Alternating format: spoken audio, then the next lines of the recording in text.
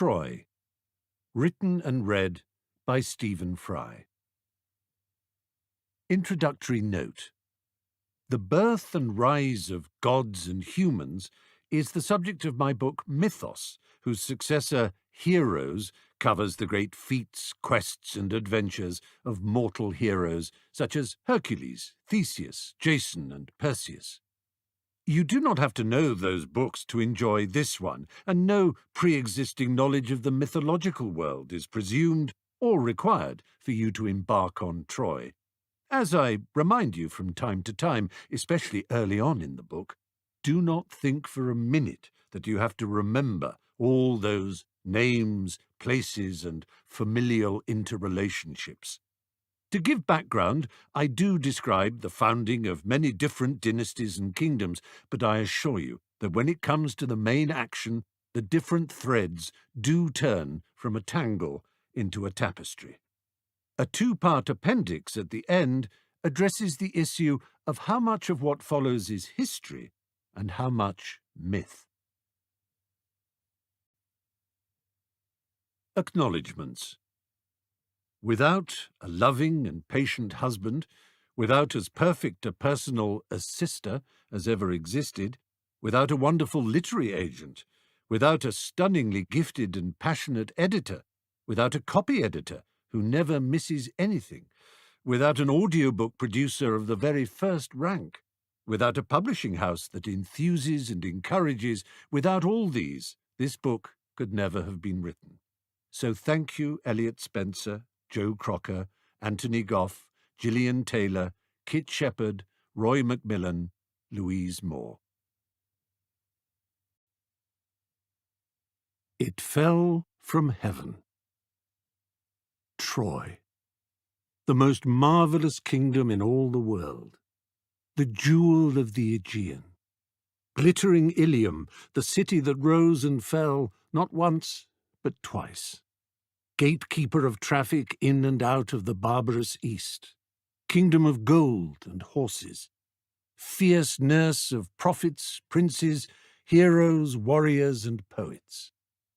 Under the protection of Ares, Artemis, Apollo and Aphrodite, she stood for years as the paragon of all that can be achieved in the arts of war and peace, trade and treaty, love and art, statecraft, piety and civil harmony. When she fell, a hole opened in the human world that may never be filled, save in memory. Poets must sing the story over and over again, passing it from generation to generation, lest in losing Troy, we lose a part of ourselves. To understand Troy's end, we must understand her beginning. The background to our story has many twists and turns. A host of place names, personalities, and families enter and exit. It's not necessary to remember every name, every relationship of blood and marriage, every kingdom and province. The story emerges, and the important names will, I promise, stick. All things, Troy included, begin and end with Zeus, the king of the gods, ruler of Olympus, lord of thunder, cloud-gatherer, and bringer of storms. Long, long ago, almost before the dawn of mortal history, Zeus consorted with Electra, a beautiful daughter of the Titan Atlas and the sea nymph Pleione. Electra bore Zeus a son, Dardanus, who travelled throughout Greece and the islands of the Aegean, searching for a place in which he could build and raise his own dynasty. He alighted at last on the Ionian coast. If you have never visited Ionia, you should know that it's the land east of the Aegean Sea, which used to be called Asia Minor, but which we know as Turkish Anatolia. The great kingdoms of Phrygia and Lydia were there, but they were already occupied and ruled over, so it was in the north that Dardanus settled, occupying the peninsula that lies below the Hellespont, the straits into which Helle fell from the back of the Golden Ram. Years later, Jason would sail through the Hellespont on his way to find the fleece of that ram. The love-struck Leander would swim nightly across the Hellespont to be with Hero, his beloved. The stories of Hele, the Golden Ram, and Jason can be found in Heroes, and the tragedy of Hero and Leander in Mythos. Even later in history, those same straits, now called the Dardanelles after Dardanus, were the source of terrible fighting in and around the peninsula city that the Greeks called Kallipolis, beautiful city, which over time had turned into the name Gallipoli. The city Dardanus established was called, with little imagination and less modesty, Dardanus, while the whole kingdom took on the name Dardania. Following the founder king's death, Ilus, the eldest of his 3 sons, ruled, but he died childless, leaving the throne to his brother, the middle son, ℌ𝔞𝔫𝔞𝔥. The reign of ℌ𝔞𝔫𝔞𝔥 was peaceful and prosperous. In the lee of Mount Ida, his lands were fed by the waters of the benign river gods Simeius and Scamander, who blessed the land of Dardania with great fertility.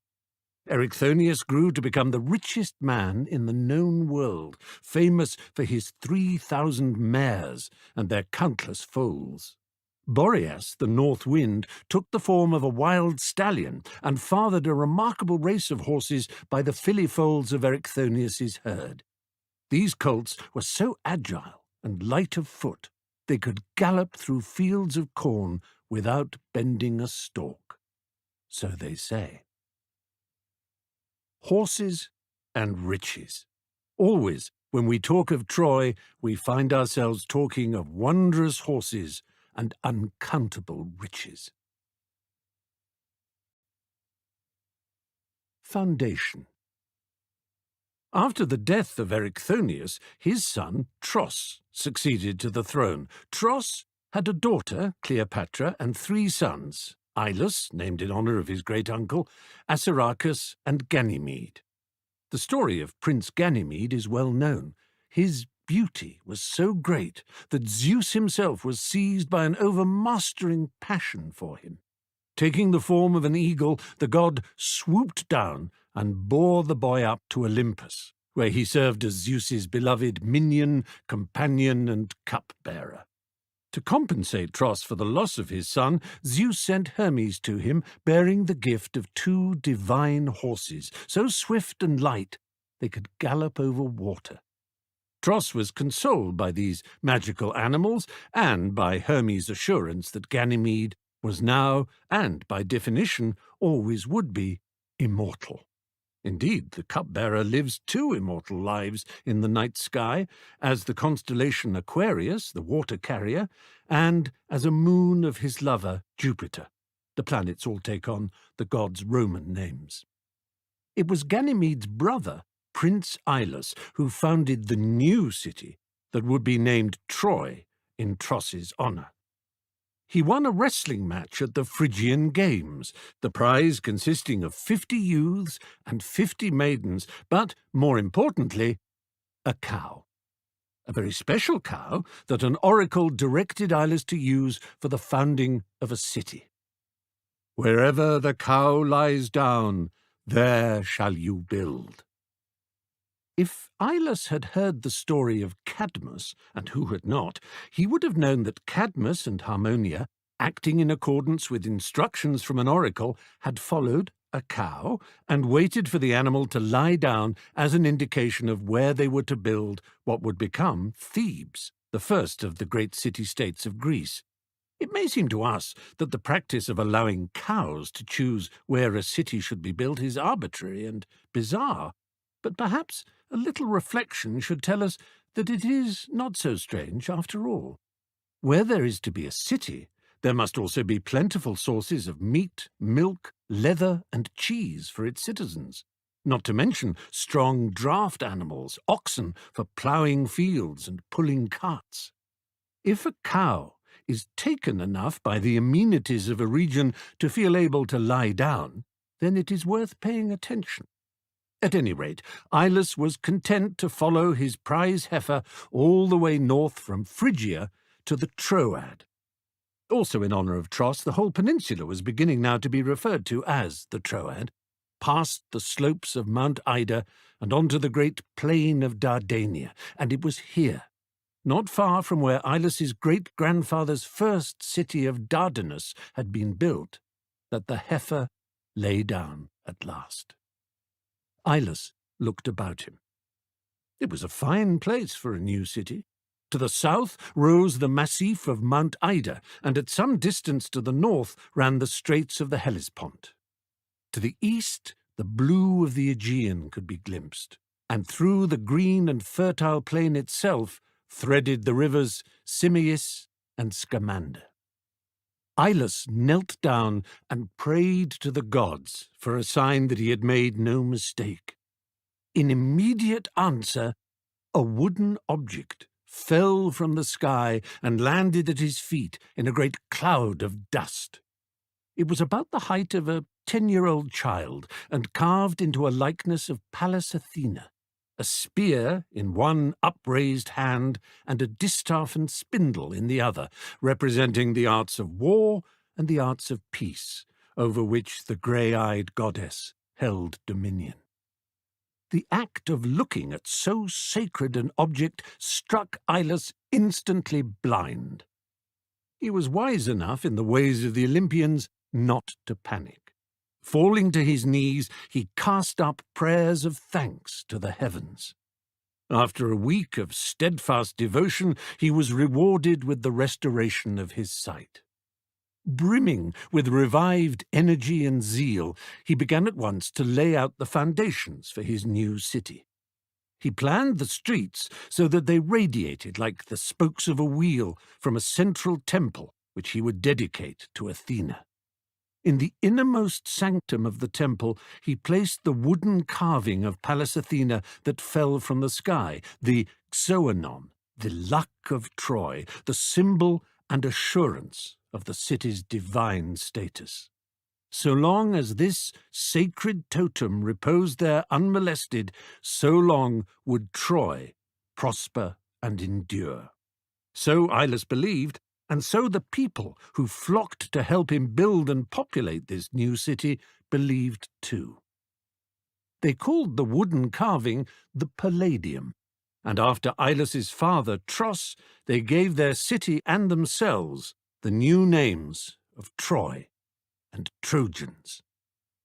There we have the founding line from Dardanus to his sons Ilis I and Erichthonius, whose son Tros fathered Ilis II, after whom Troy is also called Ilium or Ilion. Curses. There was another royal line in Ionia which we should know about. Its importance would be difficult to overstate. You may already know the story of King Tantalus, who ruled in Lydia, a kingdom to the south of Troy. Tantalus served up his son Pelops to the gods in a stew. Young Pelops was reassembled and resurrected by the gods and grew up to be a handsome and popular prince and a lover of Poseidon, who gave him a chariot drawn by winged horses. This chariot led to a curse which led to almost everything. Ilis had been as outraged as anyone by Tantalus's depravity, enough to expel him by force of arms from the region. You would imagine that Pelops would have no objection to his father's expulsion. After all, Tantalus had slaughtered him, his own son, butchered him, and presented him to the Olympians in a fricassee. But far from it. No sooner had Pelops attained manhood than he raised an army and attacked Ilis, but was easily bested in battle. Pelops left Ionia, settling at last in land far to the west, the peninsula off mainland Greece that is called the Peloponnese after him to this day. On this remarkable piece of land grew up such legendary kingdoms and cities as Sparta, Mycenae, Corinth, Epidaurus, Troezen, Argos, and Pisa. This Pisa is not the Italian home of the Leaning Tower, of course, but a Greek city-state ruled over at the time of Pelops' arrival by King Oenomaus, a son of the war god Ares. Oenomaus had a daughter, Hippodamia, whose beauty and lineage attracted many suitors. The king was fearful of a prophecy foretelling his death at the hands of a son-in-law. There were no nunneries in which daughters could be shut up in those days, so he tried another way of ensuring her perpetual spinsterhood. He announced that Hippodamia could only be won by a man who could defeat him in a chariot race. There was a catch. The reward for victory might be Hippodamia's hand in marriage, but the price of losing the race would be the suitor's life. ℌ𝔞𝔫𝔞𝔥 believed that no finer charioteer than he existed in the world. Consequently, he was confident that his daughter would never wed and provide him with the son-in-law that the prophecy had taught him to dread. Despite the drastic cost of losing the race and the unrivaled reputation of ℌ𝔞𝔫𝔞𝔥 as a charioteer, 18 brave men accepted the challenge. Hippodamia's beauty was great, and the prospect of winning her and the rich city-state of Pisa was tempting. 18 had raced against ℌ𝔞𝔫𝔞𝔥, and 18 had been beaten. Their heads, in varying stages of decomposition, adorned the poles that ringed the hippodrome. When Pelops, ejected from his home kingdom of Lydia, arrived in Pisa, he was instantly struck by Hippodamia's beauty. While he believed in his own skills as a horseman, he thought it wise to call upon his one-time lover, Poseidon, for extra aid. The god of the sea and of horses was happy to send from the waves a chariot and 2 winged steeds of great power and speed. To make doubly sure, Pelops bribed ℌ𝔞𝔫𝔞𝔥's charioteer, Myrtilus, a son of Hermes, to help him win. Motivated by the promise of half ℌ𝔞𝔫𝔞𝔥's kingdom and a night in bed with Hippodamia, with whom he too was in love, Myrtilus crept into the stables the night before the race and replaced the bronze linchpins which fixed the axle of ℌ𝔞𝔫𝔥's chariot with substitutes carved from beeswax. The next day, when the race began, young Pelops dashed into the lead, but so great was King ℌ𝔞𝔫𝔥's skill that he soon began to catch up. He was almost upon Pelops, his javelin raised to strike a death blow, when the waxen linchpins gave way, the wheels flew from the chariot, and ℌ𝔞𝔫𝔥 was dragged to a bloody death under the hoofs of his own horses. Myrtilus went to claim what he thought was his just reward, a night with Hippodamia, but she ran complaining to Pelops, who hurled Myrtilus off a cliff into the sea. As the drowning Myrtilus struggled in the water, he cursed Pelops and all his descendants. Myrtilus is not the best known of Greek heroes, yet the part of the Aegean into which he fell is still called the Myrtoan Sea. For countless years, the local people conducted annual sacrifices to Myrtilus in the temple of his father Hermes, where his corpse lay embalmed after his death. All this devotion for a weak, lustful man who had accepted a bribe and caused the death of his own king. But the curse on Pelops. This curse matters, for Pelops and Hippodamia had children, and those children had children, and the curse of Myrtilus was on them all, as we shall see. If this story, the story of Troy, has a meaning or a moral, it is the old simple lesson that actions have consequences. What Tantalus did, exacerbated by what Pelops did, the actions of these two caused a doom to be laid on what was to be the most important royal house of Greece. Meanwhile, the royal house of Troy was about to invoke a curse of its own. King Ilus had died, and the throne of Troy was now occupied by his son Laomedon. Where Ilus had been devout, diligent, industrious, honourable, and provident, Laomedon was greedy, ambitious, feckless, indolent, and sly. His greed and ambition included a desire to develop the city of Troy still further, to give it great protective walls and ramparts, golden towers and turrets, to endow it with a splendor such as the world had never known. Rather than plan and execute this himself, Laomedon did something that might seem strange to us, but which was still possible in the days when gods and men walked the earth together. He commissioned two of the Olympian gods, Apollo and Poseidon, to do the work for him. The immortals were not above a little contract labour, and the pair threw themselves into the construction project with energy and skill, piling up great granite boulders and dressing them into neat blocks to create magnificent gleaming walls. In a very short time the work was done, and a newly fortified Troy stood proudly on the plain of Ilium, as grand and formidable a fortress city as had ever been seen. But when Apollo and Poseidon presented themselves to Laomedon for payment, he did what many householders have done since. He pursed his lips, sucked in between his teeth, and shook his head.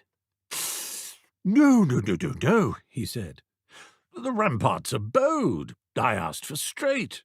And the south gates aren't what I ordered at all. And those buttresses, all wrong. Oh, dear me. No, I can't possibly pay you for shoddy work like that.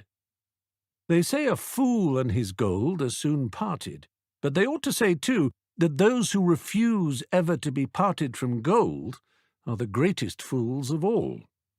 The revenge of the cheated gods was swift and merciless. Apollo shot plague arrows over the walls and into the city. Within days, the sound of wailing and moaning rose up around Troy as at least one member of every family was struck down by deadly disease. At the same time, Poseidon sent a huge sea monster to the Hellespont. All shipping east and west was blocked by its ferocious presence, and Troy was soon starved of the trade and tolls on which its prosperity depended. So much for the Palladium and the luck of Troy. The terrified citizens flocked to Laomedon's palace to demand relief. The king turned to his priests and prophets, who were of one mind. "It is too late to pay the gods with the gold you owe them, Majesty. There is only one way now to placate them. You must sacrifice your daughter Hesione to the sea creature." Laomedon had a large number of children.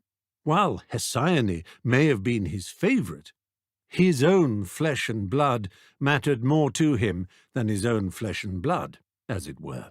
And he knew that if he ignored the instruction of the prophets, the frightened and angry Trojan populace would tear him to pieces and sacrifice Hesione anyway. "Make it so," he said, with a heavy sigh and an irritated flick of the hand. Hesione was taken and chained to a rock in the Hellespont to await her fate at the jaws of the sea beast. All Troy held its breath. Salvation and destruction. See, the conquering hero comes. At exactly this time, the very moment that Hesione, shackled to her rock, began to cast up prayers to Olympus for her delivery from Poseidon's sea dragon, Heracles and his band of followers arrived at the gates of Troy on their way back from his 9th labour, the acquisition of the girdle of Hippolyta, queen of the Amazons. With his friends, Telamon and Oicles by his side, Heracles was ushered into the royal presence. Honoured by the visit of the great hero as the Trojan court was, Laomedon's mind was more on his plague-ridden and beleaguered city's depleted storerooms than on the privilege of playing host to Heracles and his followers, however famous and admired they may be. It was a small army that travelled with him, but Laomedon knew that they would all expect to be fed. Heracles alone had the appetite of 100 men. "You're very welcome, Heracles. Do you plan to honour us with your company for long?" Heracles looked about the sombre court in some surprise. "Why the long faces? I had been told that Troy was the richest and happiest kingdom in the world." Laomedon shifted in his throne. "You, of all men, should know that we are but playthings of the gods. What is a man but the hapless victim of their petty whims and vengeful jealousies? Apollo sends us contagion, and Poseidon a monster that chokes our sea channel."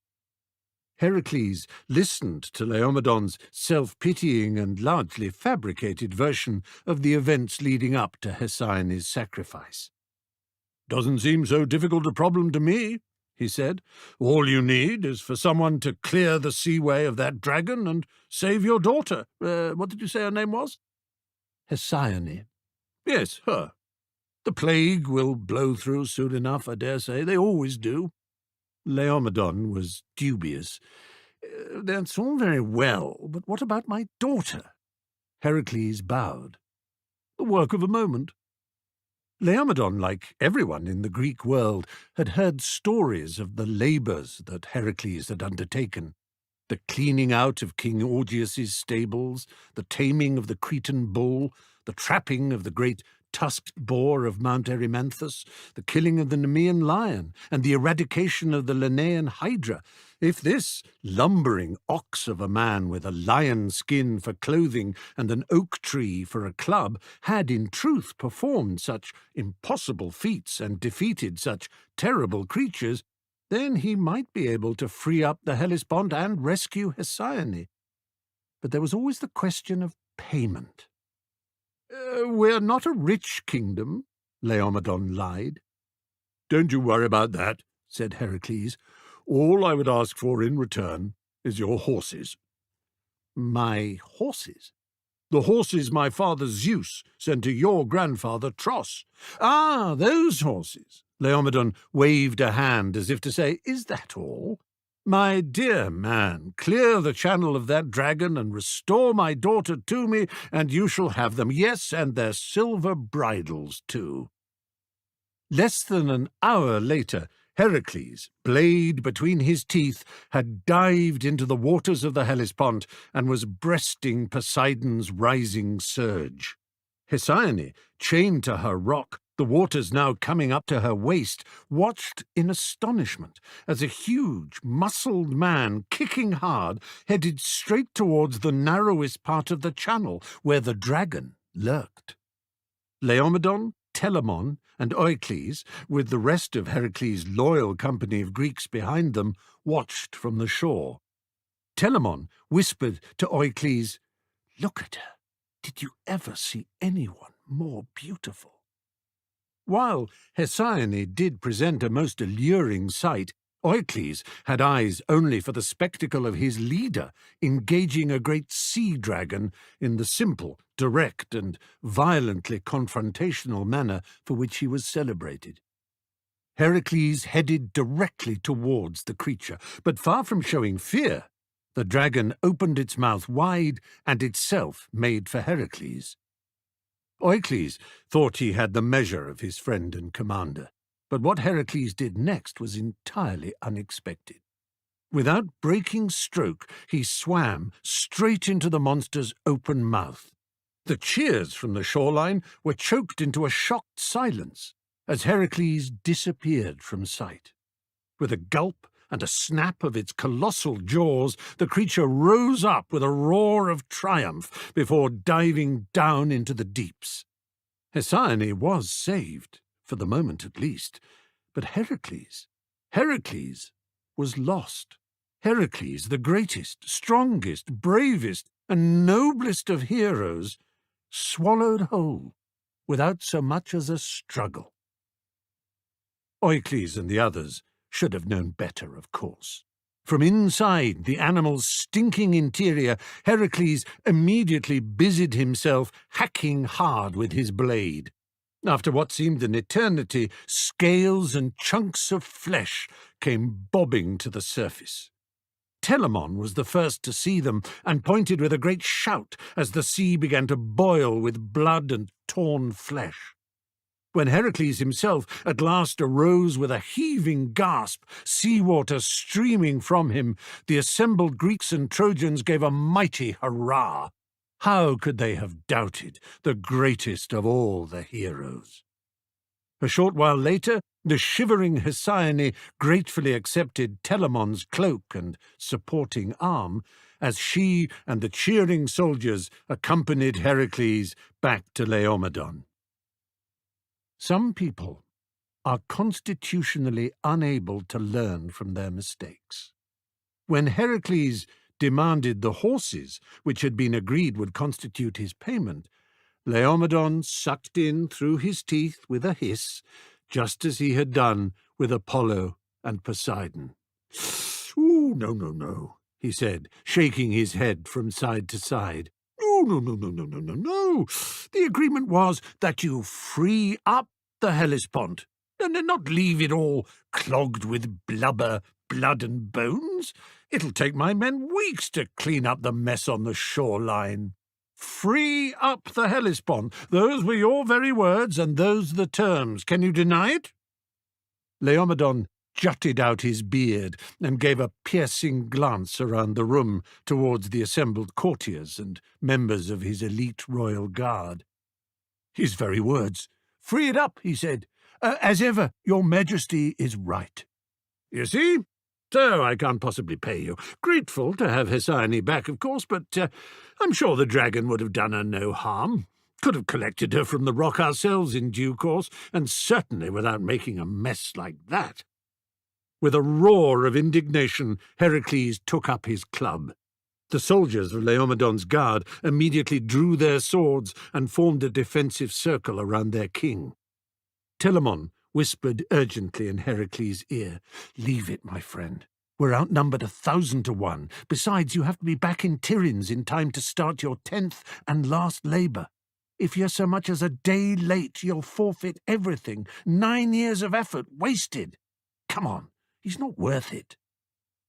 Heracles lowered his club and spat at the semicircle of soldiers behind which Laomedon was cowering.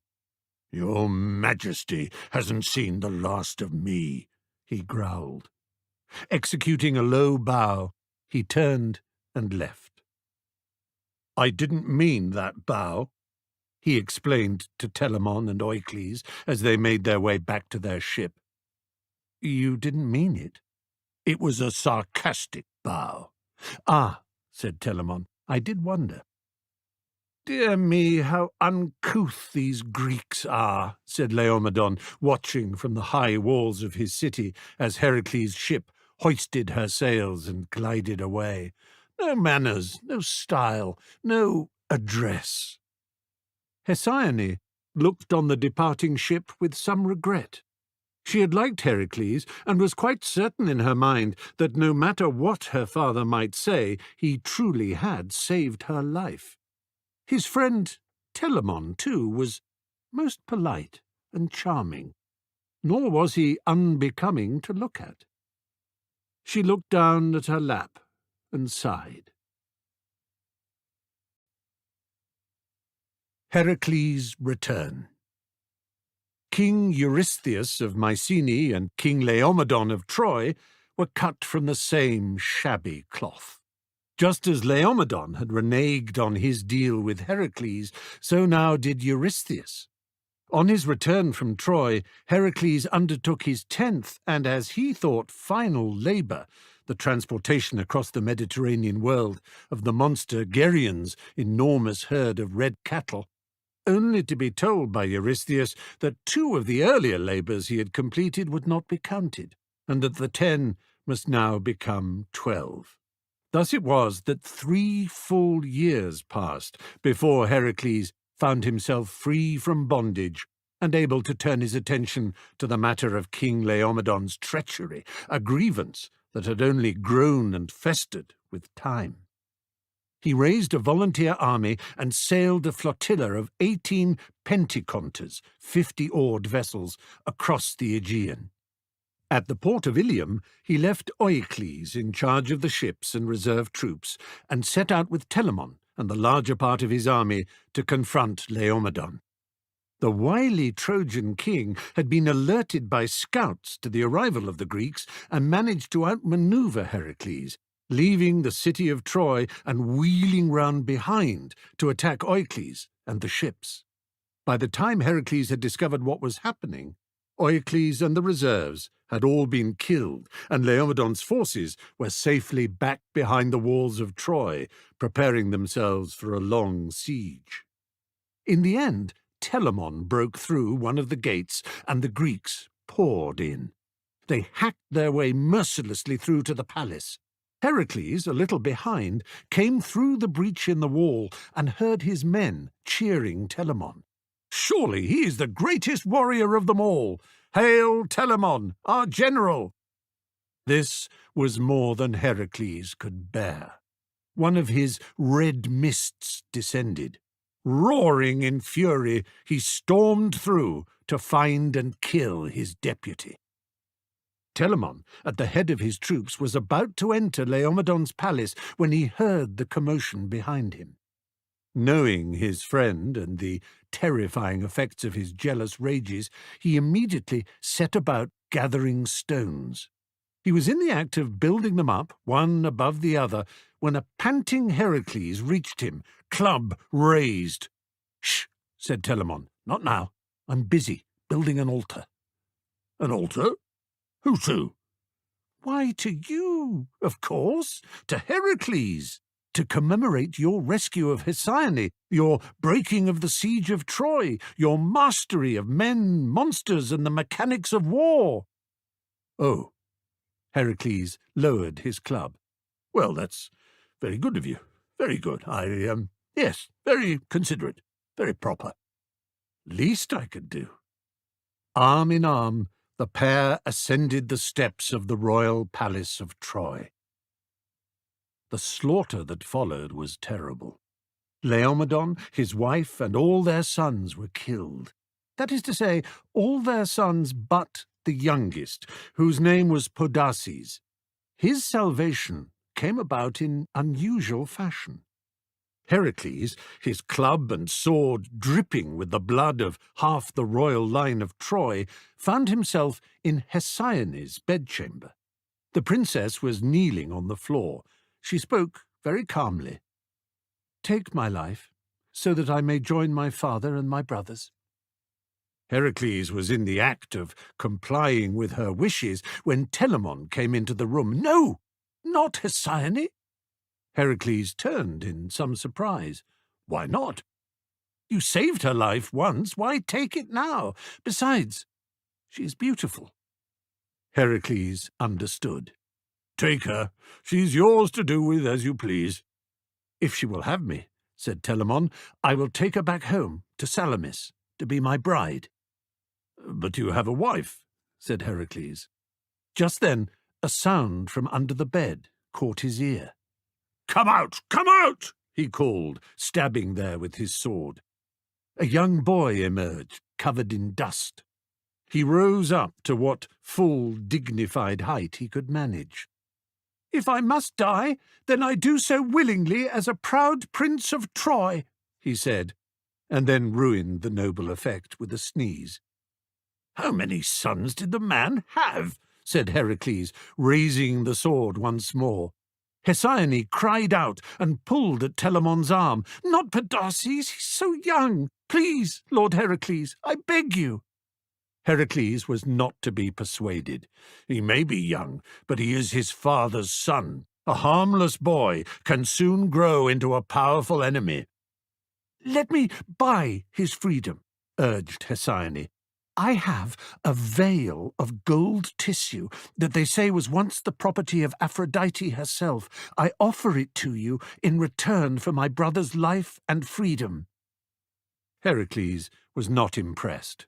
"I can take it anyway. All of Troy is mine by right of conquest." "With respect, Lord, you will never find it. It is lodged in a secret hiding place." Telamon nudged Heracles. "Worth at least taking a look, don't you think?" Heracles grunted his assent, and Hesione went over to a tall, intricately carved cabinet that stood beside the bed. Her fingers released a hidden catch at the cabinet's rear, and a drawer slid out from the side. She drew from it a length of gold tissue and passed it to Heracles. Its value cannot be estimated. Heracles examined the veil. It was marvelous how the material flowed almost like water through his fingers. He put an enormous hand on the boy's shoulder. "Well, young Podarces, you're lucky that your sister loves you," he said, and tucked the veil into his belt. "And your sister is lucky that my friend Telamon seems to love her." Heracles and his forces left Troy a ruin. The ships of the Trojan navy were commandeered and loaded with all the treasure the Greeks could fit into the holds.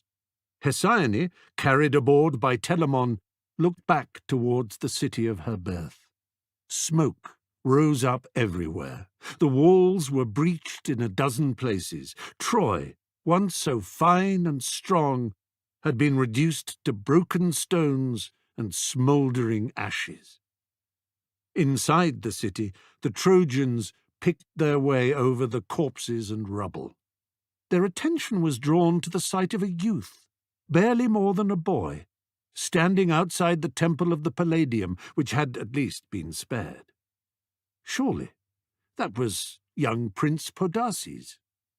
"Citizens of Troy," the boy shouted, "do not despair." How come he's still alive? I heard he hid under his sister's bed. Princess Hesione bought his freedom. He was bought? For the price of a golden veil. Bought! Yes, cried Podarces, I was bought. You may say it was my sister, you may say it was the gods. There is a reason for all things. I, Podarces, of the blood of Tros and Ilus, tell you this. Troy will rise again. We will build her up so that she is finer, richer, stronger, and greater than she ever was before. Greater than any city in the world in all mortal history. Despite his youth and the dirt and dust that clung to him, the Trojans could not fail to be impressed by the strength and conviction that rang in his voice. I am not ashamed that my sister bought my freedom, he went on. It may be that time will prove me worth the expense. I prophesy that in buying me, Hesione ransomed Troy itself, for I am Troy. As I grow to manhood, so Troy will grow to greatness. Ludicrous for one so young to be so self-confident, and yet no one could deny the lad had presence. The Trojans joined Podarces in kneeling down and casting up a prayer to the gods. So it was that from that day on, Podarces led his people and directed the rebuilding of their ruined city. He did not mind that everyone now called him the one who was bought, which in the Trojan language was Priam. In time, that became his name. We will leave young Priam standing proud among the ashes and rubble of Troy, and travel over the sea to Greece. Things worth taking note of are happening there. The brothers. We left Telamon sailing to Salamis with his new bride Hesione. Telamon and his family play an important enough role in the story of Troy to justify our going back in time to look at their origins. Once again, I charge you not to remember every detail, but following these stories, these origin stories, as we might call them now, is worthwhile, and enough will stick in the memory as we go. Besides, they are excellent stories. Telamon and his brother Peleus grew up on the island of Aegina, a prosperous naval and commercial power situated in the Saronic Gulf, the bay that lies between the Argolid to the west and Attica, Athens and mainland Greece to the east. Their father, ℌ𝔞𝔫𝔞𝔥, the island's founder king, was a son of Zeus and Aegina, a water nymph who gave the island its name. The boys grew up in the royal palace as loyally close as brothers can happily be, and as arrogantly entitled as princely grandsons of Zeus can less happily be. Their mother, Endeis, a daughter of the centaur Chiron and the nymph Chariclo, doted on them, and a future of comfort and easy power seemed assured. As usual, the fates had other ideas. King ℌ𝔞𝔫𝔞𝔥 turned away from Endeis and consorted with the sea nymph Psamathe, who presented him with a son, Phocus. As aging fathers will, King ℌ𝔞𝔫𝔞𝔥 doted on his youngest child, the consolation for my old age, as he lovingly called him. Phocus grew into a popular and athletic boy, the darling of the palace. Endeis could not abide the role of neglected first wife and became consumed by a jealous hatred of Psamathe and her child, a jealousy shared by the boy's half-brothers, Telamon and Peleus, now in their early 20s. "Look at him, swaggering around the place as if he owned it," hissed Endeis, as she and her sons, from behind a column, watched Phocus march down a corridor, making trumpet noises. "If father gets his way, he will own it," said Telamon. "Loathsome little brat," muttered Peleus. "Someone should teach him a lesson." "We can do more than that," said Endeis. She lowered her voice to a whisper. "ℌ𝔞𝔫𝔞𝔥 is planning a pentathlon in honor of Artemis. I think we should persuade little Phocus to enter. Now, listen." Phocus had never been more excited about anything. A pentathlon, and his big brothers were urging him to take part. He had always imagined that they didn't like him very much. Perhaps it was because he had been too young to join in with their hunting expeditions. This must be a sign that they now thought him grown up enough. "You'll need to practice," Peleus warned. "Oh, yes," said Telamon. "We don't want you to make a fool of yourself in front of the king and the court." "I won't let you down," said Phocus earnestly. "I'll practice every hour of every day, I promise." From the shelter of a stand of trees, Telamon and Peleus watched their little brother throwing his discus in a field outside the palace walls. He was disconcertingly good. "How can someone that size throw it so far?" asked Telamon. Peleus held up his own discus and weighed it in his hands. "I can throw further," he said. Taking aim, he turned, twisted his body round, and released. The discus flew flat and fast through the air and struck Phocus on the back of the head. The boy went down without a sound. The brothers raced to the spot. Phocus was quite dead. "An accident," whispered the panicked Telamon. "We were all practicing, and he ran in front of your throw." "I don't know," said Peleus, white in the face. "Will we be believed? The whole court knows how much we resented him." They gazed down at the body, exchanged glances, nodded, and grasped each other firmly by the forearms by way of sealing an unspoken bond. 20 minutes later, they were spreading dried leaves and twigs over the bare earth beneath which their young half-brother's body lay buried. When word spread around the palace and grounds that Prince Phocus was missing, no one could have been more anxious to find him than Endeis and her sons. While Endeis patted the hand of her hated rival Psamathe and poured words of hope into her ear, Telamon and Peleus noisily joined the hue and cry. King Aeacus had climbed onto the roof of the palace, and from this high vantage point he called down, in an ever more frantic voice, the name of his beloved young son into the fields and woods on all sides. He was interrupted by a shy cough. A dusty and begrimed old slave was approaching him. "What are you doing up here?" The old slave bowed low. "Forgive me, Lord King. I know where the young prince is." "Where?" "I come up to these roofs every day, Your Majesty. It's my job to keep everything watertight with thatch and pitch. Around noontide I chanced to look down, and I saw it. I saw it all." The roofer led the king to the spot where Phocas was buried. Peleus and Telamon were summoned, confessed their crime, and found themselves banished from the kingdom of their birth. Telamon in exile. Telamon made his way to the nearby island of Salamis, ruled over by King Cycraeus, whose mother, the sea nymph Salamis, gave the island its name. Cycraeus took a liking to Telamon, and, as only kings, priests, and immortals could, he offered to cleanse him of his abominable blood crime of fratricide. This done, he appointed Telamon his heir, giving him his daughter Glauce's hand in marriage.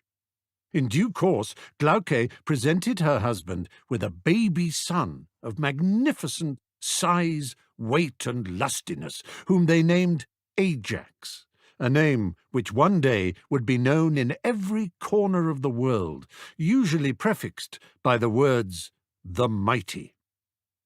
We have already followed Telamon's later adventures and seen how he helped Heracles revenge himself on Laomedon. After the sack of Troy and the slaughter of the entire Trojan male line, save Priam, Telamon returned to Salamis with his prize Hesione, by whom he had another son, Teucer, who was to make a name for himself as the greatest of the Greek archers. We are more or less done with Telamon now. He featured as a kind of lieutenant to great heroes like Jason, Meleager, and Heracles, but his importance to us in the telling of the tale of Troy is his fathering of those two sons, Ajax and Teucer. The same could be said of his brother Peleus, but the son of Peleus was so much more important to our story, and the manner of his birth so remarkable, that Peleus himself deserves more attention. Peleus in exile. When the brothers were banished from Aegina for the killing of young Prince Phocas, Peleus went further afield than Telamon. He crossed the Greek mainland and travelled north to the small kingdom of Phthia in Aeolia. It was no random choice. These were ancestral lands. We must go back in time to find out the connection between Aegina in the south and Phthia in the north. You will recall that Peleus's father Aeacus was the son of Zeus and the sea nymph Aegina. Hera, as ever ragingly jealous of her husband's affairs, had waited until Aeacus grew to manhood before sending a plague to the island, which wiped out the human population, all but Aeacus. Alone and unhappy, Aeacus wandered his island, praying to his father Zeus for help. Falling into a sleep under a tree, he was awoken by a column of ants marching over his face. He looked around and saw a whole colony swarming about him. "Father Zeus," he cried out, "only let there be as many mortals to keep me company on this island as there are ants on this tree." He caught Zeus in a good mood. In answer to his son's prayer, the king of the gods transformed the ants into people, whom Aeacus called the Myrmidons, after Myrmex, the Greek word for ant. In time, most of the Myrmidons left Aegina and made their home in Phthia, and that is the reason Peleus chose Phthia as a place for exile and expiation, to be with the Myrmidons. Eurytion, Phthir's king, welcomed Peleus, and just as Cycraeus of Salamis had done for Telamon, cleansed him of his crime, appointed him heir, and gave him his daughter in marriage. Marriage to the king's daughter, Antigone, the birth of a girl, Polydora, high status in Phthia as heir apparent to the throne of the Myrmidons, purification from his crime, things looked good for Peleus. But he and Telamon were made of energetic, restless material, and the settled domesticity of married life suited neither. Over the coming years they distinguished themselves on board the Argo, in the quest for the Golden Fleece, and afterwards, like so many of the Argonaut veterans, they flocked to Calydon to join in the hunt for the monstrous boar that Artemis had sent to ravage the countryside there. In the heat of that legendary chase, Peleus's spear went wide and fatally wounded his father-in-law Eurytion. Accident or no accident, this was another blood crime, another kin-slaying, and Peleus once more found himself in need of royal expiation. The king who offered to cleanse him this time was Acastus, the son of Jason's old enemy Pelias, and so now it was to Acastus's Aeolian kingdom of Iolcos that Peleus made his way. Bear with me, listener. By this time, Peleus had outgrown the unappealing characteristics that had caused him to play so monstrous a part in the killing of his young half-brother Phocas, and he was now recognized by all to be a modest, amiable, and charming man. So modest, so charming, so amiable, and so handsome, too, that it was not long before Acastus's wife, Astidameia, found herself overcome by desire for Peleus. She came to his bedchamber one night and did everything she could to seduce him, but with no success. His sense of propriety as a guest and friend of Acastus froze him in horror as she repeatedly pushed her body against his. Stung by the rejection, Astidameia turned her love to hate. Those of you who know the story of Bellerophon and Sthenobia, or of Theseus's son Hippolytus and Phaedra, or indeed that of Joseph and Potiphar's wife in the book of Genesis, will be familiar with the mytheme or recurrent trope of the woman scorned, and how it inevitably unwinds. Hot with mortification, Astidameia sent a message to Peleus's wife Antigone, who was home in Phthia, raising their daughter Polydora. Antigone, this is to advise you that your husband Peleus, whom you thought so faithful, is now betrothed to my stepdaughter Sterope. I can imagine how painful for you this news must be. Peleus has made no secret of his distaste for you. Your figure, since giving birth, he tells the court, is now as plump and squashy as an overripe fig, and he cannot bear the sight of you. It is as well you hear this from me, and not from one who wishes you ill. Your friend, Astidameia. After Antigone heard this message, she went out and hanged herself. Even such a terrible outcome was not enough for the vengeful Astidameia, who now approached her husband with bowed head and choked sobs. "Oh, my husband," she began. "Whatever is the matter?" said Acastus. "No, I cannot say. No, I cannot." "I command you to tell me what is troubling you." The terrible story came tumbling out. How the lustful Peleus had come to her bedchamber and tried to force himself upon her, how she had repulsed the rape and written to advise Antigone of her husband's faithlessness, how Antigone, in her humiliation and grief, had taken her own life, how Astidameia had wanted to keep all this from Acastus, who seemed so fond of Peleus, but now he had prized it from her. Oh dear, she hoped she had not done wrong in telling him. Even as Acastus comforted his wife, his mind set itself on an implacable course. He knew he had to be careful, however. It would be an infraction of the sacred laws of hospitality to kill his guest. Not only that, Peleus was a grandson of Zeus. To lay hands upon him would be foolhardy. Nonetheless, Acastus was determined to ensure the death of the wanton and depraved villain who had dared lay hands on his wife. The next day, he and his courtiers took their young guest out on a hunting expedition. In the late afternoon, Peleus, exhausted from the chase, found a grassy bank at the edge of a dark wood and sank into a deep sleep. Signalling for silence from his men, Acastus stole up to him and took his sword, a powerful weapon forged by Hephaestus and given to Peleus's father by Zeus himself. Acastus hid it in a nearby dung heap, and grinning with delight, he and his men tiptoed away, leaving Peleus locked in sleep. Acastus knew that at night the region was made lethally dangerous by marauding centaurs, half horse, half human, who would surely find Peleus and kill him. Sure enough, not 2 hours later, a herd of wild centaurs on the fringe of the wood sniffed the air and detected the scent of a human. Now, everyone has 2 grandfathers, unless you are the issue of an incestuous coupling, of course.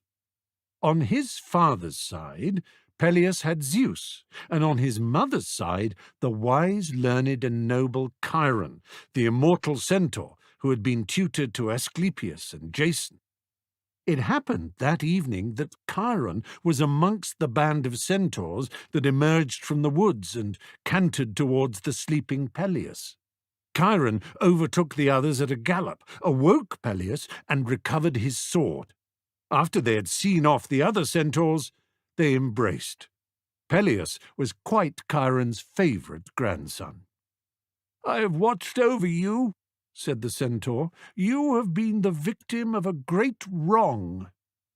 Peleus learned from Chiron what Acidamia had done, and wept with sorrow for the loss of Antigone and with rage at the injustice that had been practised on him.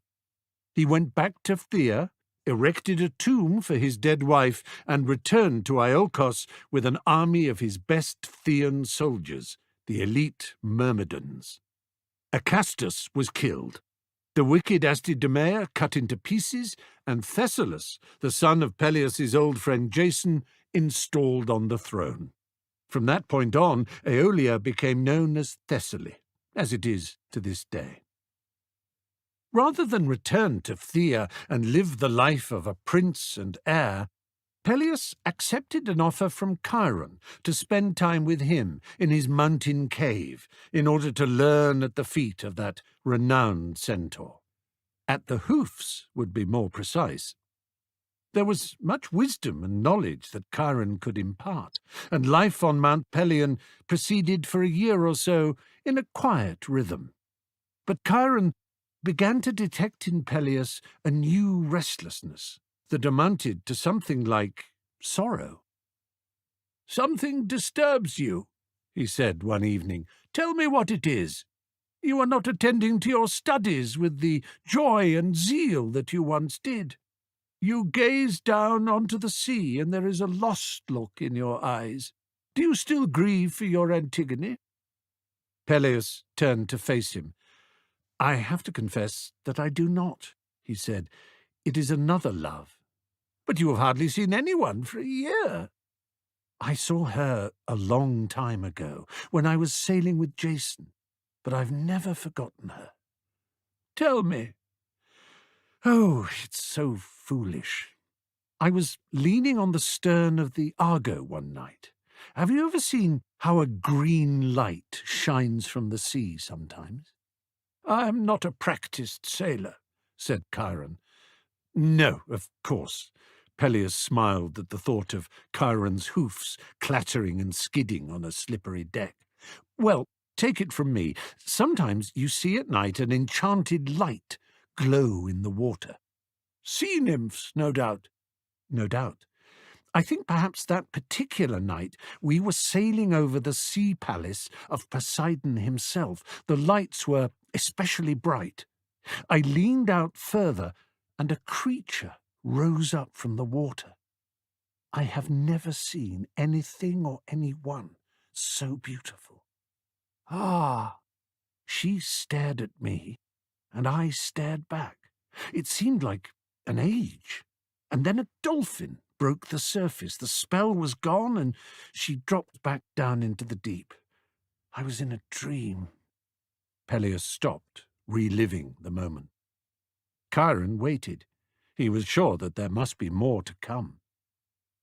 "You may know," Peleus said at last, "that the figurehead on the prow beak of the Argo was carved out of timber that was taken from the sacred oak grove of Dodona and was endowed with the gift of prophecy."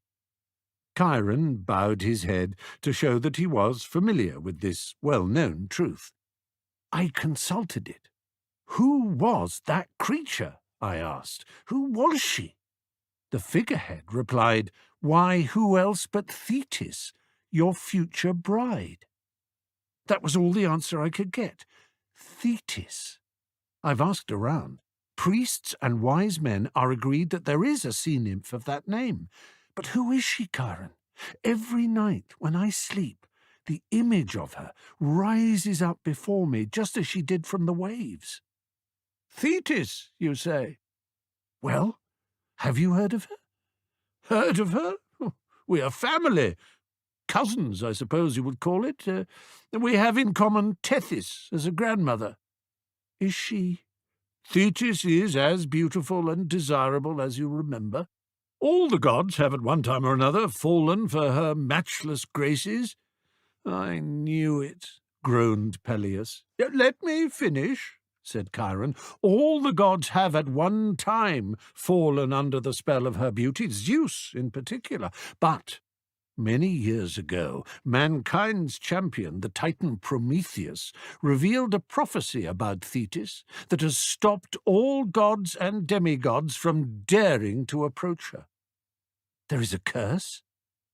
For the gods it would be a heavy curse indeed, but not perhaps for you, a mortal. Prometheus foretold that any son born of Thetis would grow up to be greater than his father. You can imagine, I am sure, that no Olympian wishes to father a son who might eclipse or perhaps depose them.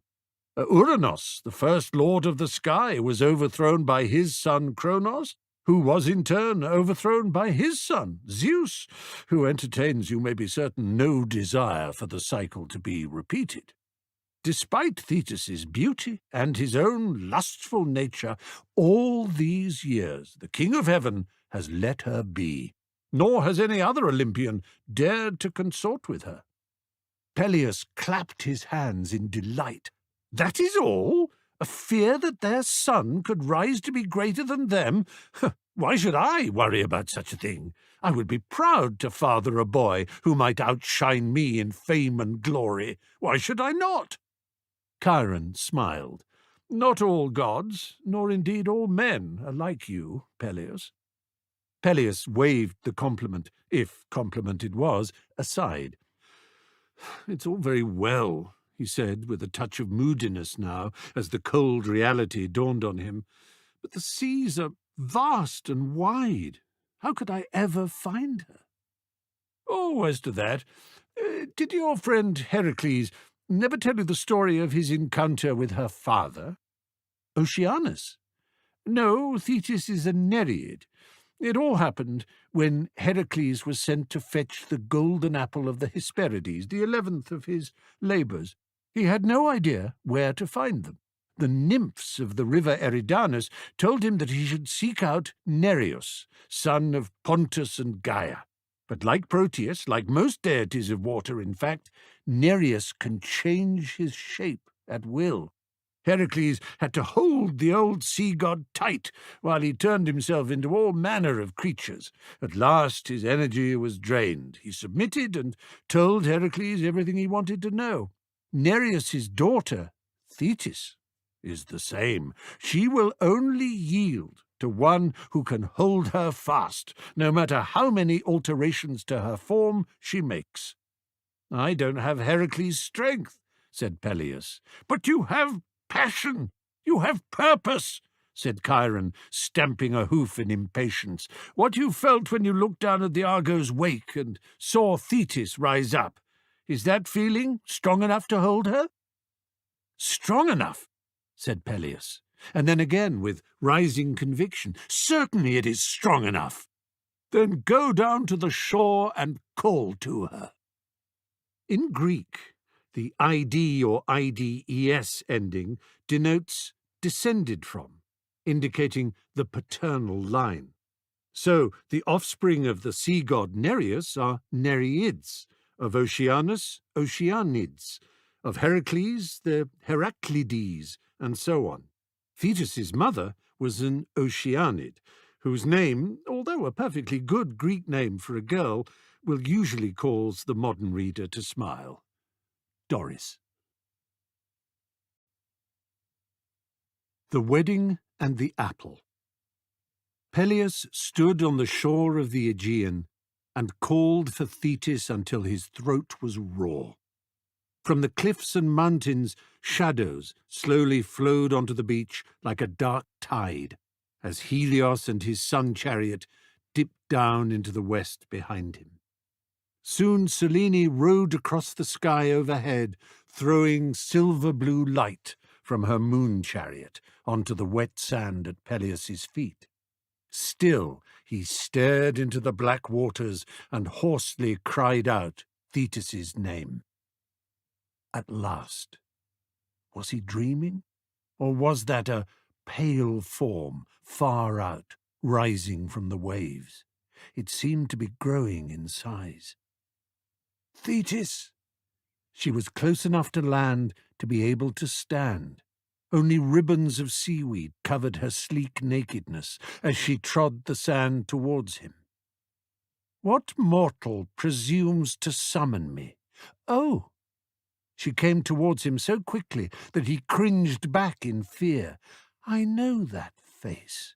You dared one night to fix me with a stare. What was in that look? It disturbed me.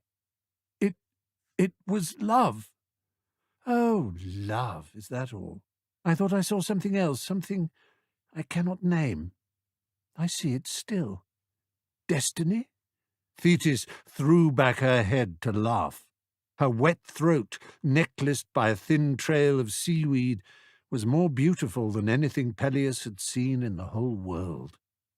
Now was his chance. He lunged forward and grasped her around the waist. Instantly he felt his arms widen and his hands slip. Thetis had disappeared, and he was holding a twisting dolphin in his arms. He hugged so hard the blood sang in his ears, and he almost fell as the dolphin suddenly became an octopus. Then it was an eel, a sea eagle, a jellyfish, a seal, more different forms than he could count.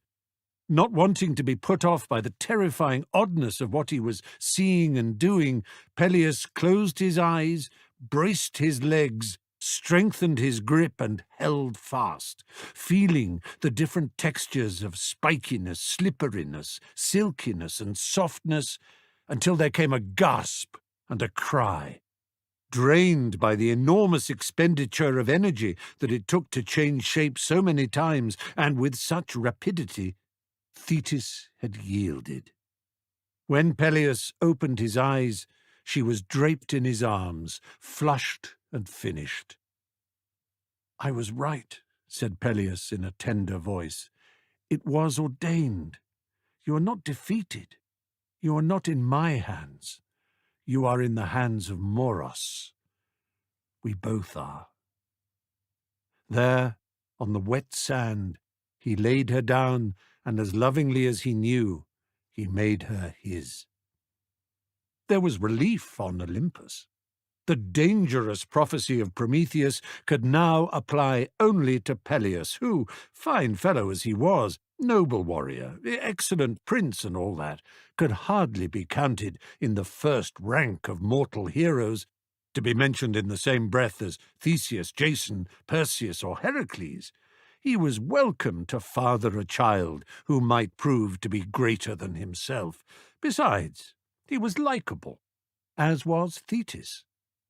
When the couple tentatively put out word that they were to be married by Chiron in his cave on Mount Pelion, every one of the Olympians, indeed all the gods, demigods, and minor deities, paid them the inestimable compliment of accepting their invitation to attend the last great gathering of the immortals that the world would know.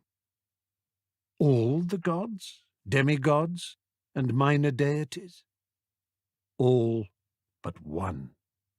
There was seating room in Chiron's cave only for the centaur himself, the 12 Olympian gods, and the happy couple themselves. Perhaps happy is too strong a word, but by this time Thetis had accepted her fate.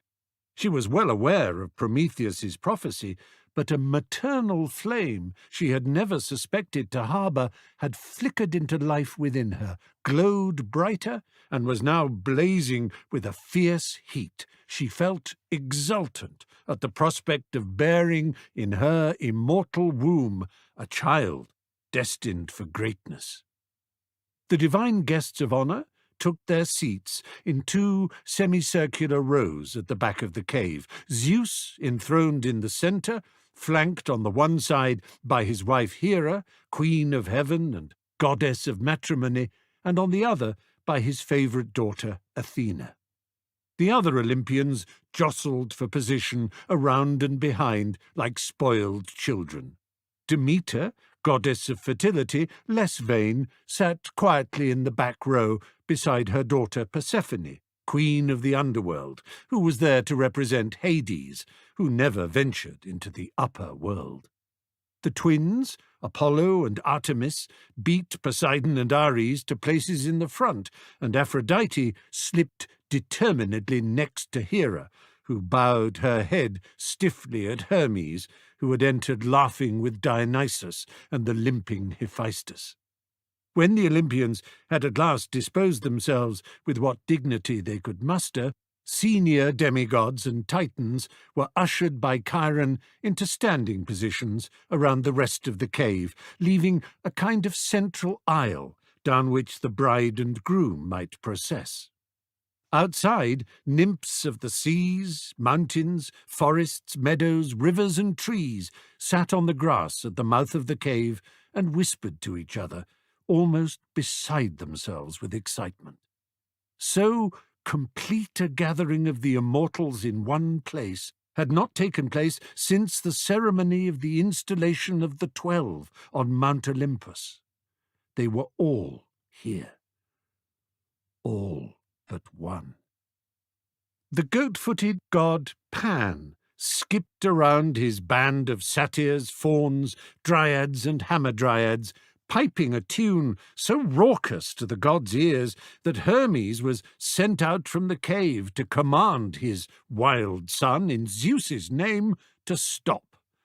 "That's better," said Hermes, ruffling the coarse fur that curled between the horns on Pan's head. "Now we can all enjoy the privilege of hearing Apollo fumble with my lyre." The Oceanids and Nereids were closest to the cave's mouth. One of their own was being wed to a mortal hero, which was nothing. Many sea-nymphs had married titans and even gods, but never had such an alliance been honoured by the presence of all the deities. All but one. The gods had bestowed glorious presents upon the couple. Of especial note were a pair of magnificent horses, Balius and Xanthus, the gift of the sea god Poseidon. Balius, the dapple grey, and Xanthus, his bay twin, were grazing outside the cave when the sound of a sudden clanging made them start up and whinny in alarm. Hestia, goddess of the hearth and home, was sounding the gong to announce the start of the ceremony. A hush descended. The gods settled themselves. Those in the front row, who had turned round to speak to those behind, now faced forward and adopted expressions of solemn intent. Hera smoothed her gown. Zeus sat more erectly, his head and chin raised so that his beard pointed towards the cave's entrance. As if following, all within the cave turned their heads in the same direction. The nymphs held their breath. The whole world held its breath. How glorious were the gods! How majestic! How powerful! How perfect! Arm in arm, Thetis and Peleus walked slowly in. The bridal couple, as bridal couples always do, outshone every guest, even the very gods of Olympus, for this, their brief, starring moment. Prometheus, at the back of the cave, was hardly able to watch. His prophetic mind could not foresee in detail what the future held, but he felt sure that this gathering would be the last of its kind. The very grandeur and glory of the ceremony could only betoken some kind of collapse.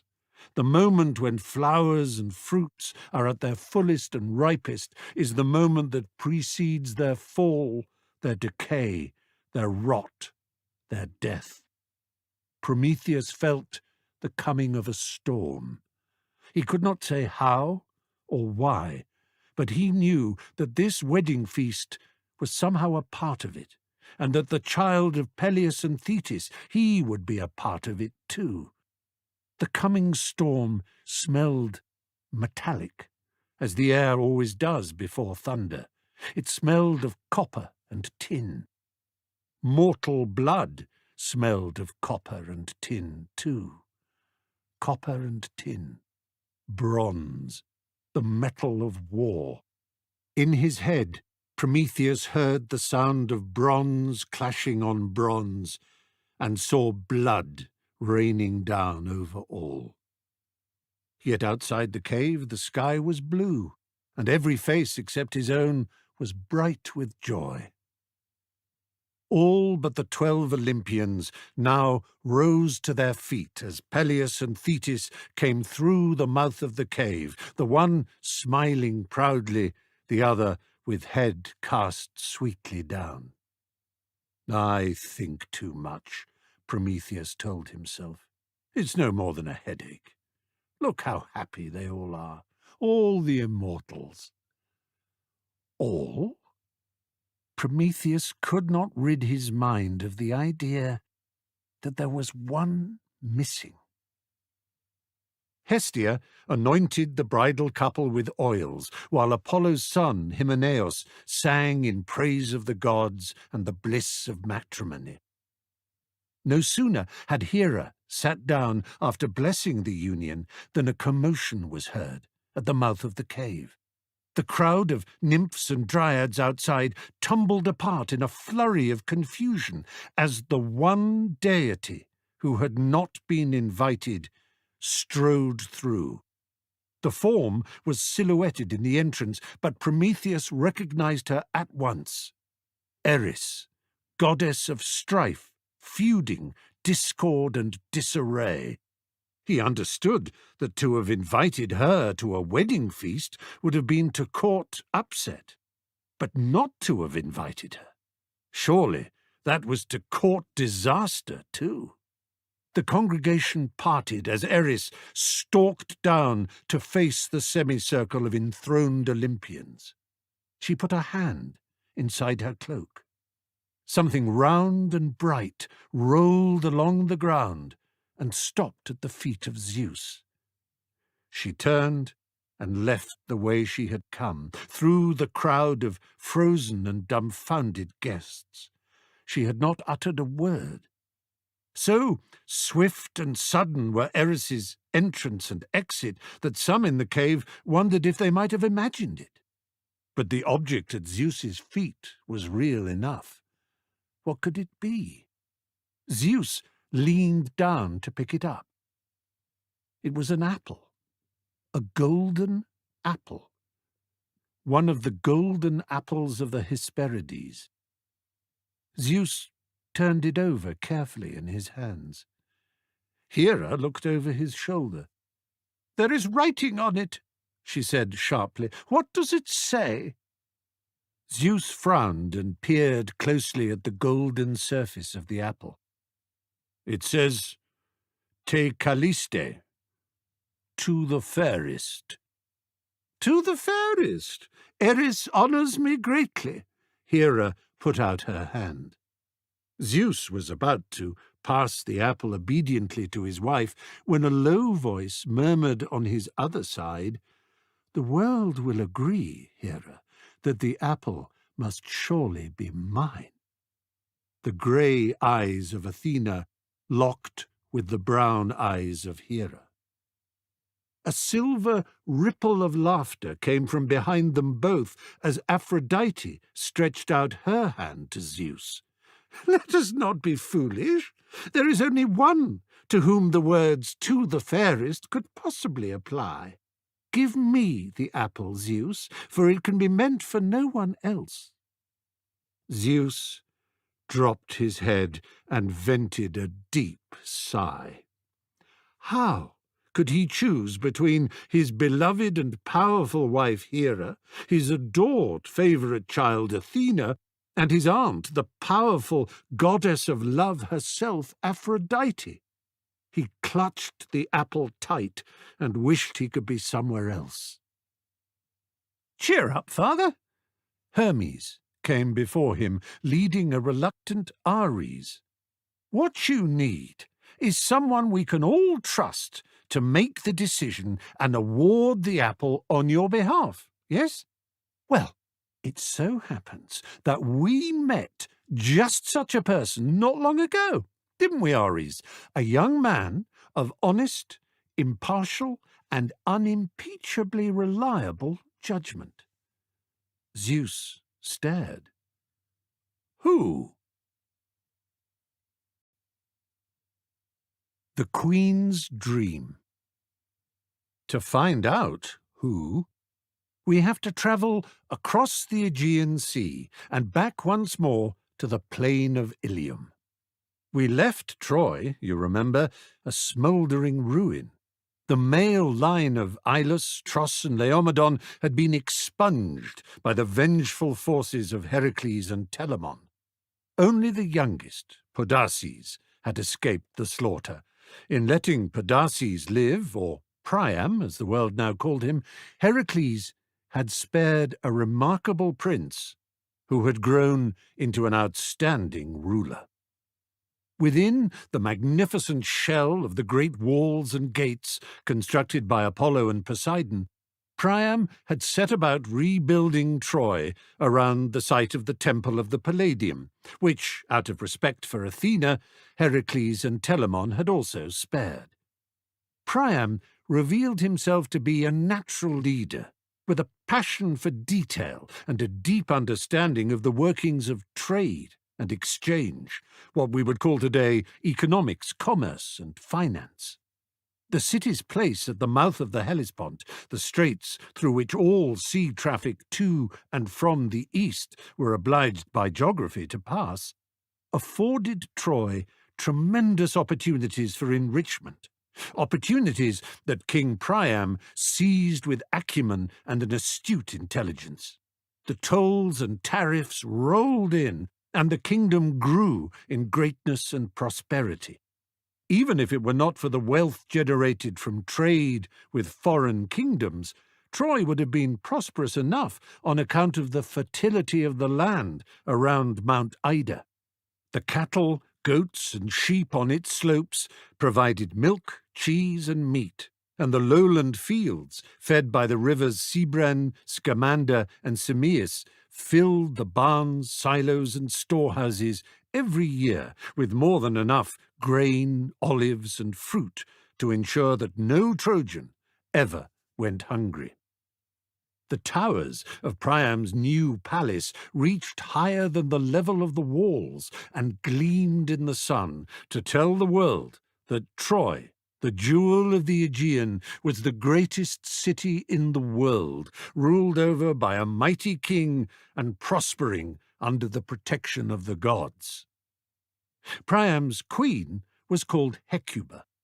In the early days of their marriage, she had presented Priam with a son and heir, Prince Hector. Little more than a year later, she was pregnant again. One morning, very close to the time of delivery, she awoke sweating and in great distress from a most vivid and unusual dream. She related it to Priam, who immediately called for Troy's most trusted prophet and seer, Isaacus, a son from his first marriage. "It was the strangest and most alarming thing," said Hecuba. "I dreamed that I gave birth not to a child, but to a torch." "A torch?" repeated Isaacus. "A torch that burned with a great flame like a brand, you know? And I dreamed that I ran with this torch through the streets and alleyways of Troy, and that everything around me was lit with fire. Does it mean that this birth will be more painful than the last? Or," she suggested hopefully, "perhaps it means that my child is destined to light the world with a blaze of fame and glory." "No, Majesty," said Isaacus heavily. "It means neither of those things. It means something quite different. It means—" His voice trailed off, and he twisted the hem of his cloak with nervous fingers. "Do not be afraid to speak," said Priam. "Your gift is given you for a reason.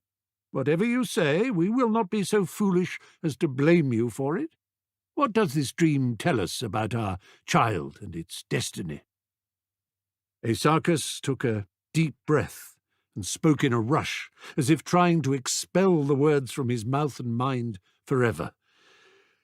"It tells us that your baby will be the death of us all, the cause of the complete destruction of our city and our whole civilization. It tells us that if that child in your belly survives to manhood, for it is certain that it will be a male child, then Troy will burn to the ground, never to rise again. Ilium will be no more than a memory, a burnt page in the book of history. That is what the Queen's dream tells us." Priam and Hecuba stared at Isaacus. "Leave us, my son," said Priam after a long silence. "Understand that you are sworn to secrecy." Isaacus bowed his way from the room. He hurried out of the city gates without exchanging a word with a single soul. He ran and ran deep into the countryside to be with his beloved Hesperia, daughter of the river god Cebron. Isaacus never returned to Troy. Not long after Hecuba's dream, Hesperia died from a venomous snake bite. Isaacus was so desolated that he threw himself from a cliff into the sea.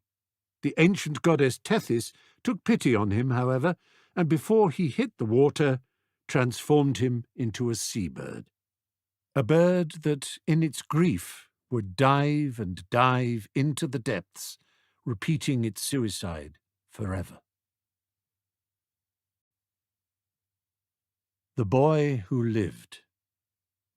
Priam and Hecuba put Troy before everything, before love, health, happiness, and family.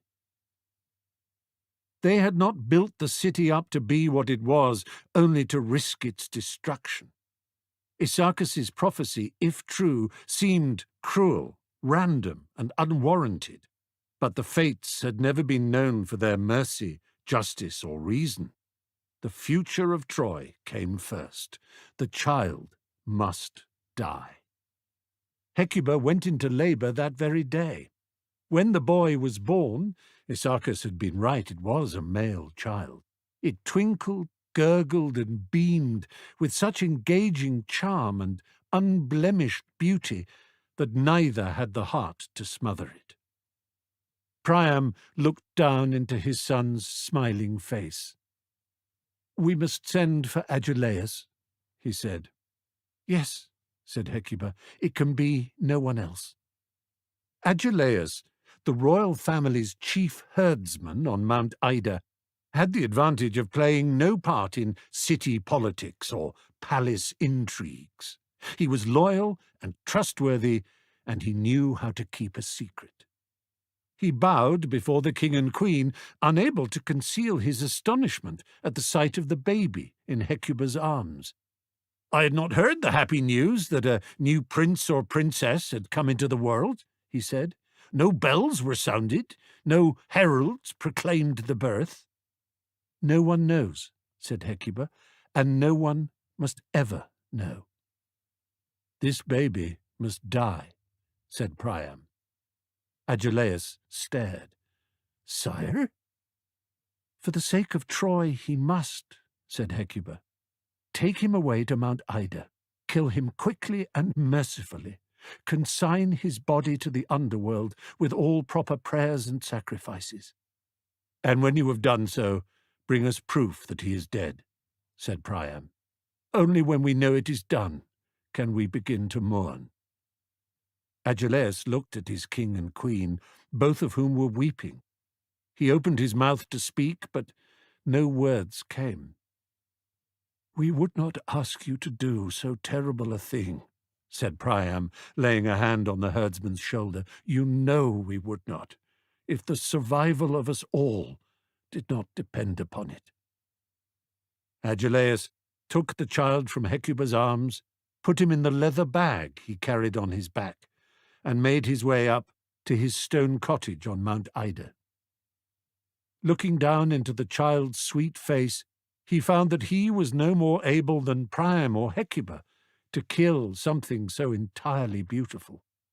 So he climbed high above Ida's tree line and left the baby lying naked, squealing, and alone in a rocky cleft on the cold mountainside.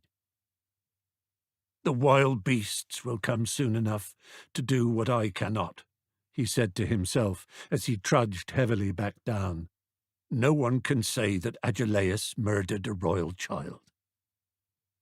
No sooner had he disappeared from view than a she-bear, alerted by unfamiliar sounds and smells, lurched round the corner, sniffing the air and licking her lips. As luck would have it, no, fate, providence, destiny, doom, perhaps, but not luck, certainly not luck. As Providence ordained, then, this bear had just that morning lost her newborn cub to a pack of wolves. She leaned down, gave the squealing baby one long lick with her huge tongue, picked it up, and pushed it to her breast. Some days later, Agelaus climbed back up to view the body and take some proof to the king and queen that their son was dead. He could not believe his eyes when he saw the baby, kicking and babbling, healthy and happy. "Alive, pink and plump as a prize piglet." He took the child up and tucked him into his leather bag. "The gods want you to live, my boy, and who am I to fly in the face of the gods?" As he slung the bag over his back and turned to go down the hillside, a huge bear reared up from behind a rock and blocked his path. Agelaus froze in fear as its growling rose into a roar. But the baby lifted its head from the bag with a gurgling chuckle, and the bear dropped down on all fours, gave one long, loud, mournful howl, and lumbered away. Back at his cottage, Agelaus placed the infant on the table and looked him in the eye. "Hungry, my little one?" He took goat's milk from a pitcher and poured a small amount into a tightly woven woolen sack, which he gently pressed to the baby's lips. He watched the child suck and guzzle until it could take no more. There was no doubt about it. Agelaus would raise him as his own. But first he had to fulfill the promise he had made to Priam and Hecuba. They had insisted upon evidence that their boy was dead. It so happened that Agelaus's best sheep-herding bitch had given birth to 5 puppies that very morning, one of which was struggling feebly, too sickly to fight for the nipple and certain to die before the day was out. Agelaus found this runt, drowned it quickly in a water trough, and cut out its tongue. He took one last look at his new charge before starting back down for Troy. "You stay here, my little backpack boy," he whispered. "I shan't be long." Priam and Hecuba looked at the severed tongue, and their eyes filled with tears. "Take it and bury it with the rest of him," said Hecuba.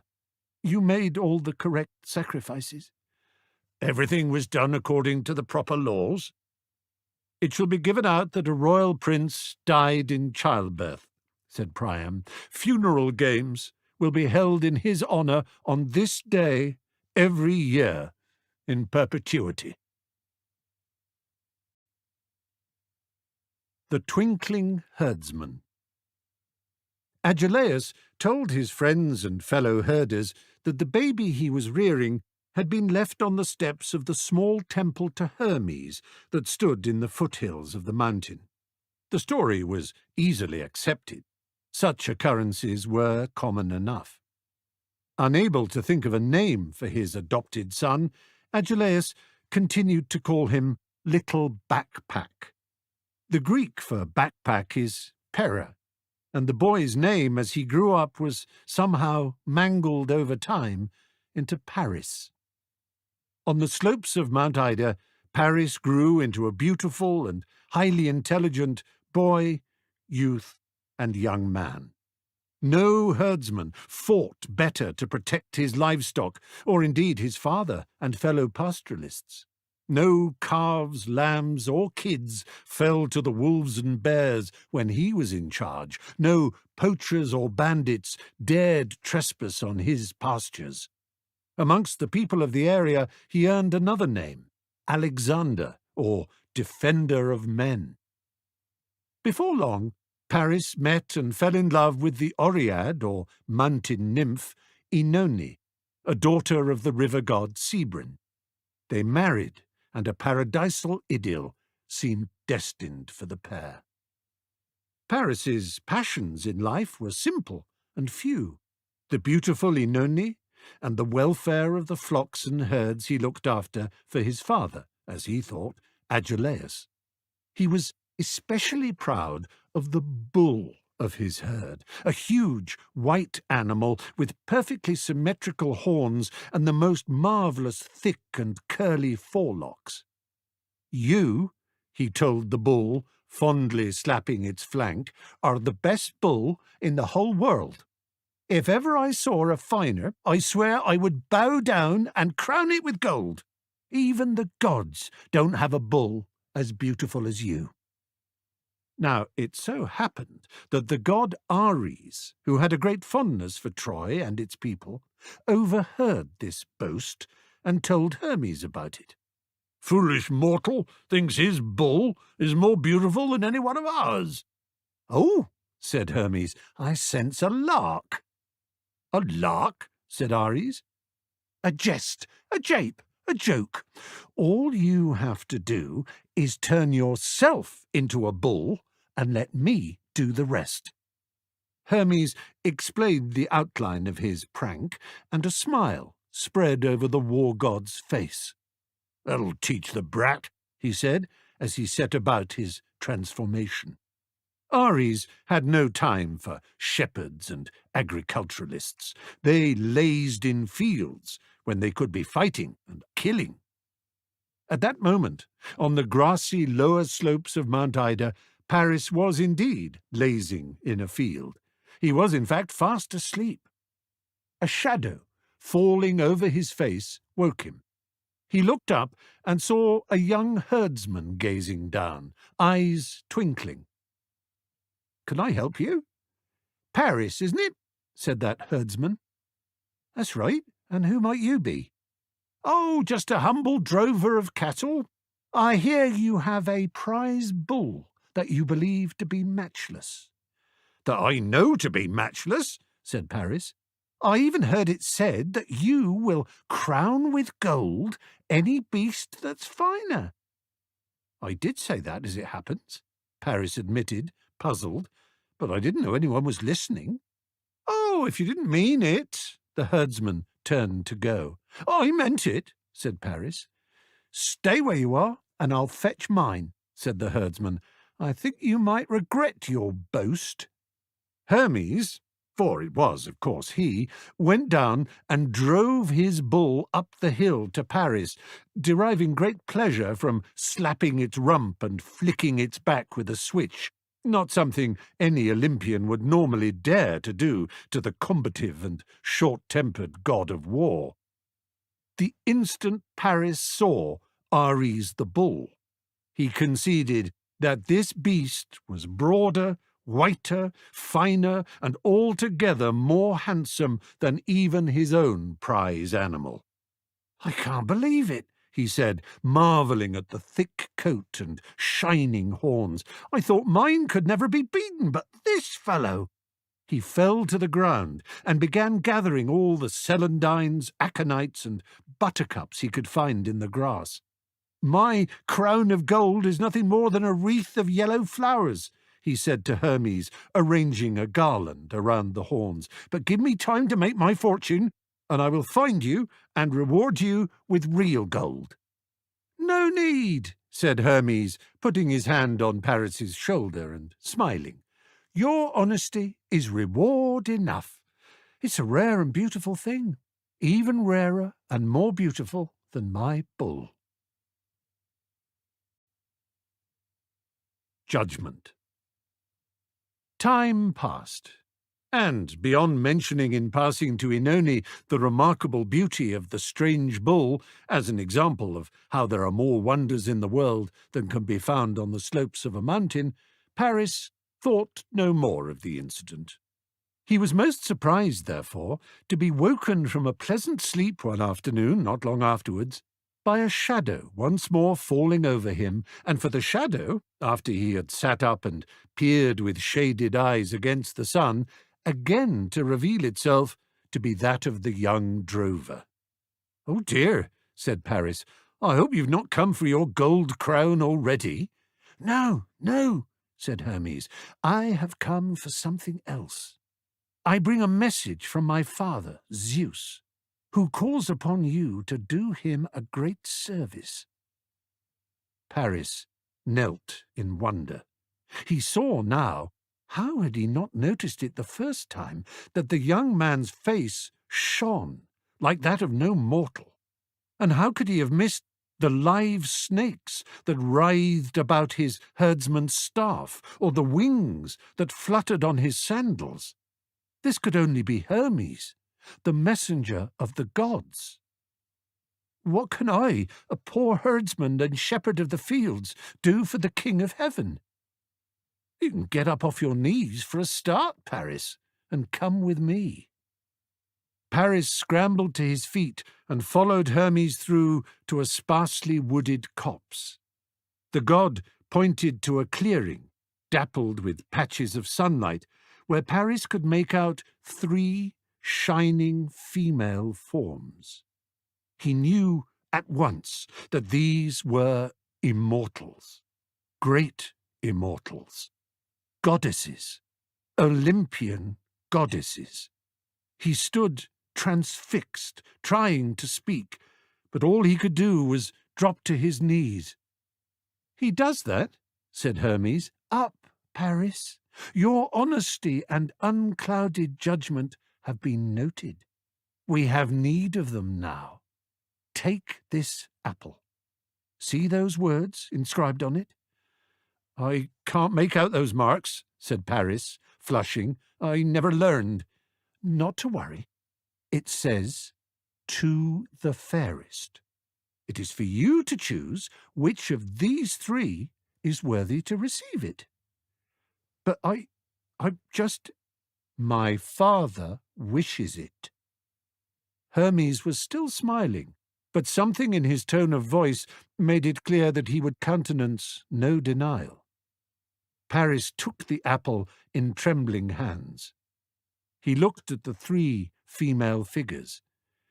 Never had he seen such loveliness in all his life. His ℌ was beautiful, the daughter of an immortal herself. He had thought no beauty could ever match hers, but then he had thought the same of his bull. The first goddess stepped forward. He knew from the purple silk, the peacock feathers lining her headdress, the fine cheekbones, the grandeur, and the proud majesty, that this could only be ℌ, the Queen of Heaven herself. "Give me the apple," said ℌ, coming close and gazing deep into Paris's eyes, "and power and sovereignty over all people shall be yours. Kingdoms and provinces across the wide world shall come under your rule. Imperial sway, riches and dominion, such as have been given to no mortal. Your name will ring down in history. Emperor Paris, respected, honored, and beloved of all, obeyed by all."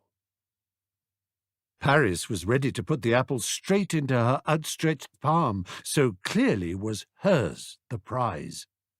Her beauty filled him with awe and reverence, and the reward she offered would give him everything he had ever dreamed of, and more. He had always felt, somewhere deep inside, that he was destined for greatness, for power and fame. ℌ would give it to him. The apple must go to her. But he realized that he had to be fair and allow the other two goddesses at least to make their claims, absurd as they would certainly be beside those of the Queen of Heaven. Paris looked towards the second goddess, who was now coming towards him, a grave smile playing on her lips. In the very surface of the shield she bore, by some artifice he could not understand, he could make out the furious and frightened scowl of Medusa. This aegis alone told him that the goddess now before him was Pallas Athene, and her words confirmed his conviction. "Present me with the apple, Paris, and I shall give you something more than powers and principalities. I offer you wisdom. With wisdom comes everything else, riches and might if you choose, peace and happiness if you choose. You will see into the hearts of men and women, into the darkest corners of the cosmos, and even into the ways of the immortals. Wisdom will earn you a name that can never perish from the earth. When all the citadels and palaces of the powerful have crumbled into dust, your knowledge and mastery of the arts of war, peace, and thought itself will elevate the name of Paris higher than the stars. The power of the mind shatters the mightiest spear." "Well, thank goodness I didn't give the apple straight to ℌ," Paris thought. "For hers is the prize above all prizes. She is right. Of course she is right. Wisdom first, and power and wealth will surely follow. Besides, what use is power without insight and intelligence? The apple must go to Athena." He stopped himself from giving it to her when he remembered that there was one more contender for the prize to be heard.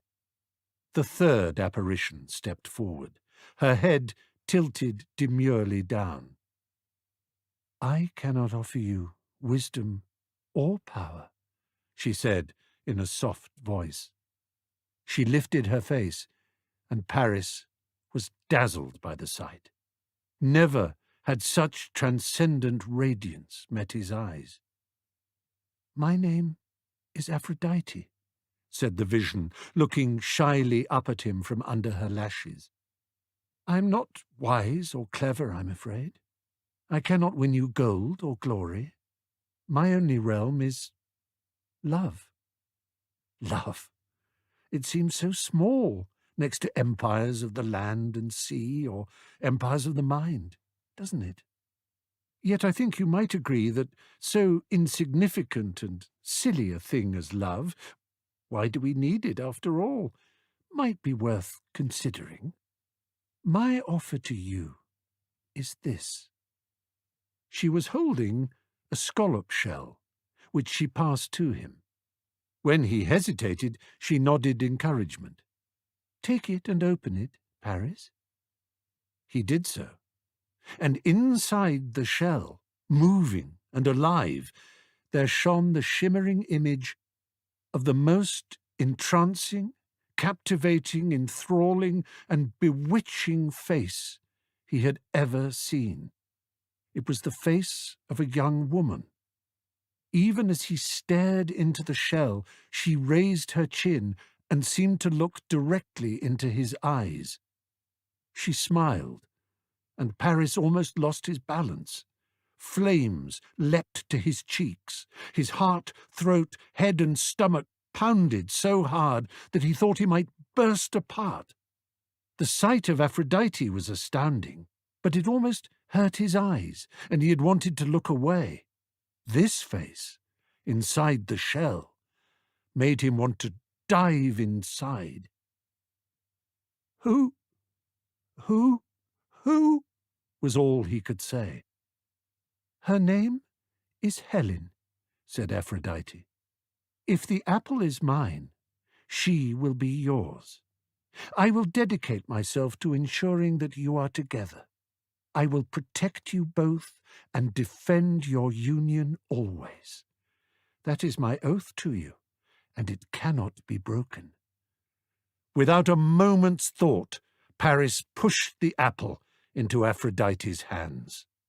"The prize is yours," he said hoarsely, and turning to the others, added, I'm sorry, I hope you understand." But Hera and Athena, the one scowling, the other shaking her head in sorrow, had risen up into the air and were now vanishing from sight. When Paris turned to thank Aphrodite, he saw that she too had gone. There was no scallop shell in his hands. He was not standing. He was lying on the grass, the sun scorching his cheeks. Had it all been nothing but an afternoon dream? But that face! Helen, Helen, Helen. Who in the world was Helen? Family feuds. Who in the world was Helen? We are Icarus and Daedalus, soaring west on feathered wings. Or perhaps we are Zeus the eagle, bearing the Trojan prince Ganymede to Olympus in our talons. Or we are Bellerophon, striding the air on his winged horse Pegasus. Far below us, the blue Aegean crawls. We break the coastline not far from Mount Pelion, home of Chiron the centaur. We pass over the peak of Mount Othrys, home of the first gods. In its shadow, we see the kingdom of Thea, where Peleus rules over the Myrmidons. His new wife, the sea nymph Thetis, is pregnant with a male child. We will return to them soon enough. Bearing southwest, we overfly the Saronic Gulf. Looking down, we can make out the island of Salamis, home of Telamon, where his sons Ajax and Teucer live. Ahead of us lies the great peninsula of the Peloponnese, home to some of the great kingdoms of the Greek world. Corinth and Achaia to the north, Theseus's birthplace of treason to the south. Further west lie Pylos and Laconia. But directly below we can make out Argos and its neighbour Mycenae, the mightiest of all the kingdoms. We should take the time to find out who lives there. Pelops, son of Tantalus, you remember, having failed to regain his father's kingdom of Lydia from King Ilos of Troy, came west to Pisa to win King Oenomaus' daughter Hippodamia in a chariot race. Pelops won the race, but he and his line were cursed by Myrtilus the charioteer, whom he had cheated. Pelops, having killed Enomaus and won Hippodamia, ruled in Elis and established there, in the kingdom of Olympia, a 4-yearly cycle of athletic contests, which continue to this day as the Olympic Games. He and Hippodamia had 2 sons, Atreus and Thyestes. By the nymph Axioche, Pelops also fathered another boy, Chrysippus. Prince Laius of Thebes, who had been given refuge in Elis from the internecine violence that was raging in his home city, fell in love with the beautiful Chrysippus and abducted him, thus earning the curse that was to ruin the house of Laius and Laius's son Oedipus and their descendants. This curse, augmenting the original curse cast on Cadmus, the founder of Thebes, and running down through to the children of Oedipus, might be seen as a mirror image of the curse on the house of Tantalus. Bear with me. A blizzard of geography and genealogy has already blanketed these pages, but, as ever with Greek myth, there are some essential strands in the tapestry, if you'll forgive the change of metaphor, that must be picked out in bright colours if we are to follow the lines of the story clearly. It is not necessary to know the location of every city-state in the Peloponnese, mainland Greece, and the Troad, nor every cousin and aunt in the great families that ruled there, and which were to play prominent parts in the drama to come, but some are very much worth our time and trouble. The royal house of Troy, Priam and Hecuba, and their children, for example. Telamon and Peleus, and their offspring are important too. And so is the house of Tantalus, which down through Pelops to his sons and their sons casts a shadow over the whole history of the Trojan War and its aftermath. The curse on Tantalus was doubled with each succeeding generation, a cascade of curses whose force propels us to the end of everything. So, pausing for breath, we find ourselves in the Peloponnese again. Laius has abducted Chrysippus. Pelops curses him and sends his 2 legitimate sons, Atreus and Thyestes, to rescue their half-brother Chrysippus.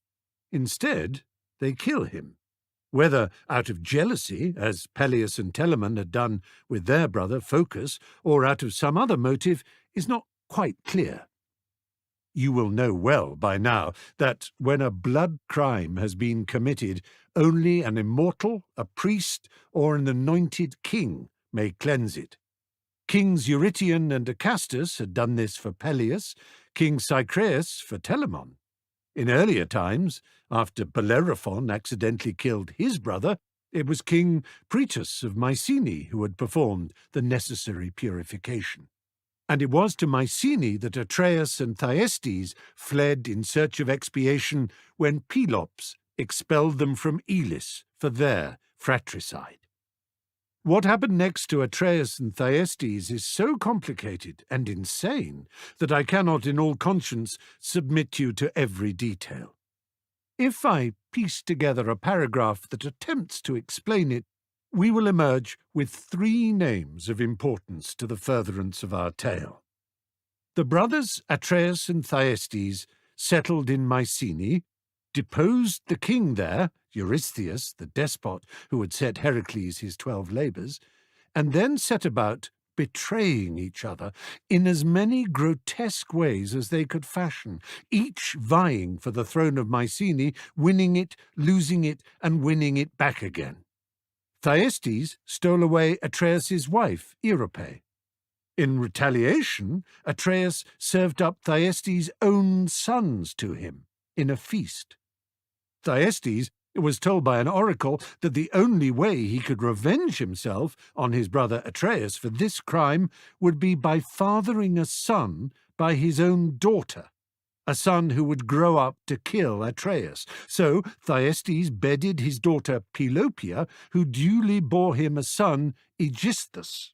Thus adultery, infanticide, cannibalism, and incest all followed each other in swift and juicy succession.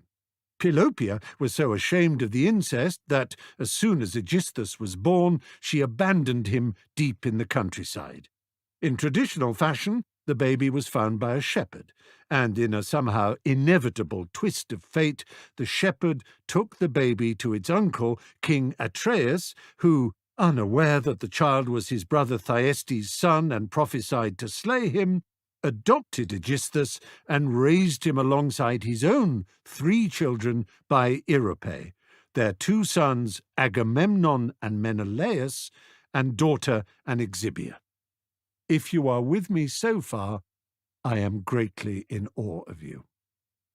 Only when Aegisthus had grown to manhood did his uncle Thyestes reveal to him that he was in fact his son and grandson, and that he had been born to be an instrument of vengeance. Aegisthus, rather than being horrified to discover that he was the offspring of so noxious a union, obliged his grandfather Thyestes, and slew Atreus, whose sons Agamemnon and Menelaus fled Mycenae, leaving it under the control of Thyestes and Aegisthus. Where did Agamemnon and Menelaus go? They went south to the lower Peloponnese and to the prosperous kingdom of Laconia, or Lacedaemon, which we know these days by a name that still stirs the blood: Sparta. The young princes were welcomed by Sparta's king at this time, Tyndareus, who was married to Leda, a princess from the kingdom of Aetolia on the Gulf of Corinth's northern side.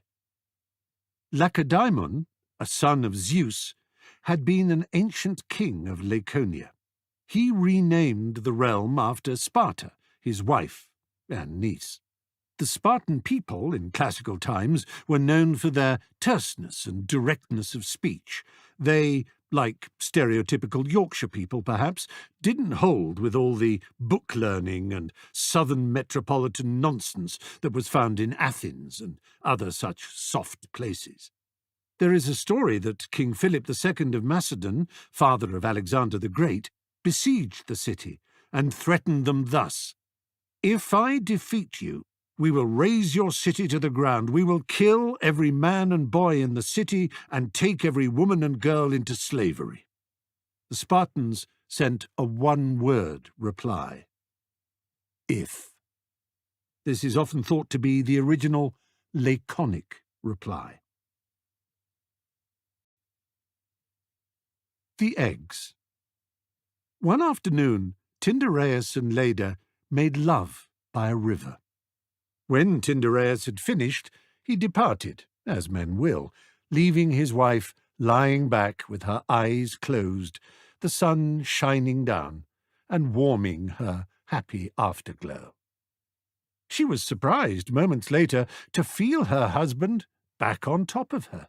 It was unusual for him to replenish his stores of amatory energy so rapidly. "You're very frisky this afternoon, Tyndareus," she murmured. But something wasn't quite right. Tyndareus was hirsute, but no more hairy than the average Greek male. He certainly wasn't furry. But no, this wasn't fur that she could feel all over her flesh. It was something else. It was... surely not. Could it be feathers? Leda opened her eyes to see a great white swan lying on her. More than lying on her, the bird was forcing itself into her. Who else but Zeus? Leda was beautiful, and looking down on Sparta that afternoon, the sight of her lying naked on a riverbank had been more than he had been able to resist.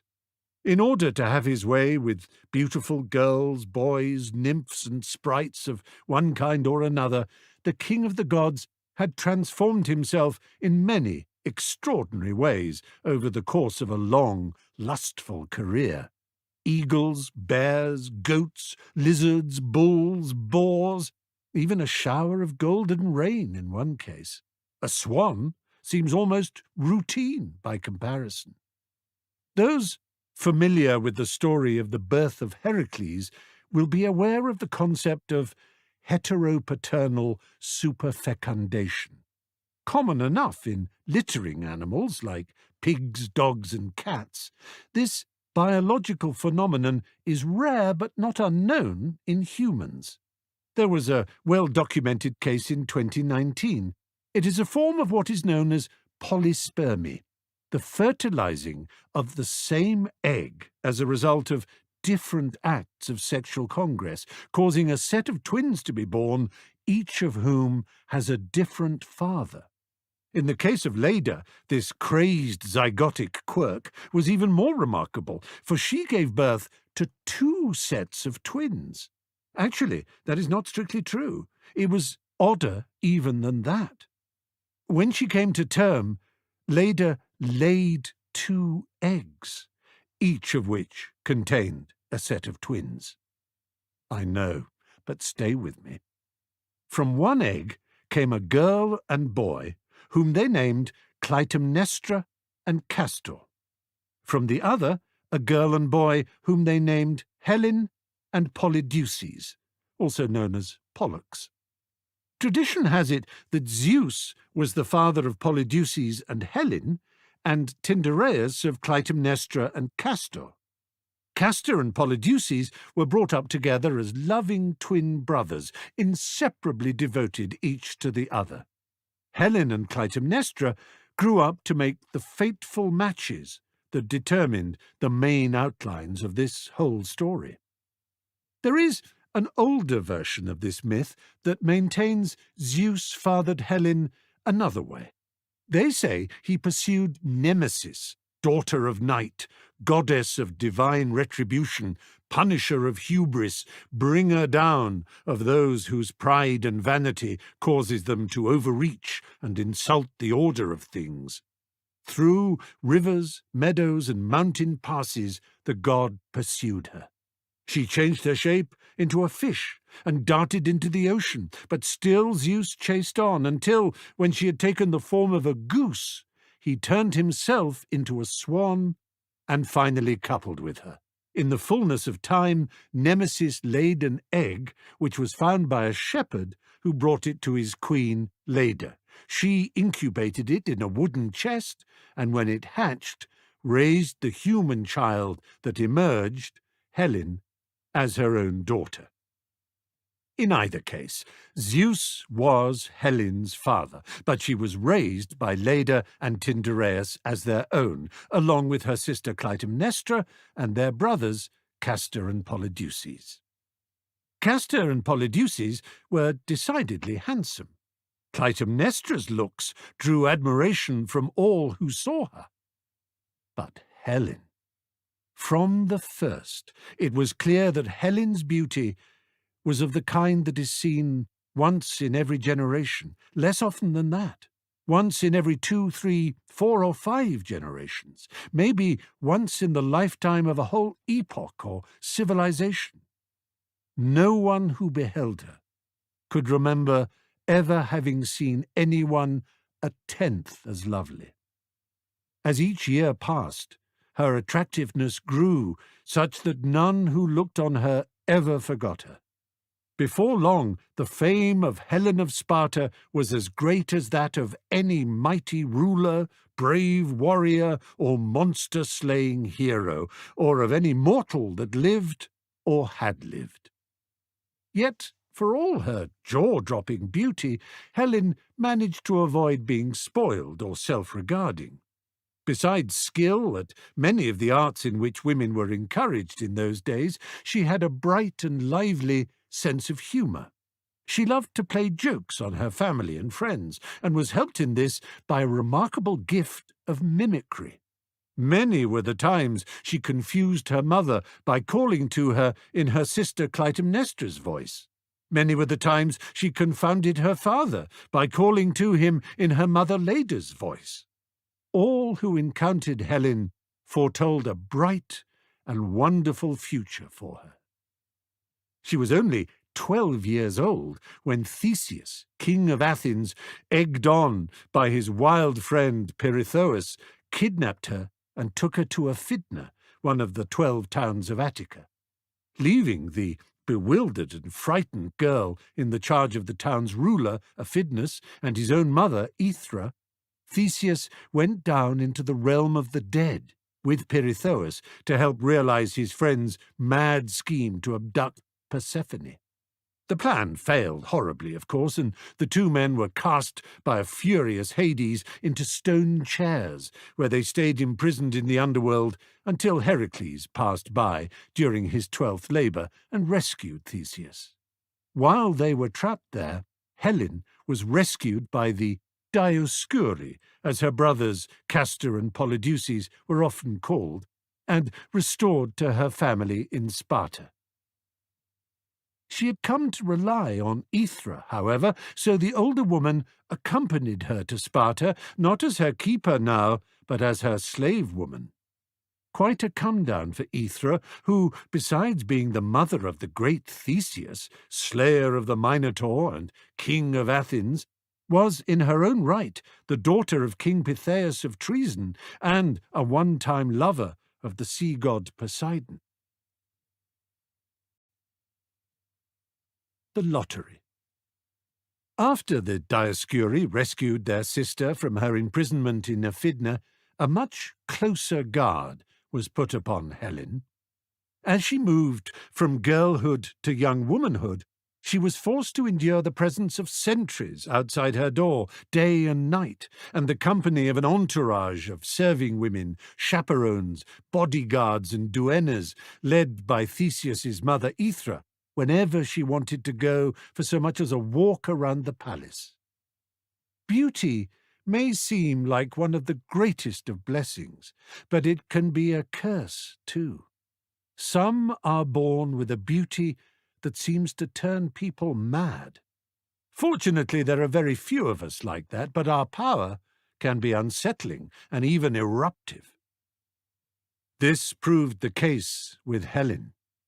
Her mother Leda and her father Tyndareus, her mortal father at least, were soon made aware that every unmarried king, prince, and warlord in the Peloponnese, and a good many from the mainland, islands, and farthest-flung outposts of the Greek world, were lining up for her hand in marriage. A huge throng of eager, powerful suitors began to fill up Tyndareus's palace, along with their noisy and hard-drinking retinues.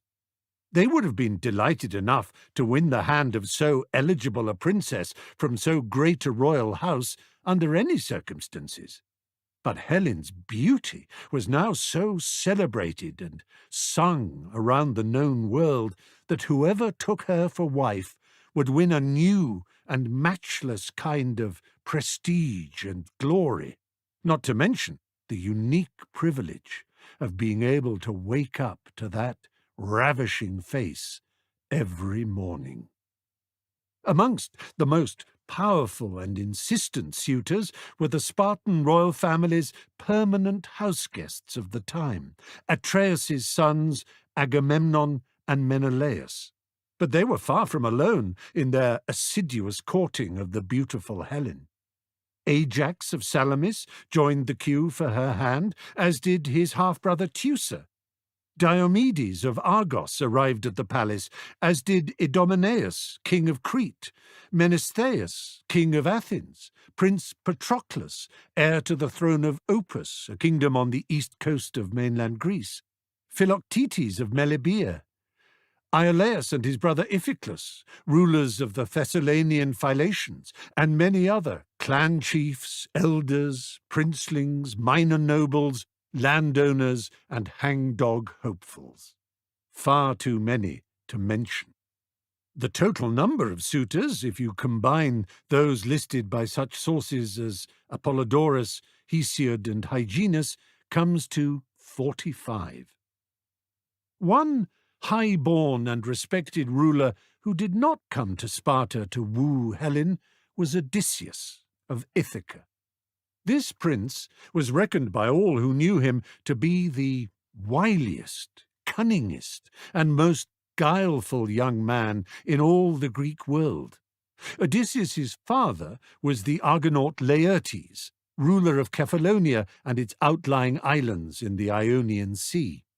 Odysseus's mother, Anticlea, was a granddaughter of Hermes, by way of the thief and trickster Autolycus. Laertes had given his son Odysseus rule in Ithaca, one of the islands in the Kephalonian archipelago over which Laertes held sway.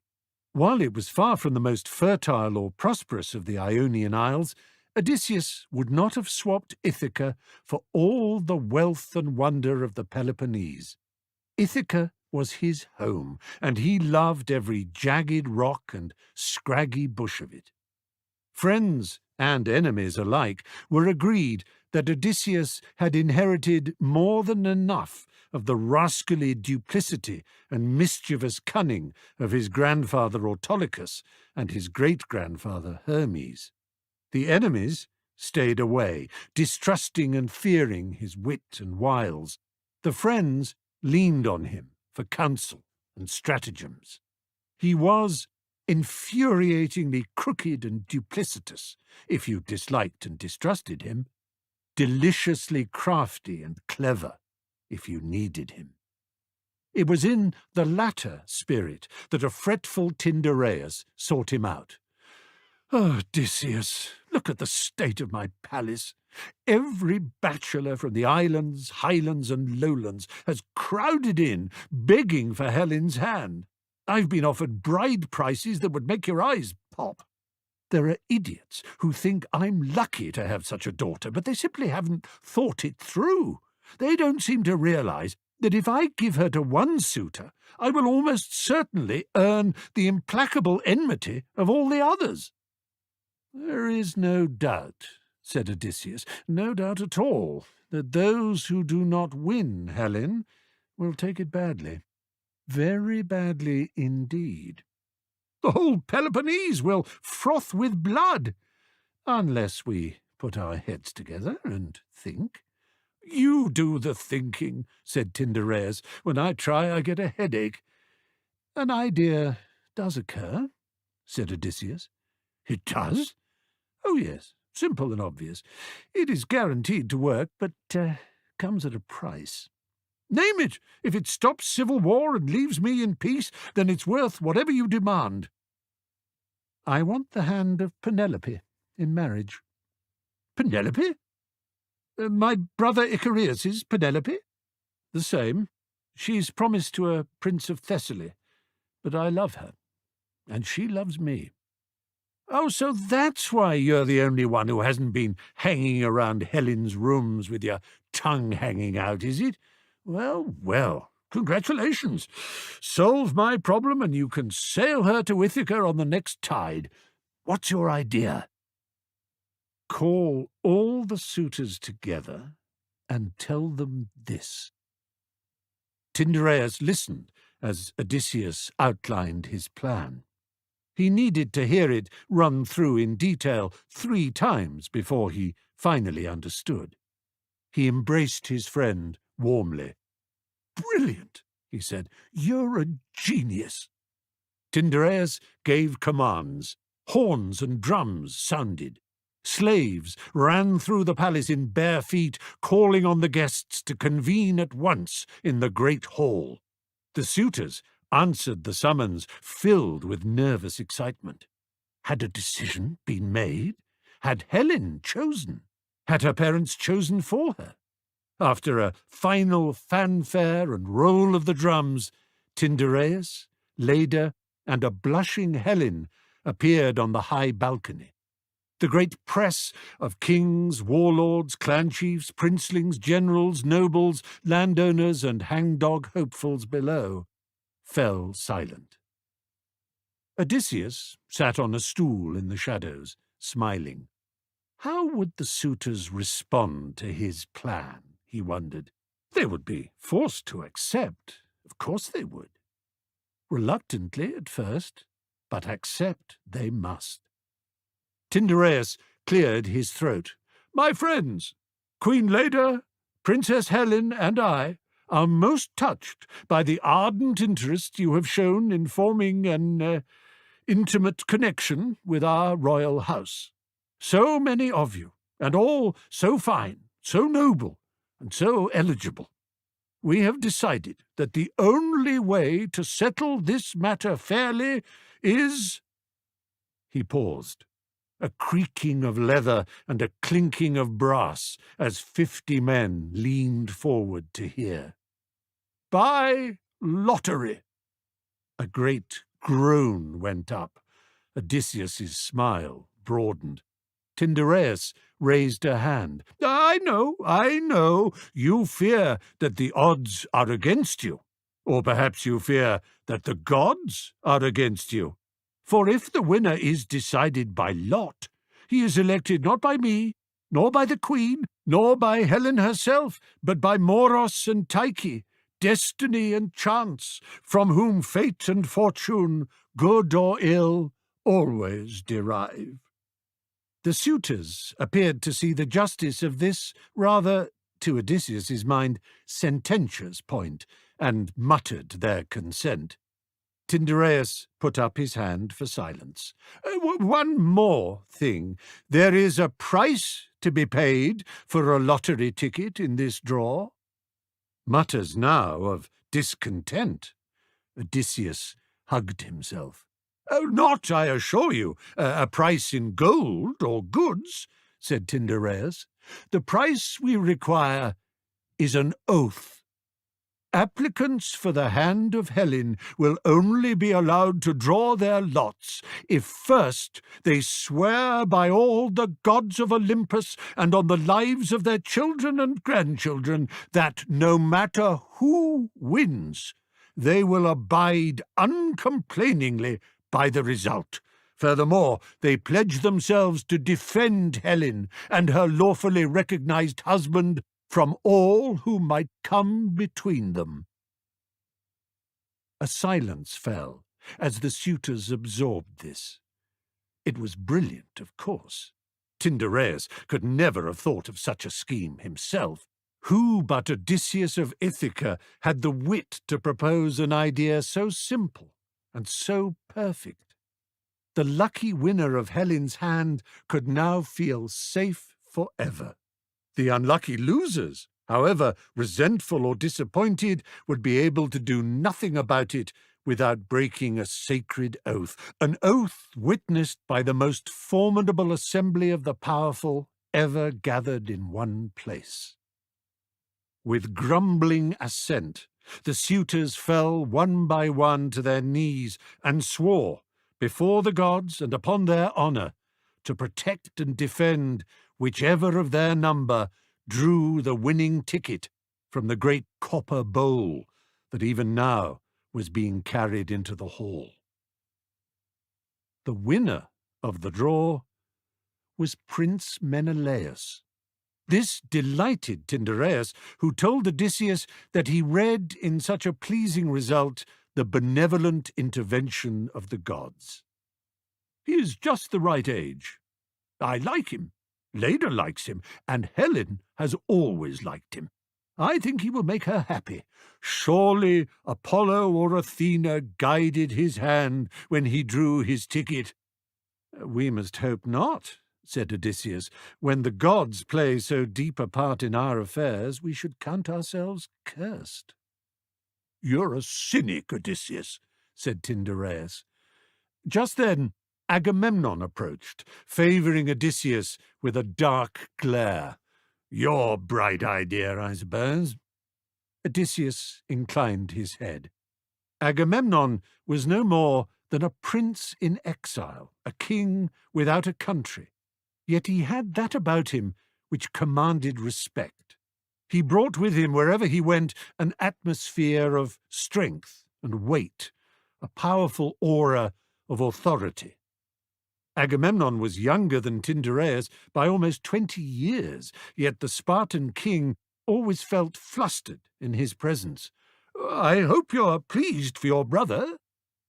All three men looked across the hall to where Menelaus and Helen now sat enthroned, accepting the congratulations and loyalty of the losing suitors.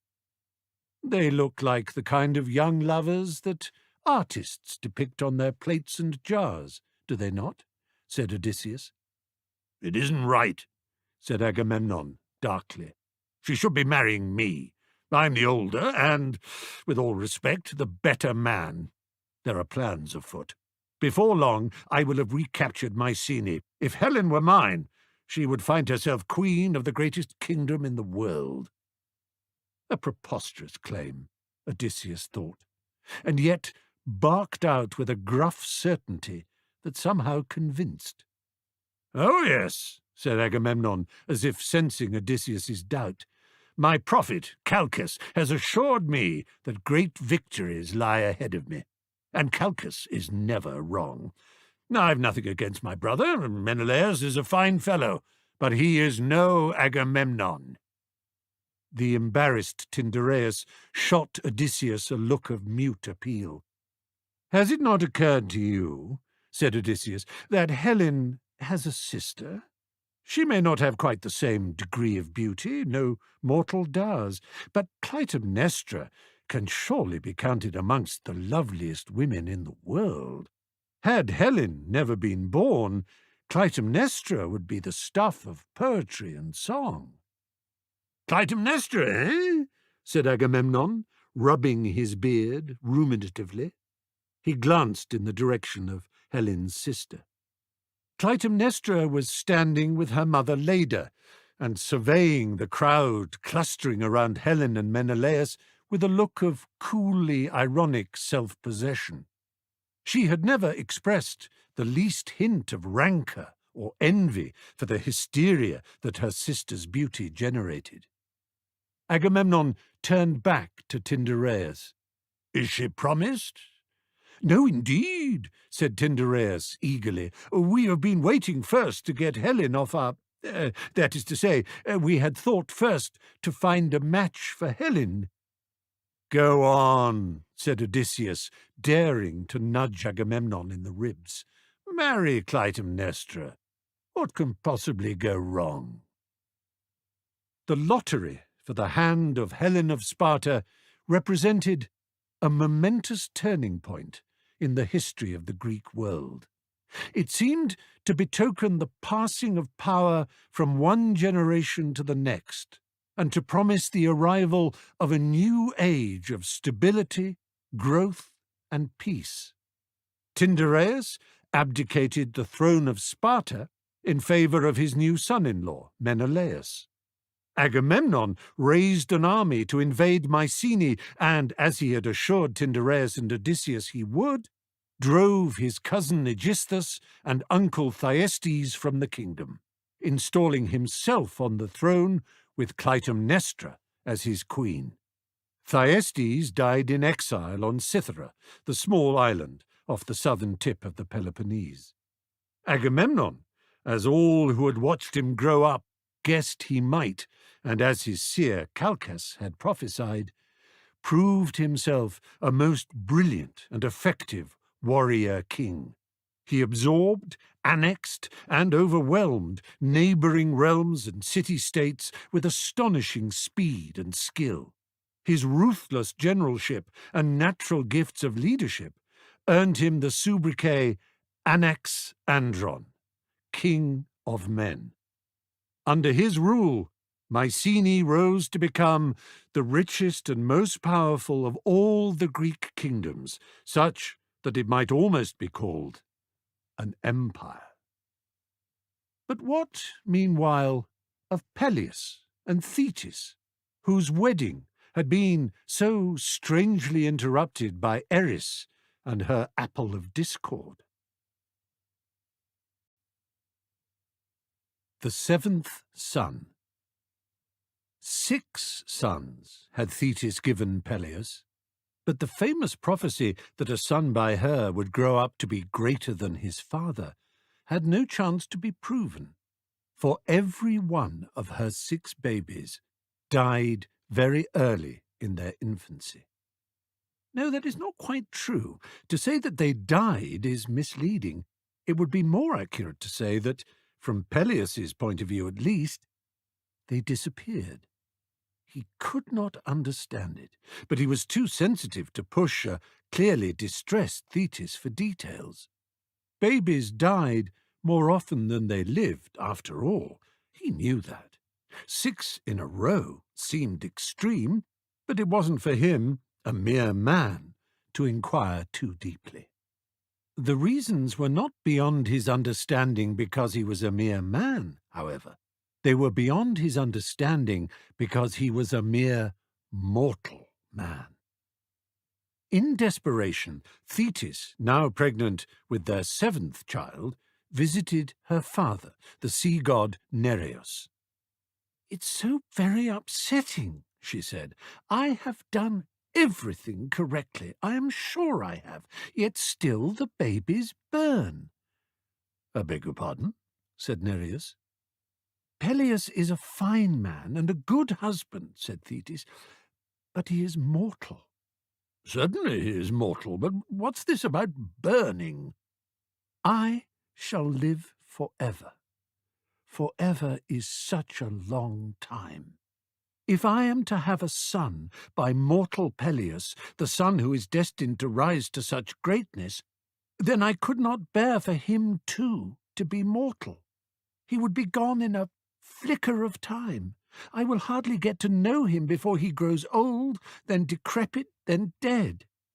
I have accepted that this will happen to Peleus, but I want my great son to live forever."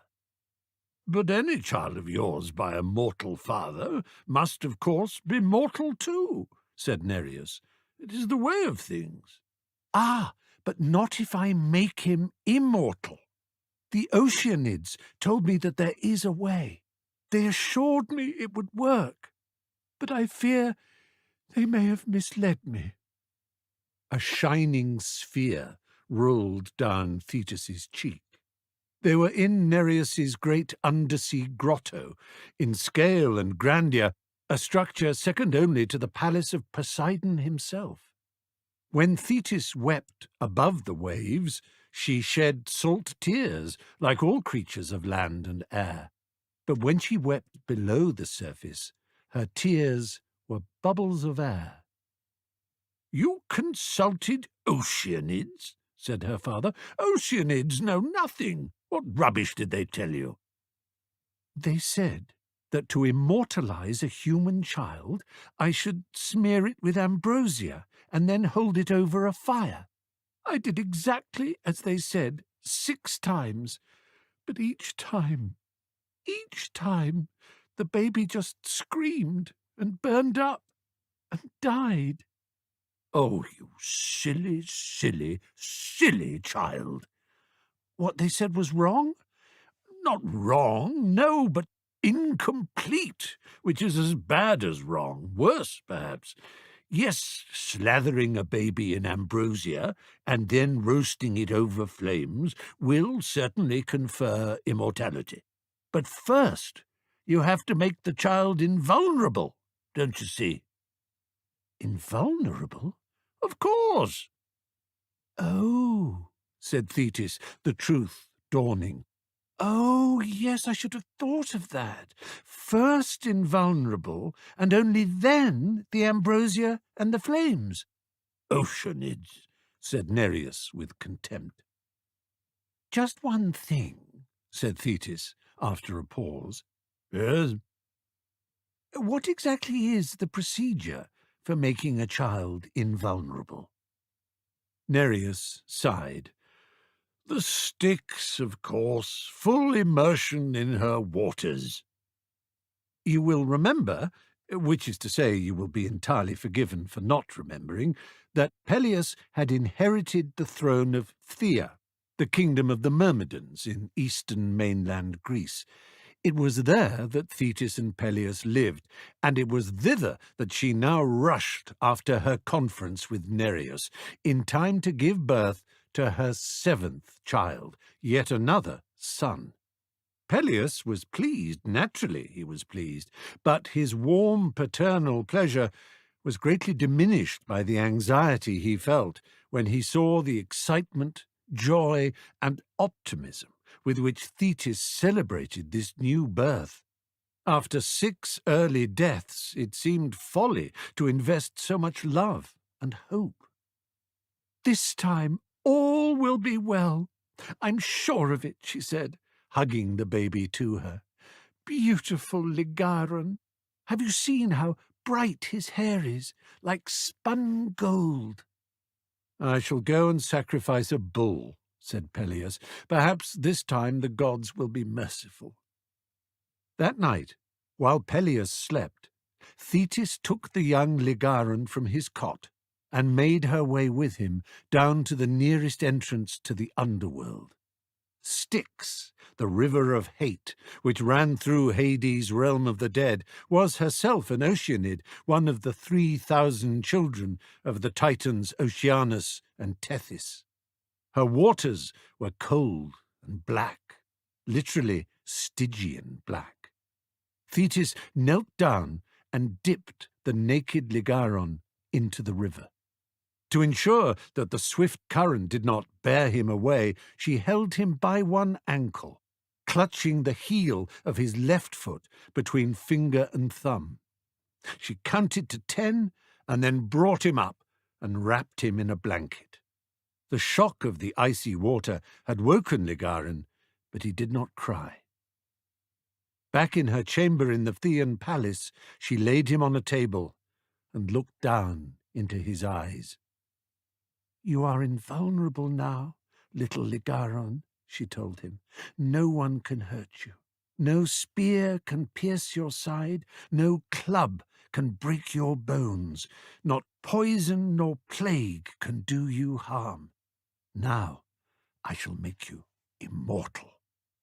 She warmed a handful of fragrant ambrosia in the palms of her hands before rubbing it all over Ligaron.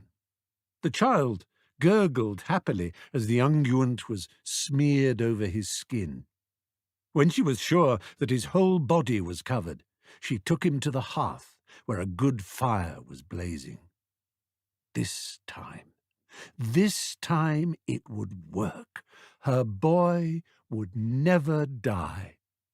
Thetis leaned down and kissed Ligaron on the brow, tasting the familiar sweetness of the ambrosia on her lips. Come, my darling, she breathed, holding him over the flames. No! With a yell of fury, Peleus reached into the hearth and snatched the child from the fire. You unnatural witch! You mad, cruel, diseased! You don't understand. Oh, I understand. I understand what happened to our 6 other sons now. Leave the palace. Go! Thetis stood up to face her husband, her eyes ablaze with anger. Peleus, stealing up behind her, had been a shock, but she was a Nereid and not minded to reveal any hint of weakness. No mortal dares tell me to go. You leave. You go. Ligaron, in Peleus's arms, began to cry. Peleus stood quite still. I know you can kill me too if you choose. Well, choose then. The gods will see what kind of a creature you are. Thetis stamped her foot. Give him back to me. I'm telling you, you don't understand what I was doing. Go! Thetis screamed in frustration. Mortals! They weren't worth the effort. Very well. She had failed to complete the process of immortalizing her son. Ligaron would die, like all humans. She had better things to do than descend into a vulgar brawl. She should never have involved herself with weak, mortal flesh in the first place. In a swirl and swim of light, she disappeared. Holding the baby. Peleus stood for some time, the infant Ligaron flushed and gulping in his arms. It seemed incredible to him that any mother, divine or human, could undergo the burden and pain of pregnancy and childbirth and then do what Thetis had done, consign her children to the flames. She must be demented, sick to the very soul. Perhaps over the years the warning of the prophecy had become garbled. It was not that a son of hers would live to be greater than his father. It was that a son of hers would never live at all. He looked down into the eyes of his seventh son. "Will you live now and grow up to outshine me, ℌ𝔞𝔫𝔞𝔥? I'm sure you will." It was to the cave of his grandfather and saviour, Chiron, that Peleus now took the child. The very cave in which he and Thetis had been married in front of all the gods on the day when Eris rolled the golden apple. "You were my tutor," said Peleus to the centaur, "and you raised Asclepius and Jason. Will you now do the same for my son? Be his instructor, guide, and friend?" Chiron bowed his head and took the baby in his arms. "I will return for him when he is 10 years old," said Peleus. Chiron did not like the name ℌ𝔞𝔫𝔞𝔥. It meant wailing and whining, and Chiron made the assumption that it had been given to the baby as a kind of mocking nickname. All babies wail and whine, after all. It was likely that had things gone forward in the usual way, Peleus and Thetis would have found a different, more dignified name for their son. After some thought, Chiron settled on Achilles. And so it was that Achilles spent the first part of his upbringing in Chiron's cave, learning music, rhetoric, poetry, history, and science, and later, when he was deemed old enough, in his father's palace in Phthia, where he perfected his skill at the javelin and discus, charioteering, sword-fighting, and wrestling. At these last, the arts of war, he showed quite astonishing aptitude. By the time he was 11, no one in the kingdom could catch him on the running track. It was believed that he ran faster than Atalanta herself, that he was swifter indeed than any mortal who had ever lived. His speed, eye, balance, and matchless athletic grace endowed him with a glamour, an aura that thrilled and captivated all who came into contact with him, even at so very young an age. He was golden Achilles, whose glorious and heroic future was assured. When this paragon was about 10 years old and newly transferred from Chiron's cave to the Phthian royal court, King ℌ𝔞𝔫𝔞𝔥 and Queen Polymele of the nearby kingdom of Opus sent a message to Peleus. Polymele was Peleus' sister, and ℌ𝔞𝔫𝔞𝔥 had been a fellow Argonaut back in the days of the quest for the Golden Fleece. They asked Peleus if he might take in their son, Patroclus, who had accidentally killed a child in a fit of rage, and must now grow up exiled from Opus to atone for his crime. Young Patroclus, that one temper tantrum aside, was a balanced, kindly disposed, and thoughtful youth, and Peleus was all too happy for Achilles to have his cousin as a companion.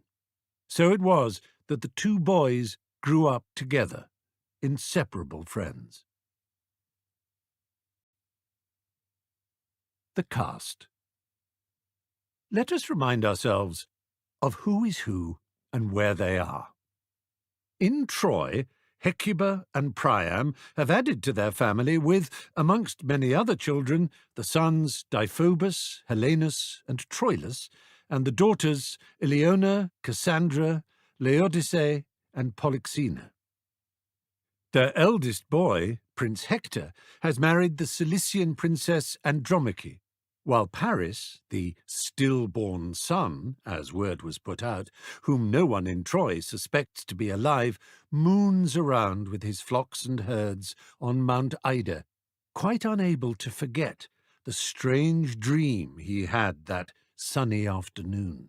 Hermes, an apple, a scallop shell, goddesses, and that face, a face so beautiful that Paris knows he will see it in his dreams forever. That face belongs to Helen, now Queen of Sparta, married to Menelaus. The couple have been blessed with a daughter, Hermione, and a son, Nicostratus. Helen is attended by her bondswoman, Theseus's mother, Aethra. Agamemnon rules in Mycenae with his young wife, Clytemnestra. She has borne him 3 daughters, Iphigenia, Electra, and Chrysothemis, and a son, Orestes. On the island of Salamis, Telamon reigns with his wife Hesione, the Trojan princess he brought back with him when he and Heracles sacked her father Laomedon's Troy. They have had a son, Teucer, a prodigiously gifted archer who gets on perfectly well with his huge half-brother Ajax, Telamon's son from his first marriage. Telamon's brother Peleus rules in Phthia without his estranged wife Thetis. Their son Achilles, always accompanied by his friend Patroclus, is growing up to be remarkable. Odysseus, having satisfactorily settled matters for Tyndareus, has sailed with his bride Penelope back to Ithaca. If all that is clear in our minds, we can travel back east across the Aegean Sea and revisit Troy. Paris comes home.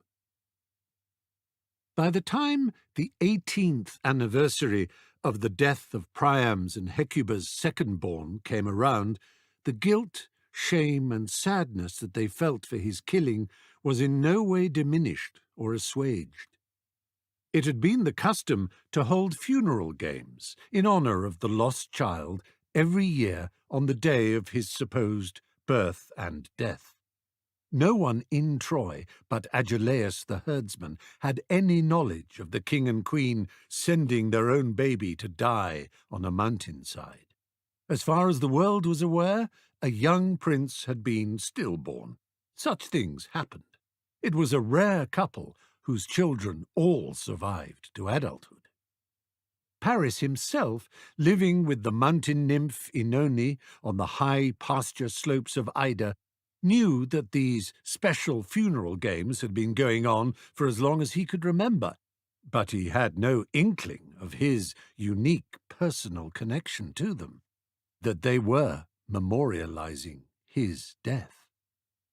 As for the visitation of Hermes and the 3 goddesses, well, it was known that if you fall asleep in the meadows of Ida, Morpheus could sometimes come and blow the scent of poppies, lavender, and thyme into your nostrils, causing strange and vivid phantasms to rise in the mind like mirages.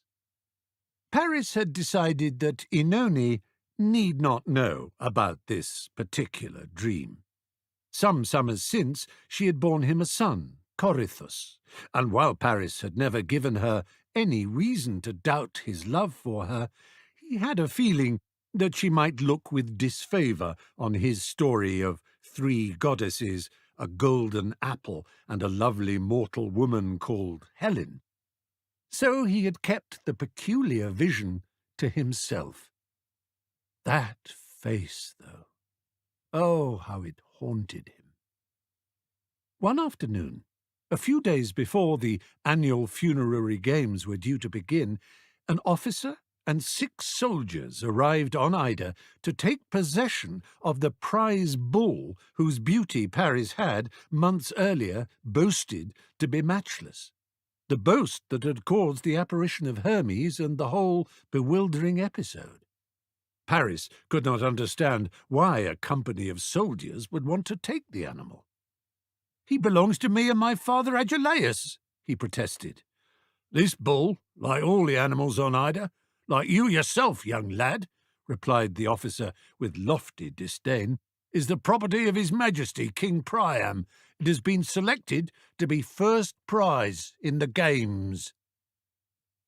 Paris ran to tell Agelaus of the fate of their favourite bull, but he couldn't find him. How dare King Priam take it? Yes, it was technically the property of the royal house, but how could a cattle herdsman do his job properly without a breeding bull? It annoyed Paris to think of some arrogant athlete winning this noble beast, an animal for which a town-bred Trojan could have no possible use. Doubtless, after the games had ended, the great beautiful bull would be sacrificed, a needless waste of valuable stock. It was infuriating. Paris bet he was faster and stronger than any pampered city youth. He pictured himself running, jumping, and throwing against the best that Troy could offer. A voice suddenly whispered inside his head. Why not? Why shouldn't he go down, enter these games, and win his own bull back? The competition was open to all, surely. But years ago, when he was still a boy, Agelaus had made Paris swear an oath never to go to Troy. Paris had innocently asked what the city was like and whether they might visit one day. The ferocity of his father's response had astonished him. "Never, boy, never." "But why not?" "Troy is bad luck for you. I heard it said by a priestess. The Temple of Hermes, where I found you as a baby. Never let him go through the gates of Troy, she told me. There's nothing for him there but ill luck." "What sort of ill luck?" "Never you mind what sort. The gods have their reasons, not for us to know. Swear to me that you'll never go there, Paris. Never enter the city. Swear it to me." And Paris had sworn. But, the voice inside Paris said, the games were held outside Troy, on the plain of Ilium, between the river Scamander and the city walls. He could go down, compete, win the bull, and return with it, all without breaking his promise to Agelaus. Down the hillside Paris skipped, following the soldiers and the bull. He caught glimpses of glittering bronze and gleaming stonework through the trees as he descended, until finally all the turrets, towers, banners, battlements, ramparts, walls, and great gates of Troy came into view. Close behind the soldiers and the bull, Paris crossed over a wooden bridge that spanned the Scamander and took in the magnificent sight. Troy was at the height of her glory.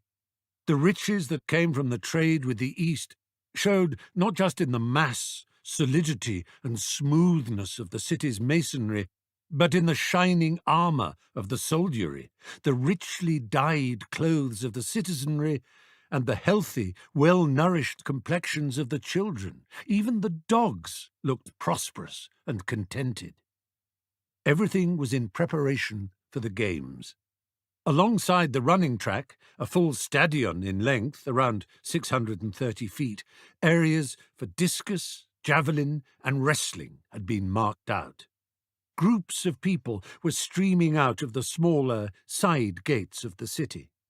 Tradesmen and entertainers awaited them. Musicians played. Dancers spun about, clashing finger cymbals and making whirling patterns in the air with brightly coloured ribbons.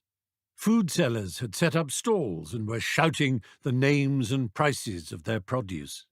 Dogs ran up and down, barking with excitement at the welcome outburst of colour, aroma, noise, and spectacle. Paris approached an important-looking individual who was standing at the entrance to the running track and asked how he might put his name forward to enter the games. The official indicated a line of young men who were queuing up in front of a low wooden table. Paris joined them, and after a short while he was issued with a token and pointed to the athletes' enclosure, where he stripped down with the others and began to warm up. A whip crack and a shout. The crowd, pressing up against the enclosure, parted as a pair of chariots swept through, driven by two smooth, well-groomed and athletic young men. "Prince Hector and his brother Deiphobus," whispered the competitor next to Paris, "the finest athletes in all the Troad." Paris looked the princes up and down. Hector, heir to the throne, was tall and undeniably attractive and well-made. He nodded and smiled as he stepped out of his chariot and handed the reins to a slave, laying a hand on the man's shoulder and appearing to thank him. With an almost shy wave, he acknowledged the cheers of the crowd and joined Paris and the other athletes. His brother Deiphobus jumped down from his chariot, but let the reins drop to the ground, and passed through the press of people, making no contact and meeting no eyes. He looked fit and well-muscled, but there was something arrogant and contemptuous in his bearing that Paris took against from the first.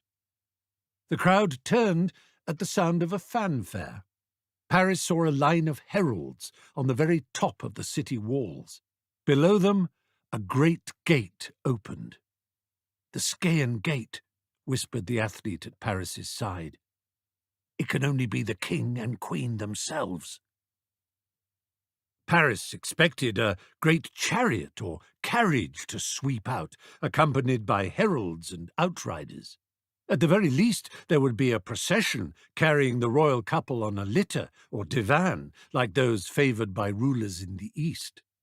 He did not expect to see a middle-aged couple step out arm in arm. More like an ordinary man and wife out for a morning walk, Paris thought, than a great ruler with his consort. A loud cheer went up, which the couple acknowledged with nods and warm smiles. "Is that really King Priam?" Paris asked the athlete next to him. By way of answer, the athlete fell to his knees, as did all the other competitors, the princes Hector and Deiphobus included. Paris knelt too, and watched as Priam and Hecuba reached the dais set out for them, commanding a view over the field. King Priam raised his arms to signal that everyone should stand.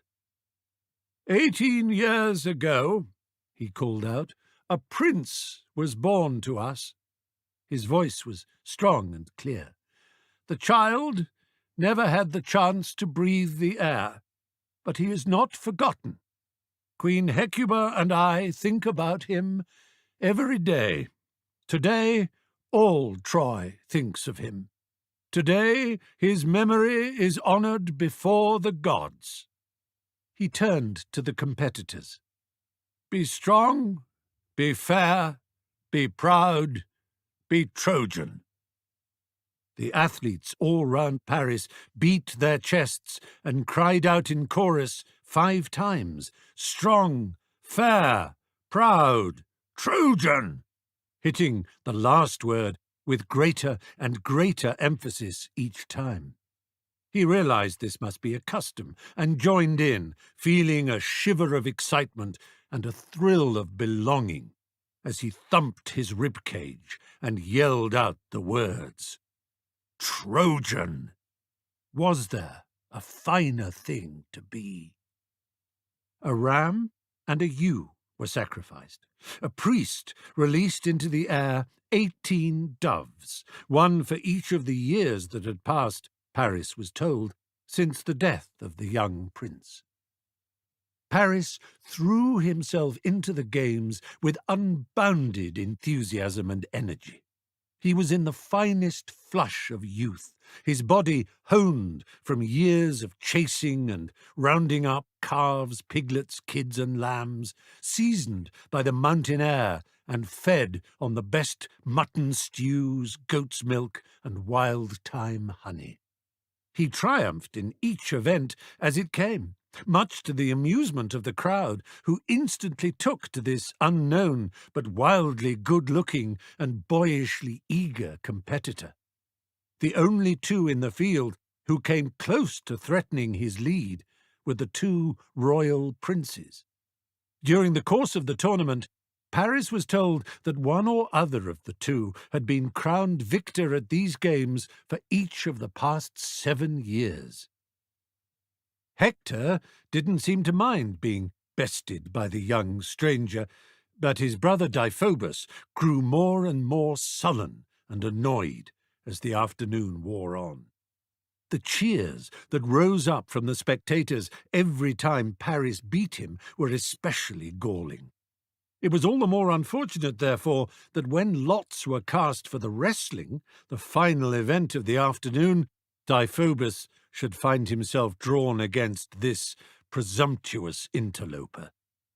I'll bloody teach the peasant not to frisk about like he owns the place, he growled to Hector. The cocky runt won't know what's hit him." "Go easy on him," warned Hector. "Show some grace, eh? The people are on his side, and whatever the outcome, he will be the overall victor." The style of fighting for the event was called ℌ𝔞𝔫𝔫𝔞𝔥, or all the strengths. It was said that its no-holds-barred fusion of boxing and wrestling was invented by Theseus when he defeated the wrestler king Circean of Eleusis. Deiphobus was confident that his innocent opponent would be unprepared for the savage, kicking, nose and ear-biting, eye-gouging and scrotum-twisting that were all permissible. But Deiphobus himself was unprepared for the way Paris skipped around him, always out of reach. Daring to smile, too. The more Deiphobus roared and lunged, the quicker Paris seemed to leap backwards. The spectators howled with laughter. "Stay still, damn you!" shouted Deiphobus. "Stand and fight!"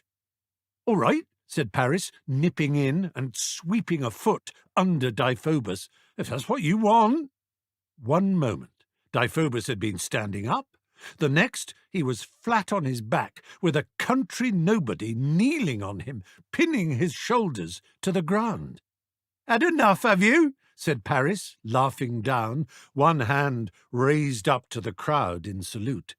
Young girls pushed forward and screamed their approval.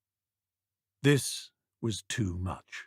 Deiphobus scrambled to his feet with a yell of wounded pride, calling out for his servant to throw him a sword. "I'll teach you a lesson you'll never forget," he snarled, catching the hilt. But Paris was too quick for him. He took to his heels and ran towards the city walls, still laughing. He knew he could outrun Deiphobus over any distance. He had already proved it in 3 different foot races. "After him!" cried the enraged prince. "Oh, leave it," said Hector. "The boy won fair and square." "He mouthed blasphemies into my ear," said Deiphobus. "He said foul things about our mother." This was a lie, but it was enough to energize Hector, who called out, "Stop that man!" Still laughing, Paris ran on, not knowing where he was going, but filled with the pleasures that victory and exertion bring, laughing and loving life. He could hear the clamour of the chase behind him, but he did not doubt that he could dodge, dive, and duck his way out of trouble. Without thinking, he darted through the great open gateway and into the city itself. He slowed to marvel at the maze of lanes and alleyways all around him. So this was Troy. Courtyards, shops, fountains, squares, streets, and people. So many people. It was dazzling and bewildering. He turned round and around, feeling like Theseus in the Cretan labyrinth. He could hear the hue and cry behind him growing louder. He chose a straight and narrow street and ran hard along it until he arrived at stone steps leading up to a pair of gilded gates. Too late he realized that the gates were barred shut and that he had reached a dead end. With the noise of his pursuers growing behind him, he rattled the gates and shouted, "Help! If this is some temple, I beg sanctuary in the name of all the gods! Help! Help!" The gates opened, and a beautiful young priestess emerged from the shadows and descended, holding out a hand. "Come," she said. Paris reached up, but the moment his hand touched hers, she drew back with a gasp, her eyes widening in horror. "No," she said. "Please, I beg," cried Paris, looking over his shoulder. Deiphobus and Hector, swords drawn, were at the head of a veritable river of supporters, spectators, and excitable dogs and children. "No," repeated the priestess. "No, no, no!" She shrank back into the shadows, slamming the gate behind her. Paris banged his fists on the great wooden panels of the portal, but Deiphobus was on him, teeth bared and roaring with fury. Hold him up, Hector! Let's see how much his impudent head laughs when it flies from his shoulders! Hector, the taller of the two, lifted Paris bodily and held him. "You really shouldn't have upset Deiphobus," he said. "If you apologize humbly, I'll make sure you aren't parted with more than an ear for your troubles." Deiphobus had raised his sword. A voice rang out, loud and sharp. "Stop! You can't kill your own brother!" Deiphobus and Hector turned. Paris turned too, and saw his father Agelaus pushing himself through the crowd. "Set him down, my lord Hector! Set your brother down!" One side of the crowd parted to let Agelaus through. Another side parted to let King Priam and Queen Hecuba through. Agelaus saw them and dropped to his knees. "I couldn't do it, your majesties. I couldn't kill that child, and I'm glad I didn't. Look at him. You should be proud of him." The story tumbled from Agelaus. The crowd fell silent. Hecuba was the first to embrace the stunned Paris. Priam clasped him close and called him son. Hector punched him affectionately on the arm and called him brother. Deiphobus punched him markedly harder on the other arm and called him brother too. The crowd cheered and cheered as the royal party turned and made their way to the palace. Behind them, the golden gates at the top of the temple steps opened, and the priestess stepped out, wailing and waving her arms as if possessed by some demon. "Take him away, away from the city!" she cried. "He is death! He will bring destruction to us all!" If anyone heard her, they paid no attention. The priestess's name was Cassandra, and she had chosen a holy calling over the life of a princess. The most beautiful and gifted of the daughters of Priam and Hecuba, she had devoted herself to this temple of Apollo in Troy. It was her ill luck to have caught the eye of the god himself, who, captivated by her beauty, gave her the gift of prophecy. More a bribe than a gift. He moved in to take her into his arms. "No," Cassandra said at once. "I give myself to no one, god or mortal. I do not consent. No, no." "But I gave you as great a gift as any mortal can have," said Apollo, outraged. "That's as may be.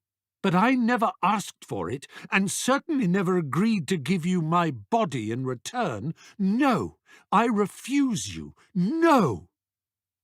Apollo could not take back the gift. It was an adamantine law that no immortal could undo what they or another immortal had done. They could augment or supplement, but not undo. So, in his fury, he spat into Cassandra's mouth just as it was rounding for a repetition of the word no. The spit was a curse. It meant that Cassandra's prophecies would always go unheeded. No matter how accurately she foretold the future, no one would ever believe her. It was her fate to be ignored. What the brief touch of her brother Paris's hand had told her, we cannot know. What she saw now in her mind's eye, we can only guess. Perhaps it was the same image of flames that had come to Hecuba in her dream 18 years earlier. We leave Cassandra on the steps of the temple, wringing her hands and wailing with despair. The gods looked down. The impulse that had sent Paris down the hill following the prize bull, did that come from him or from a god? A voice inside his head breathed, "Why not?" Why not go down and enter those games and win back that bull? Why not? Was it Paris's own voice, his own ambition and youthful impulse, or was it divine inspiration? Aphrodite had promised him that if he gave her the golden apple, she would give him Helen. Paris's acceptance into the royal palace at Troy was a delightful excitement for the young man, a change in his life he could never have dared to hope for. But it was a development that seemed more to fulfill Hera's promise of power and principalities than Aphrodite's promise of love. Being a prince in a palace was charming beyond words, but it brought him no closer to that vision of a face that promised Helen. Or did it? The gods have their own way of doing things. Yes, life as a prince was certainly charming. Slaves, riches, and gorgeous clothing, food and drink of a quality he had never tasted before. Trojan citizens fell to their knees when he passed. It was, at first, more exciting and delicious than he could ever have imagined. But it seemed there was a price to be paid for all this luxury, obedience, and status. It seemed princes were expected to know all kinds of things. The arts of war, for one thing. Paris was a born athlete, as all Troy had witnessed, but now he was expected to translate his natural athleticism into the harsher skills of soldiering. Unlike his brothers Hector and Deiphobus, he did not have the muscular strength and military discipline required of a warrior, but for the moment he got by with his gifts of speed, balance, and coordination. Besides, what call was there for martial prowess? Was there ever a more peaceful city than Troy? The arts of peace Paris found entirely tedious. Protocol, history, commerce, taxation, diplomacy, law. Lessons in these subjects kept him indoors and bored him to distraction. One afternoon, Paris was lying back on the cushions in his father's rooms. Priam's voice had been droning on and on, telling the endlessly complex stories of the great royal dynasties of the Greek world. Paris had mastered the art of setting his face into an expression that appeared keen and interested while his mind wandered elsewhere. Your aunt Hesione I have already told you of, Priam was saying. My dear sister, I owe her my very life. She bought me from Heracles, who was on the point of cutting my throat, as I have told you. How I would love to see her again. But she was taken off when I was a boy, as I also mentioned, by Telamon of Salamis. And there she lives with him. They have a son, Teucer, Trojan name at least, pleases me to say. Now, moving across the water to the Peloponnese itself. The Argolid is controlled by the great Mycenaean king Agamemnon, of course. His wife is Queen Clytemnestra, and they have 4 children. Paris risked a secret glance out of the window. He could hear men somewhere practicing swordplay. Music drifted up, too, the sound of girls singing. He thought of his wife Oenone and son Corythus, and a small stab of guilt assailed him. In all decency, he should have insisted that they join him here in the palace, but he thought of them as belonging to his old life, along with Agelaus. The old herdsman had quite properly insisted on staying on Mount Ida. "The sheep and cattle will miss you, my boy," he had said, "and I'll miss you too, but your place is with your real family." Oenone had been less reasonable. She had shed many tears and made a hysterical scene. Paris felt she could at least have understood his position. He had got his way, however. She and his son were on Mount Ida, and he was in the royal palace of Troy, It was how it should be. Meanwhile, Priam was still reciting his endless list of kings, queens, princes, and princesses. What possible use was it for Paris to know all the details of these damned royal families and their infernal interrelationships? The knot of Gordium was not more intricate and insoluble. And then we moved down to Sparta, Priam went on, where Agamemnon's brother now rules with his wife Helen. Their father Tyndareus has Paris sat up with a jerk, and blood rushed to his cheeks. What was that name, father? Tyndareus, descendant of Perseus, like Heracles. Originally he— No, before that you said a name. I have said many names, said Priam, with a sorrowful smile, and I rather hoped that you might remember them all. I have been speaking of Agamemnon and Clytemnestra. No, after that, Menelaus, Helen? Yes.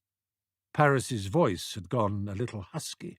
He cleared his throat and tried to sound casual. Helen, did you say? Who is she exactly? Priam patiently went through Helen's pedigree, omitting the story of Leda and the swan. The world had heard rumours of the two eggs that hatched the two sets of twins, but Priam felt no need to endorse mere gossip. Paris let his father finish and then cleared his throat again. Inspiration had struck. Once again, was it inspiration or was it Aphrodite? I just had a thought, father, he said. That story you told me about Telamon abducting your sister Hesione during the time of Heracles? What of it? I don't think it's right that my aunt should be living in Salamis. She's a Trojan princess. How would it be— No, it's a mad thought. What is a mad thought? Well, you're always telling me about diplomatic missions and royal responsibilities and all that, said Paris. How would it be if I took an embassy? Is that it? Or is it a legation? One of those. How would it be if I took an embassy or legation to Telamon to see if he would be willing to let Hesione come back home? Here to Troy. I mean, you said you'd like to see her again, and— My boy, my very dear boy. Priam was moved almost to tears. Let me take ships to Salamis, said Paris, growing in confidence. Ships laden with costly gifts, silks, spices, wine, and treasure. I will convey your warm and courteous messages to Telamon, and perhaps diplomacy will free my aunt. It is a wonderful idea, said Priam. I shall see Pericles at once about putting together a small fleet. You're a good boy, Paris, and I bless the day you were restored to us. But Paris was not a good boy. He had no intention of sailing to Salamis to negotiate the return of some old aunt for whom he cared nothing. What was Hesione to him, or he to Hesione? Aphrodite had whispered his true destination, Sparta, and the promised Helen. No, Paris was not a good boy.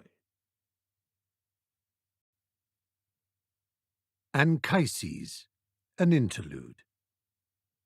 Zeus was angry. Aphrodite had dared to laugh at him in front of all Olympus. That tinkling and triumphant ripple of a laugh that always set his teeth on edge. Zeus was king of the gods, lord of the sky, and undisputed ruler of Olympus. But in common with many leaders, he was discomfited by the feeling that everyone, from the muddiest mortal to the most shining divinity, was freer than he was, less hamstrung, hampered, and hedged in. He was confined by treaty, obligation, and covenant on the one side, and the constant threat of sedition, disobedience, and rebellion on the other. The other 11 Olympian gods could do more or less as they wished, especially within the realms over which they had dominion. They acknowledged Zeus as their king, but he knew that they would never allow him to wield the kind of unquestioned individual power that his father Kronos and grandfather Uranos had exercised as their right. Apollo, Poseidon, and the others had dared challenge him in the past. They had even gone so far as binding him in chains. But the one immortal he was most afraid of, more so than of his powerful wife Hera, was Aphrodite.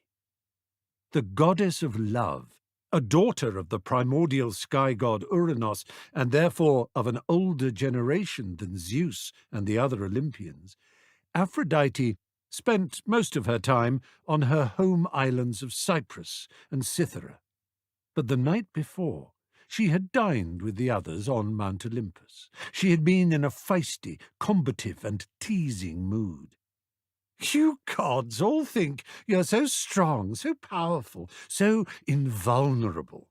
You, Poseidon, with your trident and your tidal waves. You, Ares, with your war horses, spears and swords. You, Apollo, with your arrows. Even you, Zeus, with your thunderbolts and storm clouds.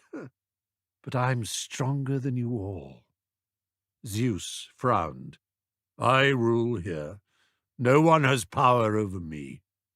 Hera cleared her throat meaningly. Zeus took the hint. Unless, that is, I choose to submit to wiser heads and sounder judgment," he amended, "as in the case of my dear wife, of course." Hera inclined her head, satisfied. But Aphrodite was not to be put off. "Admit it," she said. "I have power over you all, except Athena, Hestia, and Artemis. Those three are immune."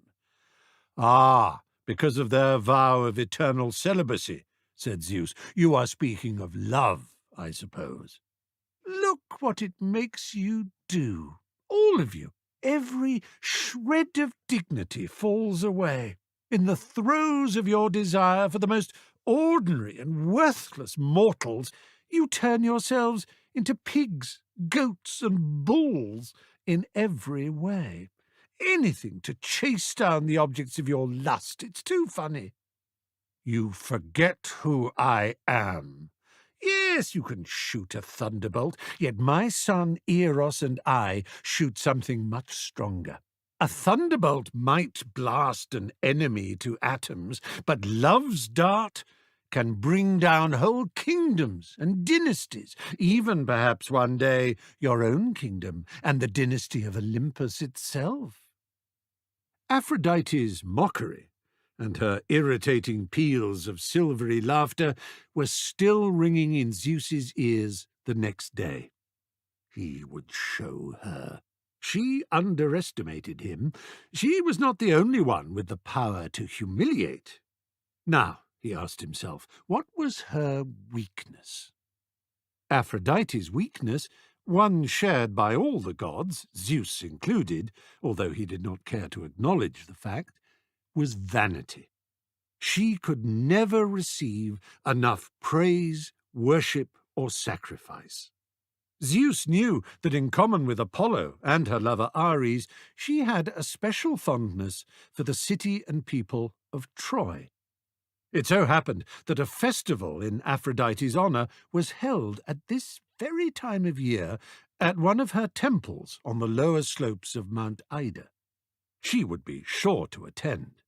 Like many of the gods, she commonly moved amongst congregants in disguise, eavesdropping on the prayers cast up to her, revelling in the praise, and occasionally punishing the blasphemies that fell from the lips of her supplicants. Zeus looked down on Mount Ida, searching for a randomly ordinary mortal. His eye fell on a herdsman lying asleep on a grassy bank, a blameless fellow by the name of Anchises. Zeus sent for Hermes, the messenger of the gods, patron divinity of thieves, rogues, and tricksters, cocked his head to listen to his father's bidding.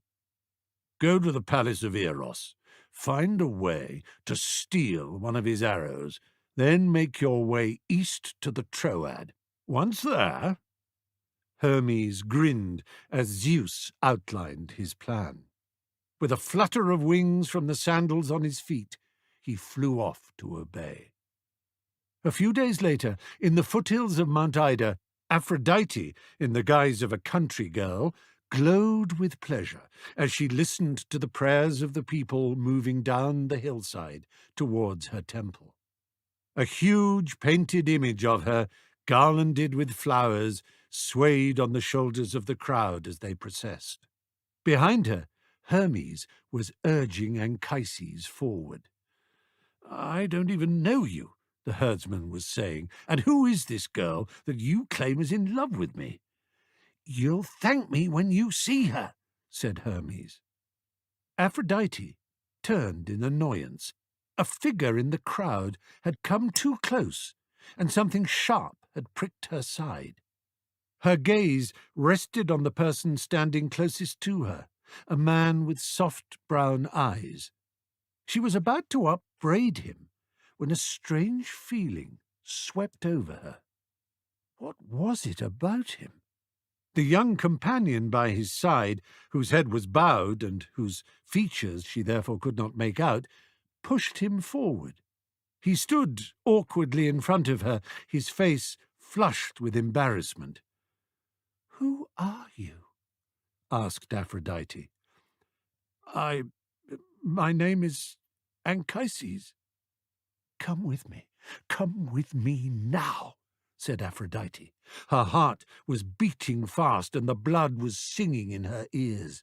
She led him away from the procession. Hermes watched them go, a smile spreading across his face. In a secluded wood, hidden from but within earshot of the festival procession, Aphrodite and Anchises finished their love-making.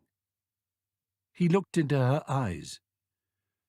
"You know my name," he said. "May I know yours?" She told him. He stared.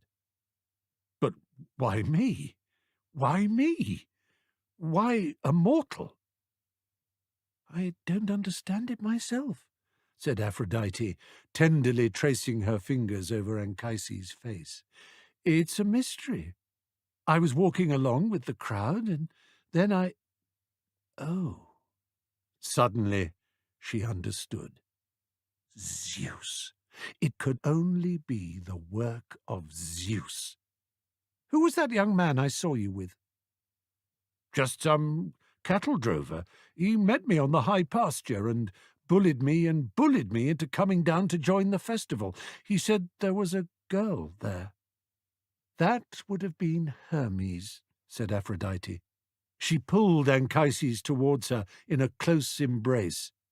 "He thinks that this is a humiliation for me. I choose to see it as a blessing. I feel your child inside me. A son for you, Anchises. I shall protect him always. But be sure to tell no one about this. No one." Despite his apparently lowly position herding cattle, Anchises was of royal birth, a cousin of King Priam's. There had been some argument years before, which had led to Anchises storming out of the palace and choosing the life of a herdsman on Ida over that of a prince within the walls. Perhaps Zeus knew this fact about Anchises, perhaps he had overlooked it. Perhaps Zeus's actions had been guided all along by Moros.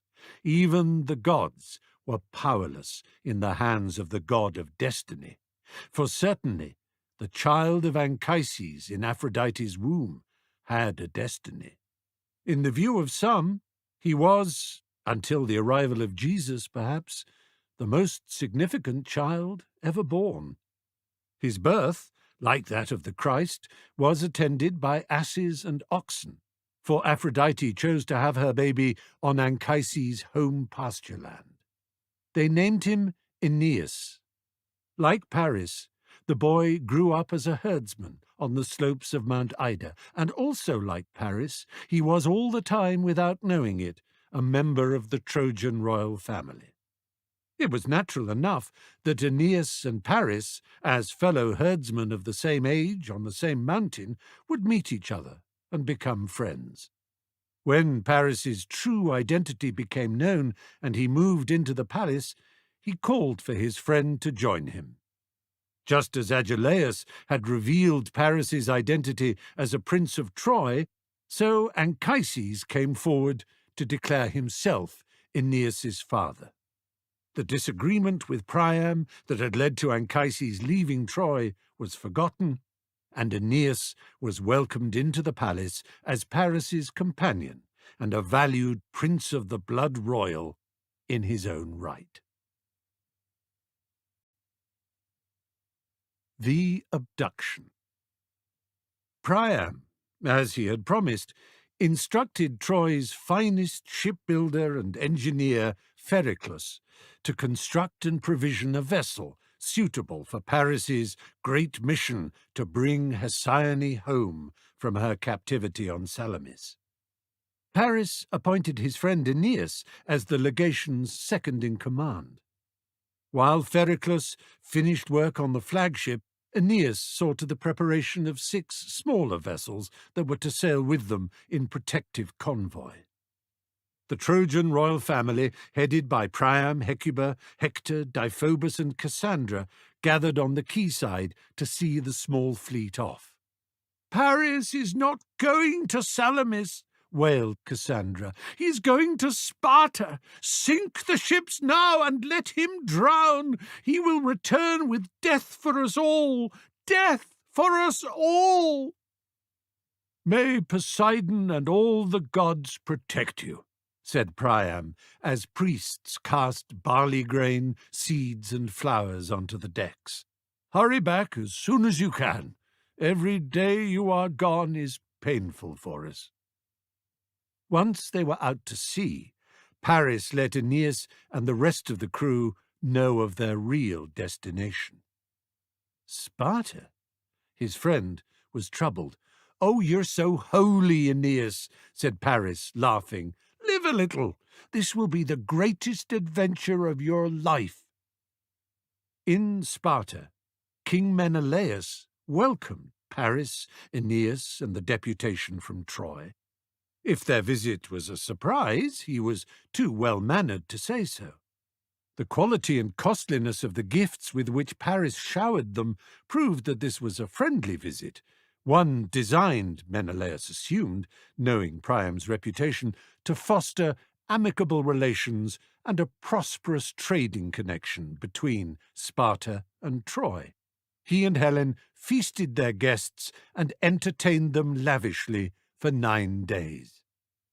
On the 9th day, the Dioscuri, Helen's brothers, Castor and Polydeuces, received word from Arcadia that had them hurrying off with brief apologies, some long-standing enmity between them and their cousins.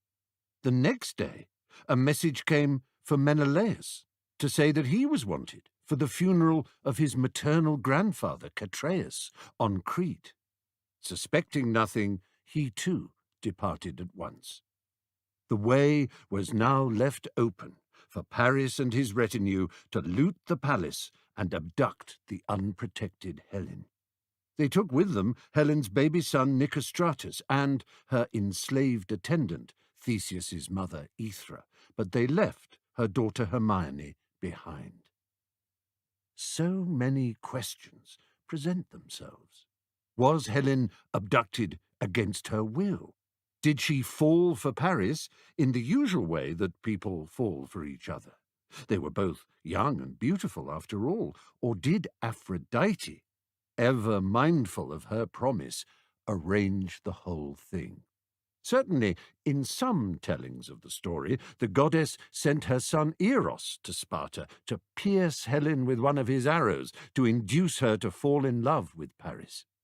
Was Aphrodite also behind the death of Catreus, the sudden event that had called Menelaus so conveniently away?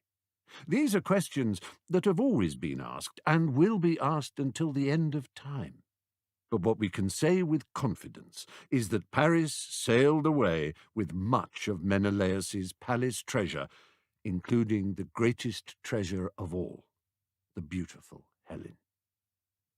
On his voyage back home to Troy, Paris stopped off at Cyprus, Egypt, and Phoenicia, where King Sidon entertained him hospitably and, for his trouble, was murdered.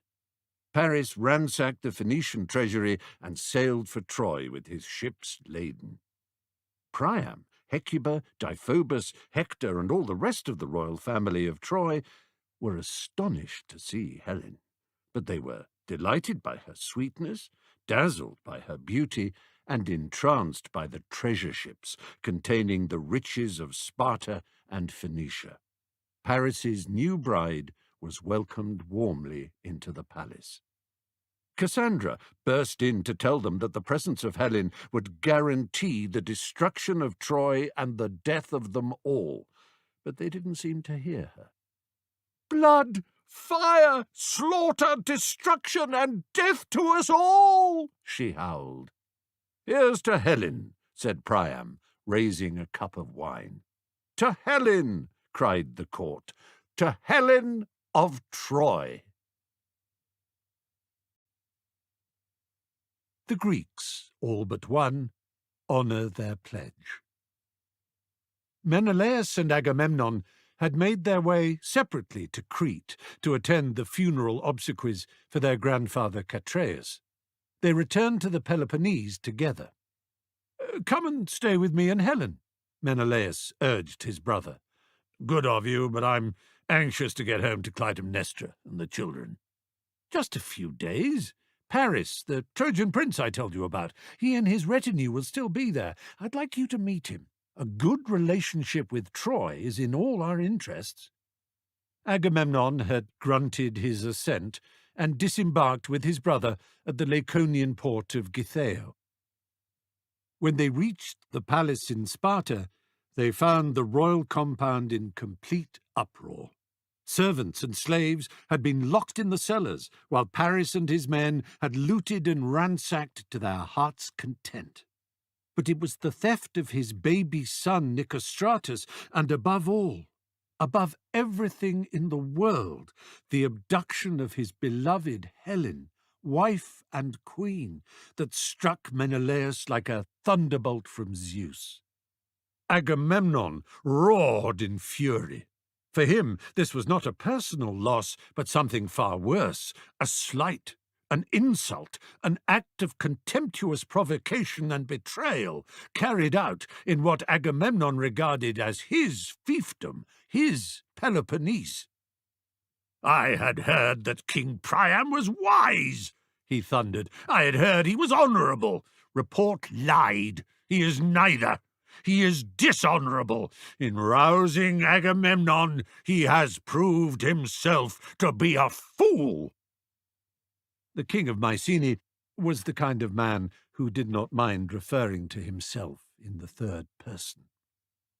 A great horn, metaphorical, not real, was sounded around the kingdoms, provinces, and islands of Greece. The kings, warlords, clan chiefs, princelings, generals, nobles, landowners, and hangdog hopefuls who had gathered in Sparta for Helen's hand and sworn to defend and honour her marriage were now called upon to make good their pledge. Homer never calls the allied army that Agamemnon convened Greeks, and only rarely even Hellenes. He most commonly refers to them as the Achaeans, named for Achaia, a region in the north-central Peloponnese that was part of Agamemnon's combined lands of Corinth, Mycenae, and Argos, but which was used to denote the whole peninsula, including city-states of the southern Peloponnese like Sparta and Troezen. Like Homer, I'll use Achaean, Argive, of Argos, Danaan, or Hellene to describe the alliance, but most often just plain Greek. And so they came. not only from Achaea and the Peloponnese, but also from Athens and Attica in the southeast of the mainland, and Thessaly in the northeast, from the Ionian Islands, and from Crete, Salamis, and the Aegean Islands, comprising the Sporades, Cyclades, and Dodecanese.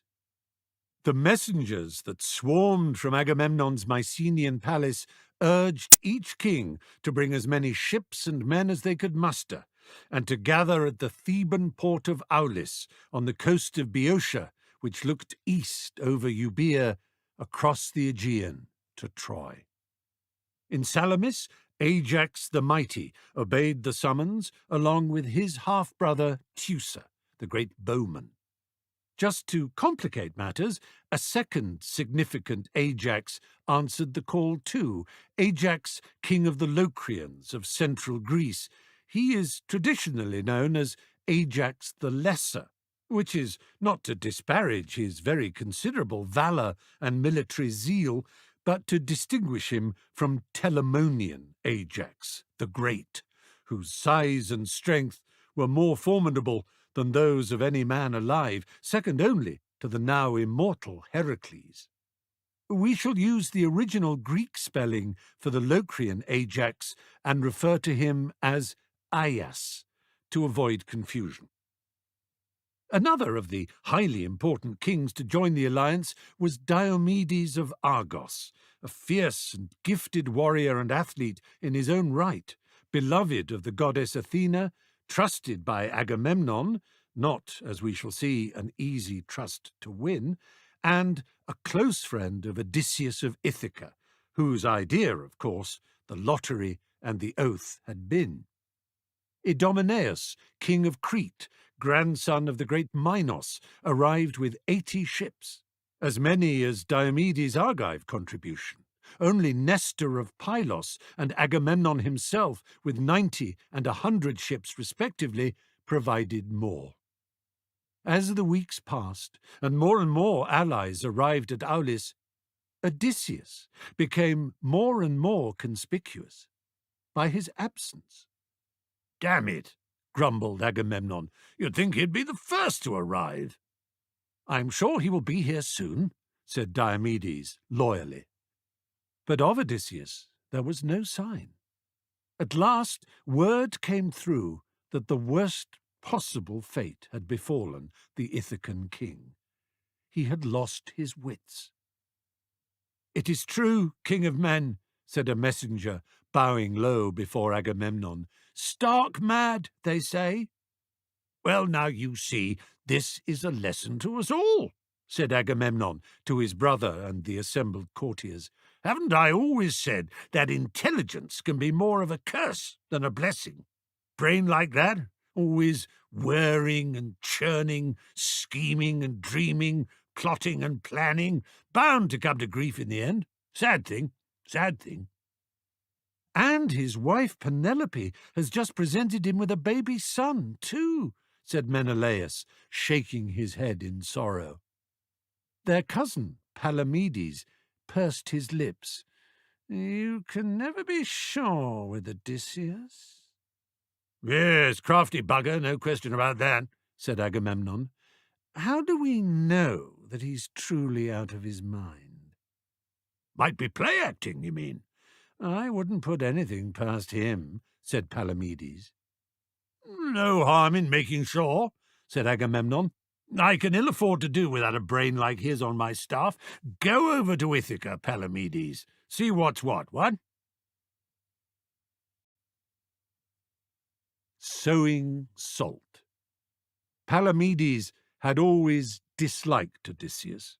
The craft and guile that others admired, he distrusted. In his opinion, the man was as twisted as a pig's tail, and as shitty. If there were two ways to approach a problem, one straight, the other crooked, Odysseus would always choose the crooked. Agamemnon, Menelaus, Diomedes, Ajax, and the others fell for his surface charm and encouraged the plotting and scheming. They seemed to find it amusing, like parents who show off their child's skill at dancing or mimicry. Palamedes was aware that Odysseus was descended from Autolycus and Sisyphus. two of the most devious cheats and double-dealers the world had ever seen, which made the god Hermes an ancestor too. But that was nothing. On his father's side, Palamedes was a grandson of Poseidon, and on his mother's, a great-grandson of King Minos of Crete, and therefore a great-great-grandson of Zeus himself.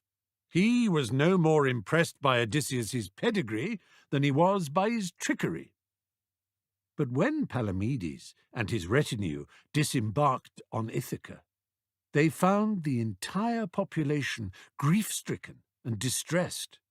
Their beloved young king really had, it seemed, lost his mind.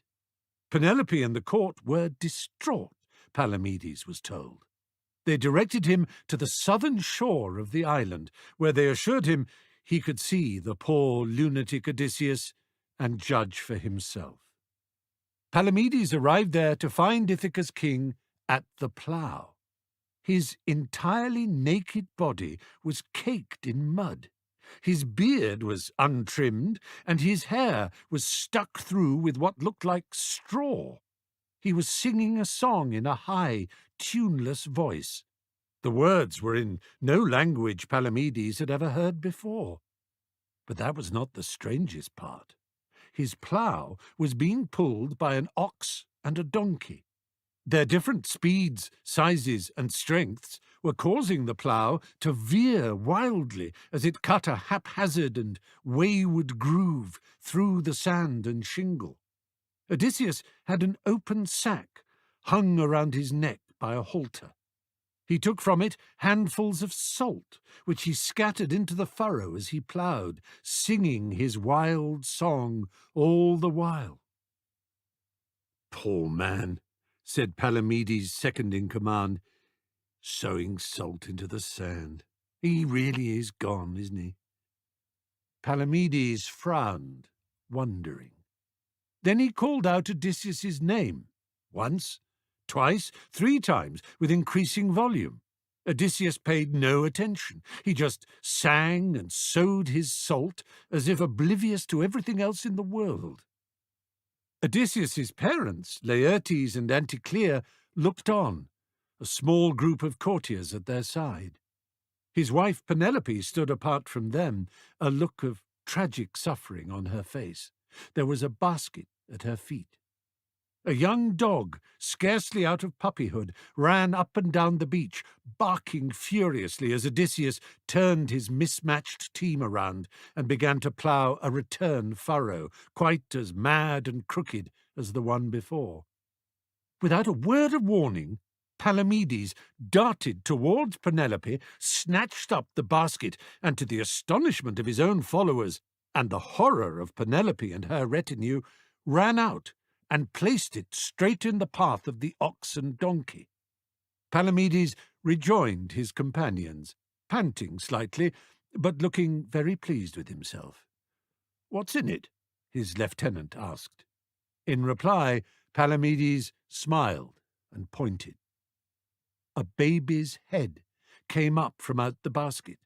Penelope screamed. The ox and donkey were heading straight towards it. The baby gurgled quite contentedly, its fists waving in the air. Odysseus suddenly stopped singing. His back straightened, he called out crisp commands to the straining ox and donkey and steered them away. The churning ploughshare missed the basket by a finger's breadth. Odysseus dropped the plough's handles, ran round, and lifted the baby up. "Telemachus, Telemachus," he whispered, covering him in kisses. "So," said Palamedes, approaching, "not so mad after all, I think." "Ah," said Odysseus. He turned to face Palamedes and gave a rueful smile. Well, it was worth a try. The young dog that had run up and down the beach barking so loudly now leapt up at Palamedes, snarling and snapping its jaws. "Down, Argos, down," said Odysseus, noting Palamedes' discomfort with some amusement. "I'm afraid my dog doesn't seem to like you very much." Palamedes nodded stiffly and went over to present his compliments to Penelope. Odysseus watched him go. "And we don't like him very much either, do we, Telemachus?" he added under his breath to his baby son. "And we won't forget what he did, will we? Ever." Penelope grasped Palamedes by the hand. "Promise me that you will not let King Agamemnon believe that my husband is a coward." "Well, you must admit, but this was all at my insistence. An oracle has prophesied that if Odysseus leaves Ithaca to fight in a war, he will not return for 20 years. 20 years? But that's absurd. You can't have believed such a thing, surely. It was very clear." "Oracles are never clear. Must have meant 20 months, or maybe it meant that 20 of his men would be lost, or that he would return with 20 captives, something like that. But fear not. I shall pass on your message to my cousin Agamemnon. I depart at once. Ask your husband to make his preparations and join us at Aulis as soon as he can. Yes?" Palamedes left Ithaca, delighted to have outfoxed the fox. But the fox was not one ever to forget or forgive. He vowed that the day would come when Palamedes would pay for what he had done. For now there was much to do. His feigned madness abandoned, Odysseus threw himself into the preparations for war with zeal. 228 of Ithaca's fittest and finest volunteered to sail with him and fight under his banner, and within a few short weeks 12 sleek Penteconters, freshly painted and fully provisioned, were lined up in the harbour, ready to set off for Aulis. Odysseus gave the signal, and his fleet set sail. Looking back from the stern of his command vessel, he took in a last sight of Ithaca, a last sight of his wife Penelope, and a last sight of his son Telemachus in her arms. From her position on the harbour wall, Penelope watched the line of 12 ships grow darker and smaller against the huge white of the sky.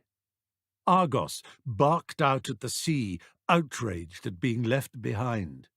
The barking turned to inconsolable howling as his master and the fleet were slowly swallowed up by the haze of the horizon.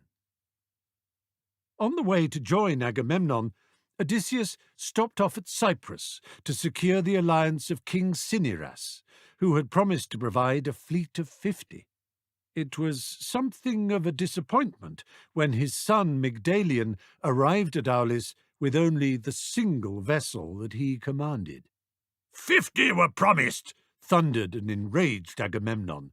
And 50 there are, said Mygdalion, launching 49 miniature model ships of Cypriot clay, each filled with little ceramic figures representing warriors. It was a stunt that Odysseus and Diomedes were inclined to shrug off, but if Agamemnon had one defining weakness, it was self-importance.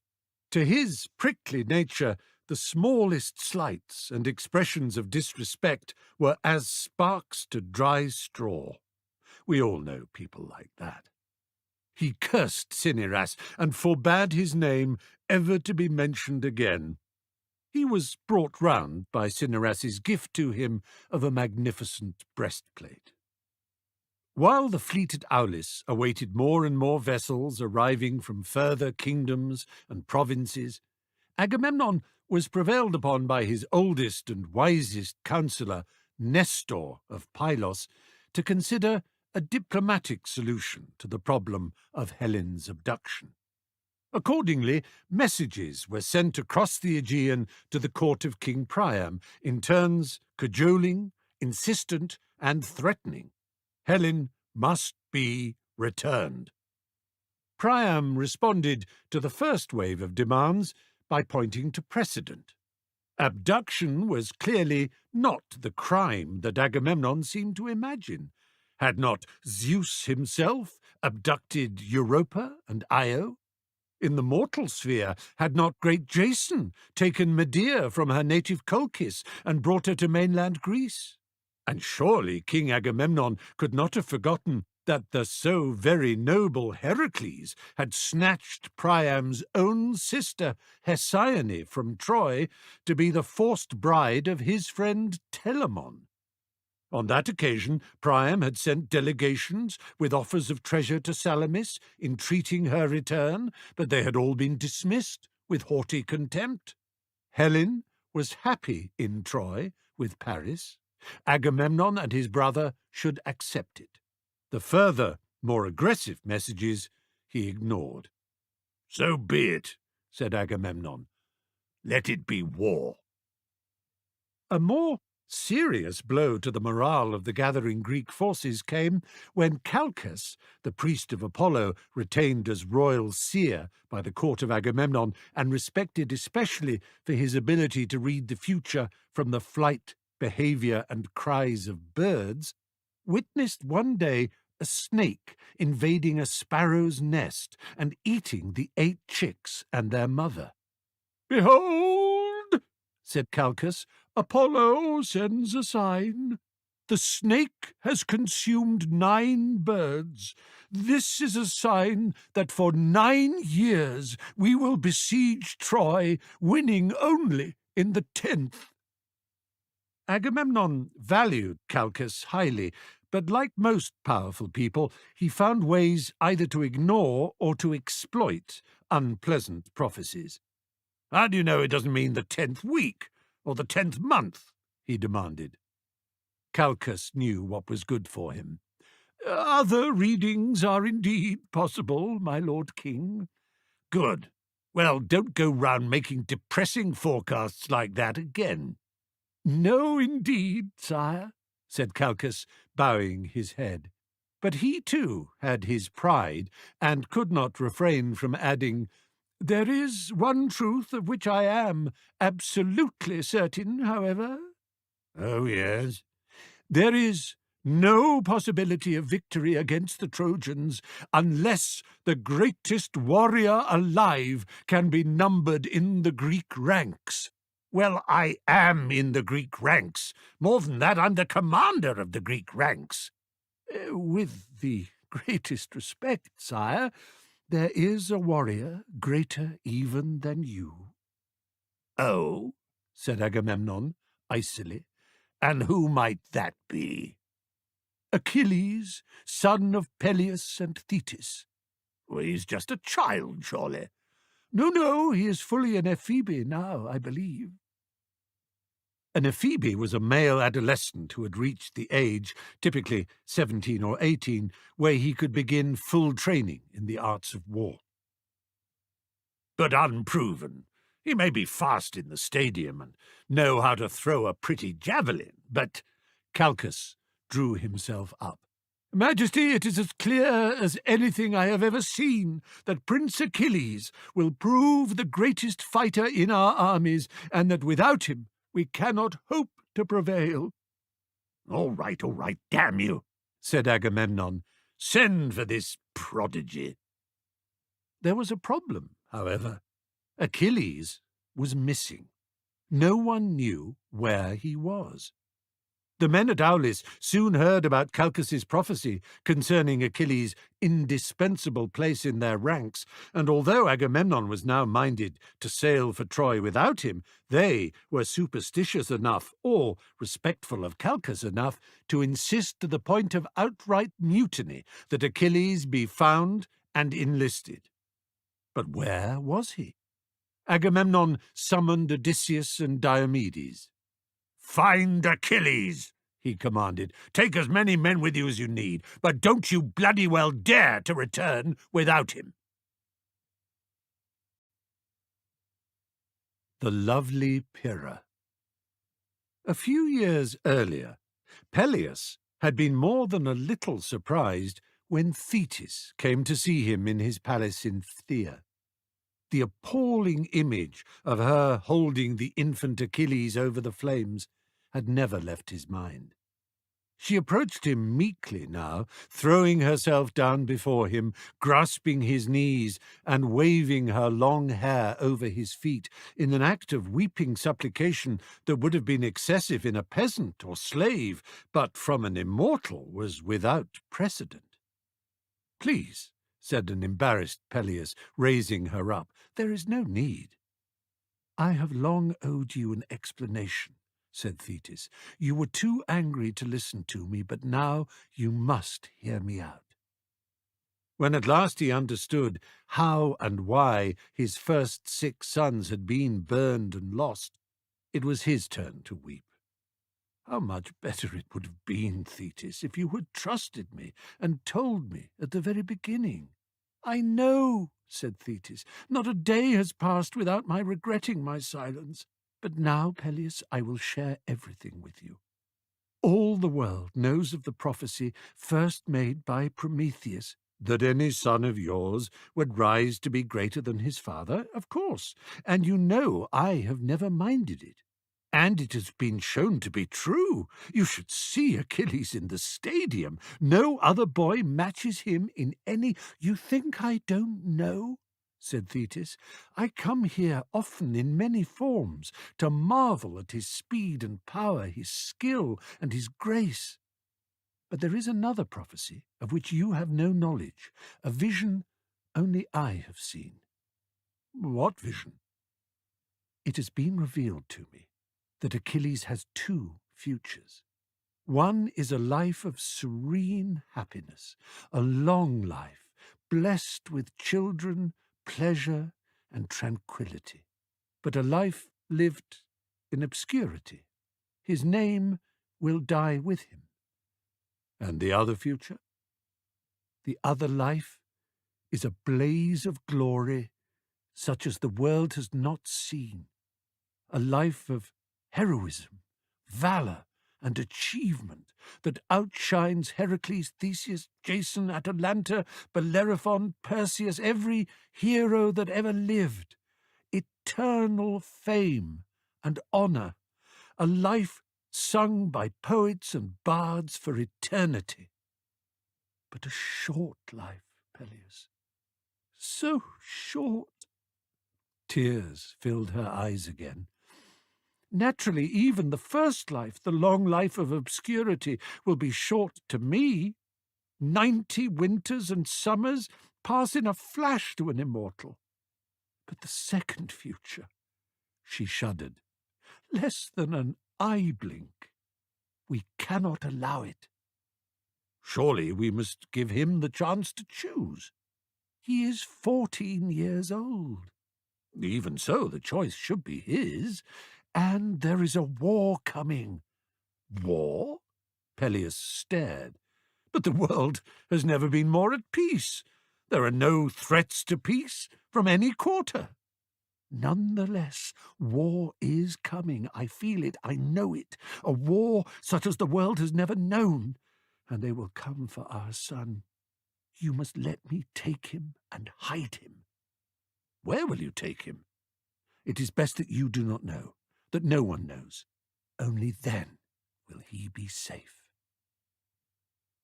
Achilles embraced his friend Patroclus. "I'm leaving you in charge of the Myrmidons," he said. "They won't obey anyone but you," said Patroclus. "You know that."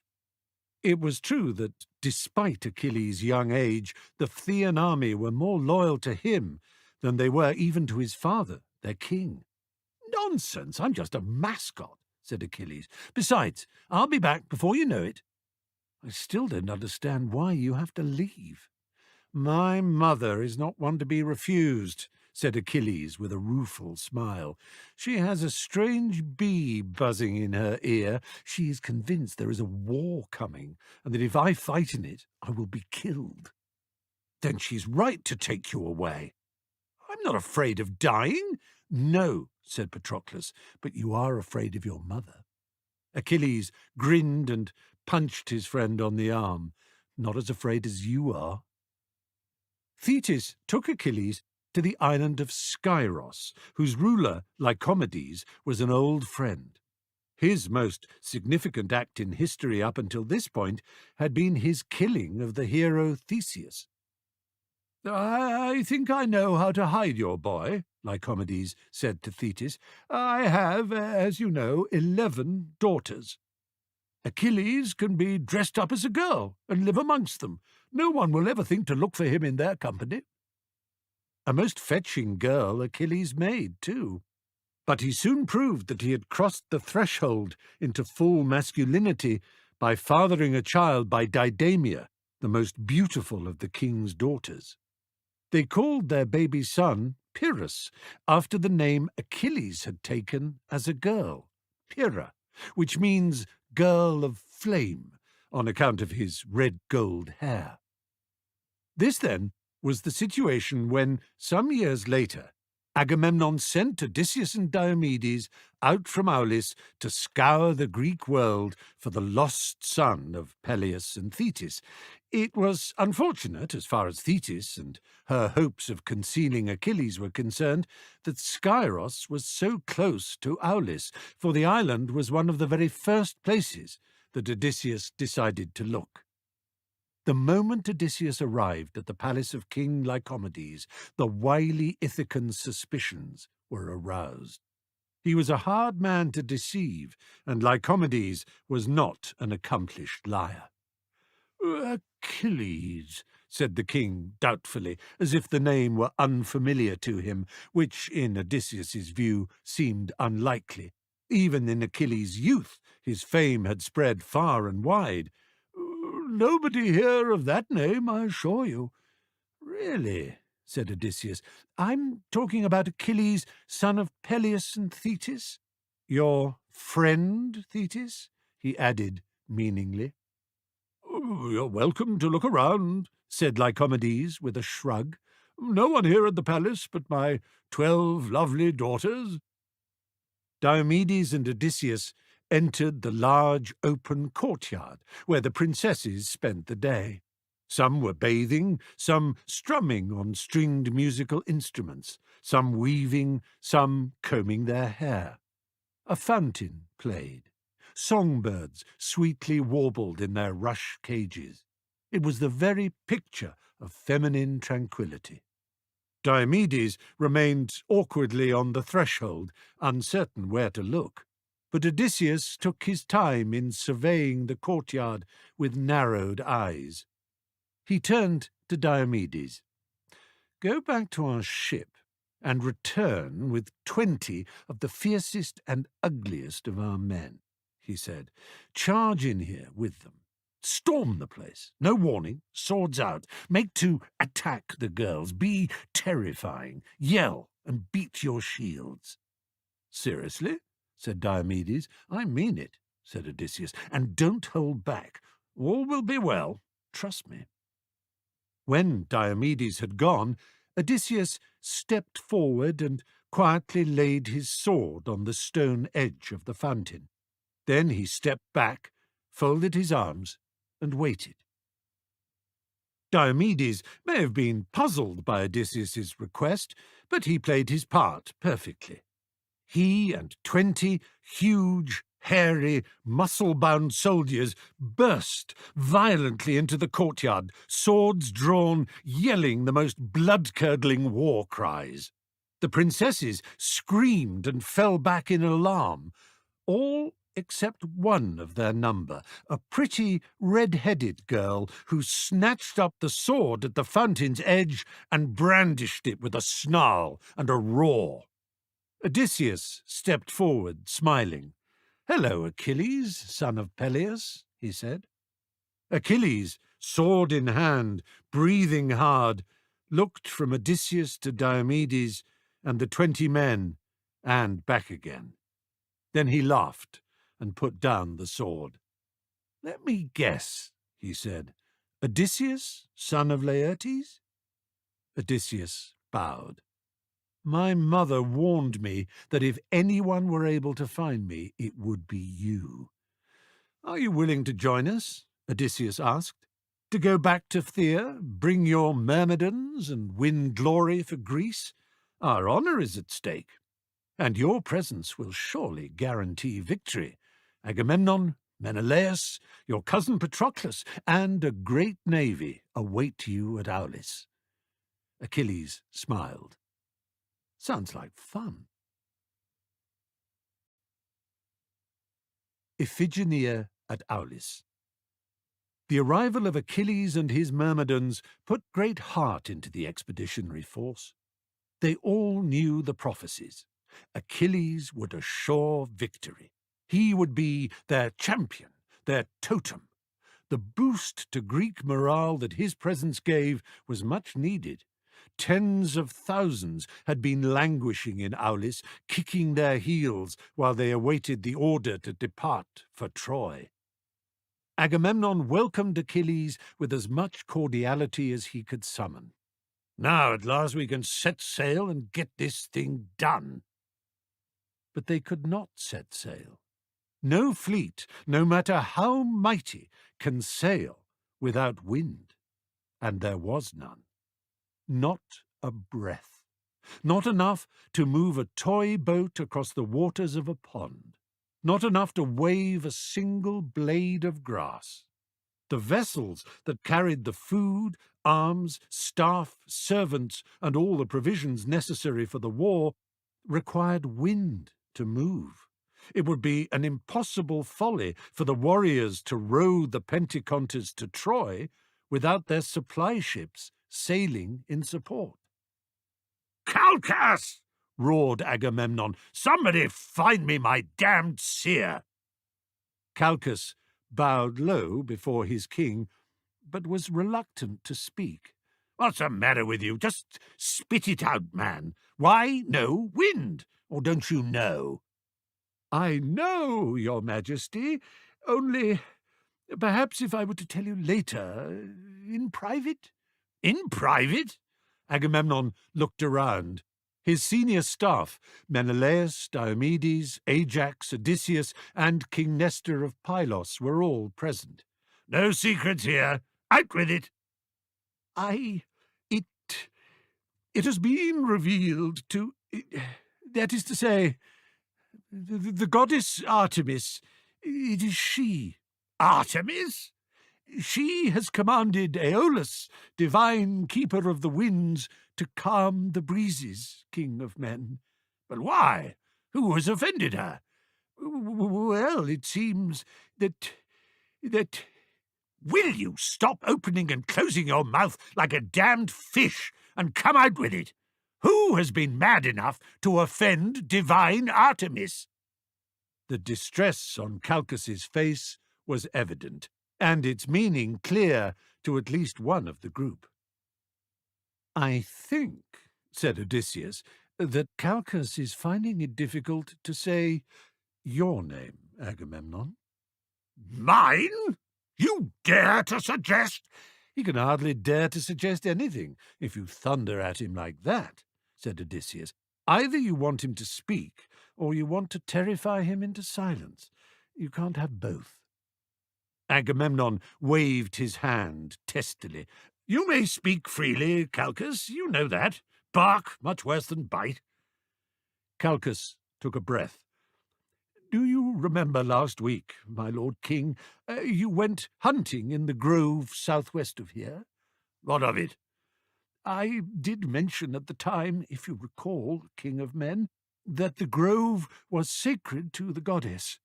"Did you? Don't remember. What of it?" You shot a stag that day. An excellent shot, but it seems the stag was also sacred to the divine huntress. She is angry, sire." Agamemnon gave an exaggerated sigh, the sigh all leaders give when they wish to express how they are surrounded by fools and eternally burdened with problems that would break lesser men. "All right, I see. And I suppose we need to make some sort of sacrifice to placate her. Is that it?" "Your Majesty is correct." "Well, give the orders, then. Do I have to do everything myself? Sacrifice what, exactly? What would be appropriate? Another stag? A bull? A goat? What?" Calchas twisted the hem of his cloak and looked in all directions but towards his king. "She really is very angry, sire, very angry indeed." 10 bulls, 20, a whole bloody hecatomb then, 100? It is worse than that, Majesty. The goddess requires nothing less than the sacrifice of... The seer's voice dropped to a hoarse whisper, and tears sprang to his eyes. "The sacrifice of your daughter." "My daughter? My daughter? Is this a joke?" Calchas's anguished face put the answer beyond any doubt. There followed an icy silence. Agamemnon broke it with another question. "Which daughter?" Calchas twisted the fabric of his cloak even more tightly. "Only the offer of your eldest will propitiate the goddess." Menelaus, Odysseus, and the others turned to look at Agamemnon. His wife Clytemnestra had borne him 3 girls. Electra and Chrysothemis were still children, but Iphigenia was approaching early womanhood. She was said to be intelligent, pious, and good-natured. "No," said Agamemnon after a long silence. "Never." "Now, just a moment," said Menelaus. "We are all sworn to this venture." "Then sacrifice your own daughter." "The treacherous Trojan brat has already stolen my wife and my son Nicostratus," said Menelaus. "I have sacrificed enough. Remember your oath." "What has Iphigenia ever done wrong?" "I know it's a hard thing to ask, Agamemnon, but if Artemis demands it..." Agamemnon was not to be persuaded. "There are other gods. Athena, for one. She favors Odysseus and will always smile on anything he does. Poseidon is on our side too, and Hera. They will persuade Zeus to intervene. Artemis cannot hold up our fleet forever. If we wait long enough, all will be well." But days passed without a hint of breeze. The hot, stale conditions at Aulis became a breeding ground for disease. As rumours began to circulate amongst the Greeks, many came to the conclusion that the vengeful Artemis had gone so far as to shoot her plague arrows into their camp. Weeks went by without the wind springing up or the contagion dying down. Finally, Agamemnon yielded to the pressure mounting on him from all sides. "Sail to Mycenae," he said to Odysseus. "Sail? The whole point is that we..." "Row! Row to Mycenae! You damn well know what I mean. Swim if you have to, but get there. Tell Clytemnestra that you are commanded to bring Iphigenia to us so that she might marry." "And who is to be the fortunate husband?" "Achilles," said Agamemnon. "Really?" Odysseus arched an eyebrow. "And how does the young prince himself feel about this?" "No reason to bother him with it," said Agamemnon with a wave of the hand. "They're not really going to marry. Whole thing's just a what's the word? Pretext, excuse, deception, lie?" "Don't question my orders. Just go." "But you don't feel," said Odysseus, "that it is almost inevitable that..." "That what?" "Well, don't you feel that perhaps a better reason might be found for bringing your daughter here?" "Nonsense. My plan is perfect. What could be better than betrothal to Achilles? He's the world's darling." "It's only that..." Odysseus cast about for the right way to express himself. "No more prevarication. Go." As Odysseus's ship rounded the southern headland of Attica on its way to the Peloponnese, he pondered the quirks and inconsistencies of his fellow men. He could not doubt that Agamemnon was the most brilliant military commander alive. One could only admire the speed, audacity, and resolve with which he had conquered and combined the disparate city-states, kingdoms, and provinces of the Argolid, and turned Mycenae into the great power it unquestionably was. Yet how could such an able general be so foolish when it came to questions of personality, emotion, and feeling? It was surely inevitable that Agamemnon's wife, Clytemnestra, would insist on accompanying Iphigenia to Aulis for the wedding. What mother wouldn't be there for the most ordinary betrothal, let alone a union as glorious as that which was being held out? How could Agamemnon, who was capable of second-guessing the finest enemy commanders in the field, not see this? How would Clytemnestra react when she discovered that she and her daughter had been lured to Aulis under false pretenses and for the most unspeakable purpose? And how would the impetuous Achilles respond to the use of his name in such a deception? Ah, well, not for Odysseus to question, only for Odysseus to watch with his usual air of ironical detachment. His assumptions were borne out on arrival at Mycenae. The moment marriage and Achilles were out of his lips, the palace was thrown into an uproar of preparation. Iphigenia was overcome with happiness, and Clytemnestra with pride. There was nothing Odysseus felt he could say to stem the tide of their inevitable excitement. His facial muscles ached from the fixed smile he forced onto his features. Yes, wasn't it the most marvellous marriage imaginable? Achilles was quite as handsome as report had put out.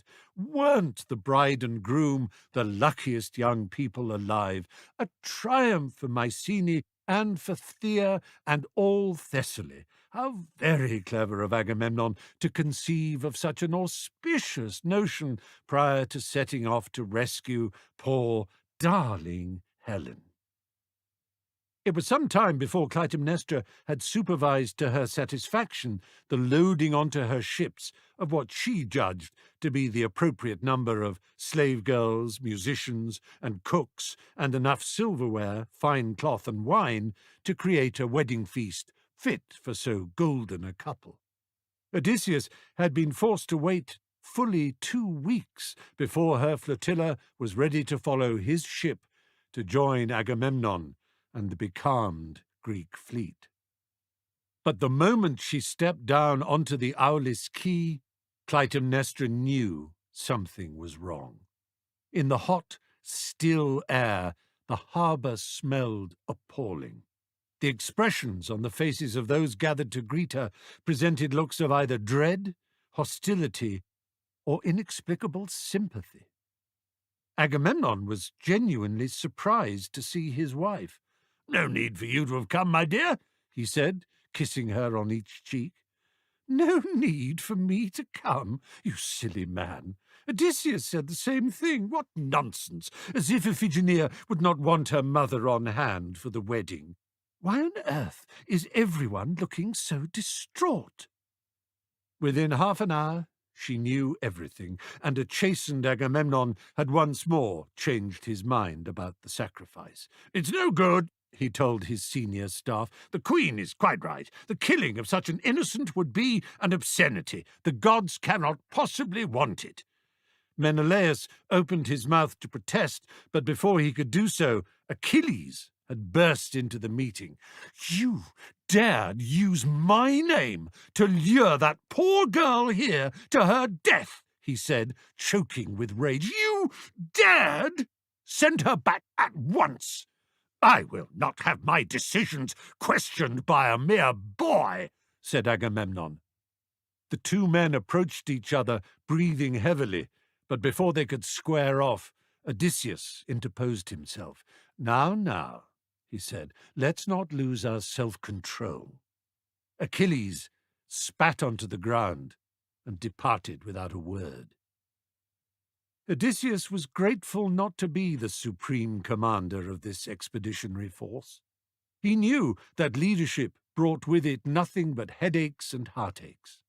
In this case, it was clear that no matter what Agamemnon did, he would suffer. It was natural that all his instincts as a father and husband should revolt violently at the thought of his daughter's death. Yet by now the whole alliance, down to the meanest slave, had learned the details of his killing of the sacred deer and what Artemis had demanded as recompense. Everyone, even his brother Menelaus, was calling on Agamemnon to yield. Iphigenia must die, or the whole project to rescue Helen from Troy would fail. What was one life against the honor of so many Greek kings and princes? What was one life against the rising tide of mortality from the sickness infecting the fleet at harbor? What was one life against the prospect of all the Trojan treasure that lay in wait for their victorious armies? That night, even Achilles had overcome his fury at being the unwitting instrument in bringing Iphigenia to Aulis, and had added his own voice to the chorus clamoring for her death. He felt deeply sorry for the girl, but his Myrmidons were in no mood to loiter in Aulis for a day more than was necessary. 2 of his commanders, Eudorus and Phoenix, had come to see him that afternoon to make him understand the mood in the Myrmidon ranks. "They love you, Prince Achilles," Phoenix had said, "but they will not hear of Agamemnon defying the wishes of the goddess." "It is true," said Eudorus. "Artemis is implacable. My mother, Polymele, was once a votary of hers. She does not forgive. The huntress must be appeased. There can be no way out. Unless Iphigenia is sacrificed, this whole enterprise will have been in vain." In the end, it was Iphigenia herself who broke the deadlock. "I will lie on the sacrificial stone and gladly give my life for Greece," she said to a horrified and disbelieving Clytemnestra. "This sacrifice is my enduring monument. It is to me marriage, motherhood, and fame, all those in one. And it is right, mother." And so it was that before them all she was laid out on the altar stone. Calchas raised a silver knife high in the air, his expression and speed of movement betraying, to Odysseus's mind, rather too much enthusiasm, and called out to the goddess to accept the sacrifice. Clytemnestra sobbed. Achilles looked away. Agamemnon screwed his eyes shut. Calchas brought the knife down. But he did not stab Iphigenia, for Iphigenia had disappeared. In the same instant that the knife descended, she vanished. A stag took her place, and it was that creature's hide that the blade penetrated, not the pale skin of Iphigenia. The stag's blood erupted in a great fountain. Without missing a beat, the blood-spattered prophet turned to the crowd with a shout of triumph.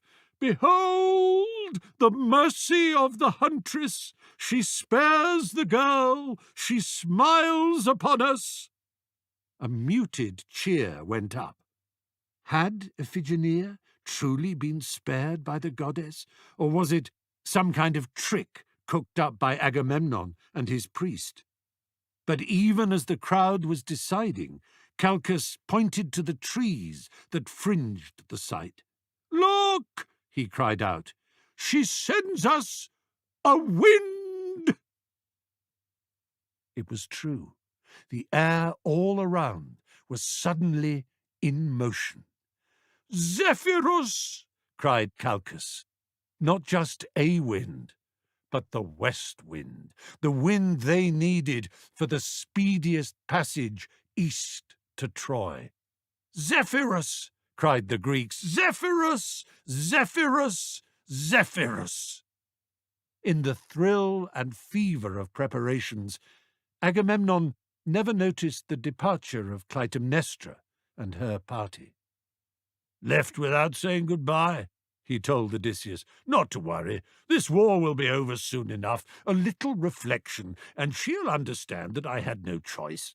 Besides, the goddess will have spirited Iphigenia back home anyway. She'll be there at the palace to welcome them when they return. Course she will. Hope your ships are all seaworthy and ready, Odysseus.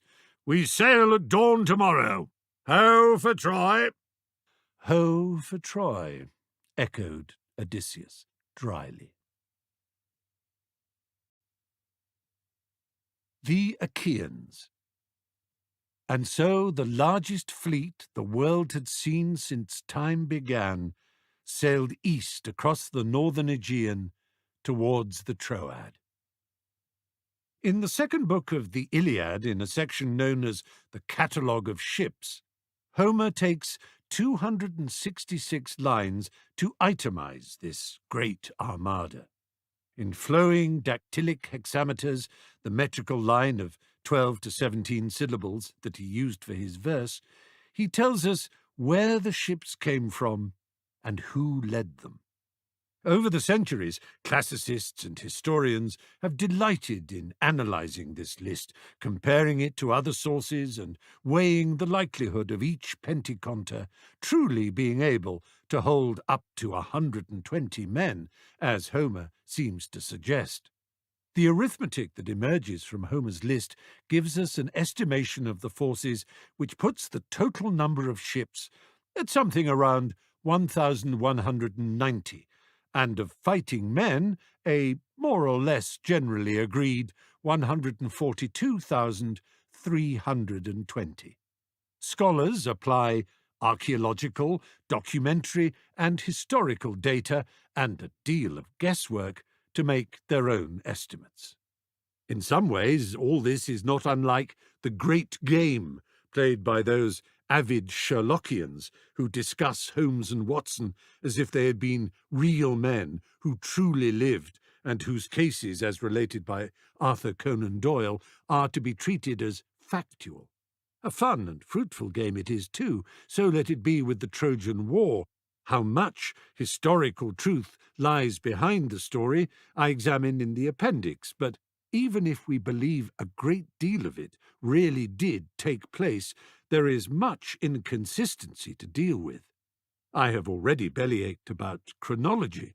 In the main lines of the story as it has been handed down, there was at least an 8-year gap between the abduction of Helen and the final sailing of the fleet. This messes with the ages of some individuals in ways that I won't even touch on here.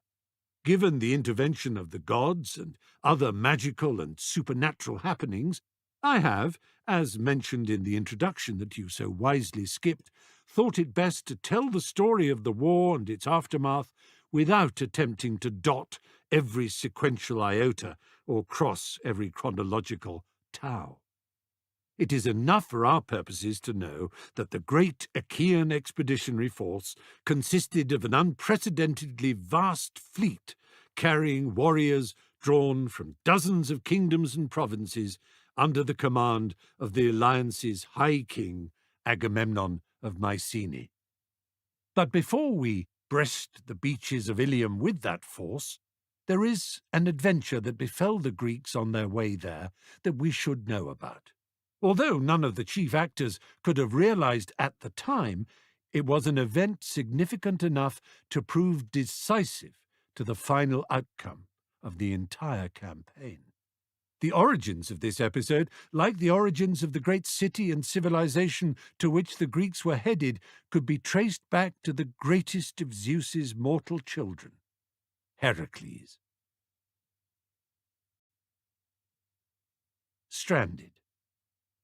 The Achaean fleet approached the opening of the Hellespont Straits and laid up off the island of Tenedos. "Last stop before Troy," said Agamemnon. "Let the men have some fun before we begin the grim business of war." The Greeks swarmed over the island, holding impromptu athletic competitions, hunting down game and searching out the island's womenfolk. Achilles was delighted to encounter a most attractive girl bathing in a pool. But before he could make a move on her, a man rushed out from the trees to confront him, brandishing a sword and roaring with anger. "Well, well," said Achilles, "and what have we here?" "You trespass on my kingdom, insolent boy." "Your kingdom?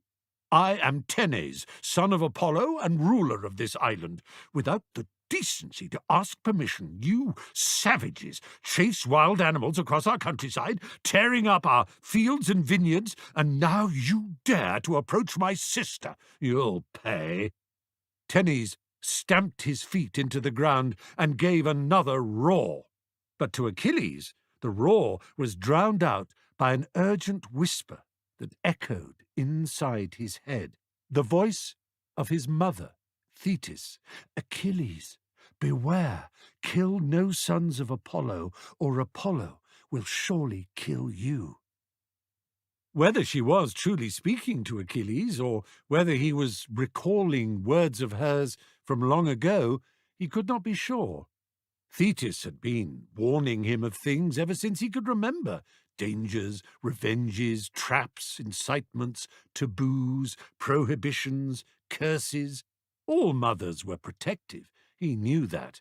Thetis was unquestionably more protective than most. Perhaps she had once told him that those who kill the sons of gods could expect to be killed by those gods. It was the sort of thing she would say. Achilles was not afraid. He tamped the inner voice down. His hot blood was up. The sight of this self-important islander snarling and shaking his sword at him was intolerable. A feint to the left, a dance to the right, a dart forward, a sharp twist of the wrist, and ℌ𝔞𝔫𝔞𝔥's sword was on the ground without the need for Achilles even to bring out a weapon of his own. One more sharp twist, and ℌ𝔞𝔫𝔞𝔥's neck was broken and his life extinguished. His sister screamed and ran away. Meanwhile, a royal party, headed by the Atreides, a common appellation for the brothers Agamemnon and Menelaus, as sons of Atreus, had left Tenedos for the smaller neighbouring island of Chryse. It was their intention to make a sacrifice there to Heracles, who had himself burned offerings to the gods on the island before his attack on Laomedon of Troy. They were being led to the very spot by one of Heracles' most loyal followers, Philoctetes, son of King Paeas of Melibea, who had been there with Heracles all those years ago. Philoctetes had also been present at the moment of the great hero's death. He had watched in helpless despair as corrosive poison from the shirt that once belonged to the vengeful centaur Nessus ate its way into Heracles' flesh. In his agonized frenzy, Heracles had uprooted trees for his own funeral pyre. When he begged his friends to set it alight, they had all drawn back. Only Philoctetes had had the heart to do it.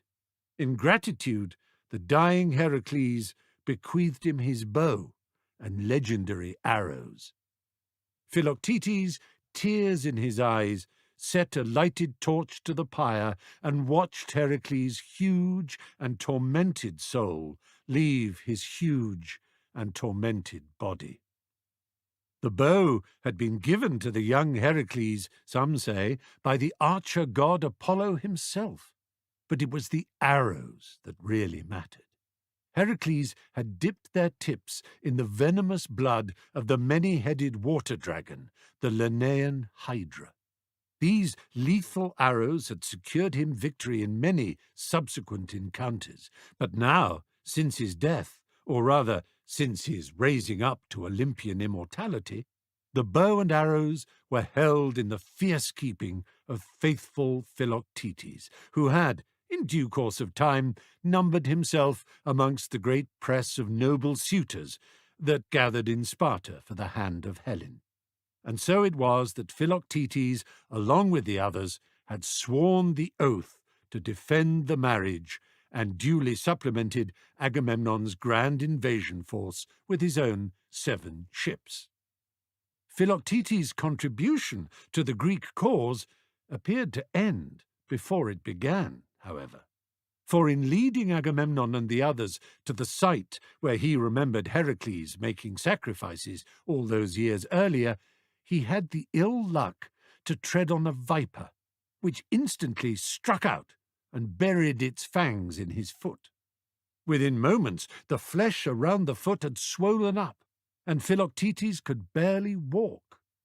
Diomedes helped him across the island to the boat which should have carried them all back to their ships, but by this time the wound was suppurating and giving off the most terrible stench. Odysseus whispered to Agamemnon and Menelaus that such an infection could not be cured and would risk spreading contagion through the ships. The Atreides decreed that Philoctetes should be left behind. They were considerate enough, considerate in their own estimation, if not in that of the outraged Philoctetes, to agree that Chryse was too small and inhospitable for him, and so the hobbling, howling, outraged Philoctetes was abandoned on the neighbouring isle of Lemnos, which at this time was deserted.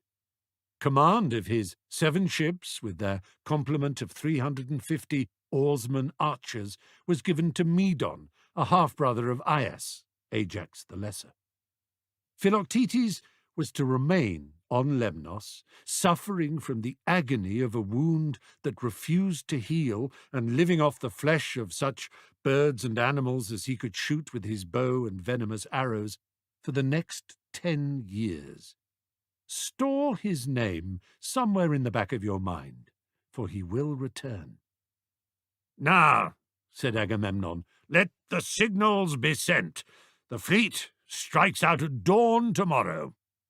The word spread from deck to deck across the ships. "Troy! Troy! Troy!" Ilium. Arrival. The topless towers of Troy gleam in the sun. From the city's walls, the sentries and watchmen cry out and sound their horns. They have seen a sight to strike fear into the bravest heart. Far out to the west, the horizon that separates the sea from the sky has turned black. The soft bar of haze that every day, until this day, has separated the sea from the sky, is now a broad black line, stretching left and right as far as the eye can see. As the Trojans watch, the line thickens. It is as if Poseidon is pushing up a new island or a new continent. Soon they realize that the black line is not a great cliff rising from the sea. It is an unimaginably huge fleet of ships approaching, line abreast, hundreds upon hundreds upon hundreds of them. The Trojans have readied themselves for war. For month after month they have been making their defensive preparations. All Troy knows that the cursed Achaeans are coming. But the scale of the fleet, the sight of it, for that nothing could prepare them. Hector and Paris climb to the ramparts at the first sound of the horns. "How many?" says Paris. Hector looks. It has been no more than an hour since Eos flung wide the gates of dawn for her brother Helios to drive his chariot through. The Titan of the sun is already high enough in the sky for his rays to set the sea sparkling. Through the haze, Hector sees flashes in the far distance as sunlight strikes prows and masts and hulls and dipping oars. "They will be close enough to count before long," he says. "Come, time to make sacrifices, and then we arm." While we wait for the fleet to arrive and for the Trojans to prepare and make their offerings to the gods, there is also time to consider the question of which gods the Trojans make those offerings to. To the same gods as the Greeks? Have the gods chosen sides? Olympus. The gods have been growing more and more excited by the spectacle of the gathering mortal storm. They have watched with fascination and mounting excitement as the Achaeans made their preparations and set a course for the Troad. The Olympians enjoy the mauling and brawling of their playthings, their little human pets. They thrill to mortal war. They are as fired up and involved as Elizabethan nobles wagering on the outcome of a bear-baiting, or Regency lords ringside at a cockpit in the East End, or Wall Street bankers at an illicit downtown cage fight. Slumming it, 19th century sprigs of the nobility called such excursions into the mud and blood of the commonalty. The appalling appeal of the dirt and its heady threat of violence. And, like those sporting aristocrats, the gods have their favourites. Rather than wagering with gold, the immortals stake honour, status, and pride on the outcome. Also, like those sporting aristocrats, the gods, as we shall see, are not above nobbling the runners and riders they disfavour and unfairly assisting those they support. By quieting the winds and demanding the sacrifice of Agamemnon's daughter Iphigenia, Artemis, the divinity of the hunt and the bow, had held up and dispirited the Greeks at Aulis, which gives us a clue as to where her loyalties lie. She and her twin Apollo favour the Trojans, and over the coming years they will each do what they can to advance that cause, as will their mother, the ancient Titaness Leto. Aphrodite has naturally been on the Trojan side ever since Paris awarded her the Apple of Discord, and perhaps before, when she coupled with Anchises and bore his child Aeneas. Ares, too, the god of war and Aphrodite's lover, has aligned himself with Troy. These 4 Olympians will prove hugely powerful allies for the Trojans.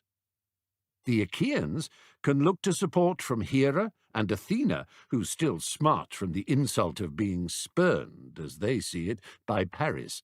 Besides this, Athena has always had a special fondness for Diomedes and Odysseus, and will always watch over them. Hermes favours Odysseus too, but the slippery messenger god's first loyalty is always to his father, Zeus. Poseidon, ruler of the sea, takes the Achaean side, as does Hephaestus, god of fire and forge, perhaps for no other reason than that his unfaithful wife, Aphrodite, and her lover, Ares, prefer Troy. Naturally, Thetis, for the sake of her son, Achilles, will always do what she can to advance the Greek cause. Hades could not care less who wins. It is enough that the conflict will fill his underworld with new dead souls. He hopes the war will be a long and bloody one. Dionysus takes no active part, but is satisfied by the knowledge that libations of wine will be poured, wild dances held, and sacrifices made in his honour during the periods of feasting and revelry which must inevitably punctuate the crises and climaxes of battle. Demeter and Hestia, goddesses of fertility and the hearth, are the 2 Olympians with the least interest in or connection to warfare of any kind. Their concern is with the women and children left at home, with the grieving families, and with the workers and slaves who labour in the fields and vineyards, with those, as a phrase from our time has it, who keep the home fires burning. Zeus, ruler of heaven and king of all the gods, what of him? Zeus likes to think himself a wise and benign onlooker, a disinterested spectator far above the fray. He accepts the role of referee and grand arbiter. He has instructed the other Olympians not to interfere, but he will turn a blind eye when they do. He will not be above being persuaded to make interventions himself.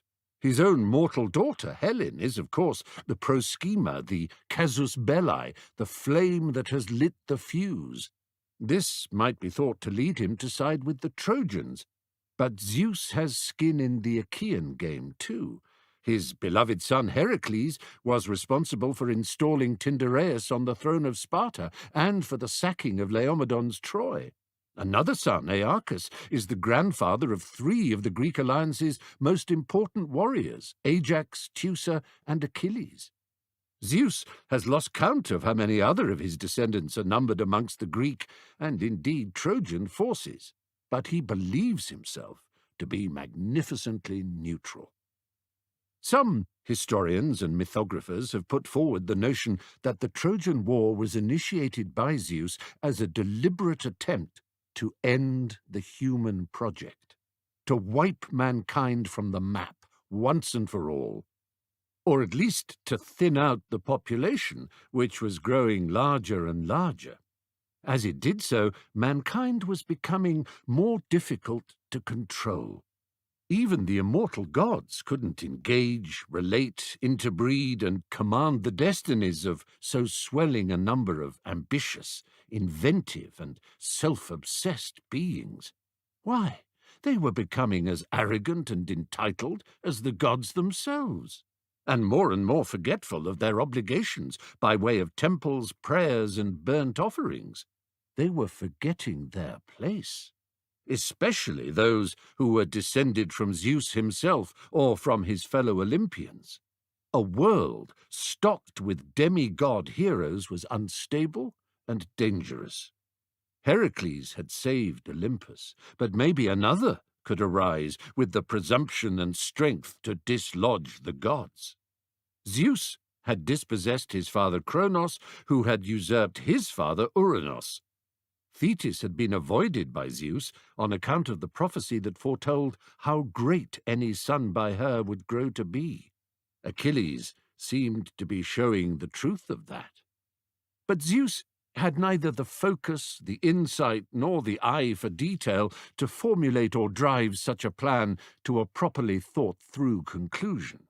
He was more in the mould of one who maddens the dogs and lets them fight it out, or of the Roman emperor who looks down on the slaves and gladiators, gloating at all the blood and gore that soaks into the sand. He was neither puppet master nor grandmaster tactician. He hadn't the patience to pull every string. He took no pleasure in surveying the board, fingers pressed to temples, deep in analytical thought, foreseeing every move and counter-move. Give a good shake and see what happens. That was his way.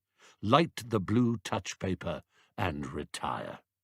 Let mankind tear itself to pieces all on its own. The Trojan forces. We know that the Achaean expeditionary force is made up of over 100,000 men drawn from dozens of the kingdoms, island realms, and provinces that constitute the Greek world. But what of their enemy, the defenders of Troy? Is there no more than one people in one walled city to repel this unprecedented threat?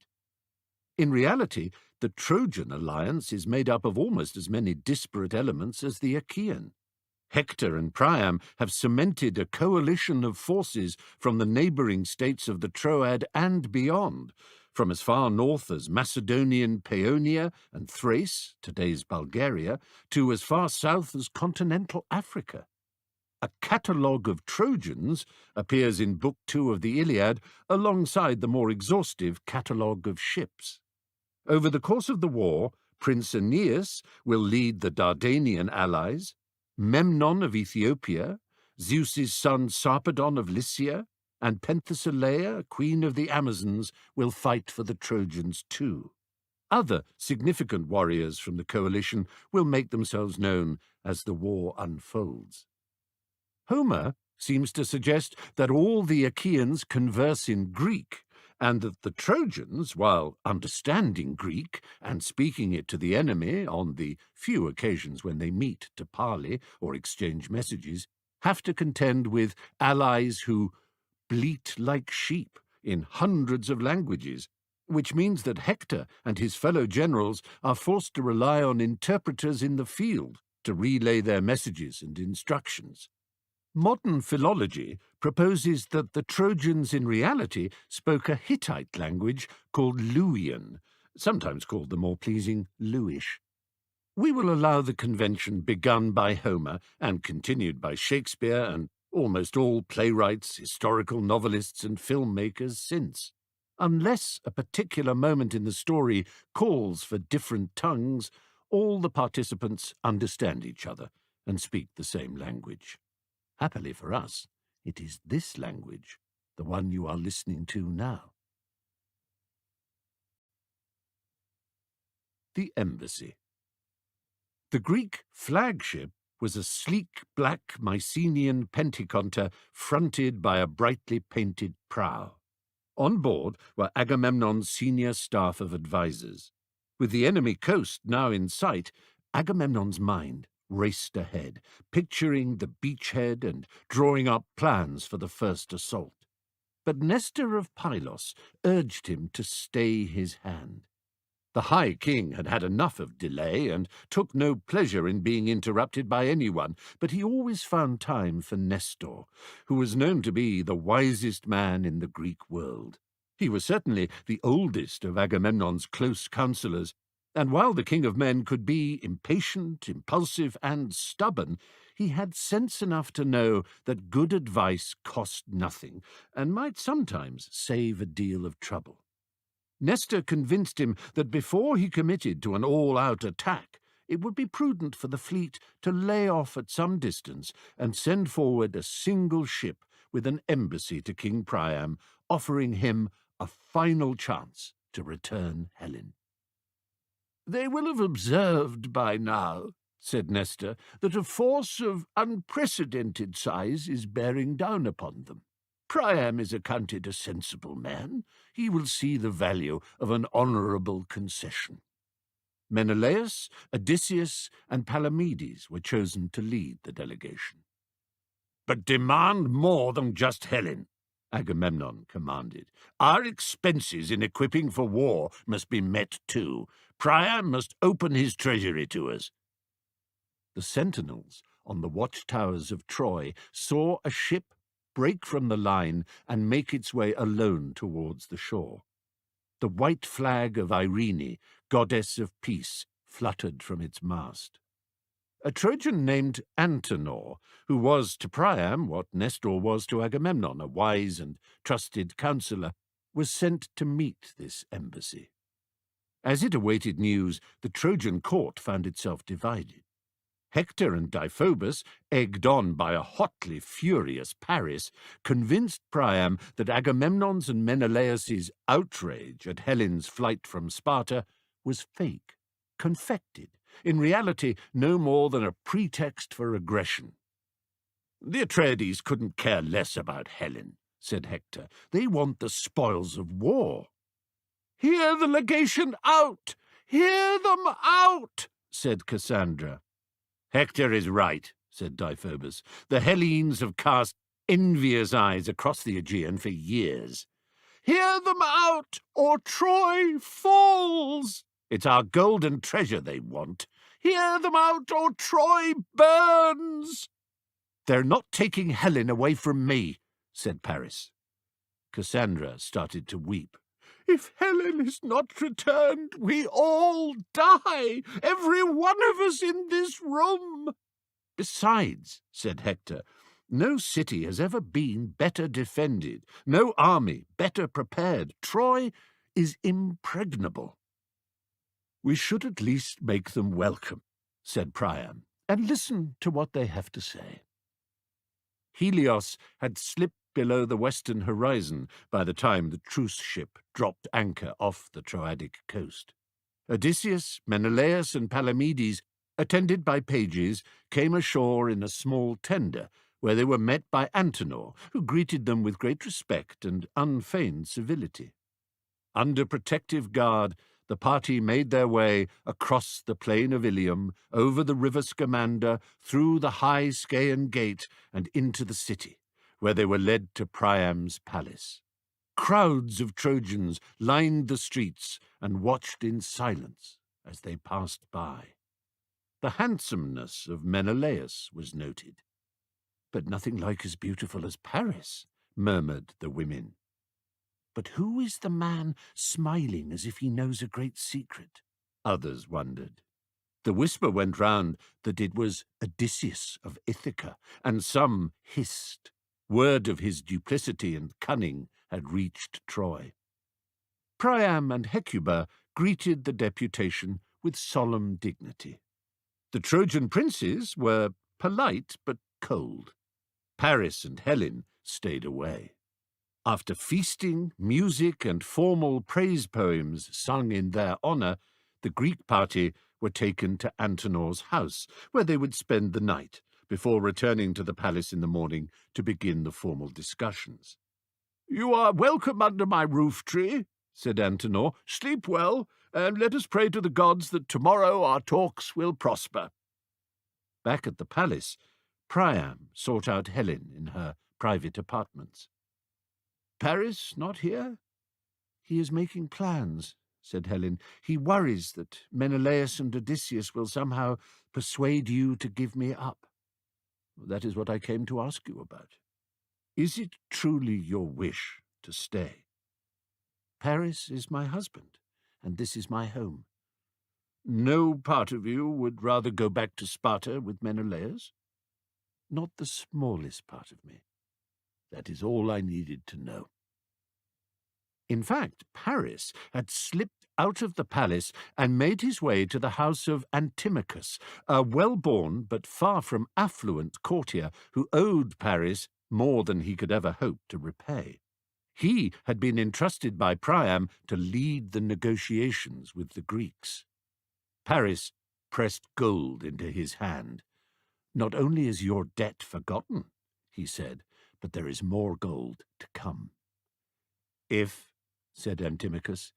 "If," said Paris, "you persuade the negotiators to stop their ears to Achaean lies and false promises.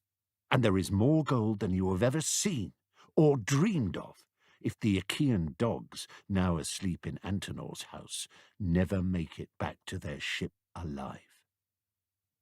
Menelaus had found it a torment to be inside the city, so close to Helen, yet forced by the requirements of diplomacy to hold his tongue and temper. As he had lain in bed trying to sleep, he had considered stealing out of Antenor's house and making his way to the palace. If he found the vile Paris lying next to his adored wife, he would slit the coward's throat. No, he would beat him to death with his fists. Beat him and beat him and beat him. With this delicious scenario playing in his mind, fists crashing and smashing Paris's pretty and insolent face into a mush, the sound of urgent banging at the door jerked him awake. Antenor was a seasoned courtier. Courtiers do not survive long enough to be seasoned unless they maintain an efficient network of spies and informers. Antenor's spies had followed Paris all the way to Antimachus's house and overheard every word of his plot against the Greek legation. "I am ashamed of my own people," he said, hurrying Menelaus and the others into his hallway. "We are not all so treacherous, but it is no longer safe for you to remain in the city. I urge you to come with me." Under cover of night, he led the Greeks back to their boat. When they reached the flagship and relayed the news of Paris's murderous intent, Agamemnon roared in fury. But in his heart of hearts, he was not displeased. An all-out campaign against Troy would bring him glory such as no man, not Jason, not Perseus, not Theseus, not even the great Heracles, had ever won. Gold and treasure and slaves and eternal fame. The gods might even raise him to Olympus. He could not confess it even to himself, but had the peace mission been successful, he would have been hugely disappointed. There was another advantage to the embassy's failure. Word of Paris's secret plot spread from ship to ship like wildfire, filling every Achaean heart with fury. If energy and morale had been sapped by the seemingly endless preparations and the succession of dark portents that had hung over their enterprise since the beginning, this confirmation of Trojan perfidy was just what was needed to inflame the passion and reinforce the commitment of every member of the invasion force. Beachhead. At dawn, the following morning, Agamemnon commanded that the signal be sent down the line. The oarsmen bent their backs, and the fleet advanced. Each ship had a prow or beak painted in bright colours and usually carved into a figurehead. On Agamemnon's flagship, the head of Hera, Queen of Heaven, glared out with imperious scorn. Other ships showed the faces of gods and divinities local to their kingdom or province. Picture the sight of 1,000 hulls fizzing to a stop in the sand, beaks grinning, glowering, and scowling. Hear the sound of tens of thousands of warriors banging their swords on their shields and yelling out their war cries, enough to curdle the blood. But Hector, shining in his armor, splendid in his chariot, led the Trojans out of their city, over the bridges that spanned the Scamander, and towards the invading Greeks, calling out encouragement. Agamemnon's flagship slid to a halt on the beach and dropped her anchor stone from the stern. Achilles climbed up onto the prow's peak. "Follow me!" he yelled, pointing his sword towards the dunes. "We can be inside the city before the sun sets." Agamemnon was being fitted into his armor at that moment. It annoyed him to have the grand moment of his own landing on enemy territory upstaged. He was about to bark a terse counter-order when the seer Calchas shouted at Achilles to stop. "I have foreseen that the first man to step down onto Trojan soil will be killed," he said. "If that man is you, then our cause is lost before it is begun." "There are more prophecies to my name than there are days in a year," said Achilles with disdain. "I'm not afraid. Besides, that isn't soil, it's sand." But whether it would have brought his death or not, Achilles was to be denied the moment. Before he could spring down, a voice behind him cried out, "I'll be the first to fight!" A young man leapt from the ship. "Who was that?" shouted Agamemnon. The young man turned with a broad smile and beckoned to the rest. They recognized the face of Iolaus, leader of the Phylacian contingent. The sight of him, so young, so cheerful, and so confident, inspired the others. They swarmed down from their ships to join him, in turn putting heart into the troops up and down the line. Within moments, the whole beachhead was filled with Greek warriors beating their shields and crying, "Hellas! Hellas! Greece! Greece!" They streamed up the dunes and followed Iolaus onto the plain. The war had begun.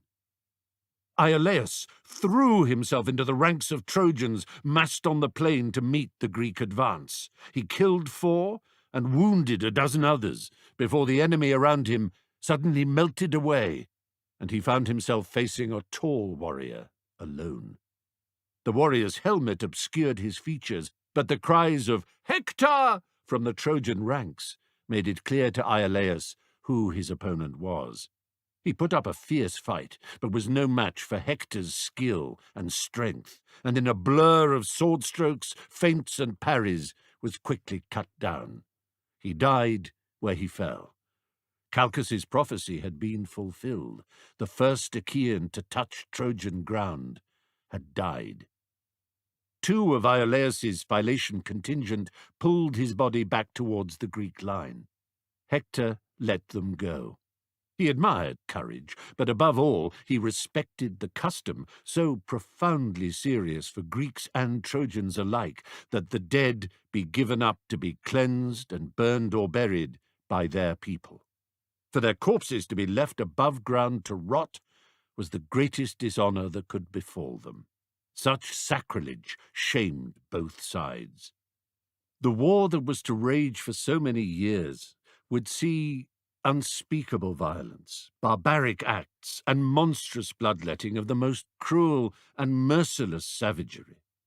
But there were nonetheless conventions and rituals to be observed, and their importance cannot be overstated, as time will show. From that moment on, Iolaus was given the name Protesilaus, the first to step forward. For generations and generations, long after the war, shrines and statues to him were erected and venerated around the Greek world. His brother Podaces took over command of the 40 ships that the Phylicians had brought to the alliance. With Protesilaus's body safely behind the lines, battle was now joined in earnest.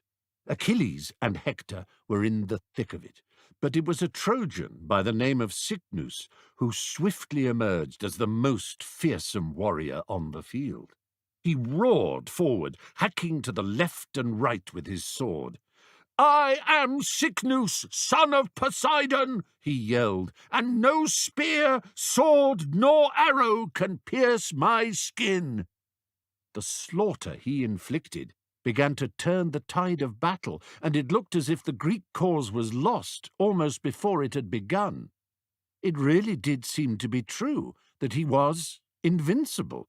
Teucer's arrows bounced off him. Ajax's spear points glanced away too. Achilles, entirely unafraid, exulting in the fighting, ran straight at him with a whooping cry, shield up. The force of this sudden rush and the shield smashing into his face knocked Cycnus to the ground. Achilles was instantly on him, grabbing at the fallen man's helmet straps and twisting them tighter and tighter around his throat until the life was strangled from him. His hide might have been impenetrable, but like any mortal man, he needed to breathe. While, for the most part, Poseidon favoured the Achaean cause, Cycnus had been his son, and he did not forget him now. No sooner had the last choking breath left his body than he was transformed into a white swan, which rose up high above the battlefield and flew away, westwards, away from Troy. Cycnus means swan, as in our word cygnet.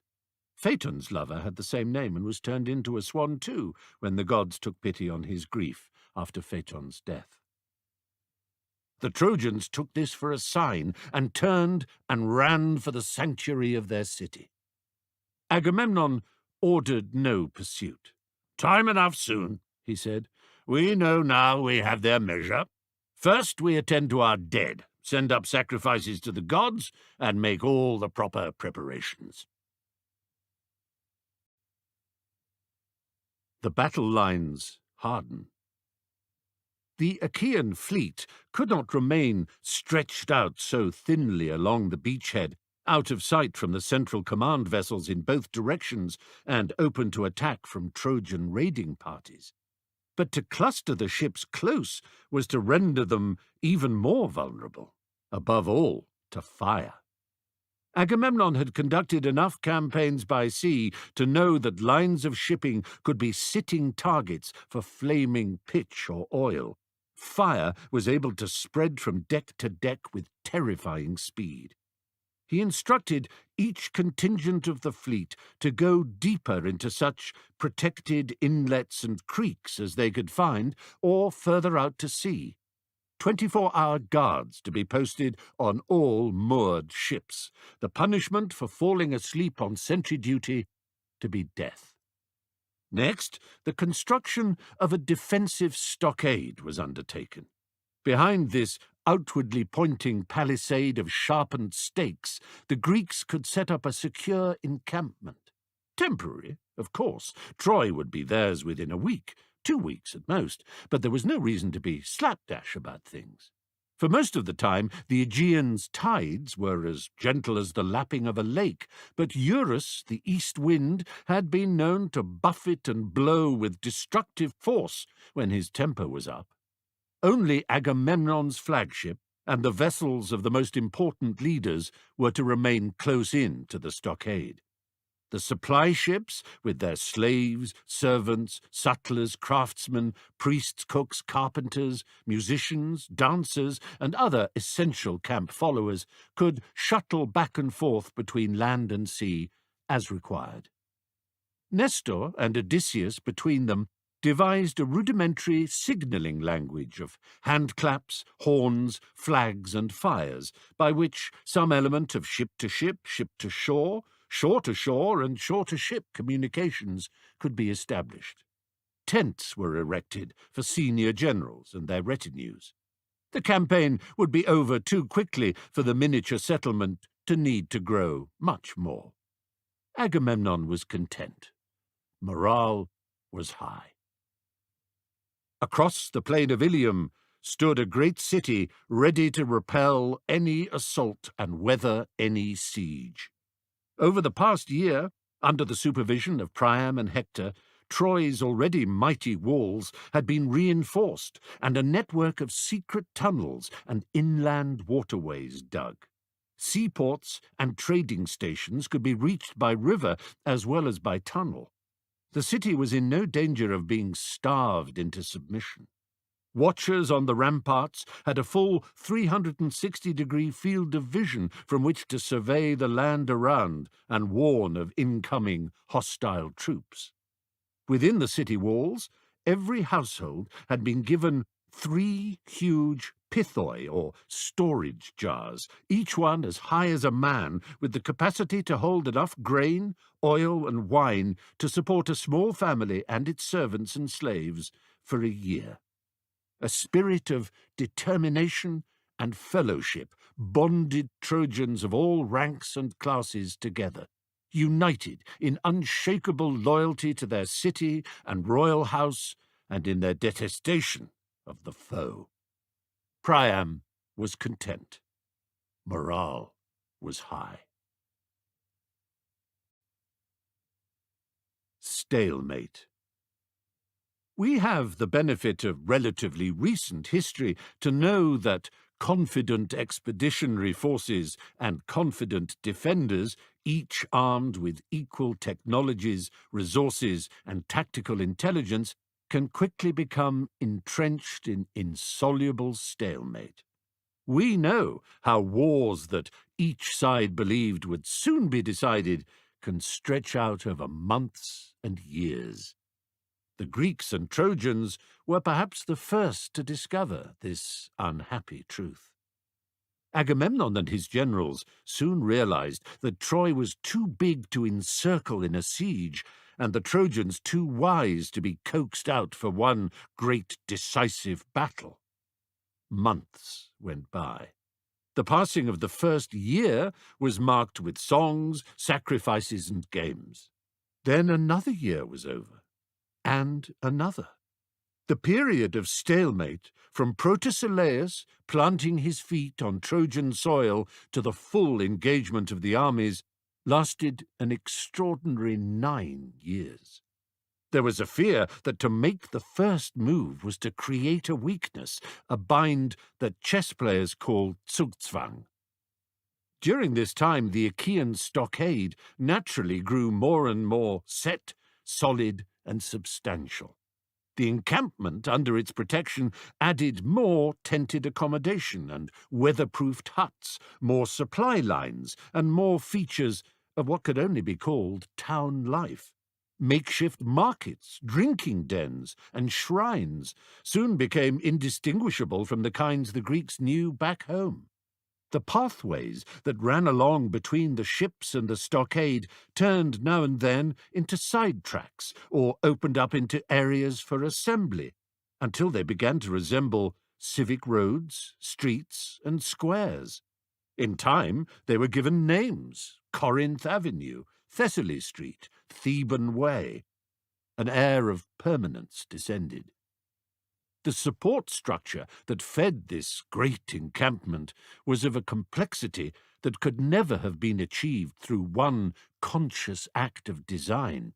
Only the slow evolution of need could build out such an intricate entity. With its nerve center, veins, arteries, and sluicing drains, the Greek camp took on the qualities of a living organism. And like any living organism, it needed continual sustenance. The city of Troy itself might have been unassailable, but there was nothing to stop Achilles, Diomedes, Odysseus, Ajax, Menelaus, and the others from leading war parties to raid, scavenge, and maraud the countryside around. Wine, grain, livestock, slave women, all were fair game. All could help feed the great encampment. For 9 years, the Trojan War was more plunder than thunder. These raids were the speciality of the Myrmidons. Homer relates that under Achilles' relentless and ruthless direction, they sacked more than 20 cities and coastal towns over the course of the 9 years. One such raid was to have far-reaching and fatal consequences. We will come to it soon enough, but first we should look at the few other episodes of significance that took place during this stagnant period. Palamedes. You will remember Agamemnon's cousin, Palamedes, the man who saw through the feigned madness of Odysseus. There was never any love lost between the two men. Odysseus was not above nursing grievances, harbouring grudges, and plotting slow revenges. Things came to a head after Agamemnon had sent Odysseus north to Thrace under instructions to return with as much grain as his ship could carry. When he returned with nothing more than a pitiful quantity of olive oil and sour wine, Palamedes had mocked him in front of his own men. The great Ithacon, the master tactician, Odysseus the brilliant, Odysseus the wise and wonderful, so reliable, so resourceful. Odysseus kept his temper under control and replied icily, "We all bow to Palamedes when it comes to intellect and ingenuity. Doubtless he could have done better." He did not expect the riposte that came. "Of course I can. Anyone can. Anyone who isn't scared off by Thracian barbarians shaking their spears." "Prove it." Much to Odysseus's chagrin, Palamedes had proved it. He sailed off in a ship of his own, and in a few weeks returned, loaded to the gunwales with fine quality grain and fruit. Over the next months, Odysseus stewed and studied, brewed and brooded, all the while keeping a cheerful outward demeanour. Palamedes was liked by the rank-and-file soldiers, not least because he had devised dice and board games which had started a craze amongst the troops up and down the line. One evening, a group of Mycenaeans came to Agamemnon. A dead Trojan spy had been found in the Greek camp. His body had been searched, and a note found, apparently from King Priam to Palamedes. "The information you have shared with us has been priceless to Troy's cause. The gold we sent you is but a small measure of our gratitude." Palamedes, hands bound, was brought before Agamemnon. When shown the note, he laughed and denied all knowledge. "A cheap and obvious plant. Either the Trojans want to sow confusion, or some enemy of mine is making a clumsy attempt to incriminate me." "I agree," said Odysseus, nodding with sympathy. "There may be little affection between us, Palamedes, but I have never thought you capable of such base treachery." Palamedes bowed, a little surprised and disconcerted to receive support from this quarter. "Yes, but the seal is unquestionably Priam's," said Agamemnon. "Pooh, easily forged," said Odysseus. "Besides, even if it is Priam's seal, that's as much proof of Trojan trickery as it is of Palamedes' guilt. I think you'll find our friend is innocent. There'll be no secrets traded for gold." "Well, it's soon settled," said Menelaus. "Let Palamedes' headquarters be searched." Odysseus shook his head with displeasure. Such a mistrustful course of action can only— "Search away," said Palamedes. "I've nothing to hide."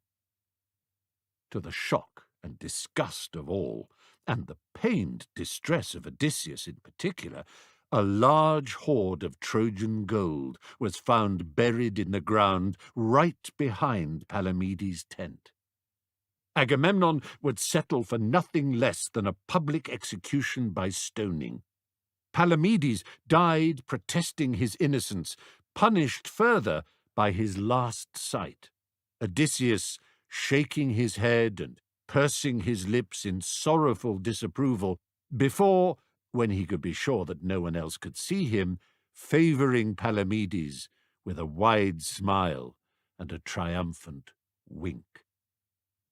News reached Euboea and Palamedes' father, King Nauplius, who was horrified by the thought that his son could have been guilty of the unspeakable crime of treason. He had another son, Aeax, who convinced him that Palamedes had been the victim of a plot to frame him. His popularity and ingenuity had posed a threat to the cosy cabal of Agamemnon, Menelaus, Odysseus, and Diomedes, Aeax said. Odysseus had surely been the spider at the centre of the whole ugly web of conspiracy. He had never forgiven Palamedes for exposing his feeble pretence of insanity on Ithaca, or for showing him up over the matter of the Thracian raids. Miles away from the Troad, across the wide Aegean, there was nothing either Nauplius or Aeax could do to avenge the death of Palamedes, for now. But Nauplius, son of Poseidon, was quite as capable of biding his time as Odysseus had proved himself to be. Troilus and Cressida. Another story that comes down to us concerning these years of stalemate is that of Troilus and Cressida, immortalized not by Homer or Virgil, but by two great English language poets who lived much, much later, Chaucer and Shakespeare. Their versions are based on a combination of classical and medieval sources and their own imaginations.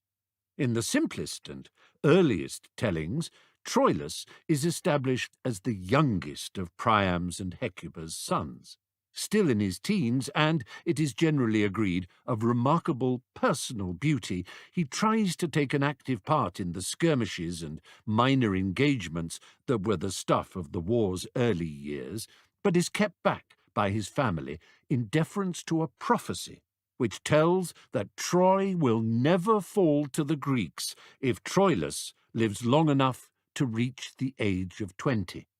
The Trojans had determined to keep him from harm, therefore, and ensure that nothing should stop him from attaining that age, thereby securing the safety of their city. Unfortunately for them, Athena whispers the substance of this prophecy to Achilles, who ambushes Troilus while he is out riding with his sister Polyxena. They flee for protection to a temple of Apollo. Achilles, who has no time for the niceties of sanctuary, chases them inside, where he cuts off Troilus's head, and in the frenzy of his bloodlust butchers the body. Polyxena he spares. She looks into his eyes, and he into hers. There seems to be a connection between them. That connection is to come to a crisis much later. The brutal murder of Troilus was seen as crucial in hardening Apollo's opposition to the Greek cause and to feeding his hatred of Achilles in particular. It was not in the nature of the Olympian gods to overlook such sacrilege committed on their holy ground. In the later stories, a romantic element is added. Troilus is still young and beautiful, but now he has fallen in love with Cressida, the daughter of Agamemnon's prophet Calchas. A forbidden love affair across enemy lines blossoms, encouraged and enabled by the Trojan courtier Pandarus. Homer represents Pandarus as a mostly honourable and courageous leader of men, although susceptible to being manipulated by interfering gods, as we shall see. In Chaucer, he is amiable enough as an avuncular go-between, but in Shakespeare he is portrayed as a whispering flatterer, a distastefully prurient matchmaker and pimp. His name lives on in the English word pander, which derives from his representation as a procurer and sexual matchmaker. To pander to someone is to accommodate their tastes, to gratify their desires. Calchas persuades Agamemnon to sue for his daughter's return. At this time, in Shakespeare's version at least, the Greeks hold captive the senior Trojan lord Antenor, saviour of Menelaus and the earlier Greek deputation, and so an exchange is negotiated, Cressida for Antenor. But Diomedes falls for Cressida, and she, in turn, falls for him. Troilus hears of this betrayal and vows revenge on Diomedes. Strangely, in Shakespeare's play, which is considered one of the most problematic and beguilingly odd of his entire canon, neither Troilus nor Cressida suffer the usual fate of star-crossed lovers. The play ends with the killing of Hector and an address to the audience from Pandarus, in which he bemoans the lot of the bawd, or pimp, and bequeaths the audience his venereal diseases. Troilus and Cressida are left alive, and their story is entirely unresolved. Aeneas, Achilles, Ajax, Agamemnon. The raiding parties. Amongst the various sorties undertaken by Achilles and his Myrmidons was an attack on Mount Ida, the mother mountain of the Trojans. Until he and his flocks were violently preyed on by Achilles, Aeneas had mostly stayed out of the war. The loss of his livestock and the laying waste of his pasture land drove Aeneas and his father Anchises to Troy, where he remained, fighting alongside his cousins Hector, Deiphobus, Paris, and the rest, until the final moments of the conflict. Ajax did his share of rustling and raiding too. One story tells of his attacking the kingdom of Phrygia, south and east of the Troad, and bearing off the king's daughter Tecmessa, with whom he developed a fond and fruitful relationship.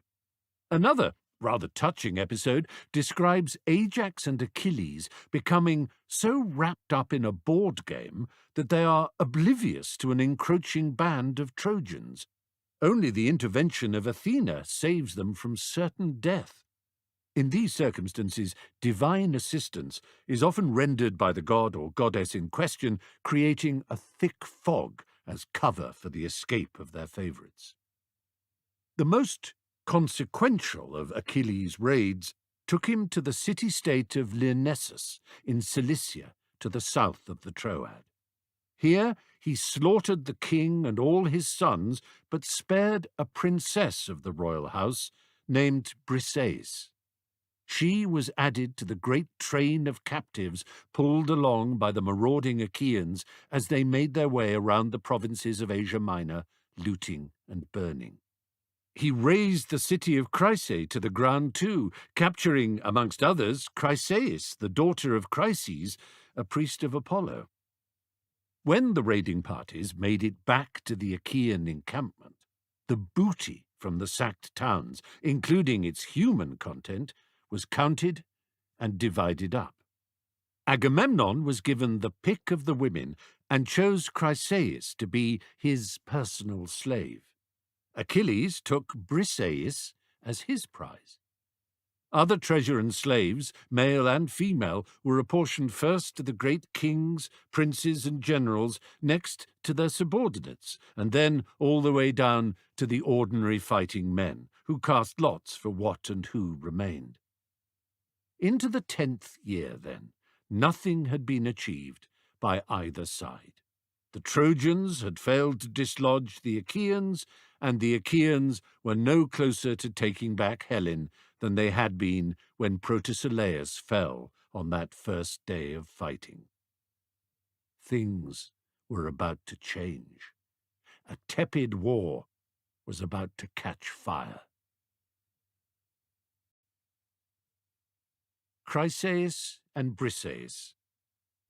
Sheltered some way from Agamemnon's command post, the Myrmidon ships and tents had become the centre of Briseis's existence. Now the property of Achilles, she moved around the camp in mourning for the loss of everything and every one she had known and loved in Lyrnessus. Patroclus, Achilles' friend and sometime lover himself, liked and admired the young princess, and did what he could to comfort and console her. "Achilles is more than fond of you," he would say. "When all this is over, he will take you back to Phthia as his wife and queen. Wouldn't you like that?" To which Briseis would only smile in sorrow and shake her head. Meanwhile, Agamemnon was enjoying the fruits of his own pillage and plunder, having chosen the beautiful Chryseis to be his personal slave and attendant. Chryses, the priest of Apollo and father of Chryseis, left the smoking ruins of his home city of Chryse and made his way by ship to the Greek encampment. At the heavily guarded entrance to the stockade, he begged to be allowed through for an audience with the Achaean commander. The guards led him to Agamemnon's enclosure. Throwing himself down on the ground before the throne, Chryses grasped Agamemnon's knees, as was the custom when beseeching favours from the mighty. "Our city is named for the gold that once enriched us. Only return my daughter, great Agamemnon, and what treasure I still possess will be yours." Agamemnon pushed the old man's hands away. "All that you have we can take whenever we choose," he said. "And as for Chryseis, she is mine, a lawful prize of war. She pleases me and will grow old in my service, at the loom by day, in my bed by night." The guards and attendants sniggered. Chryses dropped his head and clutched again at Agamemnon's knees. "In the name of mercy, dread king!" "Enough, old man!" Agamemnon kicked him away. "Your snot and slime disgust me. Leave now, or be taken prisoner yourself." Chryses was driven back along the shore towards his ship, dogs at his heels. The wild children of the camp chased after him, throwing stones, jeering at his pitiable distress. There, on the sand, he fell to his knees and cried up to his divine protector.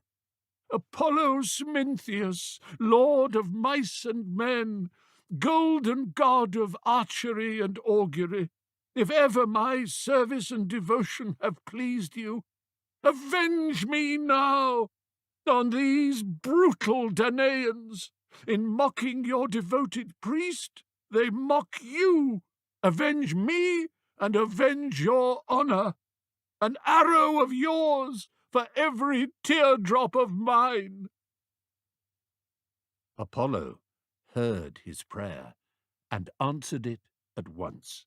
He stormed down from Olympus, a quiverful of plague arrows at his back. He shot them first into the animals, the mules, horses, and dogs, before turning them on the Achaean men, women, and children.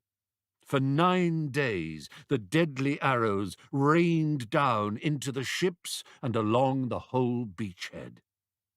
Contagion in a military camp strikes more fear than fire, ambush, or any threat of enemy attack.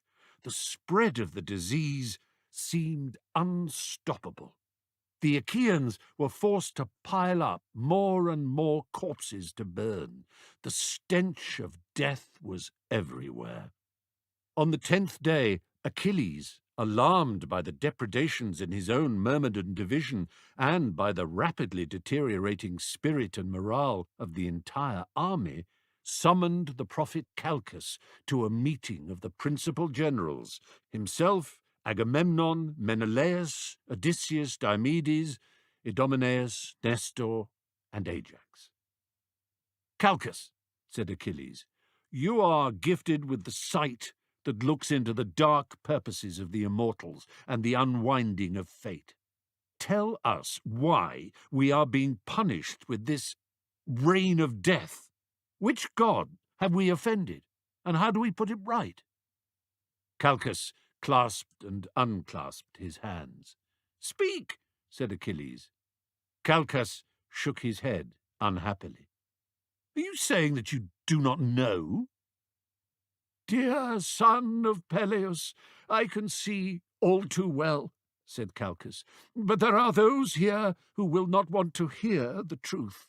If I speak openly, I fear that it will enrage one who is powerful enough to have me killed for revealing what I know.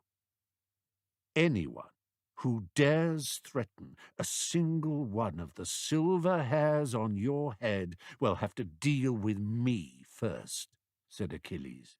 "That I swear. You are under my protection, so speak freely."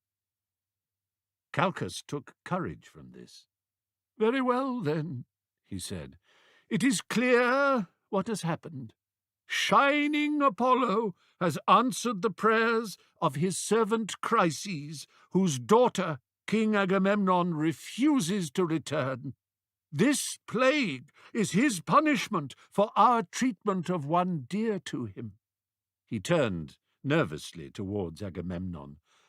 "Asking no ransom, you must return Chryseis to her father, King of men. When you have done this, and made sacrifices to Apollo, only then will the pestilence lift." Agamemnon stared in disbelief. "I beg your pardon." "As long as Chryseis stays in your retinue, the sickness will continue to rage." "Every time I ask you for a prophecy," said Agamemnon, his colour rising, "every single bloody time, it's nothing but gloom and doom. Your counsel is always for me to sacrifice something. My daughter, my gold, my retinue. Me, always me. Never any other king or prince, always me. Why should I lose Chryseis? She is beautiful, wise, clever, and capable. She means more to me even than my own wife Clytemnestra back in Mycenae. I deserve her. She is mine by right, and now you dare tell me to give her up for nothing? Not a scrap of recompense? I should strangle you for your impudence." "By all means, Majesty," replied Calchas smoothly. "But you might recall that Achilles has just promised to protect me. That might be something you want to turn over in your mind before you raise a hand in anger." Achilles placed himself in front of Calchas, arms folded. The High King's foul temper was fully on display now, but he retained enough of a sense of self-preservation to hold himself back from a physical confrontation with one he knew could best him in all the arts of close combat. Besides, in his heart of hearts, he knew that Calchas was probably right, as he always was. But the combination of the contemptuous gleam in Achilles' eye and the realization that he would have to surrender Chryseis was more than he could bear. To be so humbled in front of not just every senior prince and general of his army, but their guards and staff officers too. This was an unendurable assault on his pride and dignity. The news of it, doubtless exaggerated to make him look even more foolish and impotent, would spread across the encampment quicker than wildfire, quicker than the damned plague itself. "Very well," he said at last, in what he hoped was a tone of measured, even bored magnanimity. "Odysseus, take a ship and return the girl to her father. But as compensation, I must be allowed to take another girl to be my body servant. That is only right, is it not?" The others nodded their heads in assent. "That is fair," said Menelaus. "Good," said Agamemnon. "Then I choose the girl that Achilles moons over. Briseis, is that her name?" "Oh, no," said Achilles. "Never." "Am I not supreme commander of the Achaean armies? Why should I always be the one to give up his treasure for the common good? I shall take Briseis. It is decided." Achilles exploded with rage. "You pig-eyed sack of drunken shit!" He drew his sword and fired his foam-flecked fury right into Agamemnon's face. "You bastard son of a mongrel bitch! How dare you! I've come all this way to help you win back your sister-in-law. The Trojans have never done me any harm, but my Myrmidons and I risk our lives every day for you and your brother. When have I ever seen you in armor risking death? I should strike you down like the treacherous, whining, stinking, cowardly dog you are." And Achilles might indeed have dealt Agamemnon a fatal blow there and then, had not the voice of Athena sounded deep inside him. "For my sake, Achilles, and for the sake of the Queen of Heaven herself, who loves you and Agamemnon equally, put up your sword. Believe me, the day will come when a glory will be yours such as man has never known, if only you can find the courage to walk away now." Achilles took a deep breath and sheathed his sword. In a lower voice, all the more dreadful for its quiet intensity, he said, "Take Briseis from me, and that is the last you or the armies of the alliance will ever see of Achilles or his Myrmidons." Agamemnon had no such voice of divine calm and reason sounding inside him.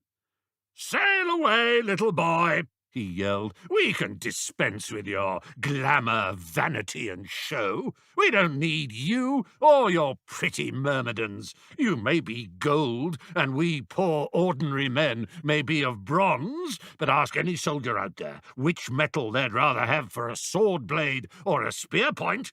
Fine gold or base bronze. Sail away and leave this war to real men." Before the inflamed Achilles could answer, Nestor stepped forward, arms upraised. "Please, please, please," he said.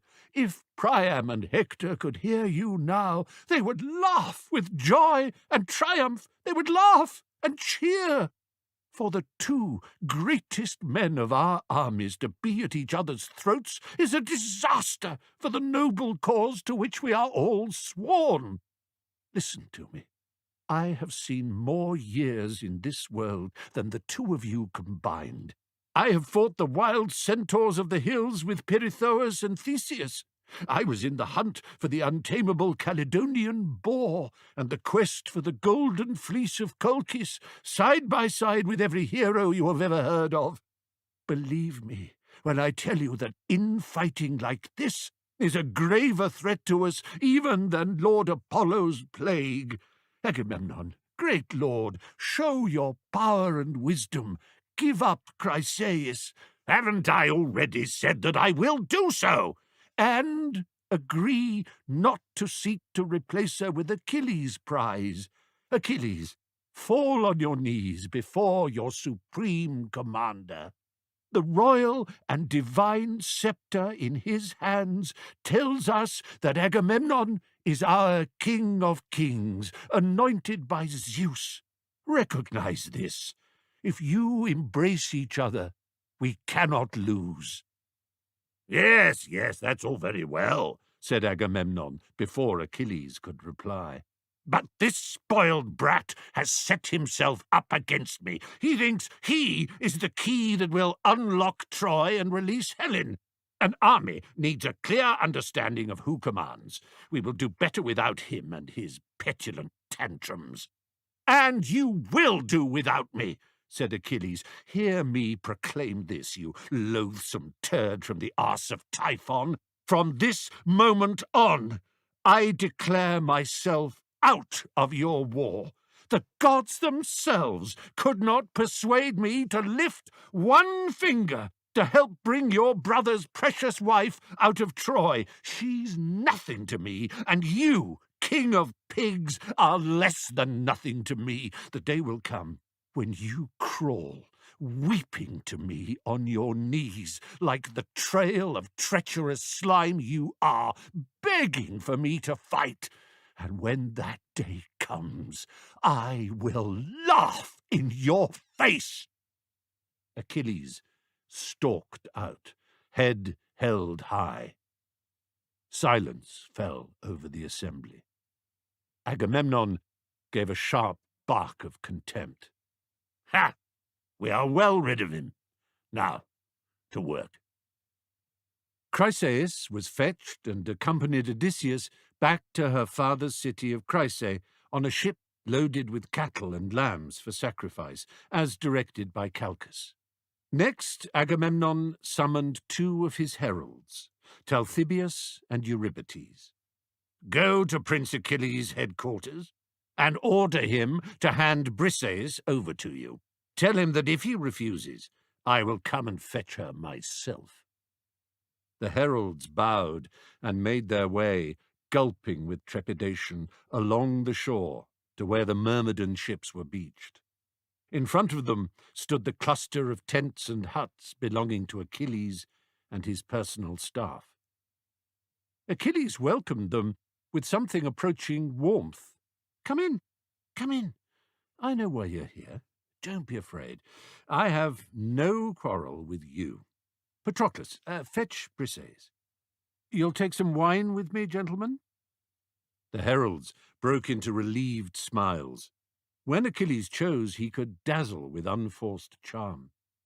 Patroclus found Briseis and told her of her fate. She dropped her head. I'm sorry, princess, said Patroclus. What must be, must be. He does not want to let you go. We will see what we can do to get you back. He will miss you. I will miss you. Patroclus watched Talthybius and Eurybates escort Briseis away towards Agamemnon's enclosure. The moment the heralds had departed, Achilles dropped his outward show of indifference. Without telling Patroclus where he was going, he abruptly left the tent.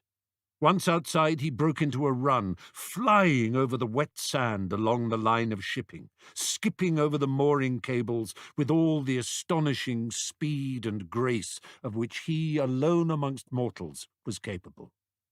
He did not stop until he had reached a deserted part of the shore, where he sank down on his knees and cried out into the waves. "Mother, come to me! Help your miserable son!" A splash, a flash, and Thetis stepped from the waves and rushed to embrace her beloved boy. Motherhood was hard for Thetis to bear. The knowledge that she would live forever and her son for a brief burst of mortal time was a constant torment. To see him so unhappy, and for this to cause unhappiness for her, was an experience for which she had no defense. Empathy did not come naturally to immortals, and when it did, it came as pain. "What is it, Achilles, my love?" Out it came. All the anguish and despair, all the rage at the injustice, betrayal, insult, and ill use. If Thetis thought he was making too much of a small thing, she gave no indication. Mothers never do. All she saw was his misery and despair. "Outrageous, wicked, monstrous," she murmured, stroking his golden hair. But what can I do?" "Zeus owes you," Achilles said. "Go to him. Tell him to send Trojans swarming over the Achaean camp, killing and killing without mercy. I want the Achaean army pinned against their ships like herded cattle and slaughtered like herded cattle. Let Agamemnon see what disaster falls when he insults Achilles. The Greeks must lose everything.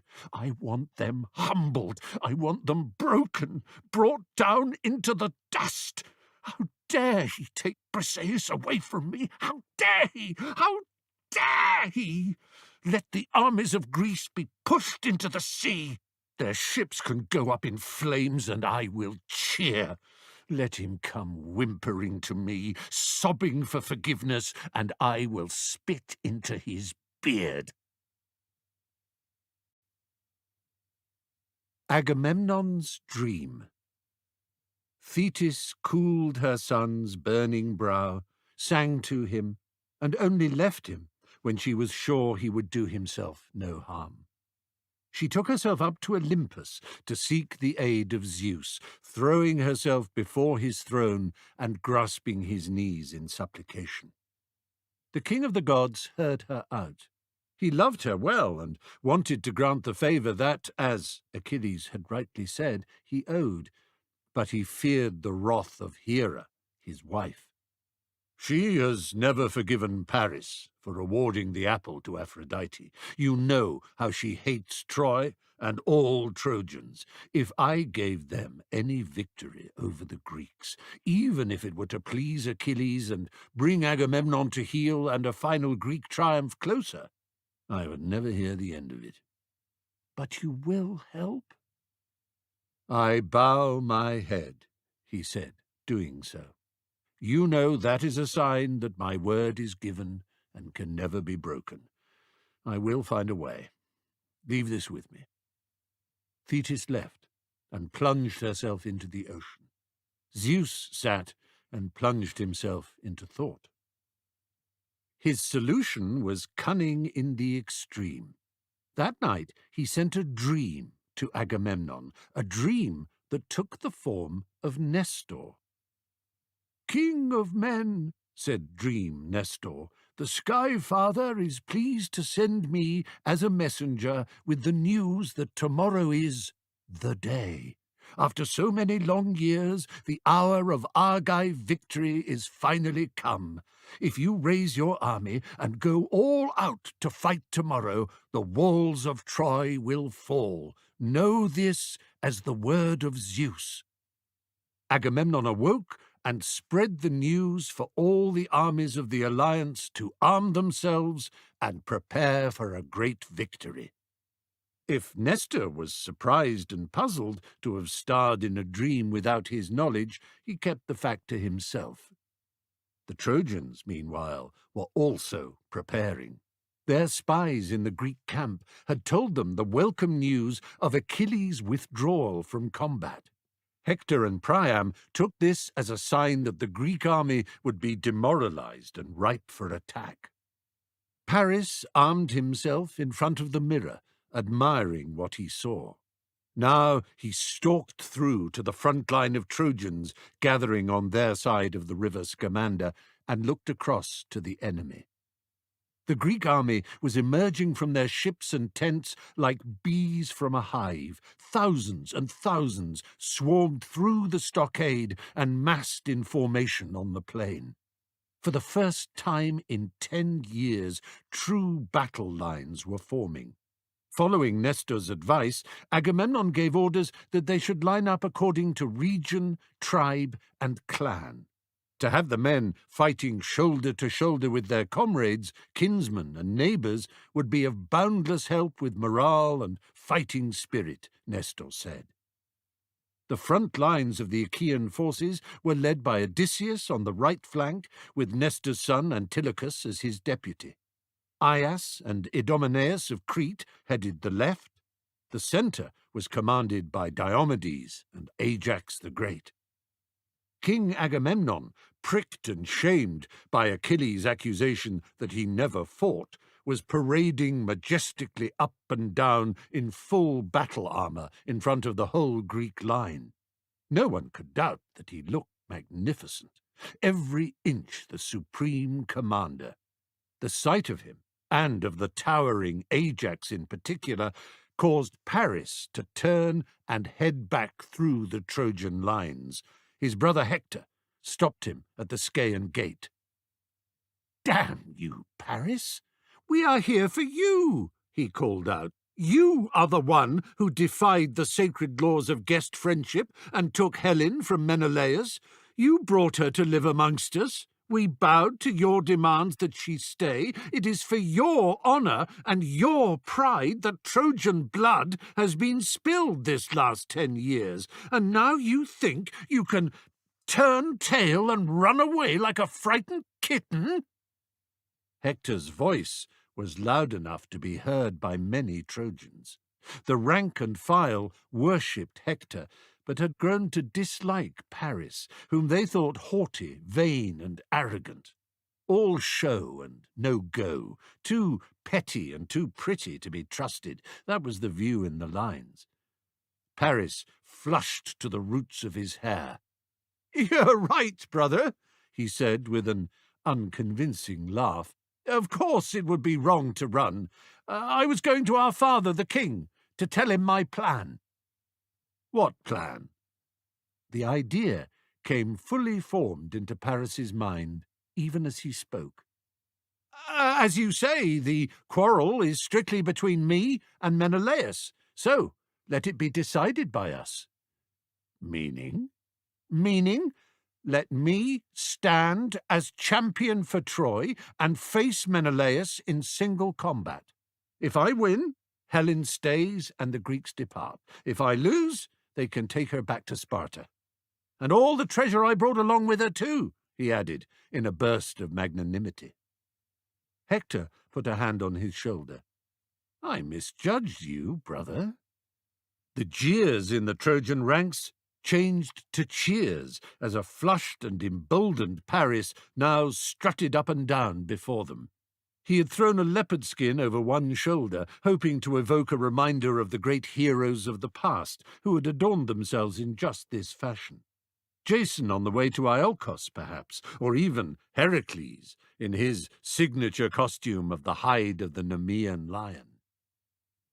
When the offer of single combat was relayed to the Greeks, Menelaus was only too pleased to accept the challenge. The ranks of Troy and Greece cheered with combined relief and excitement. They spread themselves out on the plain like a crowd of holidaymakers settling for a great picnic. Helen, alone in her chambers, sensed the change of mood in the city. She heard shouts of delight and fanfares coming up from the streets below. She left the room and went over to the city walls to see what was happening. Priam was already up there on the ramparts and called down to her to climb the steps and sit with him. He was sitting with some of the courtiers who were too old to fight, Antenor amongst them. When they saw Helen coming up, they bent their heads and whispered to each other. "Her beauty pierces the heart, doesn't it? When she's out of sight, you forget those looks, but the moment you see her, sweet Aphrodite, that there could be such beauty in a mortal woman. For all that, I wish she would leave Troy forever and take the curse of that beauty away with her." Priam rose to greet Helen, and the courtiers moved away. The old king was fond of his daughter-in-law and had never upbraided her for the death and disaster her presence had brought on his people. "Sit with me, my dear. Paris and Menelaus are about to decide the whole affair between themselves." Oh. Some women might have been delighted by the thought of men fighting over them, but Helen was not one. "See the Greeks down there," said Priam. "I have to confess they look quite splendid. Tell me, who is that tall one with the orange-coloured plume to his helmet? So powerful and commanding, a king, surely." Helen looked down. "Oh, that is Agamemnon himself. He's aged a little since I last saw him." "So, That is the king of men, is it? My brother-in-law, as was, said Helen in a low voice. May the gods forgive me. Hush now. That broad-chested fellow over there, he looks familiar. Where have I seen him before, I wonder? Oh, that's Odysseus, son of Laertes. Of course, I remember him, when he and Menelaus came to sue for peace at the beginning. Was it really 10 years ago? And is that a great tree or a man looming over him? Helen laughed. That is Ajax of Salamis. Helen scanned the Greeks below, searching for two faces in particular. I wonder where Castor and Polydeuces can be, she said. The last time she had seen her brothers had been in Sparta. They were called away during Paris's fateful visit. Something about a sordid cattle feud with their cousins up in Arcadia. Helen wondered if Aphrodite had been behind that, too, for it had been their absence, along with Menelaus suddenly having to depart for the funeral in Crete, that had allowed Paris to ransack the palace unopposed and take her to Troy so easily. Priam did not reply. He was shocked that Helen did not know what had happened to her brothers. The world knew that they had gone north to settle the cattle business with their cousins, and that Castor had been treacherously killed. The inconsolable Polydeuces had prayed to Zeus that he might die with his beloved twin. In reply, Zeus had allowed Polydeuces to accompany Castor by day to the realm of the dead, while at night they shone in the sky as Castor and Pollux, the inseparable stars of the constellation of the twins, Gemini. As guiding stars in the night sky, they had become an indispensable aid to shipping. Priam had assumed that Paris would have told Helen this news when it had reached Troy. Perhaps he had been afraid of how she would take it. She had loved her brothers, the Dioscuri, with all her heart. And so they sat, Helen pointing out the Greek characters she remembered, even mimicking the voices and mannerisms of their wives, Priam smiling and gently nodding. Whatever trance Aphrodite had put Helen in at the beginning had certainly cleared, and she felt nothing for Paris now, nothing but contempt. He had kept her as a prize, pressed himself upon her, paraded her when it suited him, and boasted of his ownership of her beauty. But he had never shown her any personal affection, or given her the least sign that he loved or even respected her. His younger brother, Deiphobus, was much the same. When others weren't close by, he watched her with lustful eyes and spoke to her as if she was a whore. Priam, Hecuba, and Hector were different.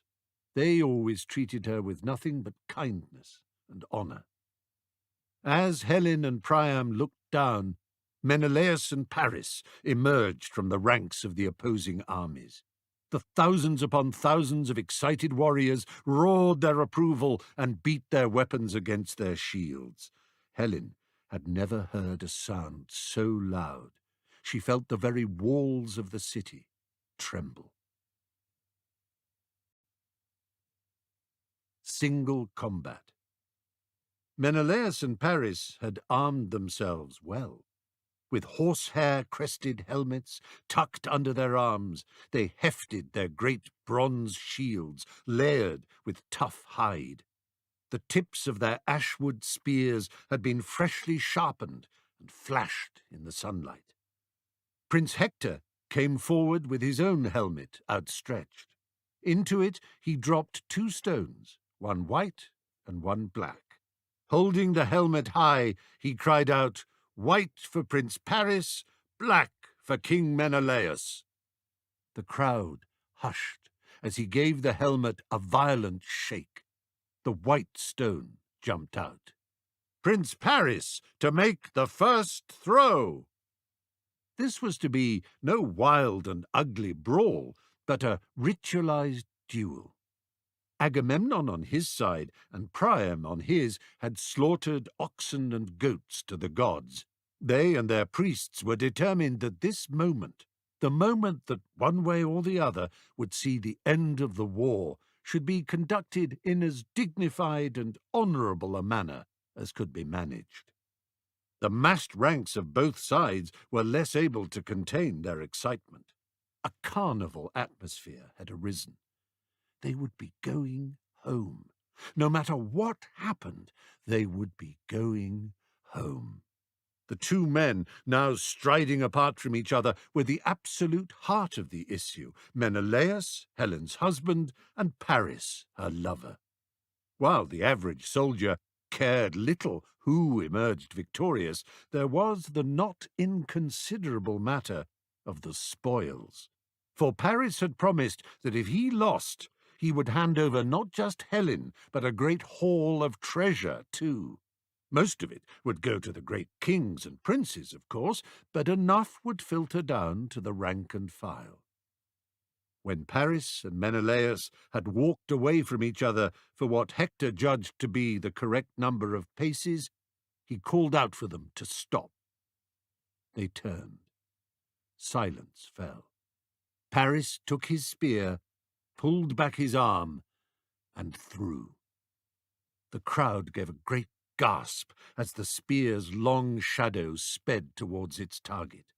The tip struck the very centre of Menelaus' shield with a loud thump, but the armour of tough hide bent the point back.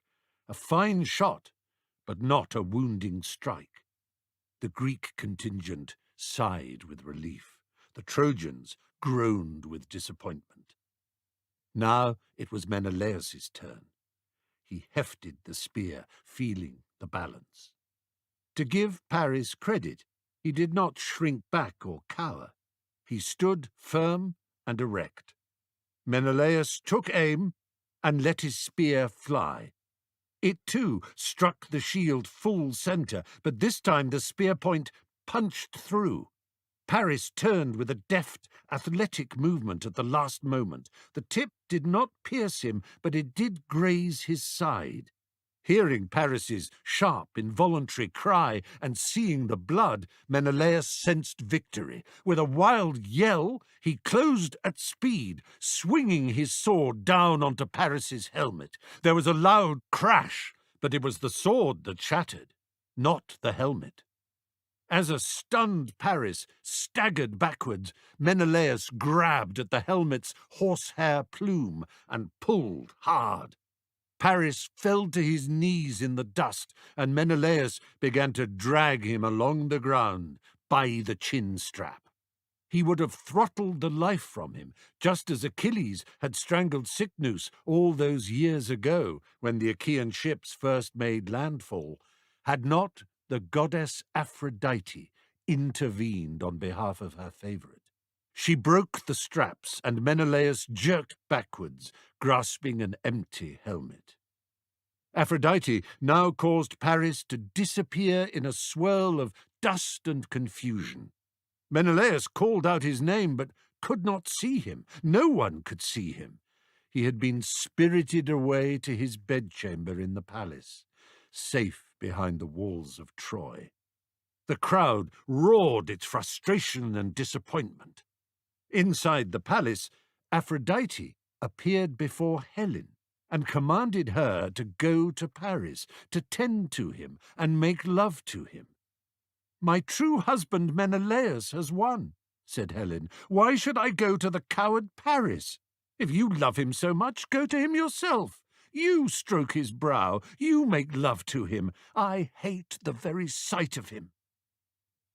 Aphrodite's face transformed into a twisted mask of fury. "Don't you dare disobey! Make an enemy of me and discover just how hated you will be by Trojans and Greeks alike. No woman in history will have such abuse, scorn, and punishment heaped upon her head as I will make sure is heaped upon yours. Go!" Helen shivered at the violence of Aphrodite's rage. The sight of divinely radiant beauty turning so quickly into a Gorgon scowl of such screeching ugliness would have frightened even the mighty Ajax.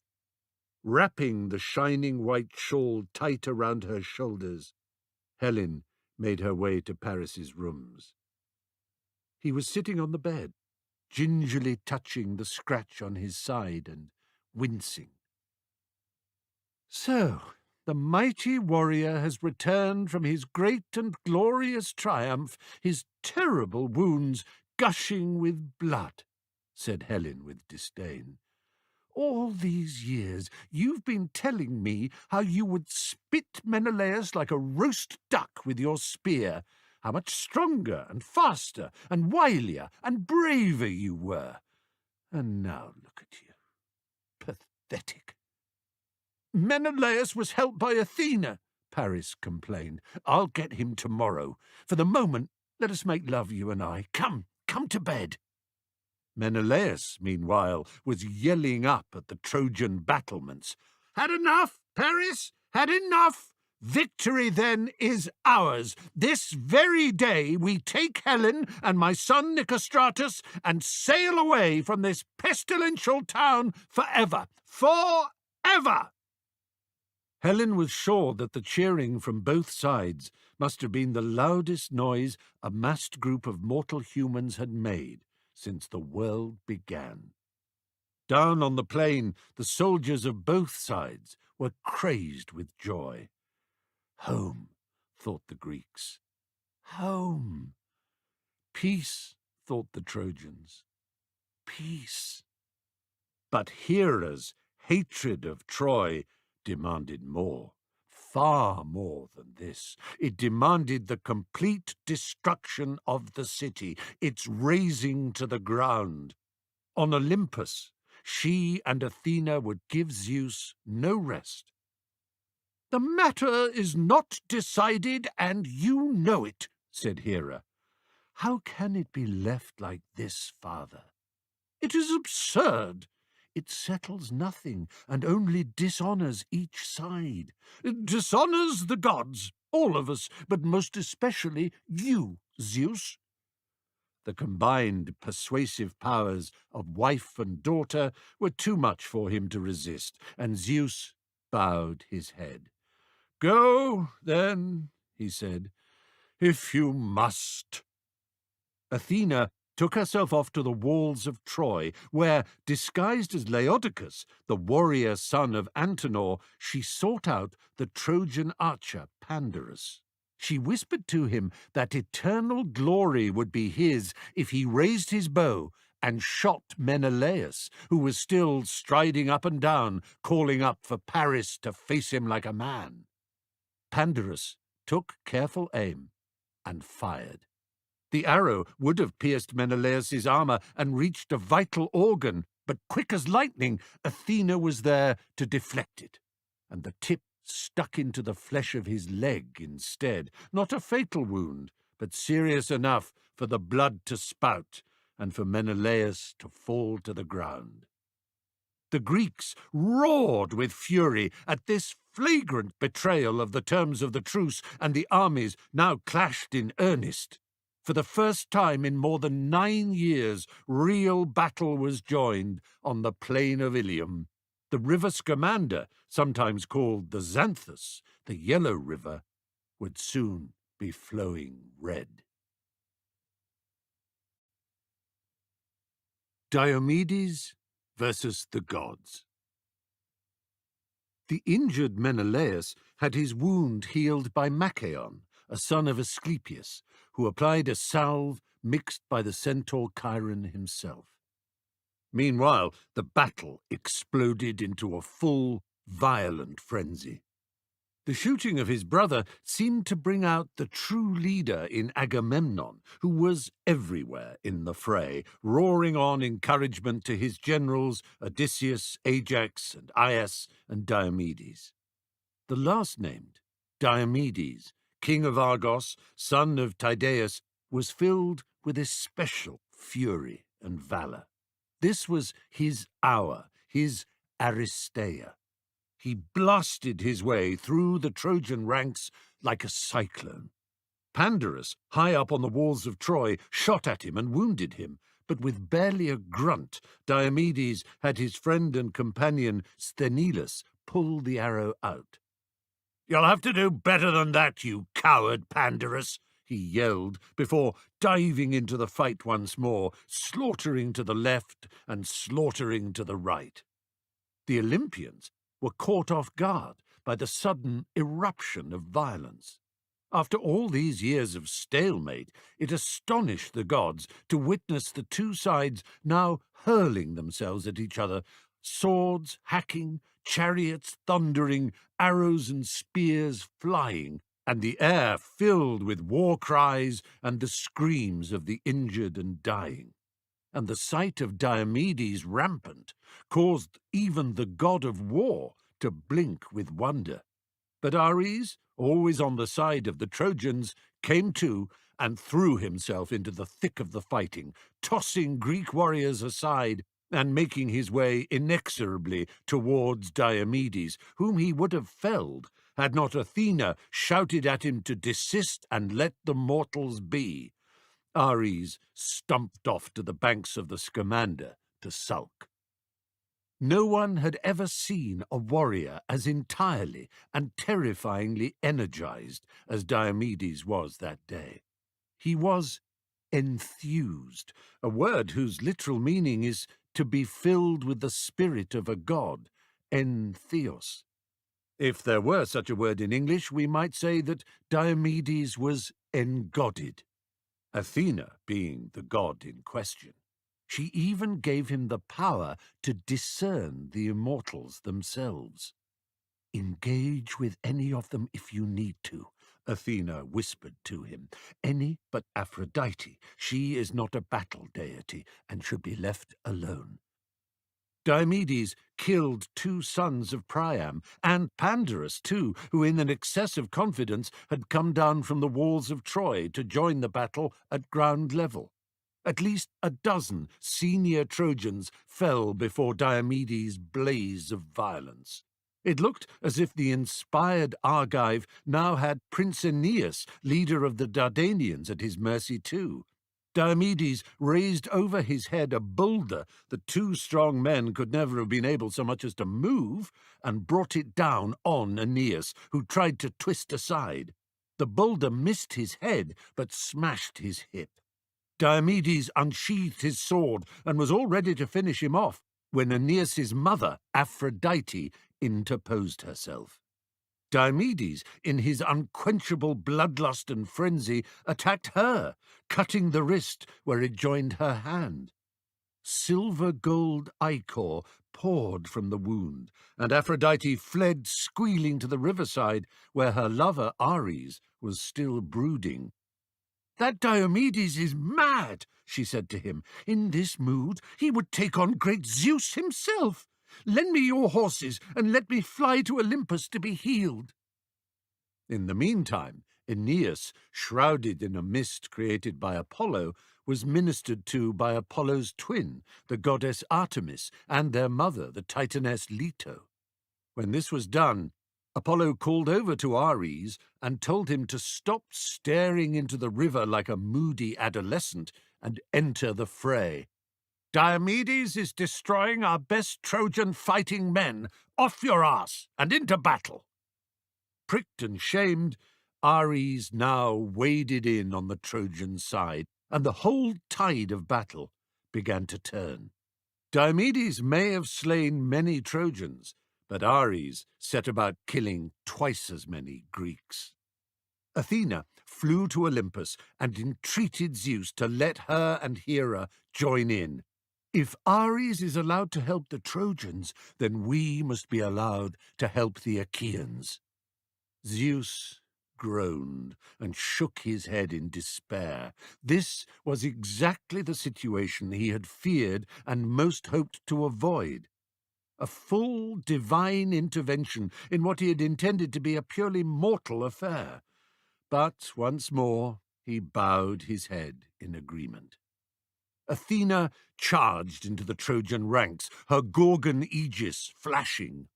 "Hey, Diomedes, she called across to him, are you warrior or weasel? Look, there's Ares in the thick of the fighting.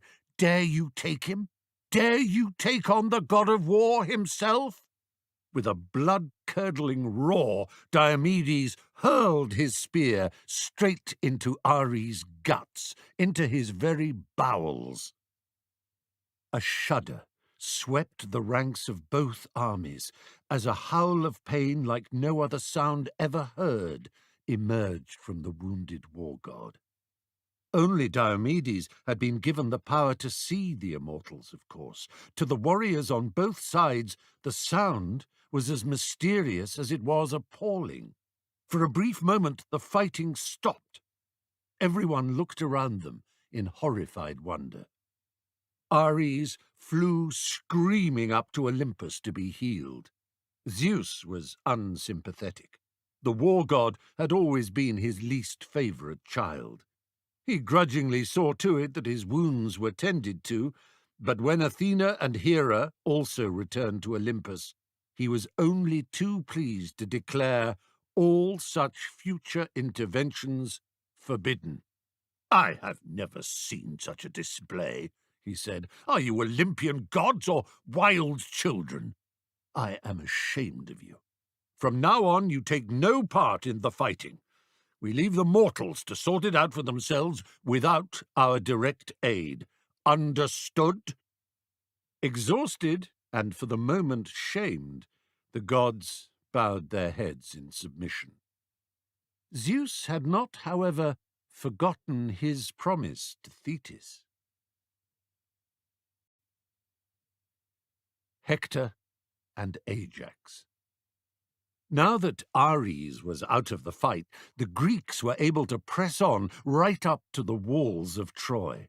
Diomedes led the charge, supported by Ajax, Odysseus, Agamemnon, Menelaus, Aias. Even old Nestor pushed through, swords swinging back and forth with a strength that belied his years. Hector saw that the Trojans were losing ground and that the city could soon be taken. He knew that it was up to him to stem the tide, and saw that there was just enough time for him, with Aeneas fighting close at his side, to bring the Trojan army into the city, close the gates, and prepare properly for a counterattack. At the royal palace, Hecuba embraced him and offered a cup of wine and a little rest. Hector pushed the cup away. "Thank you, mother, but if I take any wine, my mind may slow and my resolve weaken." He took the staircase up to Paris's and Helen's apartments. "Polishing your armour, brother? Yes, I would say that's about your style." Paris flushed. "Don't mock me, Hector. I may not have your skill and valour, but when it comes to it, I can fight, and I will. I go now to sharpen my sword and spear point. I'll catch up with you quickly." Helen watched him leave. "You are fighting harder than anyone," she said to Hector after Paris had gone, "and risking your life for what? All for my sake, worthless as I am. And, of course, for the sake of your pitiful brother Paris and his vanity. I would rather never have been born than bring this all on you." Hector looked into the loveliest human face there had ever been. "Please," he said, "don't upset yourself. I do what has to be done. No one in our family blames you, Helen. They know what you have suffered since you have been wrenched from your home. My father and mother have welcomed you. You are a princess of Troy. You are my beloved sister. We fight for your honour and for our own. We do so gladly and with pride." At the Scaean gate, Hector found his wife Andromache, who was holding their baby son in her arms. "Hello, little Scamandrius," said Hector, gazing down at the sleeping child, whom the rest of Troy called Astyanax, lord of the city. "How fine he looks, like a star." "Oh, Hector," said Andromache, "must you fight? I don't want my son to grow up without a father. Achilles killed my father. Suppose he or Diomedes kills you. "We are born with our fate, and no one has ever avoided theirs," said Hector. "Besides, how could I live with the shame of knowing that where so many of my brothers and fellow Trojans have risked their lives, I slunk home and hid? Death is better than dishonor. I fight for you and Scamandrius too. If we give in now, the Danaans will sack the city and kill us all anyway, and you would be taken off to be a slave in some Greek household. That I will not allow." Hector's helmet caught the sun. The flash from its polished bronze woke Astyanax, who opened his eyes. The sight of the great plume of the helmet's crest nodding down into his face made him scream out in fear. Andromache and Hector laughed. Hector removed the helmet, picked the child up, and kissed him. "Grow to be a finer man than your father ever was, Scamandrius," he said, swinging him high in the air before returning him to his wife's arms. "And never fear, my darling Andromache, I will not die, not today." Nodding to the gatekeeper, he strode out. Paris ran to catch up, gleaming in his fine armour. "Here we are, brother," said Paris. "I said I'd be quick, didn't I? Hope I didn't keep you waiting." Hector smiled. "You're impossible to stay angry with. I know you are brave and willing and able to fight, but it breaks my heart when I hear others heaping scorn on you. Let's do such work today that both our names will live on for as long as men have tongues to sing." Arm in arm, the brothers stepped from the city and out onto the plain where the battle raged. Instantly, they launched themselves into the fight, each bringing down a notable Achaean warrior. Athena and Apollo, watching, cast each other sidelong glances. "I suppose you want to swoop in and bring victory to your beloved Argives," said Apollo. "And what's to stop me doing the same for the Trojans? Our father has forbidden us. Let us halt the bloodshed and do something wise instead." "Such as?" Athena told Apollo her plan, and he bowed his head. "It shall be as you say." Priam's son Helenus, the seer and augur of the family, now heard a voice whispering in his ear. He went immediately to find his older brother, who was right in the heart of battle, hacking away at his enemies. "Hector," he said, pulling him aside, "listen, the gods have spoken to me. To spare bloodshed, each side should nominate a champion."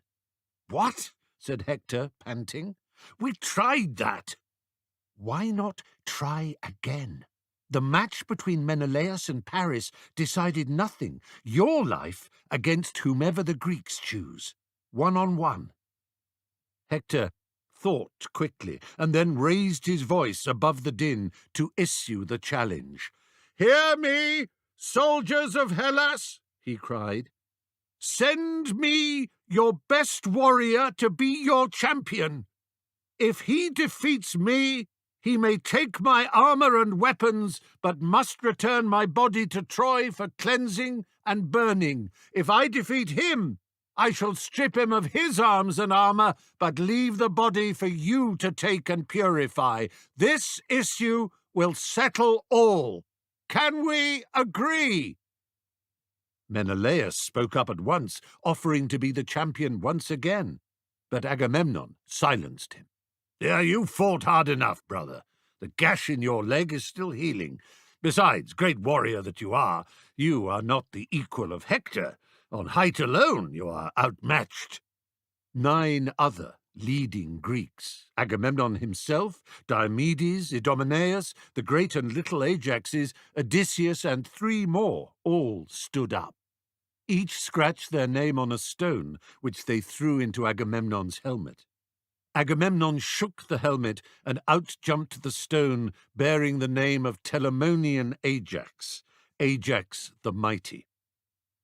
A great cheer went up, for the Achaeans had come to believe that this giant of a man was all but invincible.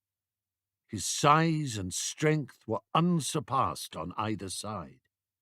Ajax armed himself and raised up his huge tower shield, which was composed of 7 layers of thick hide, finished with a final layer of hammered bronze. You or I could no more have lifted that shield than we could lift a mountain. Once again the armies parted to create an arena. Ajax and Hector faced off against each other. Hector won the honor of throwing first, and his spear penetrated the first 6 layers of hide on Ajax's shield, but was turned away by the last. Next, it was Ajax's turn, and his spear punched through Hector's shield and would have pierced his flesh, had not Hector turned away just in time. The soldiers on each side were too absorbed to cheer. They shivered in the knowledge that they were watching history of such profound importance that it would become the stuff of legend.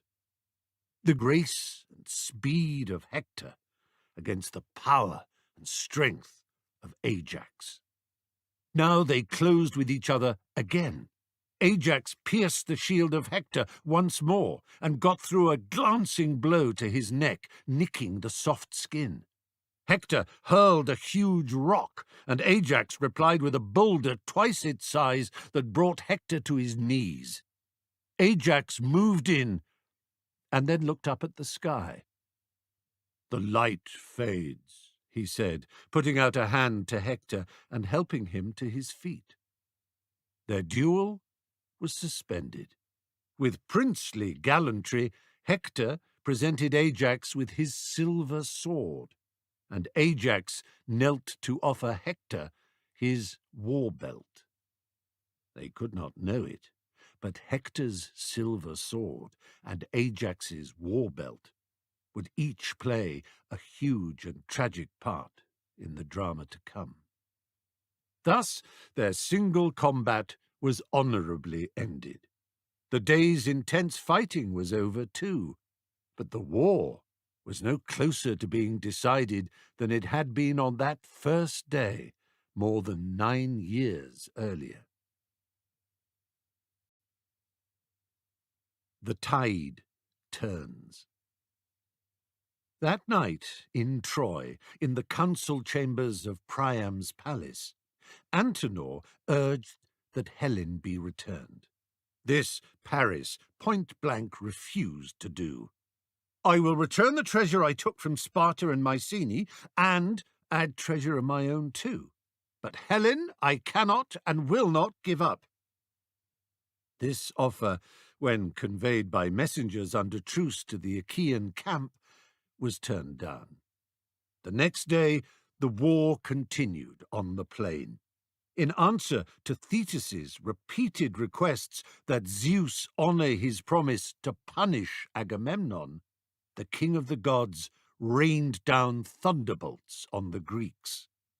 With the Achaean armies in disarray, only Nestor held firm, charging through the Trojan lines again and again in his chariot. The example of this man, twice the age of the next oldest commander, filled the Greeks with a new and desperate courage. But Nestor was finally put out of action when an arrow from Paris pierced the brain of his chariot horse. Diomedes rescued him and put him in his own chariot. A great moan of disappointment and fear arose from the Achaean ranks. The whole invasion force was turning tail and racing across the plain back to their ships. Agamemnon was not equal to such a reverse. He raised his head to the sky, tears streaming down his face. "You abandon us, great Zeus? All those signs and portents that drove us to believe that we would prevail, and now this? At least let my brave men escape death. If we must be defeated in war, then so be it. But this massacre is not just. Not just. Not just." Zeus, who was torn, as ever, between pleasing Hera and Athena, pleasing Thetis, and pleasing his own instinctive admiration for the heroes on both sides, was distressed to see Agamemnon, king of men, sobbing like a child. He sent a great eagle, which soared over the battlefield, grasping a baby deer in its talons. The Greek army, reading this as a good omen, rallied. Now Teucer of Salamis, the greatest bowman on either side, went to work. Under the cover of his half-brother Ajax's shield, he started sniping at enemy warriors, one after the other. 8 royal or noble Trojans fell to his arrows, but not the prize of Hector. He did get Hector's driver, Archeptolemus, however, but this just maddened Hector, who leapt down from his chariot and came at Teucer with a rock, pounding it down on the archer's chest before he could loose off another shot from his bow. Ajax came charging forward to the rescue. He barged Hector away, scooped Teucer up, and ran with him over his shoulder to the Achaean lines, pursued by a roaring Hector and what seemed like the whole Trojan army. The entirety of the mighty Greek expeditionary force was now crouching behind the stockade, its sharpened stakes their last desperate defense against the Trojan hordes. Agamemnon rose up, still in tears, still blaming Zeus for abandoning their cause. "Let us go back home," he wailed. "We are beaten. We will never take Troy. They have pinned us to the sea. They're close enough to hurl fire. We should take to our ships and leave." Diomedes stood up. "I cannot believe that our commander has so little faith in himself or in us. The gods have given the king of men everything, wealth, such as not even King Midas of Phrygia knew, a glorious name, the best land, the best family. Everything has come to him in his life, and now, at this one reverse, he squeals like a child and begs to be taken home. Well, you go home, Agamemnon, but I am staying. Sthenelus is with me, I think." "I am!" roared Sthenelus, banging his spear butt on the ground. "Who else?" demanded Diomedes. Nestor stood. "I stay," he said. "King of men, dry your eyes and consider. Troy has rallied because Hector, their greatest warrior, their noblest prince, their finest fighter, is encouraging them by his example and his warcraft. We have one warrior who is more than his match, faster, fitter, stronger, abler in every regard, but he sulks in his tent, refusing to put on his armor and fight with us. Why? Because you took Briseis and insulted him. Can you not see that you should put this right?" Agamemnon bowed his head and beat his breast with his fists. "I was a fool," he cried. "The son of Thetis and Peleus is worth a division on his own. My pride and my temper got the better of me, but I shall put it right. By the Olympian 12, I swear I shall put it right." Suddenly, he seemed filled with an intoxicating mixture of remorse, resolve, and determination, as passionate in his desire now to be generous to Achilles as he had been earlier to humiliate him. "I shall send gold, a dozen of the finest horses, 7 slave women, and, of course, this Briseis, whom he values so much. You can tell him, in all truth, that I have not slept with her. And furthermore," Agamemnon's voice rang with strength and confidence now, "furthermore, when we take Troy, Achilles can have the pick of the treasure, and when we get home, I will give him 7 cities from my empire, and he may choose either of my daughters to be his bride." The Achaean ranks cheered. This was a most magnanimous concession. No one could refuse such an offer. By all the sacred Hellenic codes of honor, Achilles was bound to accept. The embassy to Achilles. Odysseus and Ajax were appointed as Agamemnon's spokesmen, along with old Phoenix. His inclusion was Odysseus's canny idea. After the young Achilles had left the cave of Chiron, Phoenix had been chosen by Peleus to raise him. It was known that Achilles loved the old man almost as fiercely as he loved Patroclus. The three delegates made their way to the main tent of the Myrmidon enclosure, where they found Achilles playing a silver lyre and singing a song that told of the feats of great warrior heroes of long ago. Patroclus, who had been listening, rose to welcome the deputation. Achilles bid them eat, drink, and say what they had to say. When Agamemnon's regret, apologies, praise, and bountiful offers had been made to him, Achilles made a face of disapproval. "I know," said Odysseus quickly, "that the very generosity of Agamemnon makes you despise him the more. I understand that. But forget Agamemnon. We can agree that he is a bad and foolish king. Bear this in mind instead. When you bring down Hector, and all Troy lies open to us, your glory and fame will be such as no man, not even Heracles, ever won." Achilles smiled. "I've known for some time, Odysseus," he said, "that if I fought against Troy, my name would live forever as an imperishable and unequaled hero. So my mother has told me. She has said also that, should I choose, I could turn away from this war, and my fate would be to live a long, prosperous, and happy life." "But obscure," said Odysseus, "obscure and unsung." "Obscure and unsung," agreed Achilles, "and of the two futures open to me, that is the one I have now chosen. So go back to Agamemnon and tell him that I am no longer angry with him, that I accept his apology, but that I choose not to fight in his cause. If Hector were to come close to the ships of my Myrmidons, then, and only then, would I take up arms in their defence. That is all I can promise." The three ambassadors left, knowing that this last offer was of little value to the Greeks. The Myrmidon ships were as distant from the centre of the beachhead as could be. When the party returned to the command headquarters, Odysseus relayed the words of Achilles' refusal. Agamemnon took it all in with a grim smile. "Yes, I suspected as much. The rest of us are bound by custom and by codes of honor. Achilles, alone amongst men, is bound only by what his personal pride demands.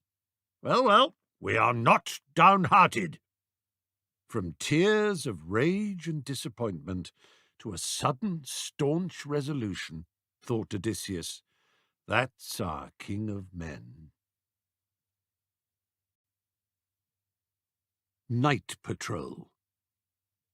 This episode, which forms Book 10 of the Iliad, is considered by many scholars to be the work of someone other than Homer. It certainly is capable of being left out without in any way changing the story, which is not true of the other books in the epic. Its casual and somewhat gleeful cruelty might be thought of as a later addition put there to please less sophisticated audiences. I include it, and you can judge. Agamemnon and Menelaus found themselves unable to sleep that night. They woke the other senior commanders. "What we need," said Agamemnon, "is for someone to scout behind the Trojan lines and see what they're planning for tomorrow. Diomedes, select someone to go with you." Diomedes touched Odysseus on the shoulder, and the two men vanished into the night. The Trojans were camped and sleeping all over the ground they had won on the Achaean side of the Scamandrian plain. Crawling forward on their stomachs, Diomedes and Odysseus inched their way silently towards the Trojan lines. They heard footsteps and stopped. A man was approaching. "Pretend to be dead," Odysseus breathed to Diomedes. They froze where they were. When the man, who was dressed in wolfskin, with a cap of weasel fur set upon his head, passed them by, they rose up and seized him. "Please, please," the wolf-man whimpered. "Don't hurt me." "Shh! Who are you?" He stammered out his name. "Dolon, I mean you no harm." Odysseus put a knife to his throat. "Speak." "Only spare my life. I'll tell you anything." "We'll spare your life, I promise," hissed Odysseus. "Only speak quickly and quietly. I have shaky hands, and this blade against your throat might just slip and find its way into your windpipe if you want quick, clear, and concise." I promise. The words tumbled from Dolon in a hoarse and panicked whisper. "It's all Hector's fault. He promised me a treasure beyond price if I spied on your camp." Odysseus smiled to himself. So Hector had had the same idea as Agamemnon, had he? Sending spies behind the enemy lines. What treasure beyond price? "Achilles' horses and golden chariot." "Balius and Xanthus," said Odysseus. "The horses Poseidon gave to his parents. No man alive but Achilles can control them. A little rat like you would be mashed under the wheels of the chariot in seconds. Besides, what makes Hector think he will ever take possession of them?"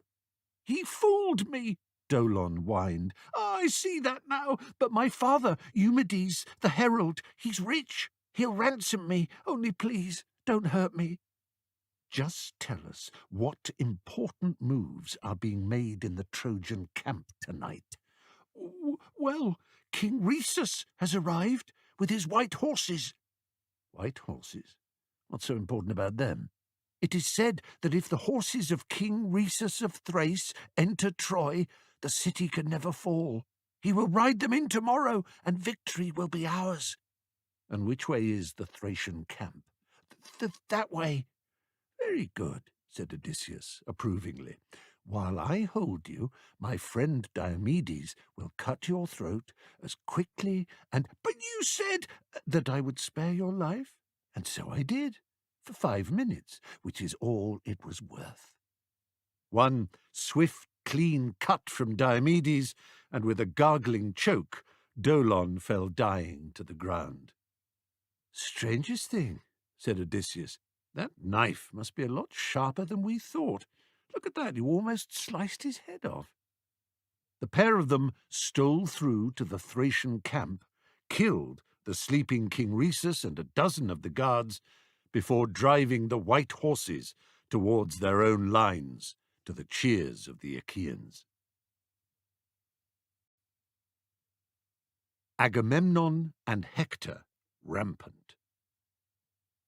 At daybreak, Hector rode up and down before the Trojans, shouting encouragement. "We have them at our mercy, my friends," he assured them. "Nothing can stop us now." Hundreds of Greeks fell before the onslaught Hector led, but this was the moment when Agamemnon revealed his fearsome attributes as a fighting man. He might have had his faults as a king and leader, but this morning of his Aristeia, his glory, he revealed to all that he was a warrior of extraordinary courage. In a remorseless push, he drove the Trojans back over the river Scamander, killing 2 of Priam's sons and many other Trojans besides. Hector commanded the main army to fall back to the Scaean gate in order to regroup for an immediate counterattack, but his brother Helenus urged him to wait. Zeus has revealed to me that the time to strike back is when Agamemnon suffers a wound that will put him out of action. It will happen. Only be patient." As Helenus spoke, Agamemnon speared Antenor's son Iphidamus straight through with one deadly lunge. He bent down and stripped the body of its armor to the cheers of the watching Greeks. As the Achaean king held the armor aloft in triumph, Iphidamus's brother Coon charged out of nowhere, screaming for revenge, and stabbed at Agamemnon with his sword, slashing open his forearm. Without so much as a wince or a blink, Agamemnon drew his own sword and decapitated Coon with one stroke. Now enraged, Agamemnon kept on, fighting and fighting. But the loss of blood from the wound to his arm forced him to turn back with a stagger to his own lines. Hector saw this and knew that it was time. With a great cry, he led a charge into the Greek ranks, killing 6 men in one quick blur of brutality. Diomedes and Odysseus led the fight back until Diomedes was shot in the foot by an arrow from Paris, putting him out of action for the rest of the day. Then Odysseus was wounded and would have died out there on the field of battle had not Menelaus and Ajax rescued him. Ajax was a man possessed. Bellowing like the Cretan bull, he stormed through the Trojan lines, slaughtering as he went. The soil of the plain of Ilium was sodden with the red blood of Greeks and Trojans. Hector forced Ajax and the Greeks back to their stockade and trenches. 5 divisions of the Trojan army, led by Hector, Paris, Helenus, Aeneas, and Sarpedon, now pushed through for the final coup de grace, an attack on the Greek shipping behind the defensive palisade. The senior Greeks, wounded as most of them now were, met in hurried conclave. Agamemnon, having started the day so well, started to panic again, and called for the Greeks to sail away before the ships could be set on fire. Odysseus shouted him down. "The ships stay. If the fighting men on the plain and in the ditch see the fleets disperse, they will lose heart." The Trojans surged on, pushing and pushing towards the ships, which Ajax the Great was now defending almost single-handedly. The Trojan vanguard reached the vessel from which Protesilaus had leapt nearly 10 years earlier. Ajax wielded a massive pike and skewered any Trojan who came near, but on and on came wave after wave of Trojans. Such numbers could not be indefinitely repulsed, even by a warrior as mighty as Ajax.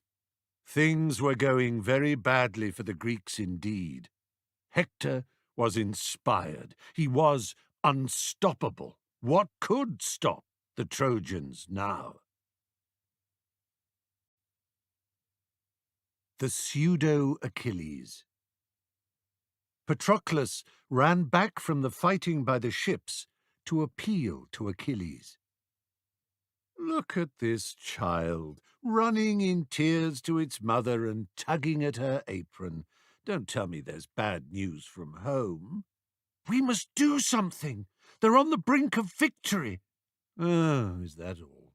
I thought perhaps your father had died back in Thea, or mine."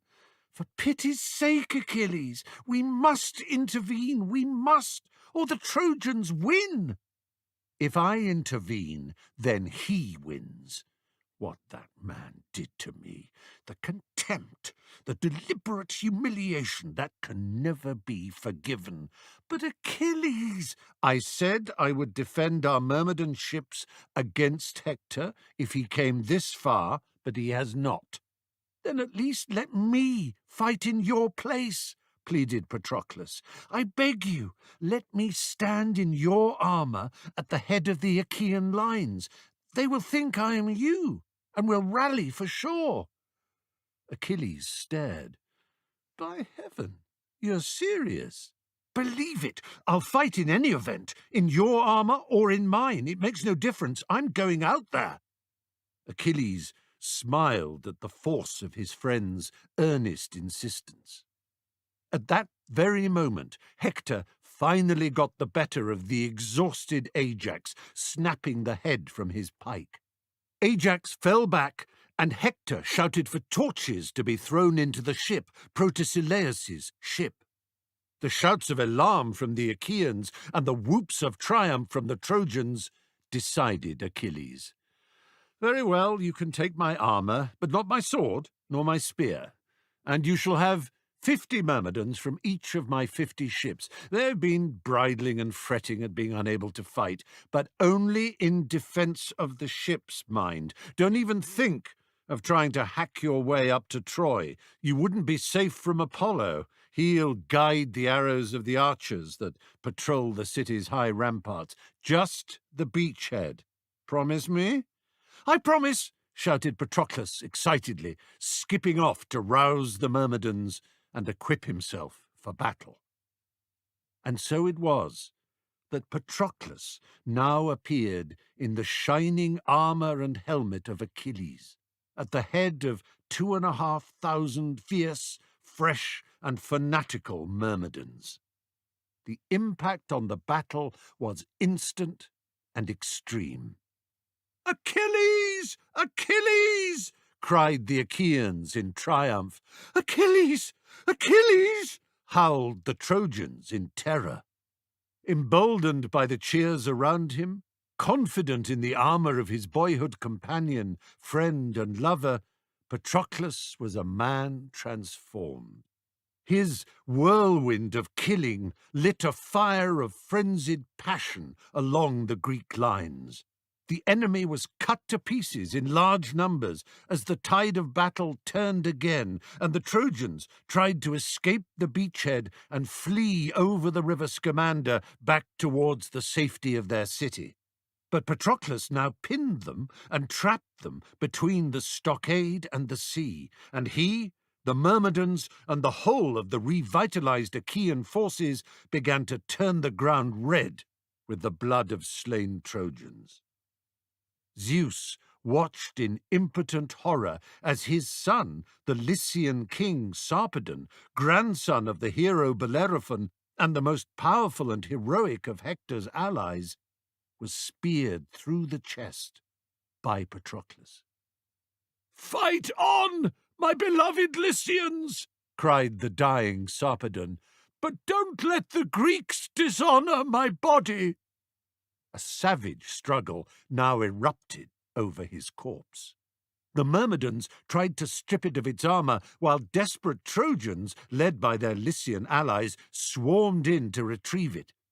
Hector smashed the skull of Epigeus the Myrmidon, and Patroclus killed Sthenelaus, one of Hector's closest friends.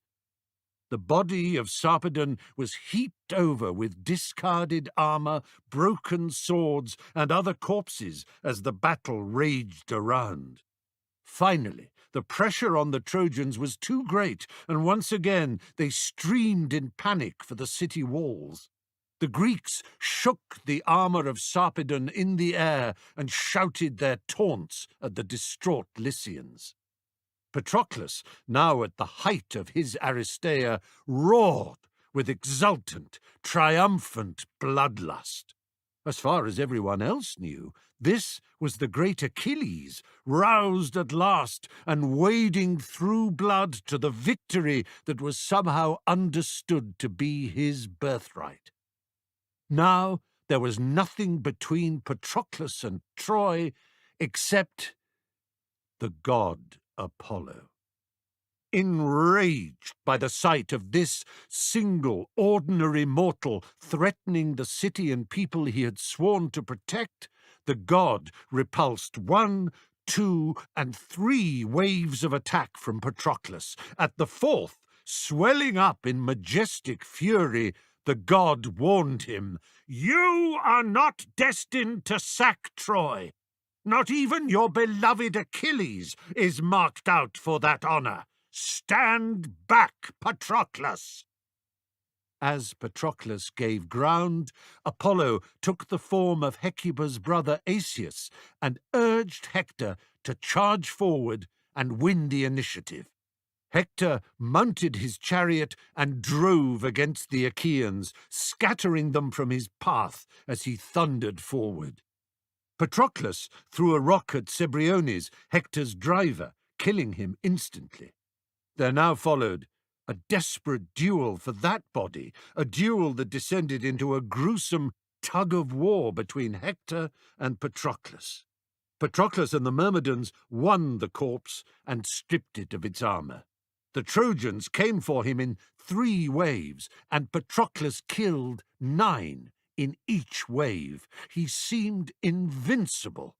But it was now that Apollo lost patience and struck Patroclus again and again. He knocked him off his feet, shattered his spear, stripped the shield from his arm, wrenched off his breastplate, and struck the helmet off his head. The helmet, the famous helmet of Achilles, rolled along the ground, and Patroclus's face was revealed. For a second there was stunned silence. Then a great roar arose from the Trojans. They knew it was not Achilles who had been butchering them like lambs, but Patroclus, and the knowledge stung them into action. Young Euphorbus launched a spear at Patroclus. It found its mark. With the spear buried in his side, Patroclus stumbled and wove his way back towards the Greek lines. Hector finished him off with a spear thrust that pierced his bowels and came out of his back. "You think you killed me, Hector?" Patroclus gasped. "But it took the god Apollo to do that. Euphorbus was next. You, famous Hector, noble Hector, were just the 3rd. All you did is finish me off. I die knowing that your fate will be settled by one greater than any, by my Achilles." Hector put a boot on the dead Patroclus's chest, pulled the spear out, and kicked the body over. If the scrapping over the corpses of Sarpedon and Cebriones had seemed fierce, they were as a playground scuffle next to the frenzied animal savagery of the fight for possession of the body of Patroclus. Menelaus rose to an Aristeia of his own. He had fought bravely enough against Paris in the duel between them and in the skirmishes that had followed. How long ago those first engagements seemed. He was now fully recovered from the wound inflicted by the arrow of Pandarus, and he fought like a maddened tiger for possession of the corpse. He repaid Euphorbus for his first strike on Patroclus by spearing him through the throat. But when Hector came forward, he withdrew, calling on Ajax to help him out.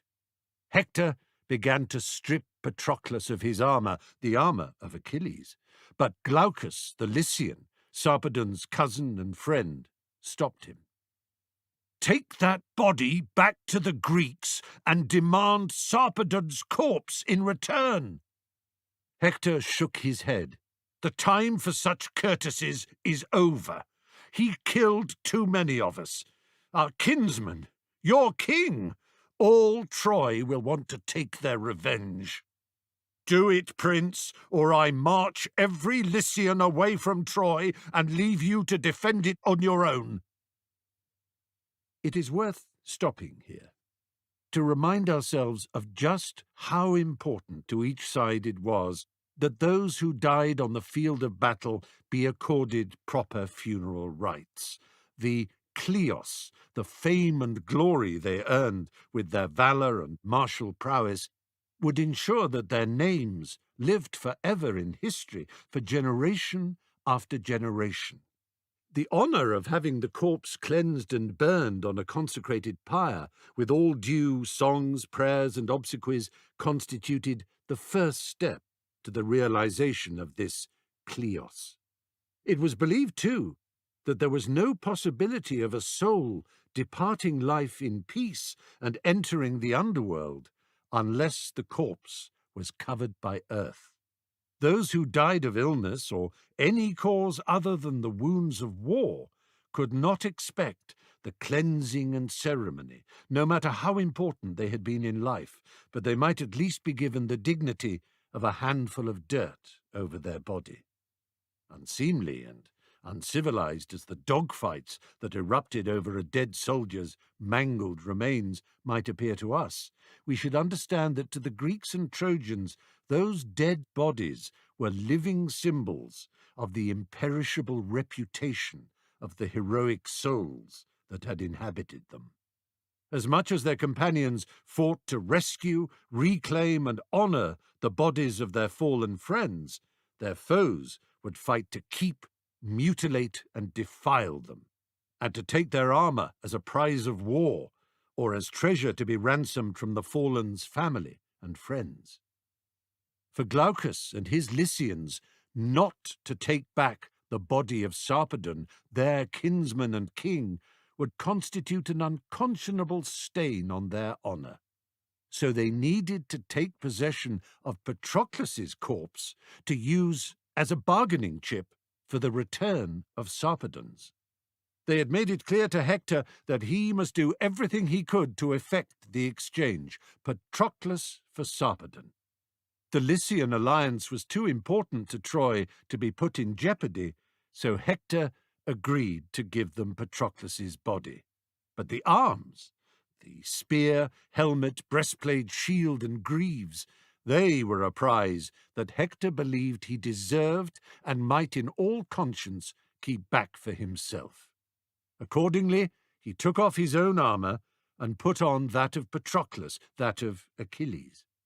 The helmet he gave to one of his men for safekeeping. He could not risk wearing it, for he might be mistaken for Achilles and face attack from his own side. The fight for the body of Patroclus that now ensued was among the bloodiest and most violent passages of arms of the entire 10-year war. Homer's pitiless lingering on the savagery of this high noon of slaughter reveals how desperately important the issue was to each side. Had they known it was but a rehearsal, or at best a kind of gentle prologue to what was to come, they might all have given up in despair. Aias and Idomeneus joined with Ajax and Menelaus and placed themselves at each corner of Patroclus's corpse, like mourners at a catafalque. But what savage, relentless mourners! They repulsed wave after wave of wild and determined Trojans led by Hector, who, like death himself, threw himself at them time and time again. With all this violence raging above him, Hippothous the Trojan managed to crawl in low down and tie a leather strap around Patroclus's body. He was in the act of dragging it towards Troy when Ajax spotted him and speared him through the helmet. The brains burst from the entry wound, flooding his helmet like wine filling a copper bowl. His friend Phorcys stepped up to reclaim his body, but was instantly disemboweled by Ajax's raking spear point. Hector, on his part, struck down as many Achaeans as he could, splintering skulls, slicing off arms, heads, and legs like some great scything machine. More Greeks moved in to encircle the body, Ajax roaring at them not to yield an inch. The Trojans pressed in on a rolling tide of death, led by the implacable Hector. All the banked-up tension, the disappointed hope, the losses, the betrayals, the fear and frustration exploded with such force and fury that the gods trembled to see it. Peering through the fencing of the stockade, Achilles could see the clouds of dust and hear the clashing din, but he was not able to interpret what he saw and heard. Antilochus, son of Nestor, came running along the sand towards him in tears to break the news that Patroclus was dead, and that it was his corpse that formed the focus of the fighting. Achilles broke down completely. His despair overwhelmed him. He scrabbled at the ground for dirt and rubbed it all over his beautiful face. He tore his hair and howled with absolute and uncontrollable grief.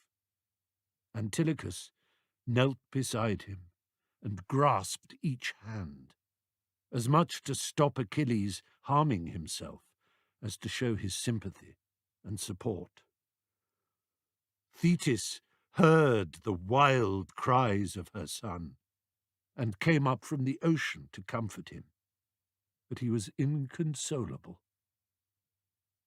"I have lost the will to go on," he said, "unless I can kill Hector in revenge for Patroclus. I will have nothing to live for." "Oh, but my son," said Thetis, "it is foretold that if Hector dies, your death will come straight after." "Then let me die straight after." "And Agamemnon?" "Forget him. What is treasure, or Briseis, or honour, or anything, next to the life of the one I loved best and dearest, my beloved, my only Patroclus? Patroclus, oh, Patroclus." Achilles threw himself down and howled his despair into the dirt. Meanwhile, the battle for the body of Patroclus continued to rage. Hector had been driven off 3 times by Ajax and Aias, but his 4th attack would have prevailed had not Hera sent Iris, the rainbow messenger of the Olympians, to Achilles to urge him to give a sign that he was ready to fight once more. Although Achilles wore no armor, the mere sight of him, standing high on the embankment, bathed in an unearthly light, and uttering the most piercing and monumental battle cry, was enough to scatter the Trojans. 3 times Achilles yelled his terrible war cry. The Trojans and even their horses were filled with fear. In triumph, the Achaeans bore the body of Patroclus back to their camp. But Hector was by no means done, and he tried to chase the Greeks down. His friend Polydamas urged him to stay back. "Achilles is back in the fight, my prince. We must secure ourselves behind the city walls." "Never! We are winning, Polydamas. The time for being cramped like frightened prisoners inside the city is over. We'll withdraw no further than the other side of the river. We camp on the plain, and tomorrow we launch our final assault on the Greek ships. We have them on the run. I sense it." All night, the Achaeans mourned the loss of Patroclus, with the distraught Achilles leading the funeral songs. Meanwhile, on Olympus, Achilles' mother Thetis visited Hephaestus and begged him to make new armor for her son. "He will fight tomorrow, come what may, so please, Hephaestus, as you love me, he needs the finest armor ever worn. Will you work all night in your forge for me?" Hephaestus was married to Aphrodite, of course, who was on the Trojan side, but like Zeus he adored Thetis and owed her much. When Hera had given birth to Hephaestus, her first son by Zeus, she had taken one look at him, dark, hairy, and ugly, far from the radiant, godlike child she had hoped for, and hurled him down from Olympus. Immortal as he was, the infant Hephaestus might never have made it to full maturity and godhead had he not been rescued by Thetis and the sea nymph Eurynome and taken to the Isle of Lemnos, where he was raised. It was here that he acquired his peerless skill as a metalworker and craftsman. He embraced Thetis warmly and shuffled to his forge. Overnight, he laboured at the furnace. Before the first flush of dawn, he had created what many held to be his masterpiece, the shield of Achilles. 5 layers thick, 2 of bronze, 2 of tin, and a central core of solid gold. On its glittering surface, rimmed with bronze, silver, and gold, he portrayed the night sky, the constellations of the Pleiades and Hyades, Ursa Major, and Orion the Hunter. He delicately beat out whole cities, complete with wedding feasts, marketplaces, music, and dancing. In marvellous detail, he depicted armies and wars, flocks, herds, vineyards, and harvests, all human life beneath the heavens. By dawn, he had finished, and was able to present Thetis with not just the shield, but a 4-plated helmet with a crest of gold, a bright breastplate, and, to protect the legs from the knee down, shining greaves of light, flexible tin. Nothing more beautiful had ever been made for mortal man. That morning, Achilles stood on the shore, sounding his piercing and devastating war cry to awaken the Myrmidons and all the warriors of the Achaean alliance. It was here that he and Agamemnon finally faced off, watched by Odysseus and the other senior Greeks. "Was it worth it, great king?" said Achilles. "All this death on account of our pride? Enough. I swallow my rage." Agamemnon, instead of bowing his head and embracing Achilles, let loose a long, rambling speech of self-justification. Zeus sent him mad, took away his sense of judgment. It wasn't his fault. He reiterated the offer that Achilles had already refused. "Please, now, take Briseis. Take all the treasure you want. When this is over, take one of my daughters as your wife." "I want nothing but slaughter and revenge," said Achilles. "I have sworn not to eat or drink until my Patroclus' death is avenged and Hector lies bleeding in the dust." "Very commendable, too," said Odysseus. "But don't you think that even if you won't eat, your Myrmidons will fight all the better with a good meal inside them?" Unromantic as it was, Achilles saw the justice in this very practical suggestion.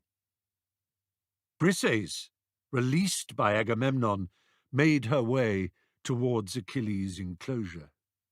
When she saw the lacerated body of Patroclus laid out there, she broke down and threw herself on him, sobbing. "No one else treated me so well. Oh, Patroclus, sweet, sweet Patroclus, you protected me. Only you showed me respect and kindness." Odysseus, Nestor, Idomeneus, and Phoenix all begged Achilles to eat and strengthen himself for what was to come, but he refused. His mind had turned to home. Had his father, Peleus, died by now? Or would the old man have to bear the news of his nephew Patroclus' death? "And of my death too, no doubt," he said. "And what of my son Pyrrhus on Scyros? Will I ever see him again?" Such thoughts sent everyone's mind to their families back home, and a silence fell over the camp. "Enough of that," said Achilles. He strode into his tent to arm. Hephaestus' armour awaited him. When he emerged, the Achaean camp gave a cry of wonder. The marvellous shield glittered. The helmet flashed. This was the sight every Greek had longed to see. Achilles, with the great ash spear and silver-hilted sword of his father, Peleus. Achilles stepping into his chariot. Achilles ringed in a halo of fire and ready to lead them to glory. A great cheer went up. The Achaean army shivered with anticipation. They could not lose now. Hector and Troy were doomed. This was not a man, nor a god. This was their Achilles, something more than either. The Myrmidon captains, Alcimus and Automedon, harnessed and yoked the snorting, prancing Balius and Xanthus, Poseidon's wedding gifts to Peleus and Thetis.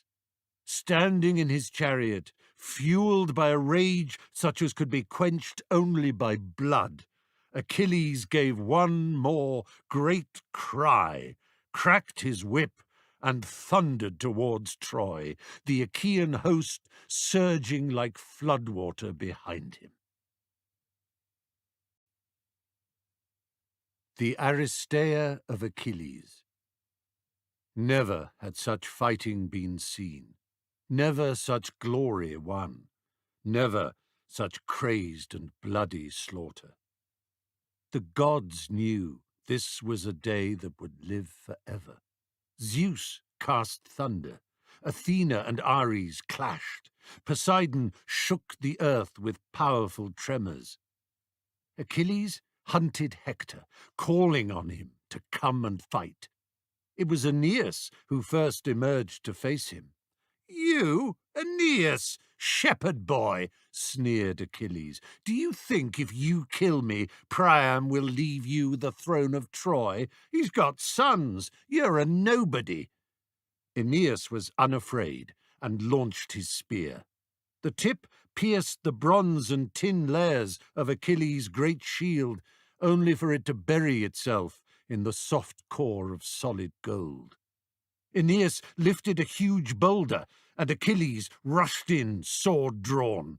One of them would surely have died there and then, had not Aeneas vanished in a great swirl of dust. Poseidon, favouring the Greeks as he did, had none the less rescued Aeneas, whose destiny he knew to be momentous.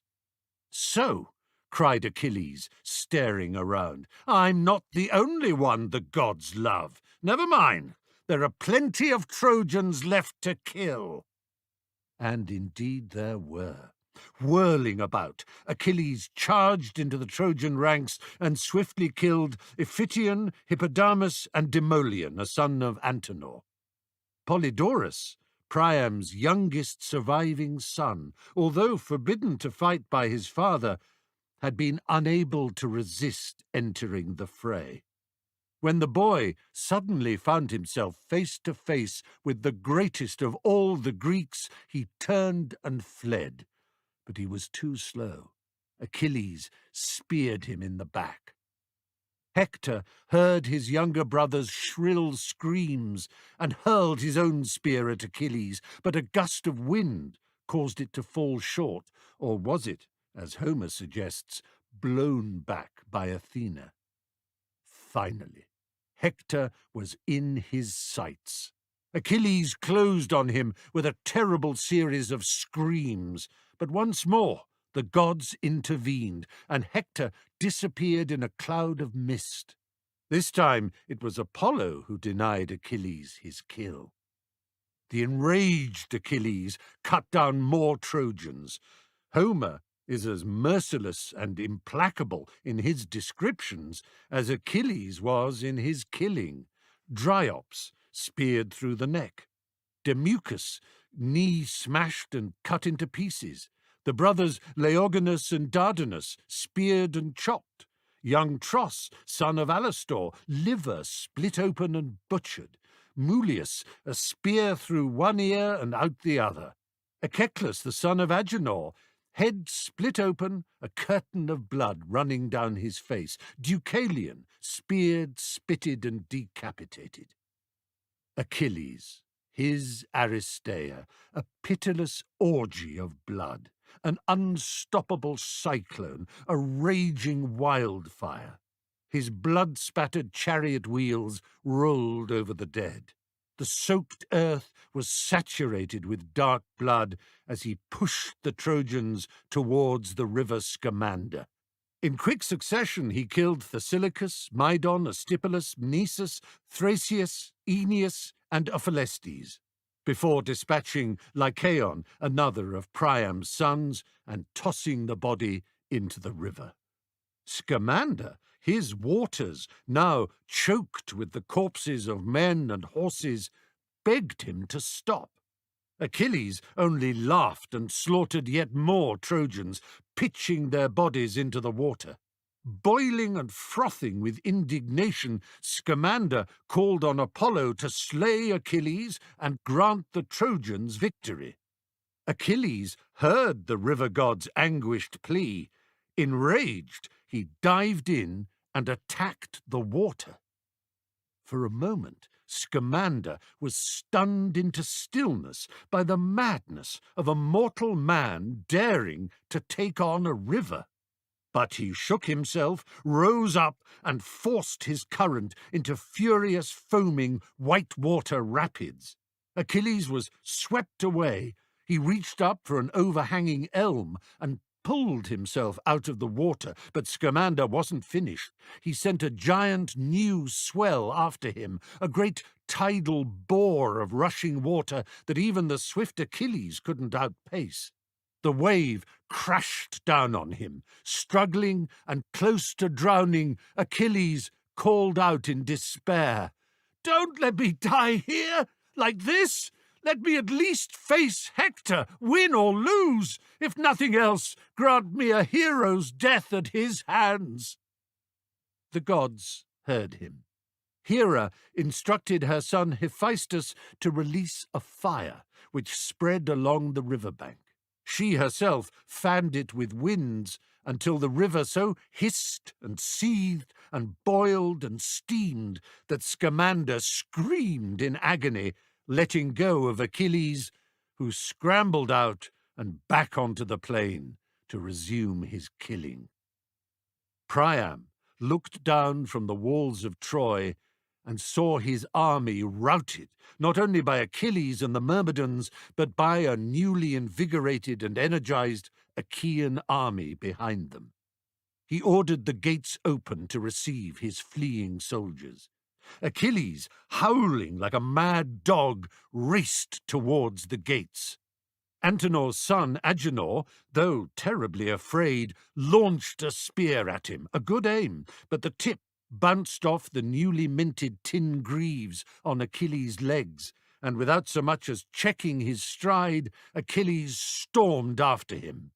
Apollo spirited the real Agenor away and took his form, taunting Achilles and leading him all over the plain of Ilium, giving the stampeding Trojans time to pour into the city. Apollo Agenor then disappeared with a laugh, and a furious Achilles turned to vent his wrath on Troy. Achilles and Hector. King Priam looked down at the inspired, enraged, and implacable Achilles running like the wind towards the city. Hector was standing outside the Scaean gate, ready for the final encounter. Priam and Hecuba called down, begging him to take shelter inside. The old king tore at his hair as the vision arose in his mind's eye of the fate of his city and the Trojan people if Hector were to be killed. But Hector would not be persuaded.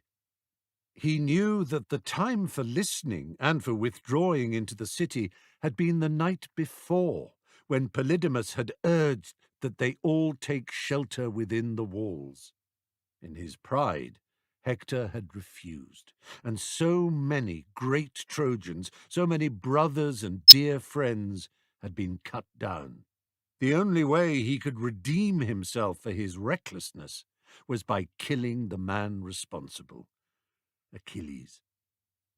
And there he was now, Hector's nemesis, his affliction and his curse, racing towards him like an avenging angel and shrieking that horrible war cry.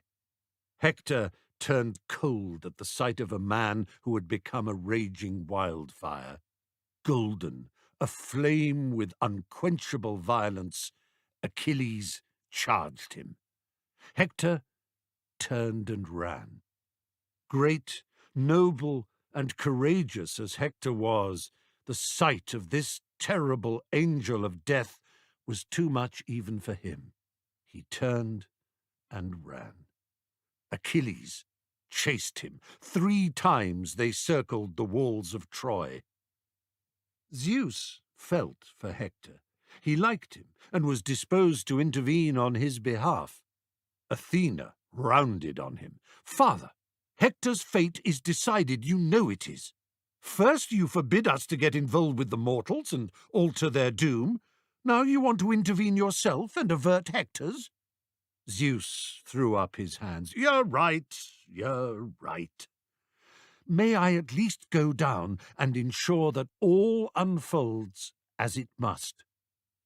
Zeus consented with a mournful bow of the head, and Athena flew down to Troy. Taking the form of Hector's brother Deiphobus, she materialized at his side, pledging to fight alongside him. As Achilles closed in, Hector turned and called out to him, "Very well, son of Peleus. No more running. It is time to kill or be killed. But one word.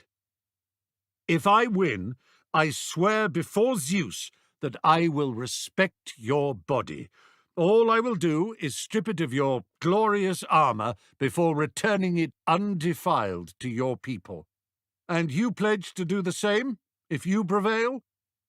Achilles snarled with contempt. "I have no interest in deals. Hunters make no deals with lions. Wolves make no deals with lambs." With that, he hurled his spear. Hector dropped into a crouch and it shot overhead, burying itself in the earth behind him. Unseen by Hector, Athena retrieved the spear and returned it to Achilles. Now it was Hector's turn. He took aim and launched his spear. It was the best and strongest throw he had ever made. The point homed in on the very center of Achilles' shield. But the shield held, and the spear glanced off. "Another spear," said Hector, putting out his hand for Deiphobus to rearm him. But Deiphobus was nowhere to be seen. Hector knew at once that his moment had come. Drawing his sword, he launched himself at Achilles. Achilles lowered his head and charged. Hector was wearing the armor he had stripped from Patroclus, Achilles' old armor. Achilles knew it intimately, every fold of it. As the 2 warriors closed the gap between themselves, Achilles' mind raced faster than his body. Hector's approach, shield forward and sword raised, seemed to come in slow motion.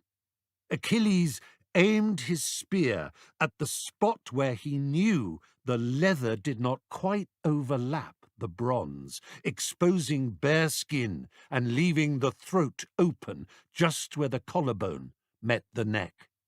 Achilles thrust, and Hector, Prince of Troy, the hope and glory of his people, came crashing down, mortally wounded. With his dying breath, Hector begged Achilles once more.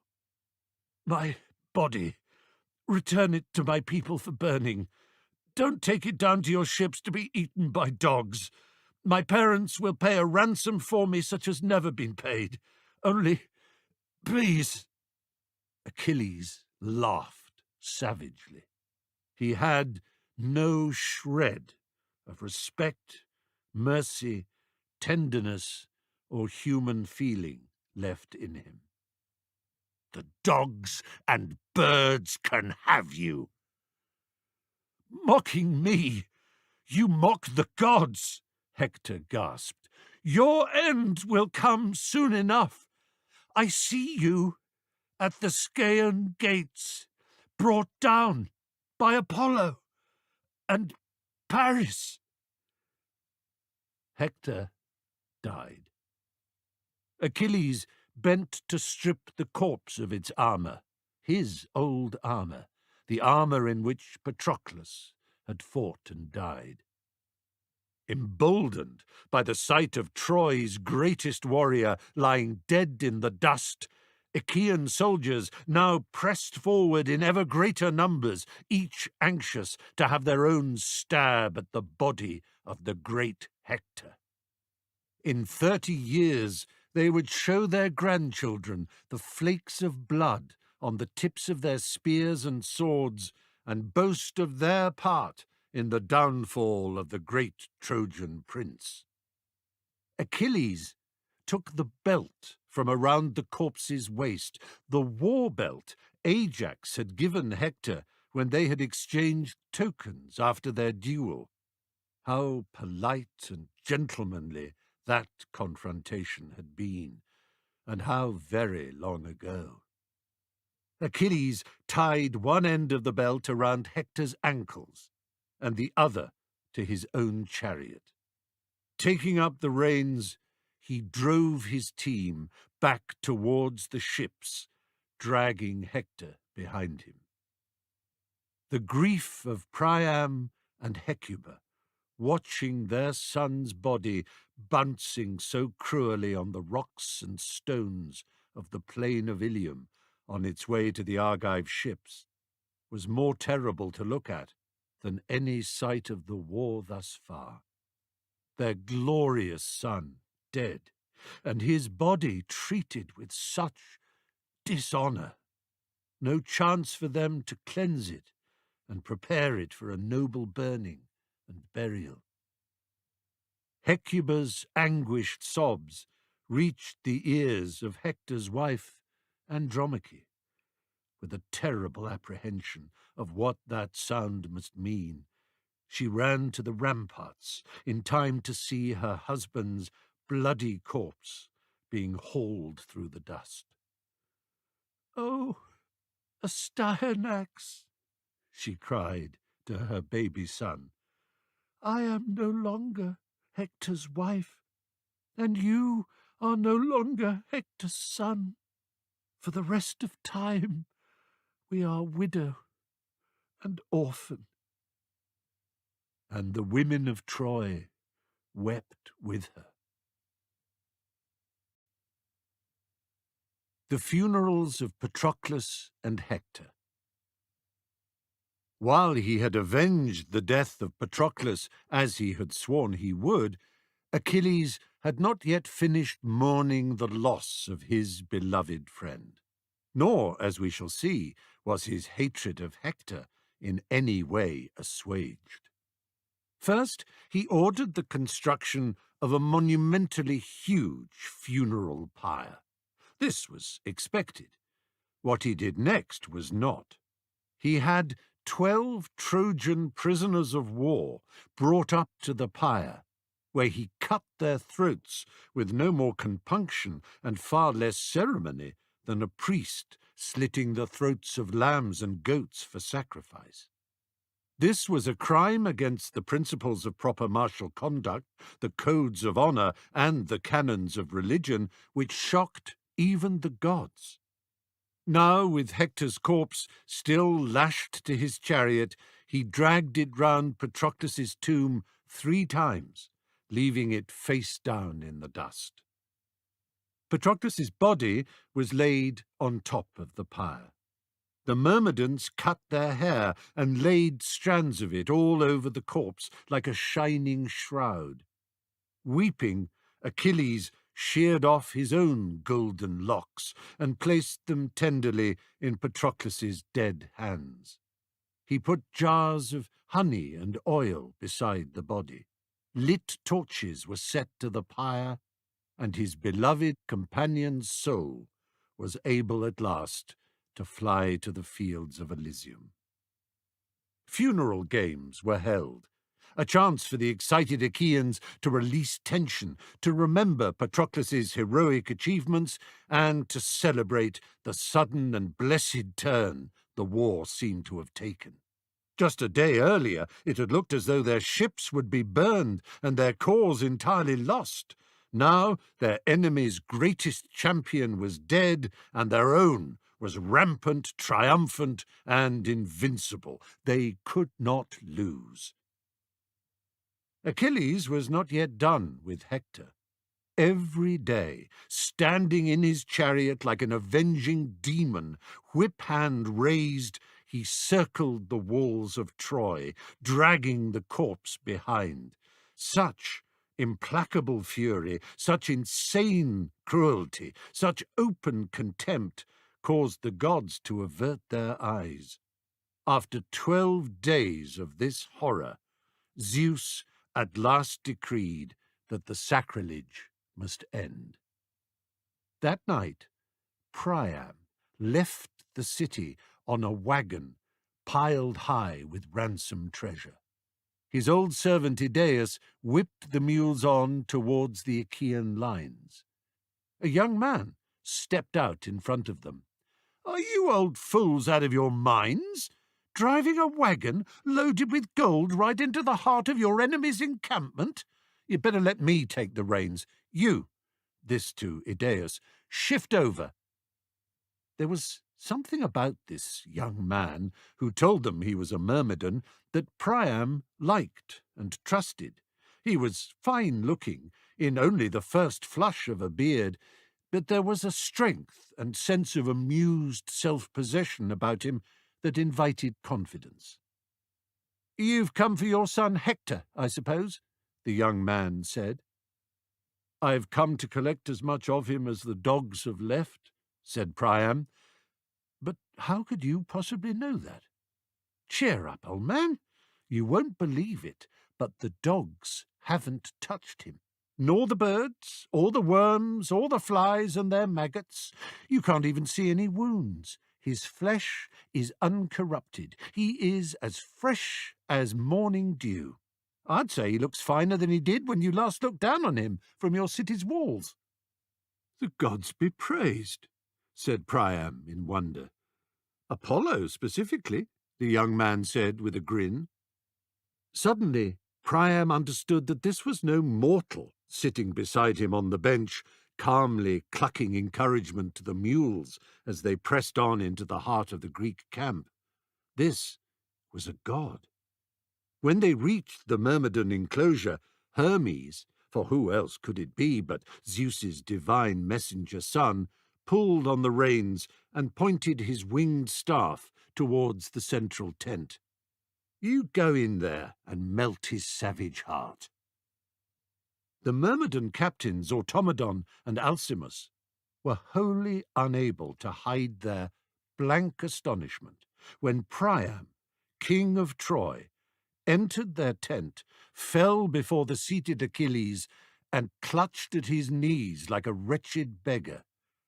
He kissed the hands that had killed so many of his sons. "Achilles, oh, Achilles," he said, not caring to wipe away his tears.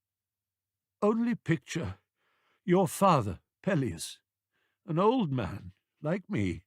He has one pleasure left in life, just one. The thought and image of you, his glorious boy. Our children mean more to us than all our thrones and lands and gold. Imagine Peleus now, in his palace in Phthia. Someone is arriving on a ship to tell him of your death. Achilles, the glorious fruit of your loins, is dead, my lord," the messenger cries out. "His body has been left out for the dogs to chew on.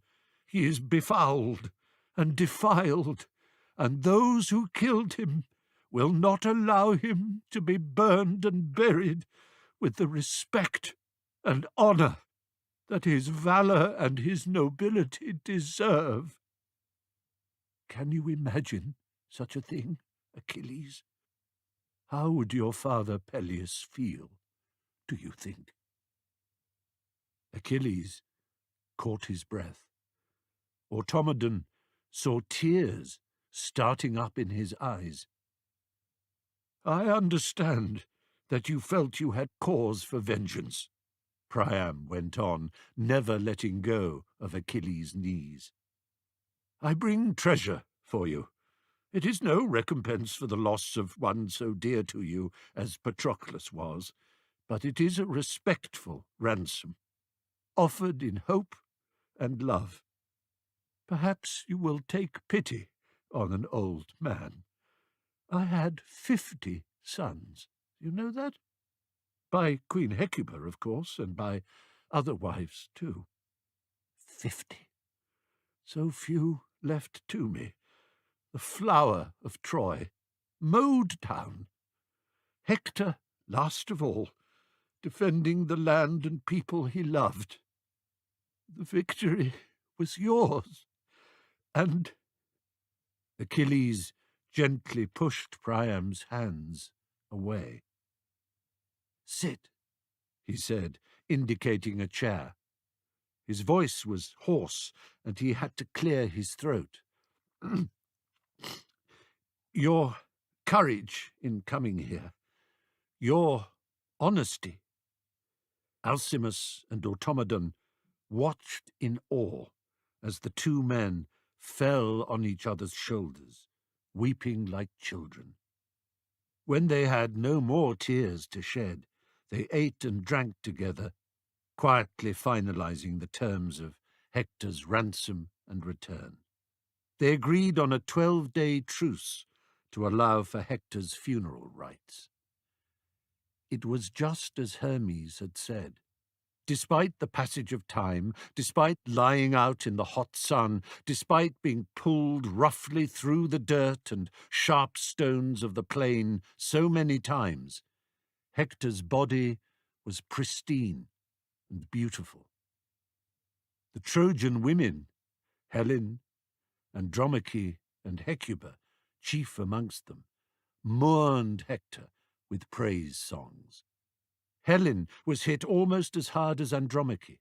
She had loved Hector for his courage, his chivalry, and above all, for his boundless courtesy and all the personal kindnesses he had shown her, a Greek woman, come amongst them, bringing nothing but death and desolation. Hector was everything that the vain and hollow Paris was not. They cremated the body, doused the flames with wine, and interred the ashes in a mound overlooking the city he had given his life to defend. And so the Trojans bade their final farewell to Hector, their greatest of men. Homer's Iliad ends here, but the war does not. Amazons and Ethiopians to the rescue. The momentum given to the Achaean forces by the presence of Achilles and the absence of Hector might have propelled the war to an immediate end. But at just the moment that the Trojans found themselves being pushed relentlessly back and the city looked likely to be taken, new allies from the east rode in to their rescue in the form of the Amazons, led by their fearsome queen Penthesilea. Rode to the rescue is the right phrase here, for the Amazons were the first warriors to fight on horseback. In the rest of the Mediterranean world, chariots were pulled by horses, and horses were mated with donkeys to produce the mules necessary for the movement of supplies, but it was the Amazons, a race of female warriors from the shores of the Black Sea, who climbed on their backs and pioneered mounted warfare.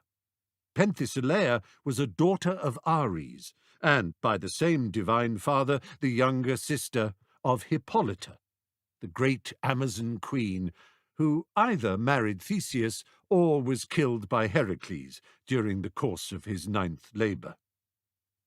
Penthesilea brought with her to Troy 12 fierce Amazon warrior princesses, and she alone accounted for 8 hapless Achaean men on her first foray into battle.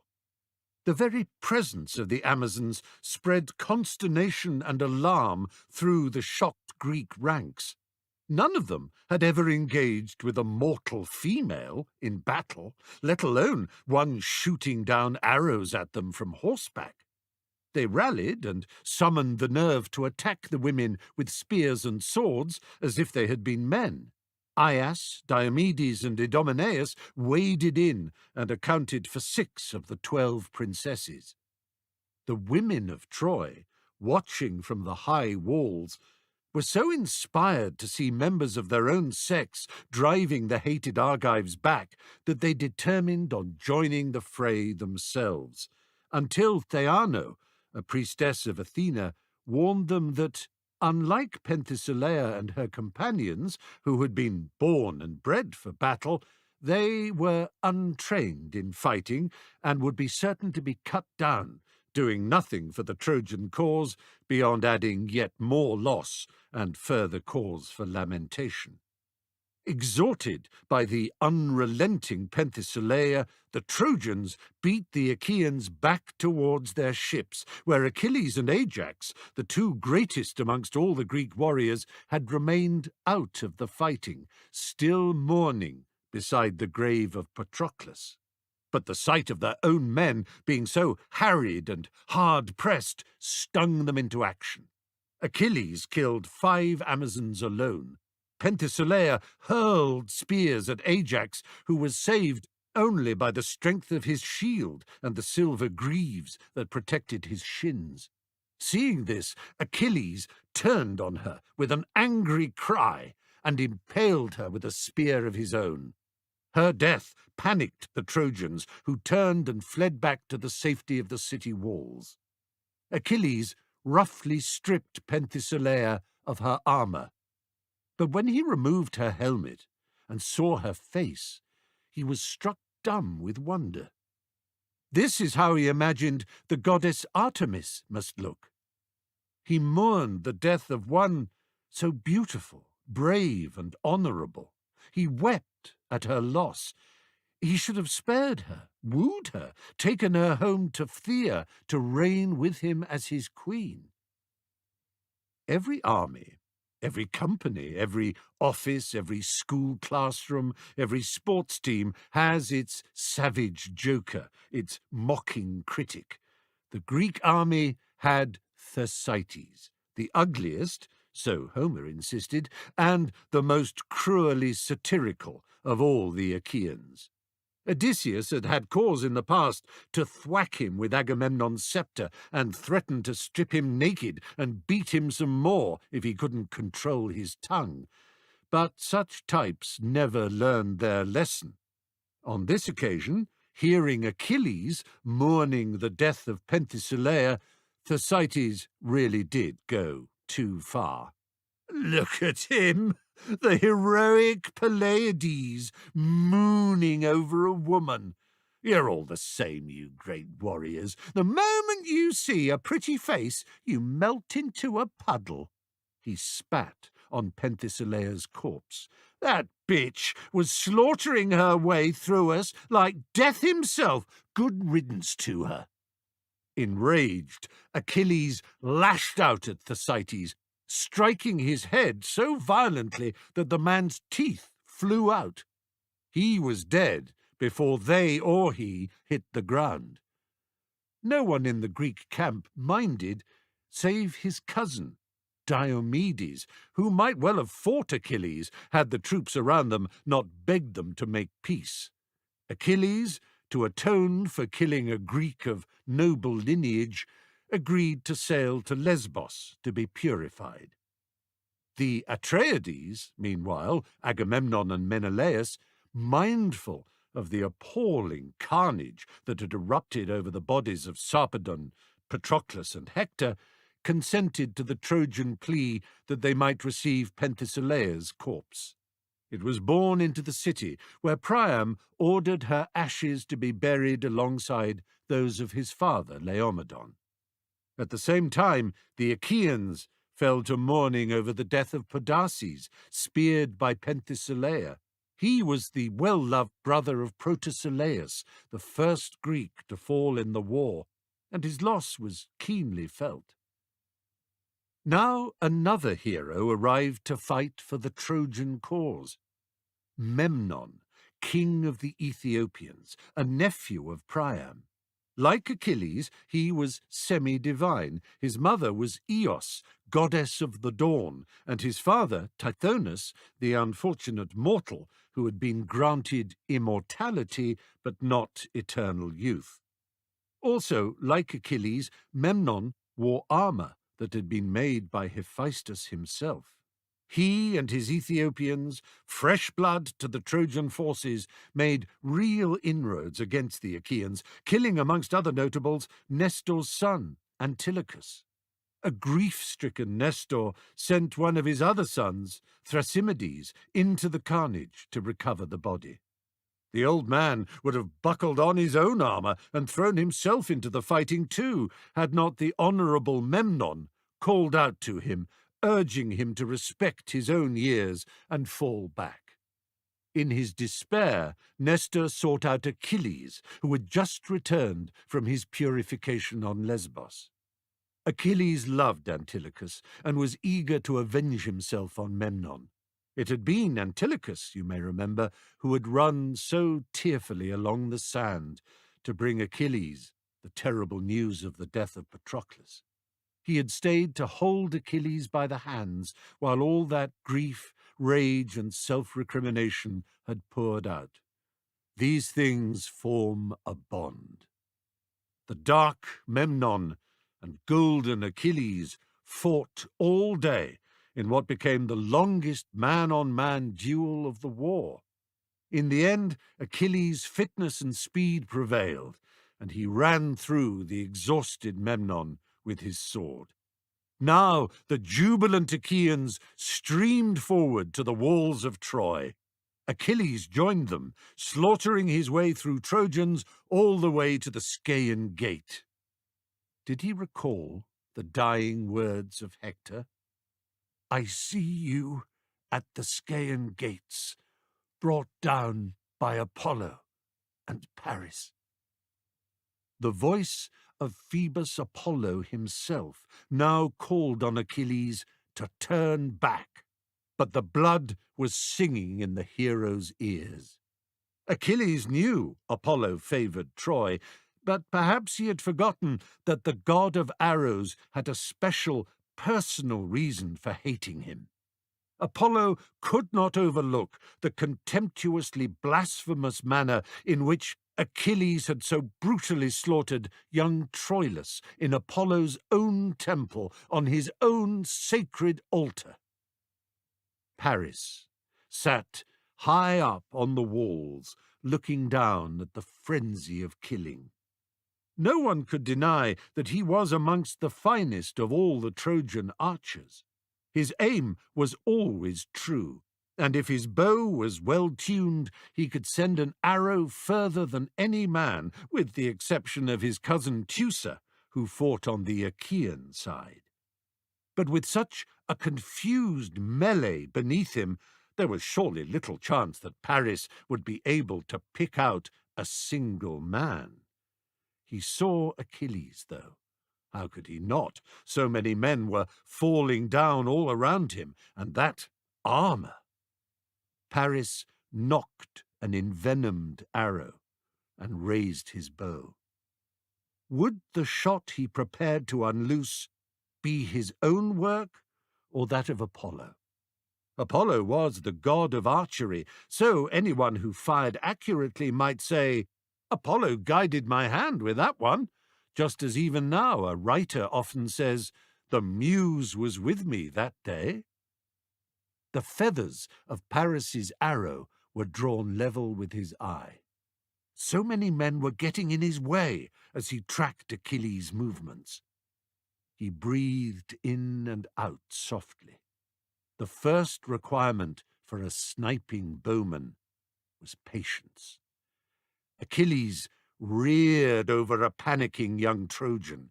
The Trojan fell. Achilles stood exposed in Paris's eyeline. He let the arrow fly. The Achilles heel. Achilles was already turning as the arrow flew from the bow.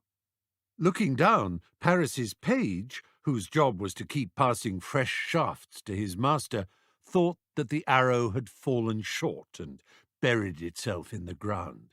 But Paris gave a cry of triumph, and now the page saw that the arrow had indeed struck Achilles, low down, on the back of the foot. It had pierced the flesh of his left heel.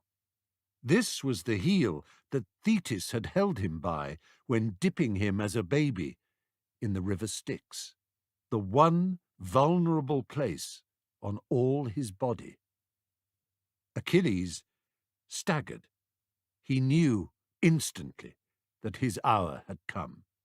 But his spear was still in his hand, and even as the venom spread through his body, he thrust and thrust at the Trojans that began to surround him, coming at him in quick, stabbing charges, like jackals circling and snapping at a wounded lion. 4, 5, 6 he speared and hacked before his legs buckled under him. Even as he breathed his last breath, he killed more Trojans. Terrified by the sight of a mortally wounded man with such implacable strength and will, most held back, unsure that such a man could really die. That priceless armor was irresistible, however, and they began to creep uncertainly forward. Then a terrible roar caused all but the bravest to scatter and run. Ajax, huge, towering Ajax, charged through, bellowing with grief and rage. He took up a station by the body, cutting to pieces any who dared come too near. Amongst those who fell before his wild defence was Glaucus, the Lycian lieutenant of Sarpedon. His body was rescued by Aeneas. Paris loosed off a volley of arrows at Ajax. The thought of accounting for him and Achilles in the same hot hour was thrilling to him. He could almost hear the cheers of the admiring Trojans who would bear him in triumph to the temple of Apollo. The angle was wrong, however. Ajax was too near the city walls, so Paris stood on the highest part of the battlements and took careful aim downwards. Ajax saw a flash from up high and swayed aside as an arrow sped past, missing him by a hand's breadth. When he saw who it was that had fired, he gave a mighty roar and hurled a great granite rock. It flew up and struck Paris on the helmet. The hard bronze saved him from death, but the force of the missile stunned him and set up a great ringing in his ears. Enough for one day, he thought, and dropped down out of sight. Odysseus helped Ajax convey the body of Achilles back to the Greek camp. Both sides were now given over to sorrow and lamentation. The Trojans and their Ethiopian and Lycian allies mourned the loss of Memnon and Glaucus. The Achaeans wept for Achilles. Once more the Myrmidons cut off locks of their hair to make a shroud for the corpse. Briseis laid her own shorn tresses on the pyre and tore at her own flesh in the violence of her grief. "You were my day, my sunlight, my hope, my defence," she cried. Incense, sandalwood, scented oil, honey, amber, gold, and armour were heaped up on the pyre. Trojan prisoners were executed. Agamemnon, Nestor, Ajax, Idomeneus, Diomedes. All groaned and keened openly and beat their breasts. Even Odysseus was seen to weep. The smoke rose in the air, and the cries of every soldier, servant, and slave mingled to make a noise louder than the greatest clamour of the war. The smoke and the sound reached Olympus, where the gods wept too. Golden Achilles, the son of Peleus and Thetis, was gone from the world. His death meant more than the loss to the Achaeans of their foremost warrior and champion. Humanity had lost a mortal of greater glory than had ever been known. Wild, petulant, headstrong, stubborn, sentimental, and cruel as he could be, his leaving marked a change in the human world. Something great had gone that could never and would never be replaced. The vulnerability, the flaw that every human has, recalls the first Achilles' heel. Every great champion, ever since, in war and in sport, has been a miniature of Achilles, a simulacrum, a tiny speck of a reminder of what real glory can be. He could have chosen for himself a long life of tranquil ease in obscurity, but he knowingly threw himself into a brief, dazzling blaze of glory. His reward is the eternal fame that is both priceless and worthless. In our world, all athletes know that their years are short. They understand, too, that they have to be mean, passionate, merciless, and unrelenting if they wish to rise to their own kind of lasting fame. Achilles will always be their patron and their guardian divinity. We each of us know, or have known, someone with a glimmer of Achilles' flame in them. We have loved and loathed them. We have admired them, sometimes even shyly worshipped them, often needed them. We recognize that if we had ever encountered the real demon demigod Achilles, we would have feared and dreaded him, hated his temper, despised his pride, and been repelled by his savagery. But we know, too, that we could not have helped loving him. The armour of Achilles. As the body of Achilles burned, and the Achaeans mourned the loss of their hero, Thetis stepped from the waves of the sea and joined them in their tears. Funeral games were held, with prizes from Achilles' vast collection of treasure distributed to the winners. After the last race was run, Thetis addressed the senior Greeks.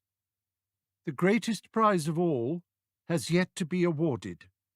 The shield, breastplate, greaves, and helmet that Hephaestus made for him. The sword and spear of his father Peleus.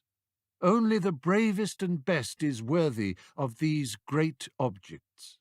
Of those who fought for and rescued the body of my beloved boy, who is the most deserving? I shall let you all decide. Everyone instinctively looked towards two men, Ajax and Odysseus. They had been the warriors at the heart of the fighting over the dead Achilles. Ajax stood. "Let the kings of Mycenae, Crete, and Pylos be the judges," he said. Odysseus looked across at Agamemnon, Idomeneus, and Nestor, and nodded. "A perfect choice," he said. "We consent," said Agamemnon. But Nestor put up his hand. "No, my lord, I do not consent, and nor should you, and neither should King Idomeneus. This is an intolerable burden to put on us. How can we be asked to choose between two men that we love and value so highly? The prize is too great. Whoever wins our vote will rejoice in his possession of the most valuable treasure the world has ever seen. Whoever loses will simmer in fury. They will hate and resent us. No, Odysseus, it's all very well to shrug, but I think I know something of human nature. How can you have forgotten the destructive madness that erupted when Achilles and the king of men squabbled over their prizes, Chryseis and Briseis? They turned towards Thetis for guidance, but she had disappeared. No one had seen her leave, but gone she was. Agamemnon sighed. "Well, what do you propose?" he asked Nestor. "She has bequeathed the armour and stated the terms of the bequest. Rather than us being put in the position of having to decide," said Nestor, "why don't we ask the Trojans?" "What? We have plenty of prisoners here. They have had every chance to rate the bravery and strength of our fighters. Surely the best way to determine the most valuable amongst us is to ask our enemy whom they most dread meeting on the field of battle." Agamemnon smiled. "Ingenious. Let it be so." When the Trojan prisoners of war declared that they regarded Odysseus as their most feared adversary, the Greeks let out a collective groan. They were afraid that Ajax would prove the sorer loser. They were right. Ajax exploded with instant, indignant fury. "This is a joke! Odysseus? A greater warrior than me? How can you possibly believe that? Didn't you all see me fighting over Achilles' body? I killed 12 Trojans. Odysseus slunk in to pull the corpse free, I'll grant you that, but only when I had made it safe for him to do so. He's all talk. He's all scheming and contrivance. He's not a warrior. He's a coward and a weasel and a rat and a snivelling dog." "I expect I'm all kinds of animal, Ajax," said Odysseus with a smile, "but I think I do know how to fight. I seem to remember winning the wrestling match in the games we held for Patroclus' funeral. I seem to remember killing more than my share of Trojans over the years." "You didn't even want to come here!" yelled Ajax. "We all know how you pretended to be mad so that you could oil your way out of your oath. If it wasn't for Palamedes seeing through your deception— Oh, and yes, we all know who framed Palamedes, don't we? We all know who hid gold by his tent so that he'd be taken for a—" "Dear me, Ajax. And you accuse me of being all talk? Who was it who sailed for all those months in search of Achilles? Would you have found him, identified him, persuade him to fight for us? Give me leave to doubt it. You're a big fellow, Ajax, and very strong, but our most valuable asset? I don't think so." Odysseus's smiling modesty was more than Ajax could bear. He stormed from the meeting, leaving behind a stunned and sorrowful silence. "Dear me," said Odysseus, "what a pity. I've always liked Ajax, you know. My deputy Eurylochus will stop by to transfer the armour to my ship. I'll see you all for supper later on." Ajax, meanwhile, stamped off to his tent, convinced that he had been deliberately snubbed and insulted. So maddened with jealous rage was he that he arose in the night, insanely certain that Agamemnon, Menelaus, and Odysseus were his enemies. He stole through the camp, intending to set fire to their ships. Reaching their quarters, he stabbed them and their retinues to death in a wild frenzy of killing.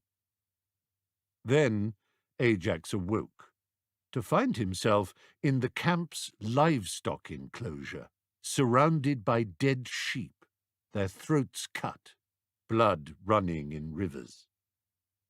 Distraught at the madness that had overcome him, and terrified at how close he had come to murdering those he truly held most dear, Ajax stumbled to a lonely part of the shore, planted his sword, the silver sword of Hector, in the sand, and threw himself upon it.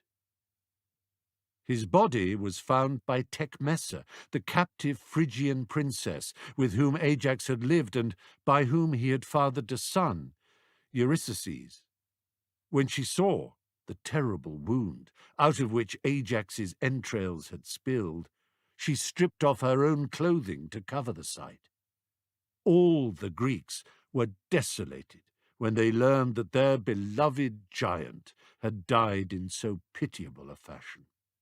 Odysseus seemed shaken too, and told anyone who would listen that he would happily have given the armour to Ajax had he known the poor fellow was going to take it all so badly. It was notable, however, that his regret did not extend to offering the armour to ℌ𝔞𝔫𝔞 and Eurystheus. Perhaps he had already calculated that he would need it for a greater purpose soon to come. Agamemnon and Menelaus ruled that, while the suicide was tragic, it could by no means be regarded as a warrior's death. It warranted no cleansing, no great pyre, no ceremonial burning. The body must, according to the code by which they all lived and fought, be left on open ground.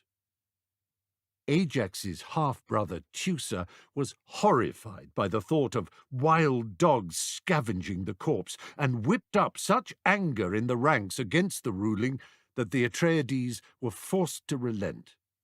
Ajax had been greatly loved by the men, and it should not be forgotten he was a cousin of Achilles. So it was that Telamonian Ajax, Ajax the Great, was cremated with full honours.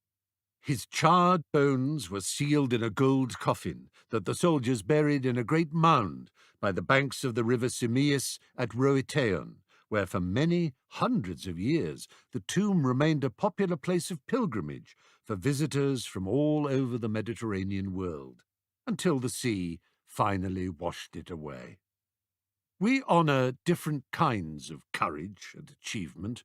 The golden glory of an Achilles is marvellous, but the unquestioning loyalty, tireless courage, and massive steadfastness of an Ajax is no less to be admired.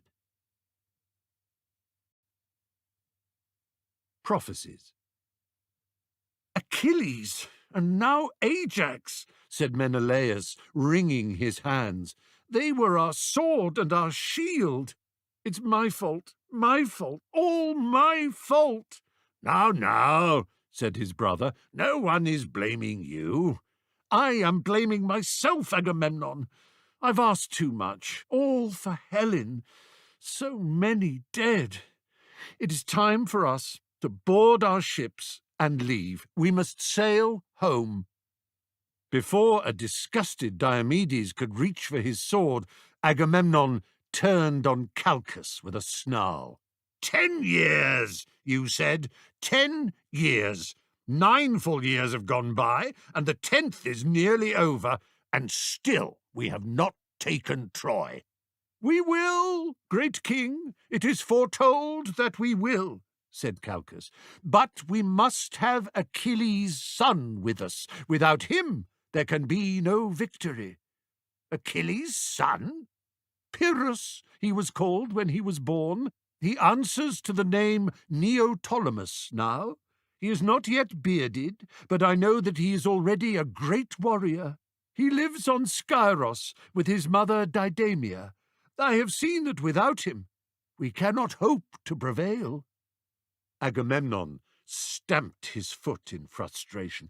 There's always one more thing, isn't there? One more little detail that is suddenly revealed to you. Why have you never mentioned this boy to us before? The vision of him and his place in things was only vouchsafed to me this morning, replied Calchas imperturbably. I cannot command the gods to disclose all their plans at once. They have their reasons. Agamemnon sighed. Very well. Odysseus, Diomedes, you had better sail for Skyros immediately and bring back this Pyrrhus or Neoptolemus or whatever his damn name is. Meanwhile, what the hell is that noise?" The sound they had all heard was the clamour of the newly energized Trojans beating their swords against their shields. They had been reinforced by yet another powerful ally. Eurypylus of Mysia had just this moment arrived with a full contingent of fresh fighting men, and morale within the city had grown high once more. In a strange episode that preceded the whole war, the Greek expeditionary force had invaded Mysia, mistaking the city-state in the northwest for Troy itself. Achilles had speared its king, Telephus, a son of Heracles, and the father of this Eurypylus. The wound was not fatal, but it festered. Achilles was persuaded to use the same spear, the spear of his father Peleus, to heal it, fulfilling a prophecy. In gratitude, Telephus promised not to involve Mysia in the coming war. Arriving to aid Troy now, his son Eurypylus was breaking that promise, but satisfying his own deep love of adventure. Paris, Deiphobus, and Helenus, the senior surviving Trojan princes, could not have welcomed him more warmly. One by one, the whole court was shown and allowed to handle Eurypylus's fabled shield. It was as huge and heavy as a cartwheel and divided into 12 sections, each depicting in intricately worked bronze one of his grandfather Heracles' labours. The central boss portrayed the great hero himself, club in hand and clad in his celebrated costume of the hide of the Nemean lion. Not only could Eurypylus boast this illustrious lineage, but he outshone even Paris in looks. Odysseus, who had encountered him during the attack on Mysia, described him as the most beautiful man he had ever seen. Beautiful or otherwise, he could certainly fight. Had it not been for the combined skill and courage of Teucer and Aias, the Achaeans would have been routed, and Achilles' son Neoptolemus might have reached the Troad too late to have been of any help. It had been on the island of Skyros, years earlier, that Odysseus and Diomedes had sought out King Lycomedes and found the young Achilles hiding as a girl. Arriving on the island for a second time, now to seek out his son, they were amazed to be shown into the presence of a young replica. The same flame-coloured hair, the same proud bearing and flashing eyes. The lofty, self-confident air with which one so young grandly insisted the visitors state their business struck Odysseus as more comical than commanding. "Do we have the honour of speaking to Achilles' boy, Pyrrhus?" he asked. The boy flushed. "I am not a boy, and I do not answer to that foolish name," he said. "You may address me as Prince Neoptolemus." "I may," said Odysseus, "but that remains to be seen. For now, I'd like to speak to your mother." The mockery in Odysseus's tone was more than Neoptolemus could bear. His hand flew to his sword hilt. Diomedes quickly stepped forward and gripped his wrist. "I apologize for my friend Odysseus," he said. "He means no harm." Neoptolemus gaped. "Odysseus? You are Odysseus of Ithaca, son of Laertes?" The arrogant manner was instantly cast aside and replaced by a rush of youthful excitement and something akin to hero worship. He took them both at once to see his mother. Didymia was still in mourning for Achilles, and declared herself entirely opposed to the idea of her son fighting in the war that had killed his father and made a widow of her. "I forbid it," she said, "and so does your grandfather." King Lycomedes nodded his head gravely. You are too young, my boy. Perhaps in a few years.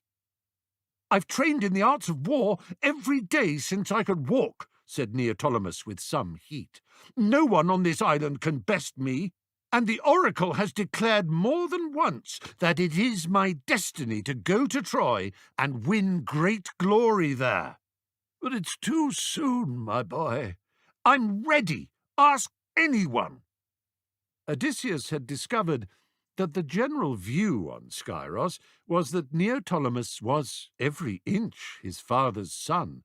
He had much of Achilles' skill, strength, and speed, and all, if not more, of his hot temper and insatiable lust for killing. We would not come for Prince Neoptolemus, said Odysseus, if we did not think him more than capable of looking after himself. If he goes, said Didymia, it will break my heart.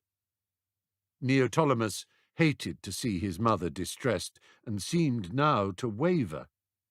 Odysseus read the situation at once. Your father's armour is mine by right, he said, forged by the hand of Hephaestus himself. I've brought it with me. If you agree to join us, I will, of course, bestow it upon you. The Myrmidons will follow you anywhere, added Diomedes. They only await your place at their head. Neoptolemus threw his mother a pleading look of such desperate and agonized intensity that her resistance melted. She gave a moan and bowed her head. His face broke into a brilliant smile. I'll be back before you know it, he said, hugging her close. A strange visit. Back at Troy, Eurypylus and his Mysian troops, aided by rampant Aeneas, had pushed the Achaeans over the Scamander and were threatening to pin them to their ships, just as Hector had done before. Agamemnon and Menelaus joined Idomeneus and Aias in a counterattack, wounding Deiphobus, but Aias was put out of action by a well-directed rock thrown by Aeneas. The din of battle on the plain could be heard in Helen's suite of rooms high up in the royal palace. She was at her loom, listlessly weaving, as she did every day. Aethra, the mother of Theseus and Helen's old companion, coughed gently to announce that a visitor stood outside, awaiting an audience. What is their name? He won't tell me who he is, my dear. Insists on seeing you. Won't take no for an answer. Show him in. Helen was taken aback when Aethra led in a boy no more than 15 years of age. And who might this young man be? My name is Corythus, said the boy, blushing furiously. I have a message for you. Why don't you sit down and take something to drink, said Helen, indicating a seat and nodding to Aethra, who poured wine. You can gather your thoughts and tell me your message when you're ready. This room is uncomfortably warm, is it not? The youth sat down and drank gratefully from the proffered cup. He looked up anxiously at Aethra, and Helen, sensing his unease, dismissed her with a slight movement of her head. There now, she said, we're quite alone, and you can tell me your message. It's for you to see, Corythus said, passing over a small packet wrapped in the bark of a birch tree. In some surprise, Helen opened the packet and looked long and hard at the tokens inside. This is from Oenone, Corythus nodded. And you are her son by Paris. He nodded again and looked shyly down at the floor. Helen's mind filled with visions of the last 10 years. She thought back to her life in Sparta with Menelaus before Paris came. What madness had overcome her? Was it real attraction to Paris, or the work of Aphrodite that had led her to leave behind her home, her parents, and most of all, her beautiful daughter? Hermione would be 13 years old now. Had she learned to hate the mother who abandoned her? Hot tears rolled down Helen's cheeks as she thought of all she had left behind and all she had caused. All this death. Even now she could hear the screams of the dying and the clash of arms down on the plain. So many brave men killed and good women widowed. So many parents bereaved and children orphaned, all because of her. If it were not for her, Hector would be alive. Andromache would have a husband, and Astyanax a father. And for what? All for a vain, cheating liar like Paris. He had not only ruined her life and the life of all those in Sparta whom he had forced her to abandon, but he had betrayed his first wife Oenone, and this son, this poor, awkward, gulping boy shuffling before her. But she had to be honest. Everything Paris had done, she had done. She was cursed. She was death. In the intensity of her grief and distress, Helen fainted to the floor. Corythus tried to call out for help, but his voice stuck in his throat. Not knowing what else to do, he went to her side to feel for a pulse. At just this moment, Paris came through the door. Seeing a young man paying intimate attentions to his wife, he was filled with jealous fury. He took out his sword and cut at the boy, slashing his throat. Corythus died on the spot.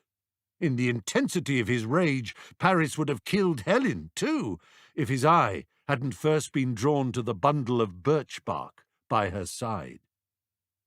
When he had understood its meaning and realized that the youth he had killed was his own son, he was overcome with grief and shattered by remorse. Helen wanted nothing more to do with Paris. She never spoke another word to the man she looked on as the author of all her woes and all the woes of Troy and Greece. Their relationship was finally, entirely, and irrecoverably over. Nor had Paris's victory over Achilles showered him in much glory. After all, the poison arrow had been directed, men said, by Apollo. Fine marksman as he was, Paris could never have found so small a target as the great hero's left heel. The killing by Paris of his own son marked the end of divine support for him. Aphrodite and Apollo, his greatest champions over the years, could not overlook a blood crime so dreadful. Paris's days were numbered. The Golden Boy. Beyond the city walls, the Achaeans were sustaining terrible losses. Machaon, son of the divine healer Asclepius, was speared and killed by Eurypylus. His brother Podalirius bore the body back behind the lines, where he brought all his arts to bear in a desperate attempt to revive him. But no herb, salve, or incantation could bring Machaon, who had healed so many Greeks himself, back to life. Enraged, Podalirius flew into the fray. His fury and the fighting skills of Idomeneus and Aias pushed Eurypylus back from the stockade, but a quick flanking maneuver caused Agamemnon and Menelaus to become separated and encircled inside the Mysian ranks. Trapped and isolated behind enemy lines, the royal brothers would have been captured or killed had not Teucer waded in to rescue them. At that moment, a great cheer was heard from the shoreline. The ship of Odysseus and Diomedes had returned. With his sure eye for image, Odysseus had instructed ℌ𝔞𝔫𝔞𝔥 to put on his father's armor and climb high on the prow. Whether it was Athena, Iris, or some other deity who arranged the vision, no one could be sure. But just as ℌ𝔞𝔫𝔞𝔥 stepped up, a brilliant shaft of sunlight shone down on him through the clouds. The bronze, silver, and gold of the shield flashed. The first Achaeans to see it set up a great cry, which spread from the stockade to the fighting on the plain. The Trojan soldiers looked and saw with terror that their arch-nemesis had been reborn. Shaking the great spear of his grandfather Peleus, ℌ𝔞𝔫𝔞𝔥 shrieked the blood-curdling war cry of his father Achilles, and the Myrmidons, recognizing it, roared with joy and beat their swords against their shields. Their clamor, depending on whose side you were on, either chilled or thrilled the heart. ℌ𝔞𝔫𝔞𝔥 sprang down to lead the Myrmidons into battle. Newly energized and inspired, the Achaean army began to repel the Trojan advance. ℌ𝔞𝔫𝔞𝔥 soon demonstrated not only that he had much of Achilles' athleticism, grace, but that he was every bit as violent and bloodthirsty as his father too. As he twisted, swooped, leapt, ducked, darted, hacked, sliced, stabbed, speared, and wove his way through the Mysian lines towards Eurypylus, the Trojans fell back, many convinced that this truly was Achilles' newborn.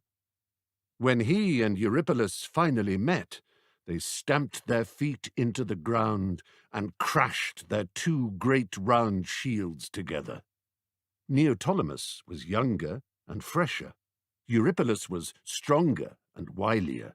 He had been fighting hard for days, but never faltered or took a backward step. The long and desperate duel that ensued might have gone either way, but in the end, youth and speed won out. ℌ𝔞𝔫𝔞𝔥 ran round like a hound tormenting a bull, until at last his spear found its mark and tore through the older man's throat. A groan went up in the Mysian ranks as Eurypylus hit the ground. Scenting victory, the Achaeans pushed the Trojans right back to the city walls. ℌ𝔞𝔫𝔞𝔥 fell like a ravening eagle on those not quick enough to escape through the closing gates. "Now," he yelled, "up the walls and avenge my father!" Linking with each other like a chain of the ants from which they derived their name, the Myrmidons began to swarm up the walls.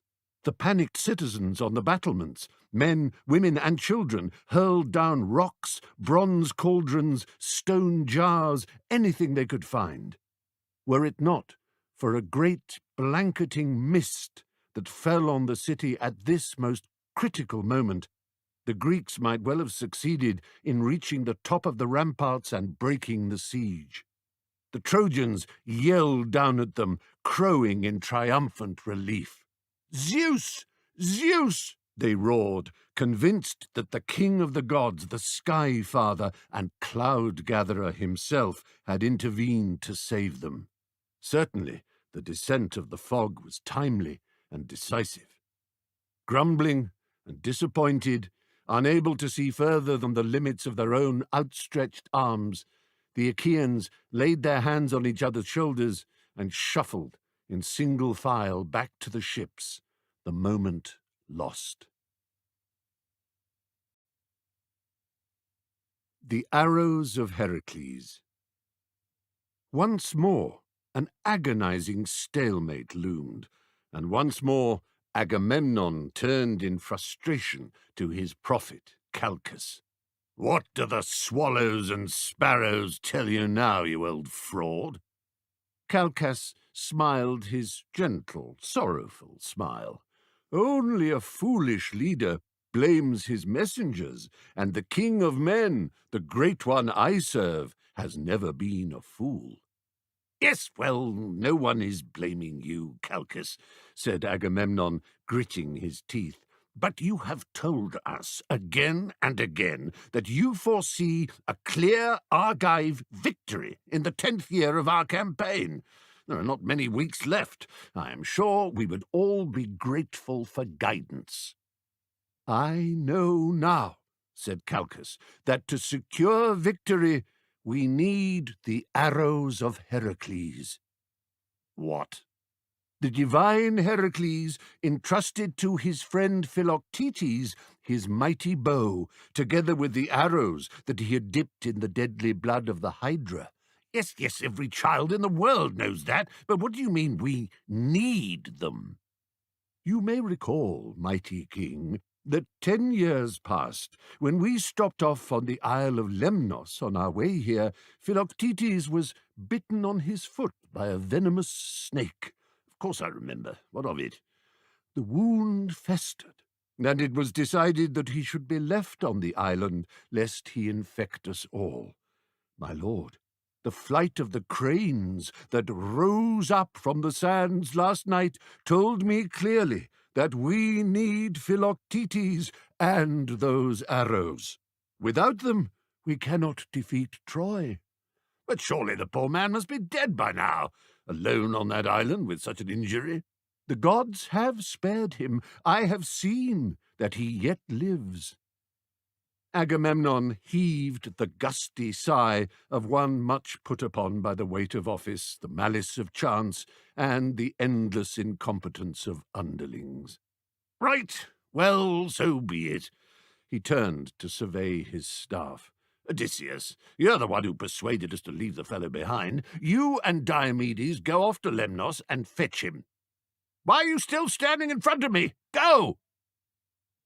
On Lemnos, Odysseus and Diomedes found Philoctetes still in perpetual agony from the wound that would not heal. He had lived all these years in a den of his own making.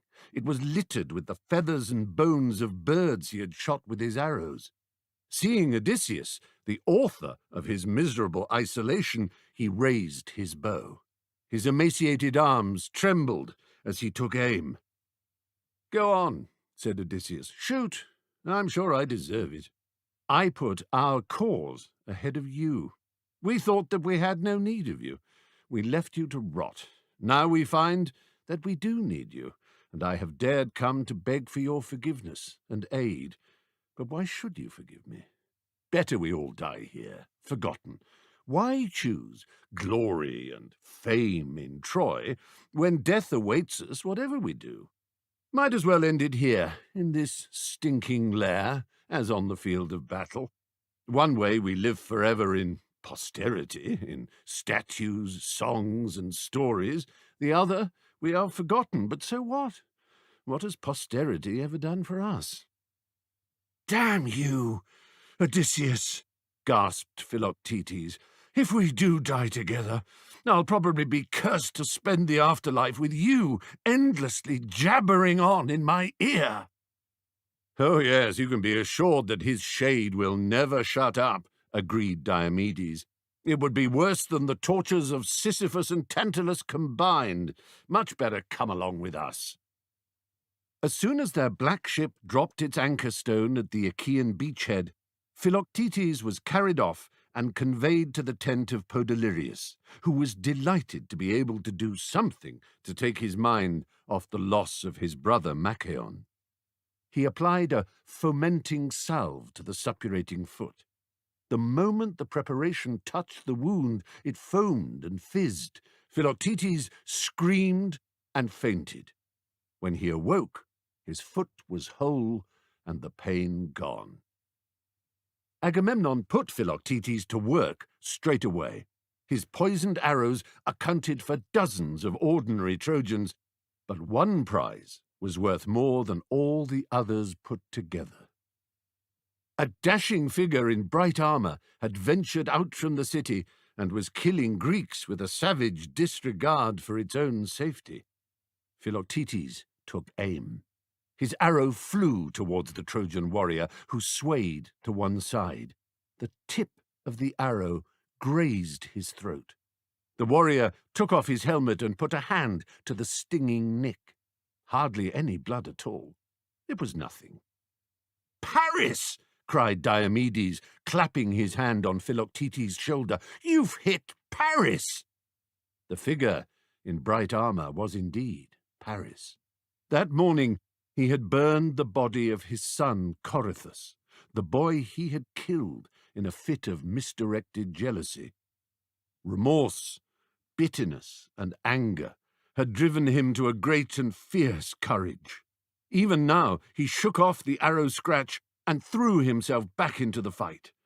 But the skin on his neck began to smart uncomfortably. He staggered as sweat broke out on his brow and the blood pounded in his ears.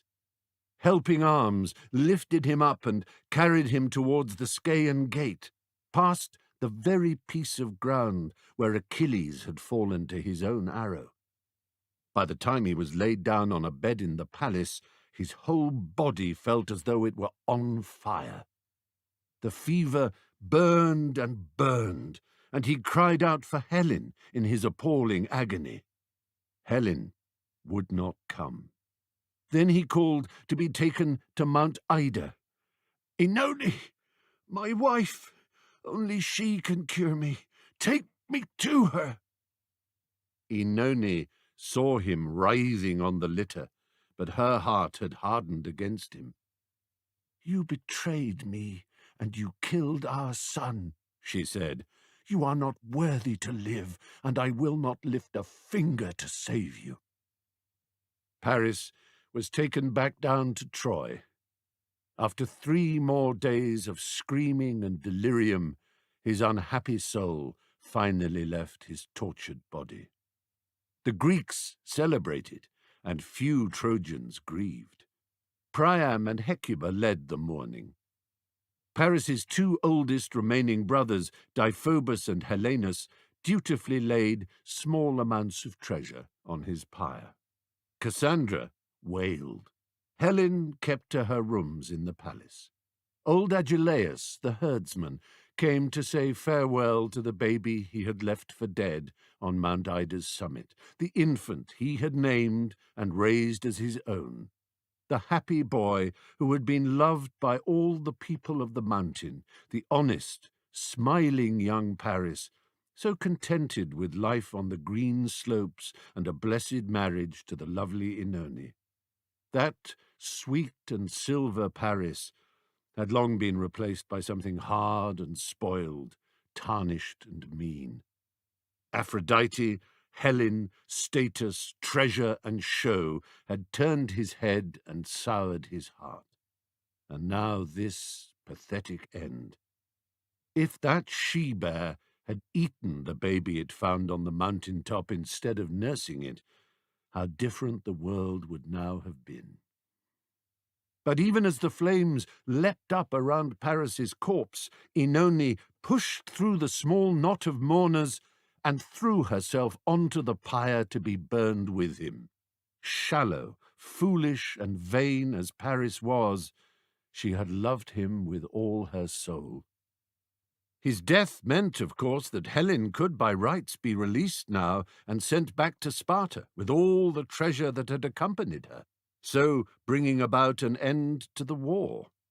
But Deiphobus and Helenus had fallen completely under the spell of her beauty and would not think of letting her go.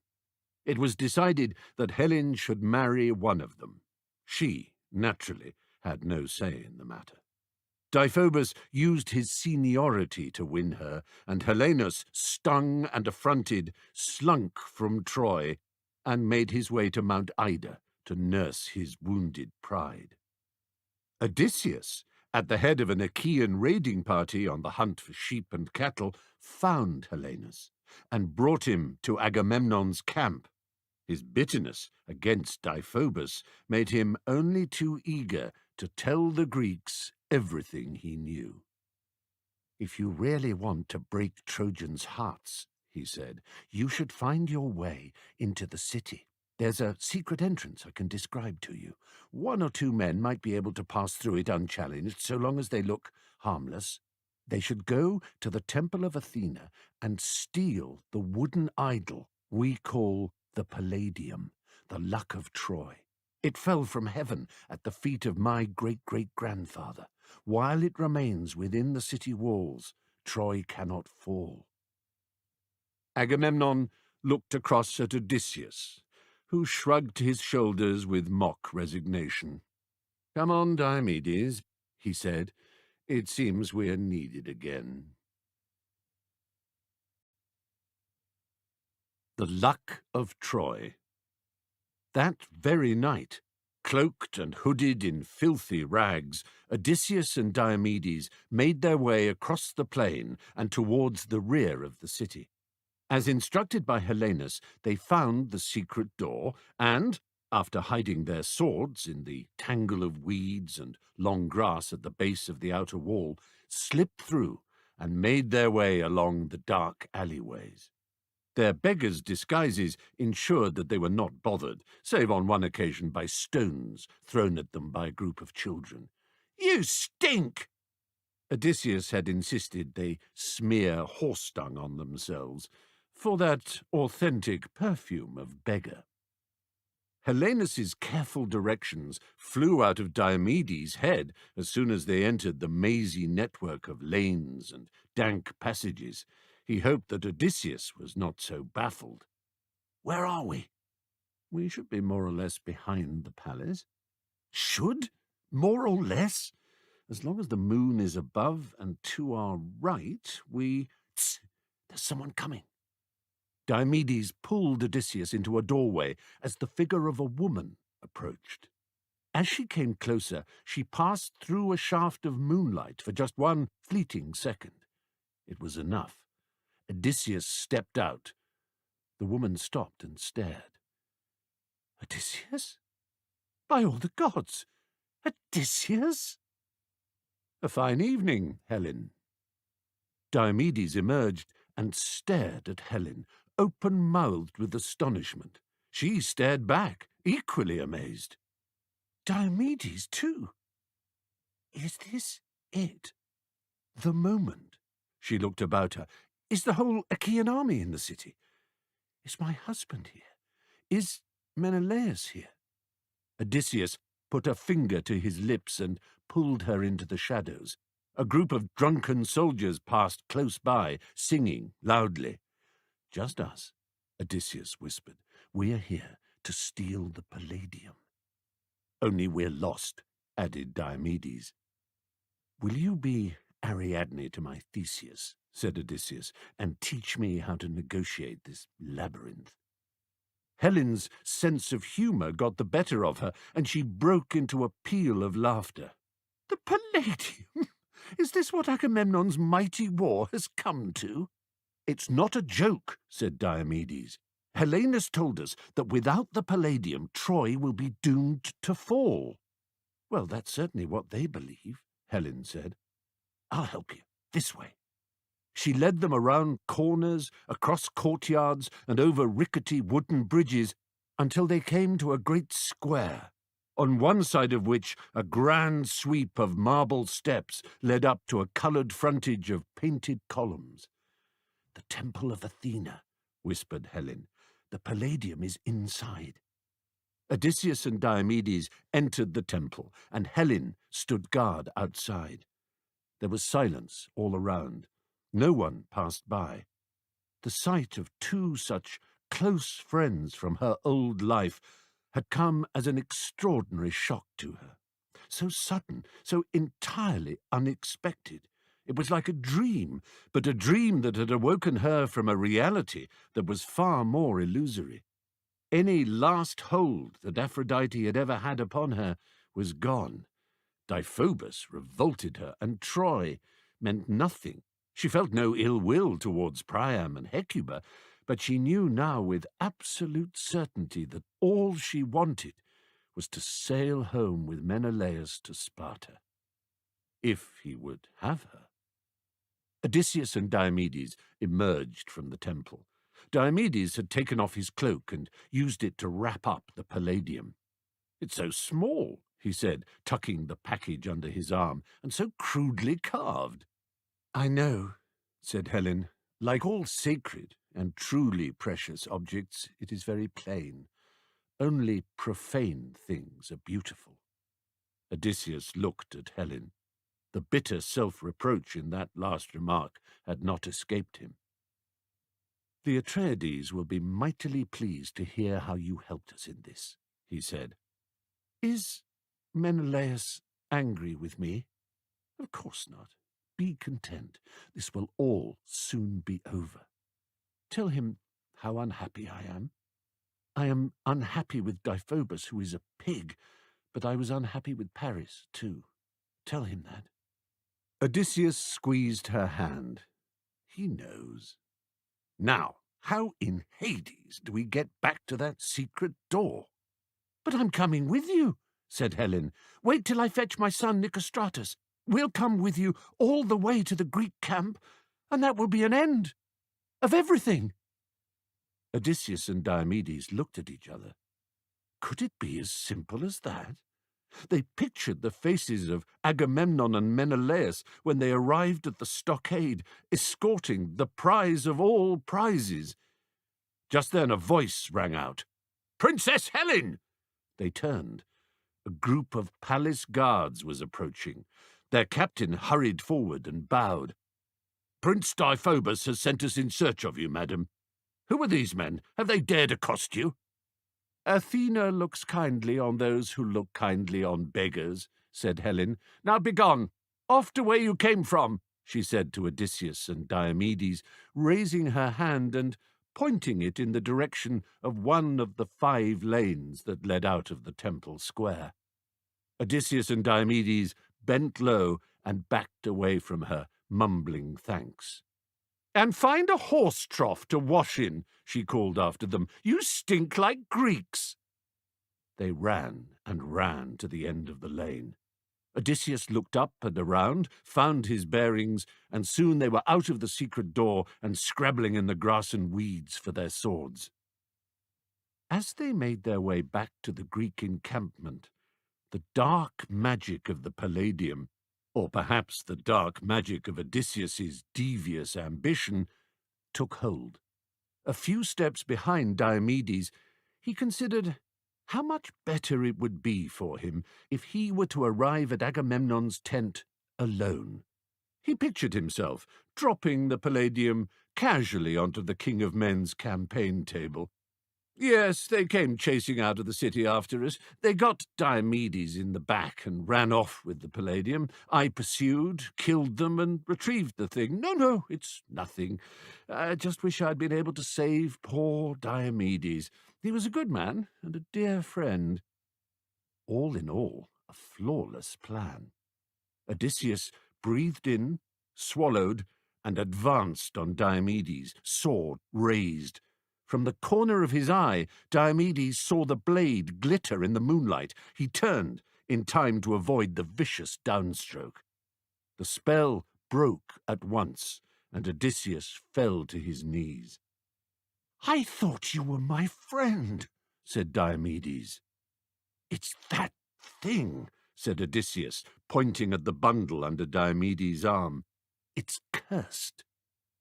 Diomedes grunted his agreement, but was careful to drive Odysseus forward with the tip of his own sword for the rest of their walk back to the Greek lines. Odysseus was, of course, smart enough to be the first to speak when they arrived. Out tumbled the story of his attempted attack on Diomedes. He told the tale in bewildered tones of wonder and horror as an example of the terrible power of the Palladium. It was decided at once that, rather than keep such an ill-omened object, they should take it to the shrine of Athena that stood in the foothills of Mount Ida, where a guard could be mounted to prevent the Trojans from reclaiming it. "It is enough that the damned thing has left the city," said Agamemnon, turning towards Calchas. "For now, our victory is assured. Is that not the case, Calchas?" Calchas raised his shoulders with a sweet smile. "So it is written, my lord, so it is written."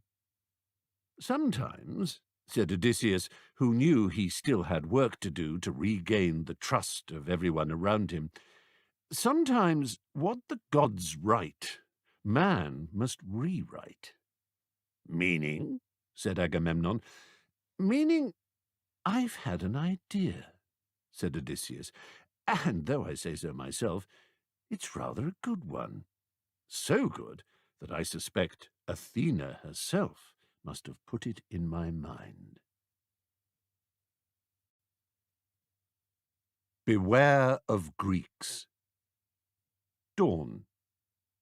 Every morning, when Eos, sister to Helios the sun and Selene the moon, throws wide the pearl gates of her eastern palace, she prays that this new morning will light on a day of victory for Troy.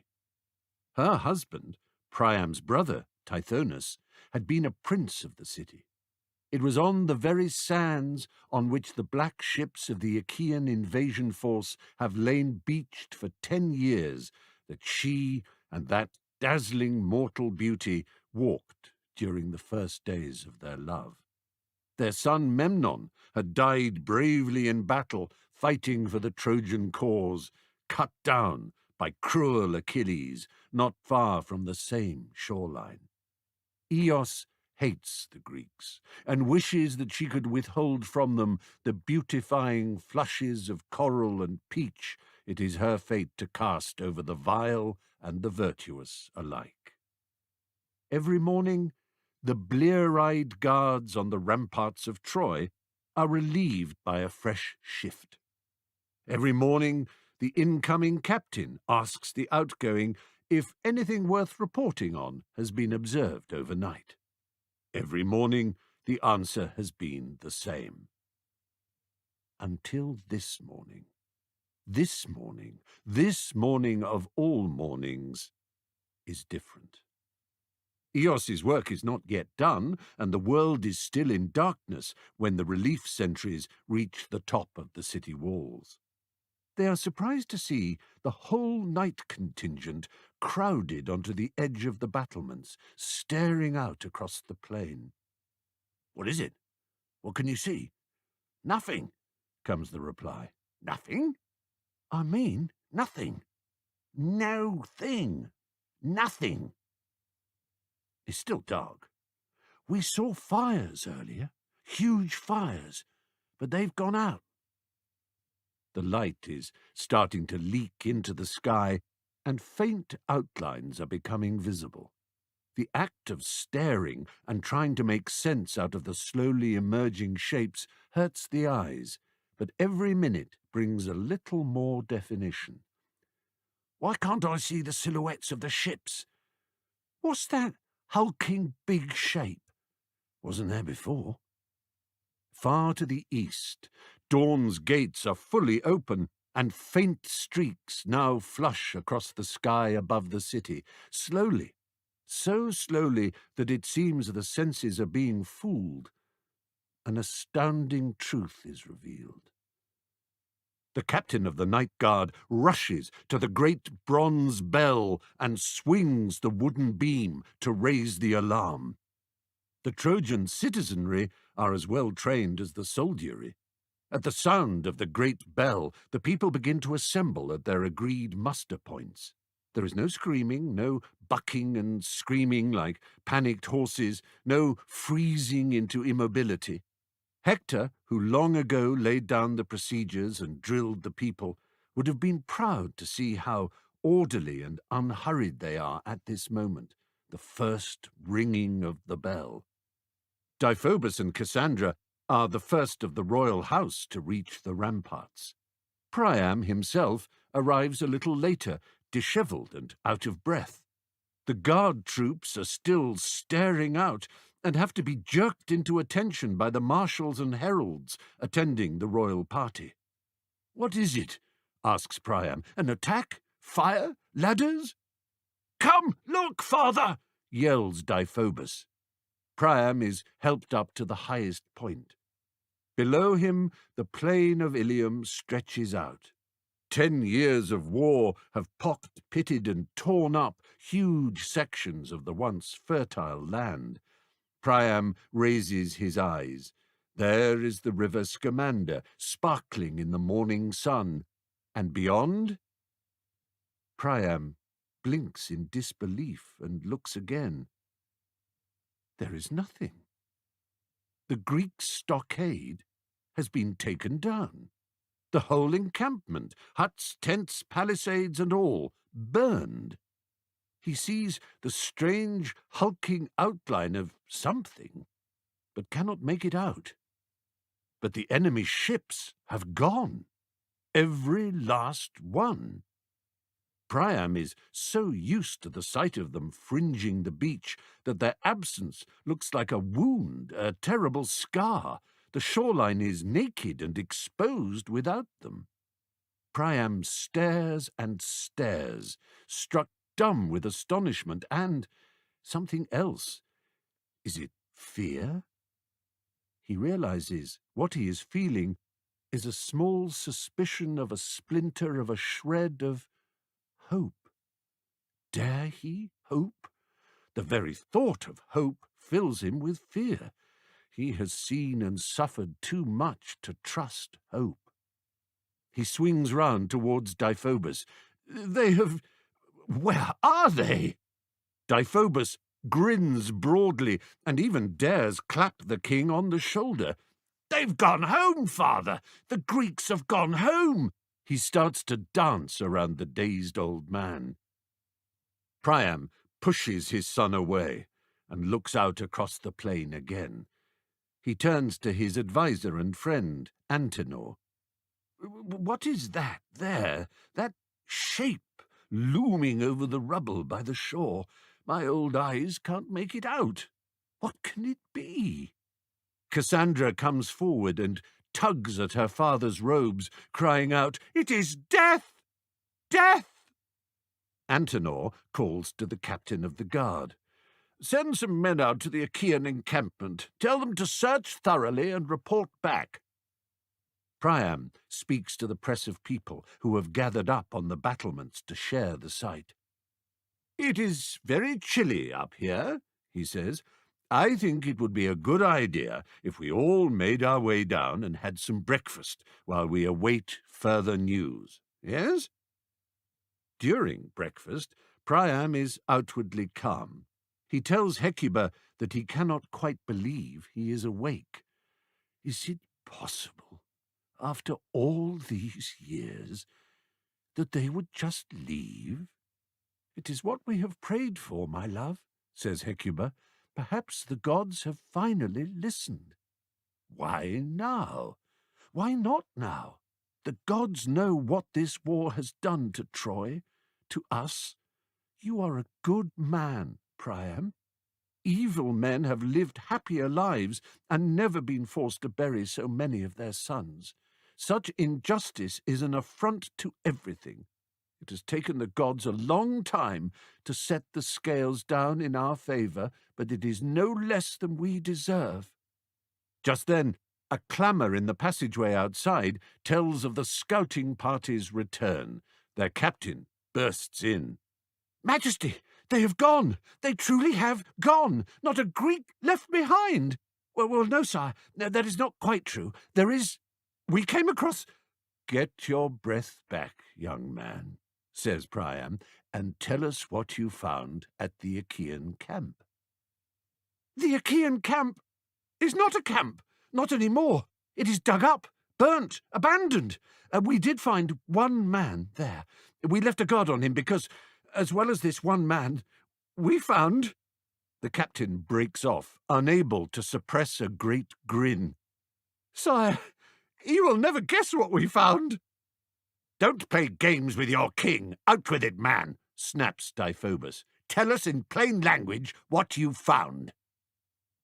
In plain language, Highness, says the captain, too euphoric to be brought up short by Deiphobus's harsh tone. We found a horse. Well, I'm sure there's nothing so very strange in that, says Hecuba. But no, says the captain, unable to stop smiling. This is a horse like you've never seen before. A horse, he points up to the ceiling. A horse as high as this roof.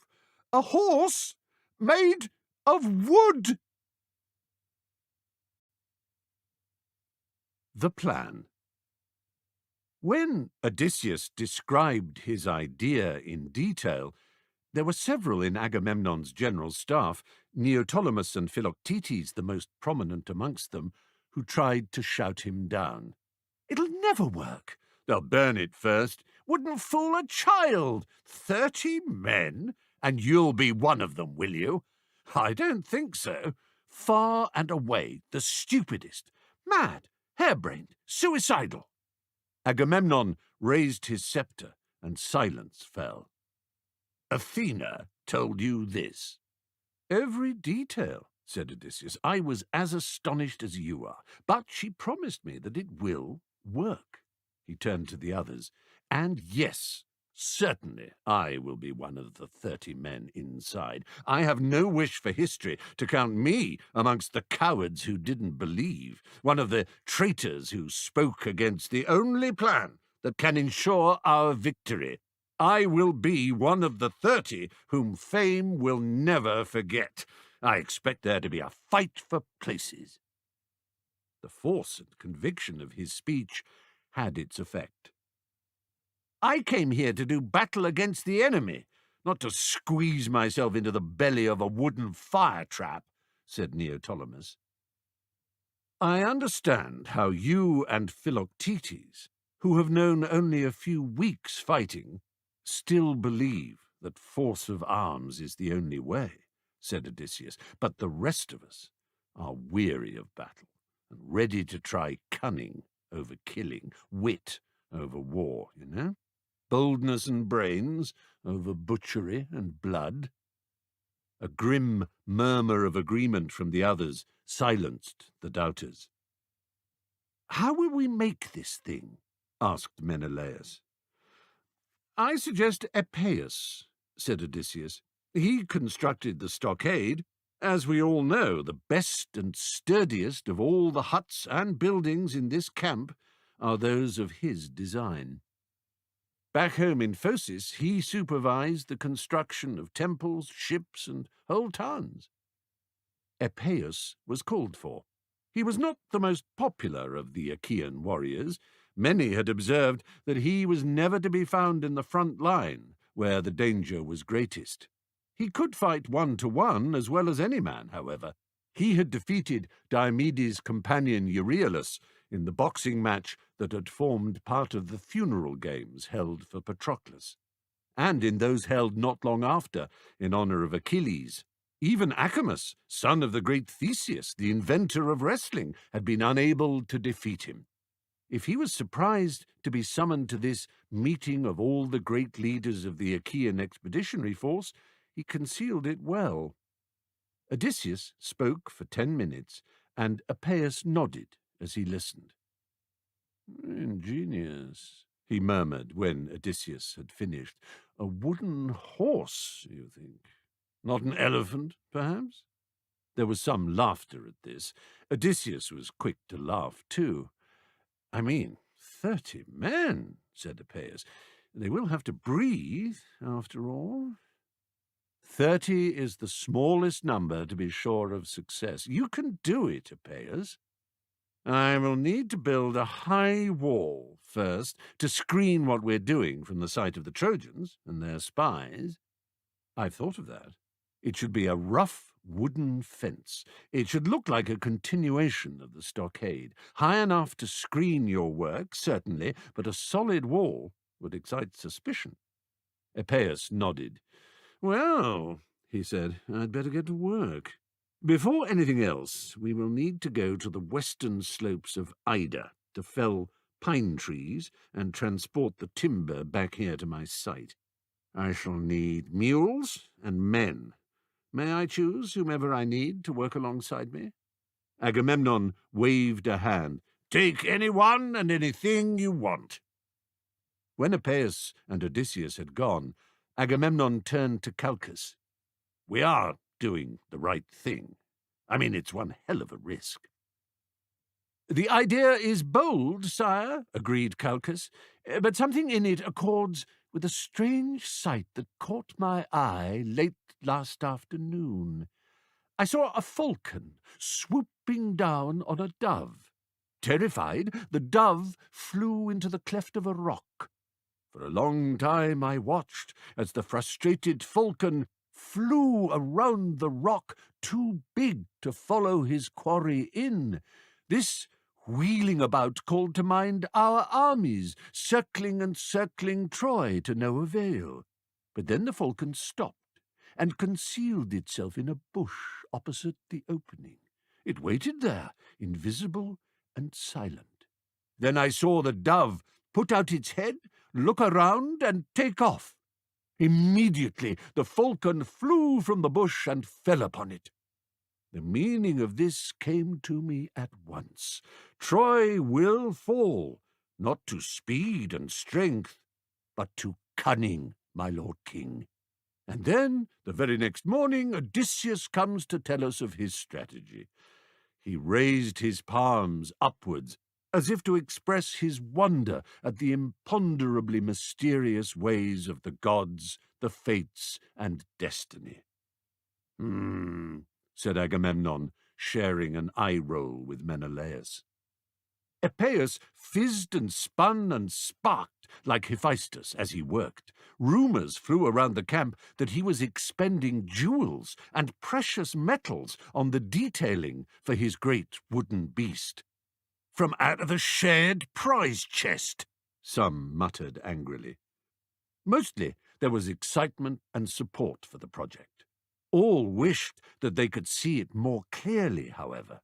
The scaffolding that Epeius had erected to facilitate the construction of the horse was as effective a screen against Greek eyes as the great wooden palisade around the whole project was against Trojan. They heard the sawing and hammering, but could see none of the work in progress. Odysseus, meanwhile, was clarifying the finer points of the plan for the benefit of Agamemnon and other senior commanders. If we simply up sticks and abandon the whole encampment, leaving nothing but the horse for the Trojans to find, they will be wary, he said. "But I thought that was the whole point, for us to clear out completely," said Aias. "Yes, but there must be someone left behind to explain the horse, to allow the Trojans to believe that it is safe for them to bring it into the city." Agamemnon frowned. "I don't get you." "And I have just the fellow," said Odysseus, stepping aside and snapping his fingers at the curtain behind him. On this cue, a stocky, broad-shouldered man stepped through and executed a short, ironic bow. At the sight of him, there was a rumble of surprise and doubt. "Sinon," said Agamemnon, "I thought you two hated each other." Odysseus smiled. "There isn't much love lost." "My cousin Odysseus is a lying, cheating bastard," said Sinon, "and I can't stand the bloody sight of him." "That much is known," agreed Odysseus. "The part about him not being able to bear the sight of me, that is," he added quickly. "The rest is gross slander born of envy. I simply can't imagine why you're all laughing. The point is that even the Trojans know that Sinon and I are mortal enemies. It makes his treachery all the more believable." "His what? Explain yourself." Odysseus explained himself. "You really are a cunning one, aren't you?" said Agamemnon when he had heard it all. "No one else in the wide world could have come up with anything half as devious." It sounded more like disapproval than praise. "Not I, great king," said Odysseus, raising his hands in shocked protest. "Athena. She came to me in a dream and laid out every detail. I am but her puppet, her dumb vessel." The horse. Priam and his retinue made their way towards the vacated Achaean encampment. As they crossed the Scamander and drew closer, the great wooden horse seemed to grow and grow, its shape rising up in silhouette against the white glare of the sky. The captain of the guard, having led the scouting party, was now leaning proprietorially against the horse's gigantic left foreleg, with that air of proud ownership peculiar to those who have been first to make a great find. At the king's approach, he straightened up. Never had such a thing been seen. In 3 short days, Epeius and his construction team had surpassed themselves. The attention to detail was astonishing. The greater part of the back, flanks, and belly were formed of overlapping wooden staves, like the lapstrakes of a clinker-built boat, every plank curved, turned, and planed true and smooth. To the neck was attached a spangled, purple-fringed mane, tasselled with gold. The eye sockets of the horse were inlaid with beryl and amethyst, setting off a gleam of contrasting colours, rolling blood-red eyes rimmed with green. A bridle, studded with ivory and silvered bronze, flashed and shimmered on the proud head, which was caught in mid-turn, as if some invisible rider had just that moment pulled on the reins. The lips were parted to reveal a jagged row of fierce white teeth. Priam and the Trojans, who stood looking up in shocked amazement, could not guess that the horse's great mouth was open not to convey savagery and strength, although it did, but to allow fresh, breathable air to flow through the concealed ducts that ran inside the neck and down into the belly. The hoofs on each leg were sheathed in tortoiseshell fixed with rings of bronze. From pricked ears to sweeping plaited tail, the effect was of swift, majestic life. In silent wonder, Priam and his courtiers took in the sight. Deiphobus stroked the legs, awestruck but puzzled. "We must destroy it!" cried Cassandra. "Destroy it! Burn it before it destroys and burns us all!"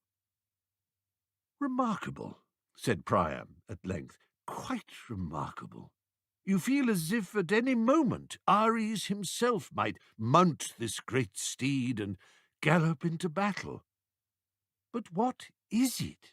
said Hecuba. "I mean, what is it for?"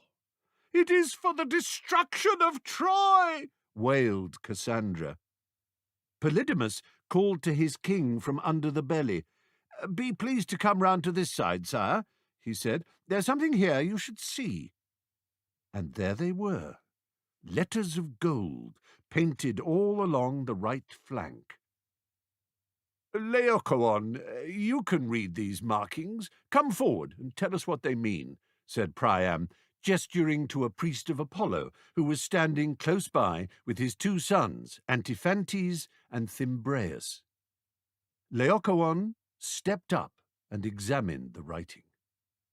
"It says, 'For their return home, the Hellenes dedicate this offering to Athena.'" "Ah, so it is for the goddess, a gift."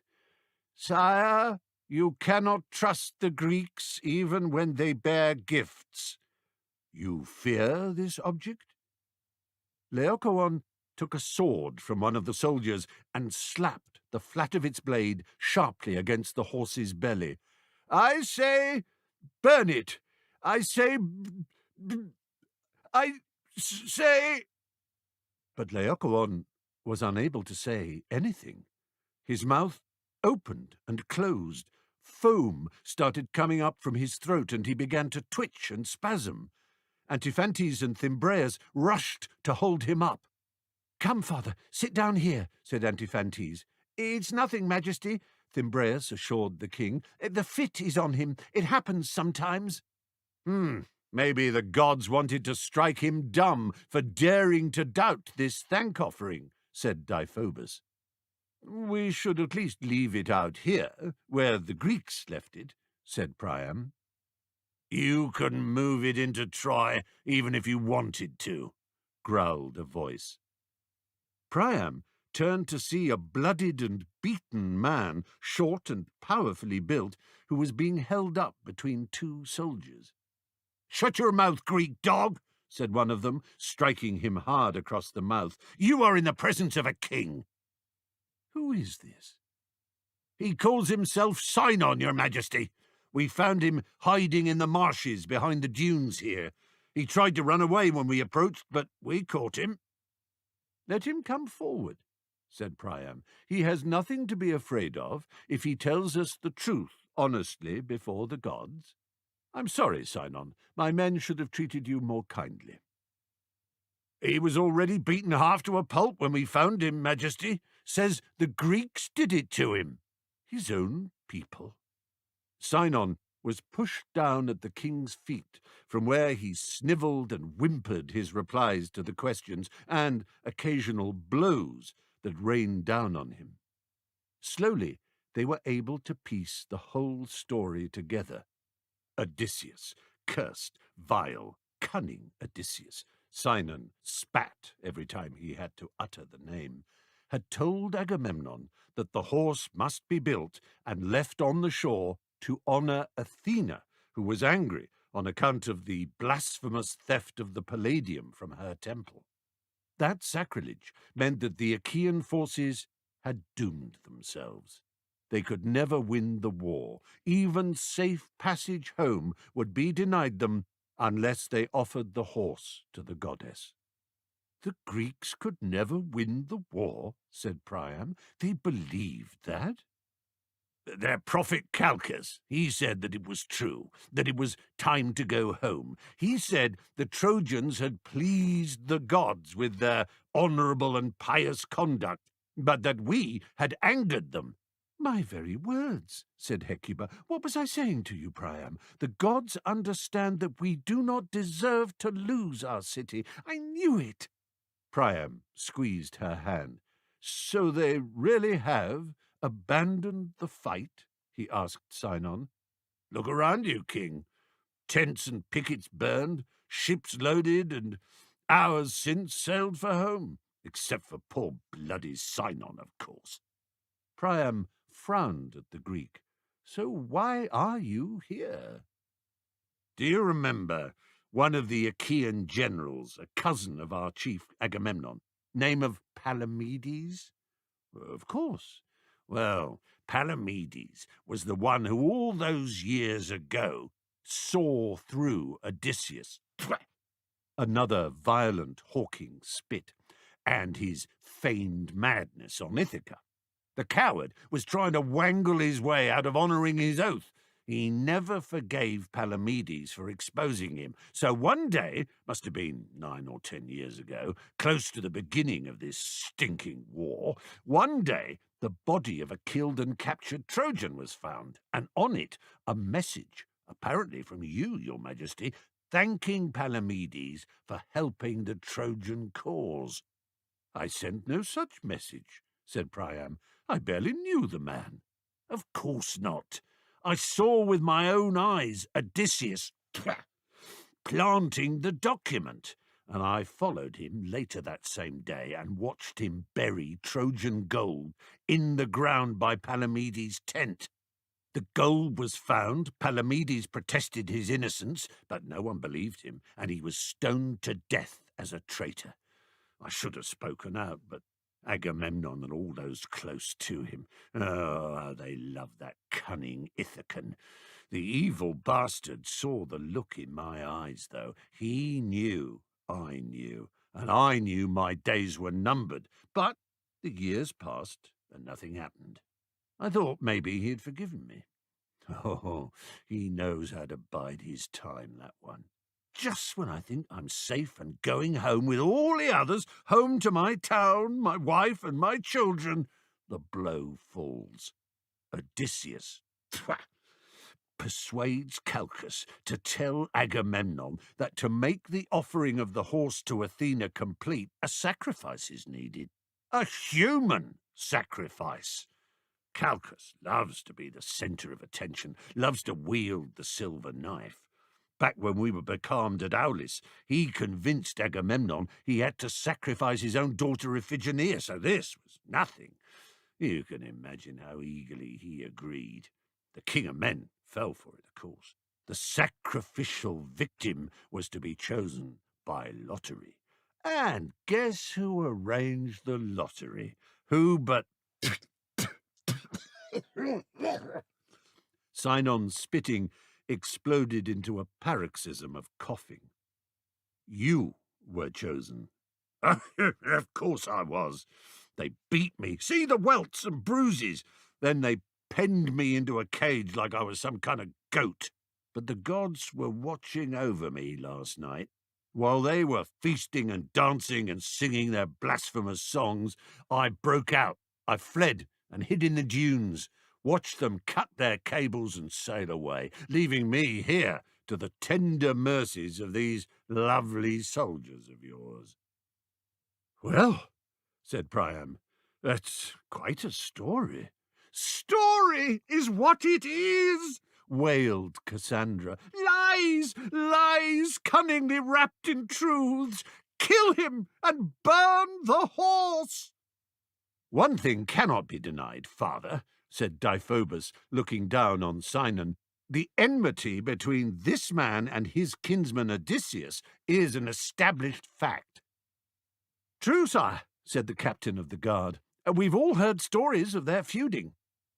I've heard them too, said Antenor. I believe they share a grandfather in Autolycus, a son of the divine Hermes. But it's well known that they've never been able to abide the sight of one another. Rumours of the plot against Palamedes had reached me too. It all hangs together. I believe this wretched man. As do I, said Priam. I don't care if you believe me or not, said Sinon. It's all the bloody same to me. You'll address his majesty with respect, said the captain of the guard, delivering a kick vicious enough to make Sinon double up in pain.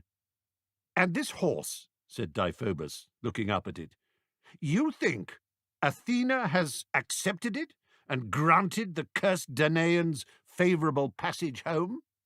Oh, the horse is a blessing and a protection, all right, gasped Sinon, holding his side. But the crafty bugger has made sure that you could never get the benefit of it. How so? He told its builder, Epeius the Phocian, to make sure the thing was higher than the highest of your city gates. Troy can never fall if that horse is inside the walls, but you'll never get it in there. Sinon fell into a fit of wheezing laughter. He's foxed you there, all right. Deiphobus frowned. Well, what's to stop us from taking it apart, carrying it through, and reassembling it inside the city? He thought of that, too. See how the staves of wood interlink and overlap? Epeius made sure they are so cunningly fitted one into the other that you'd have to smash the whole thing up. Athena would turn the blessing into a curse if you did that, don't you think? I hate Odysseus with all my heart, soul, and guts. But you've got to hand it to him. Maybe Agamemnon plans to be back in a year or two with a bigger army yet. They couldn't risk letting you make Troy safe under the protection of this charmed horse, now could they? Sinon's savage and gleeful chuckling drove the captain of the guard to strike him hard across the face. Priam was about to upbraid him again when another gasping, hacking sound was heard. Laocoon was coming round from his fit. Supported by his sons, he rose unsteadily to his feet and addressed Priam. I beg you, great king, don't be fooled. This is all part of the Greeks' deception. They want you to bring the horse in. Lord Apollo speaks to me, sire. You know he does. I tell you this. I tell you this. His voice trailed off, for Priam and the whole court were staring at him in frozen horror, or rather, behind him. Laocoon could not understand it. Only the sea was behind him. He turned to look, but it was too late. A pair of huge sea serpents had launched themselves from out of the waves. Either side of Laocoon, his sons Antiphantes and Thymbraeus were already being crushed in 4 colossal tentacles. 2 more reached out to coil around him. The Trojans watched in dumbstruck horror as the serpents pulled their 3 screaming, thrashing victims into the sea. The men disappeared beneath the waves, a frothing tumult of pleading, outstretched limbs. The whole terrible attack lasted only seconds. "And so the gods silenced doubters!" exclaimed Deiphobus with a wild laugh. "Father, we can get that horse inside Troy and protect our city and our people forever." "How?" "Simple. Remove the gates from the widest entranceway. That'll be the Scaean. Then demolish the wall around and above it, just enough to get the horse through. We can board it all up straight away and restore the gates to their former glory soon enough. Oh, Father, don't you see? We've done it! We've done it! We've won!" Deiphobus danced around his father like a 5-year-old. Soon other Trojans were dancing too. Before long, messages were being sent back and forth between the horse and the city, and half of Troy came rushing out across the plain. Garlands of bay and wild flowers were cast over the horse's neck. Ropes were tied round the lower portion of the front legs and over the head. Trumpets, whistles, and drums accompanied the dancing Trojans as, with wild joy, they pulled the horse away from the beach, across the plain, over the Scamander's chief bridge, and up to the Scaean gate.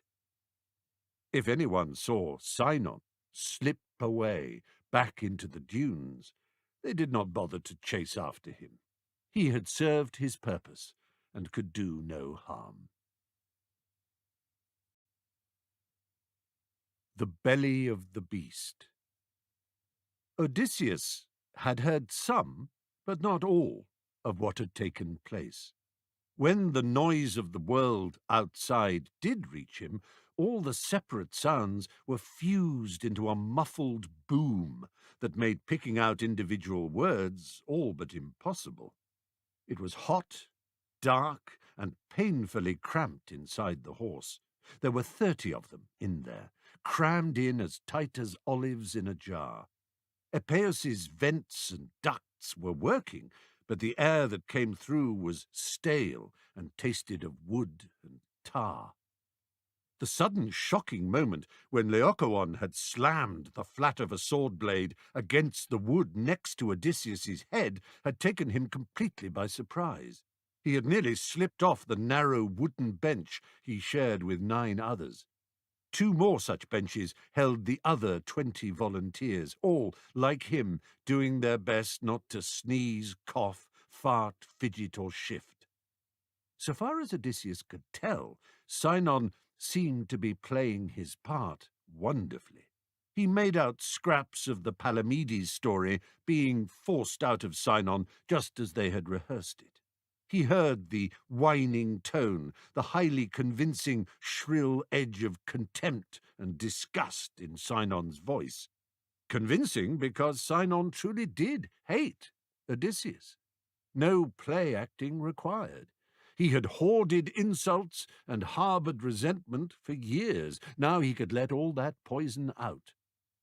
Then came a strange and inexplicable moment, an unearthly screeching as from some terrible demonic creature, followed by choking human screams and a fraught silence. Had they suddenly turned on Sinon? Were they torturing him? But no, there was laughter next. Laughter and the sound of music. Suddenly, the whole inner frame in which Odysseus and the others sat suspended gave a violent lurch. Only the swift, outstretched arm of young Anticlus next to him kept Odysseus from being thrown forward off his bench. He breathed a silent thank you to Anticlus. If he had tumbled down onto the secret trap door below, he might have burst through out of the belly and landed, back broken, in front of a crowd of Trojans. At the very least, the noise of his fall would surely have been loud enough to ruin everything. The wrenching jerk was prelude to more shaking and shifting. They were on the move. The Trojans were singing and clashing cymbals and tugging the horse along the ground. There could be no doubt of it. Epeius had drilled tiny holes, no bigger than the holes made by woodworm in the horse's side at irregular intervals, just enough to allow thin white needles of light to pierce the pitch-black interior. As the horse was dragged over the uneven terrain, the beams darted about, revealing eye whites, teeth, and the gleam of swords. Odysseus caught sight of Neoptolemus on the bench opposite, grinning across at him. "You've done it." Odysseus pressed his hands down in the air as if to smother the triumphant excitement.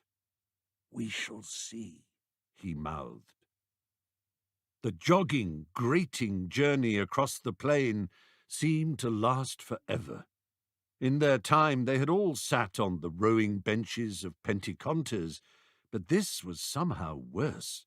The darkness, the confusion, the terrible possibility that they were being led not to victory, but to cruel defeat.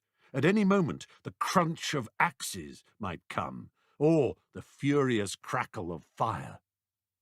On and on, the scrape and scrabble over rough terrain, the vibrations so violent that Odysseus found himself praying to Hephaestus to keep watch over the horse's tenons, joints, and interior bolts, lest they be shifted loose by the incessant jolting and juddering. And all the while, the dreadful music, horns, drums, pipes, and screeching, tuneless yells. Odysseus told himself these were the sounds of genuine victorious joy. If the Trojans doubted the horse and planned to destroy it, surely the songs and shouts would have a different tone. Then the swaying, lurching, and grinding stopped altogether, and a relative silence fell. Voices barked inaudible commands. Then came loud banging. Odysseus thought he recognized the sound of demolition and dared hope that the Trojans had begun work on knocking out a space in the wall big enough for the horse to pass through. Hot globes of sweat were dropping from his chin. The tap-tap sound they made as they slapped onto the skin of his bare knees was unbearably loud. He heard hissing curses of relief and triumph from the men around him as they thanked the gods. They knew what those noises must mean. Odysseus was sure he could identify the smashing of hammers on walls and the splintering cracks followed by deep thumps that could only be made by blocks of stone breaking up and falling to the ground. And then, after so much more time than Odysseus felt he could account for, they jerked into movement once more, this time on smoother ground. The wooden wheels of the horses' hoofs trundled freely over flags and paving stones. The cries and calls boomed louder than before. A scream of joy sounded so close to Odysseus' ear that he almost leapt from his bench again. At first he couldn't understand it. Then he realized that they must be rolling along through a city street. The belly of the horse would be level with the upper story or balcony of some shop or dwelling house. Citizens must be crowded everywhere to watch the passage of this huge and extraordinary artifact, the like of which no one had ever seen before. Where would they take it? To the square outside the temple of Athena, he supposed, the one from which he and Diomedes had abstracted the Palladium. Odysseus laughed silently. This was all so entirely odd. Perhaps it really had been Athena who had planted this idea. It had revealed itself so completely to him. Just as Athena herself had sprung fully armed from the head of her father Zeus, so the idea of the horse had emerged complete to the last detail in his head, right down to the use of Sinon and the need for the Trojans to think that the last thing the Greeks wanted was for the horse to be taken into Troy. How had such a complex notion come to him?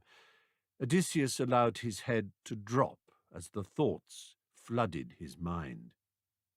Sinon and I are both descended from the trickster god Hermes, so perhaps it was more his work than grave, grey-eyed Athena's.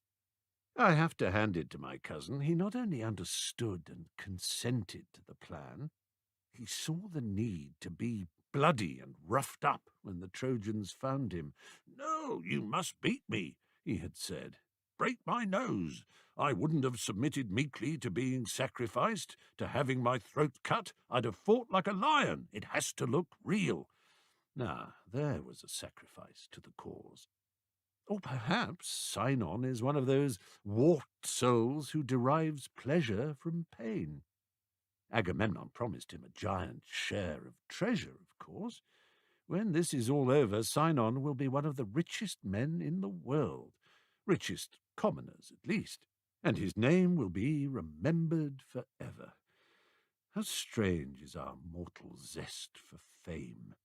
Perhaps it is the only way humans can be gods. We achieve immortality not through ambrosia and ichor, but through history and reputation, through statues and epic song. Achilles knew he could live a long and happy life, but he chose blood, pain, and glory over serene obscurity. I don't give a fig for fame. If that smug rat Palamedes hadn't exposed me, I'd be at home with Penelope at this very moment.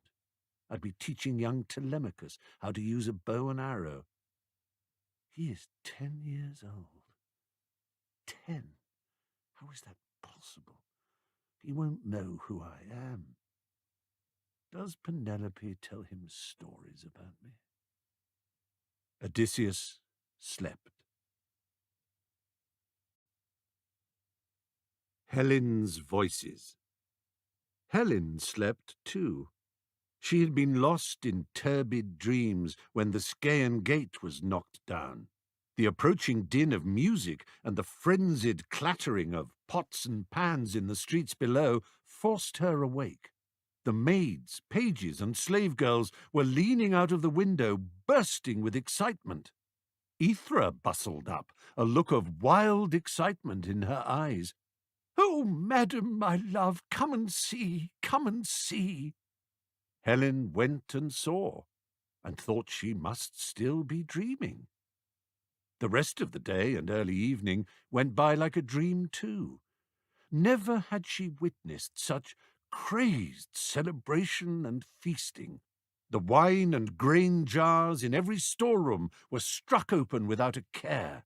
The smell of baking bread filled the palace and streets. Outside the city walls, she could hear an endless succession of distant bellowing screams as more and more sheep and oxen were slaughtered. The music and the singing never stopped. Troy had turned mad. Every so often, she went to the window and looked out towards the sea. It really was true. Not a Greek ship in sight. How often she had looked and tried to make out which one might have the yellow and black markings of Sparta. Now Menelaus was on his way home, and she would never see him or her daughter Hermione again. All she had to look forward to were the clumsy attentions of Deiphobus and the sad smiles of Priam, Hecuba, and Andromache. "We don't blame you, Helen. Truly we don't." But truly they must. How could they not?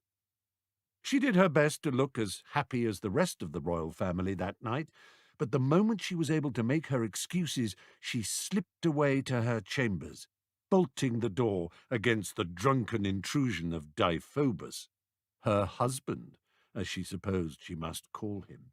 her third and worst, or fourth, should she count Theseus. That was a lifetime ago. Her brothers had been alive to rescue her then. From her window she could just see the ears of that extraordinary wooden horse. They were pricked up above the roofline. Really, the oddest sight. When Helen finally fell asleep, Aphrodite came to her in a wild and vivid dream. "Goddess, I have nothing to say to you. Impudent child! Do as you are bid this once, and I will leave you to your sour, matronly chastity for ever after. But for this evening you are mine. I will not see great Troy fall to so mean a trick." "What must I do?" Helen moaned, tossing her head on the pillow. Aphrodite told her, and Helen rose. For the rest of her life she could never be sure if she had been asleep when she walked and talked that night. She had heard of people who could weave, fetch water, and carry on whole conversations while snared in the coils of hypnos, so it was quite possible. She certainly preferred to think she had slept through the whole thing. She stood outside Deiphobus's room, calling his name. He opened the door and smiled a woozily grateful smile. "My dear husband, I have neglected you."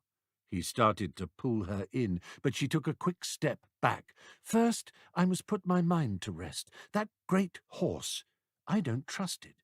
Come with me, my love. Let us examine it more closely. Come, come." They hurried down out of the palace and through the streets. Some late revellers were winding their way home. Others had fallen drunkenly and snored where they lay. "It is too good to be true, surely," she said. "It all smells of Odysseus to me. Suppose there are men inside. I think maybe there are." "We looked for signs of an opening," said Deiphobus. "Smooth, all round. No trapdoors." "You don't know Odysseus." "Then let us burn it down." "There is a better way. You remember how well I imitate voices?" Of course. Everyone in Troy had marvelled at Helen's gift of mimicry. She could reproduce perfectly the voices of Hecuba and Andromache, even Hector's baby boy, the infant Astyanax. "That's how I'll flush them out." "Oh, but it is huge." The horse loomed above them, its gold tassels, glittering eyes, and silver bronze fittings gleaming in the moonlight. "Whoa there, my proud beauty," said Deiphobus with a laugh, jumping up to spank the rump. Odysseus woke with a start. He heard the men around him stirring. Something had struck the horse behind his head, a weak slap, but enough to alert them all. And then, had he gone mad? Penelope was calling to him. "Odysseus, my darling, it's me. I'm here. Come out. It's me, Penelope. Come down and kiss me, my love." He stiffened. This was witchcraft. Penelope had spoken to him in his dreams, but this was waking life. He drew out the dagger from his belt and pricked his thigh with a sharp jab. He was not dreaming. This was real. There she was again. "My darling." Maybe it was a god. They could see into the horse and must know who was concealed there. Was this the voice of Aphrodite or Artemis, perhaps, one of them, trying to save the city they loved? "Agamemnon, my husband, are you there? It's me, your sweet Clytemnestra." Odysseus breathed out in relief. It could not be the gods. They, who saw everything, would know that Agamemnon had departed last night for Tenedos with the Achaean fleet and could not possibly be in the horse. He and the rest of the Greek armies should be sailing back by now and be close to the Trojan shore, if not already disembarking and preparing to attack. Odysseus allowed a sharp "shh" to escape his lips as a warning to the others to stay quiet. "Diomedes, it's me, darling man, your Aegiale. Step down, it's quite safe." Odysseus heard Diomedes 2 along from him swear under his breath, but otherwise keep still. More voices came drifting up, pleading, cooing, seducing. The men held firm until, "Anticlus, my honey, it's your Laodamia. Come down and kiss me. I've so much to tell you. Our son is quite the little man now. You've no idea what he did." Anticlus let out a cry of surprise. Odysseus pinched his arm and hissed for him to be quiet. Anticlus was the youngest of the 30 men in the horse, brave as a lion, but known to be impulsive. "Anticlus, you know it's me. How can you be so cruel? Don't you love me any more?" Anticlus started to call out her name, and Odysseus instantly clamped a hand over his mouth and held it there. He could feel the young man's hot breath and muffled attempts to shout. He pressed harder and harder. Anticlus bucked and tried to wriggle free, but Odysseus was firm. When he was sure that Anticlus was still and no longer resisting, it was too late. Anticlus was dead. Odysseus had smothered the life from him. Down at street level, Deiphobus was getting bored. He longed to take Helen to bed. "There's no one there. Let's go back." He took her by the hand and tugged her away. As they entered the palace, the dream, or Aphrodite's hypnotic trance, or whatever it had been that had wrapped her in its snare, left her, and Helen was suddenly very aware and very cold and very angry. Deiphobus pulled her towards his apartments, and she struck him across the face with all her might and ran up the steps to her own rooms. "I nearly betrayed them all," she said to herself, despairing. "Haven't I done enough harm?" If there really were men in the horse, then that could only mean that the Greek ships must be lying at sea close by and due to return this very night. She put a lighted lamp at her window, facing out towards the sea. She passed her hands over the flame, hoping that it might make for a signal. Somewhere out there, Menelaus would be waiting to come and take her home. Home. Was there ever such a word? Inside the horse, Odysseus listened hard. No sounds came up from below. He dared to speak in a low voice, just loud enough for everyone inside to hear. To his ears, his voice erupted inside the cavernous belly. So far, so good. It must be the middle of the night by now. Agreed? Agreed, whispered Diomedes. It is time. Epeius, unfasten the trap. Odysseus heard Epeius drop softly down. There was a scratching sound, followed by a squeaking. An oblong of light opened up below them. Odysseus heard a shuffling scrape, which he knew must be Epeius pulling at the ladder. Achaon, son of Portheus, gave a cry of triumph and leapt down. "Wait!" hissed Odysseus. The ladder was not yet in position. Achaon fell straight through. They heard his body hit the flagstones below with a sickening crunch.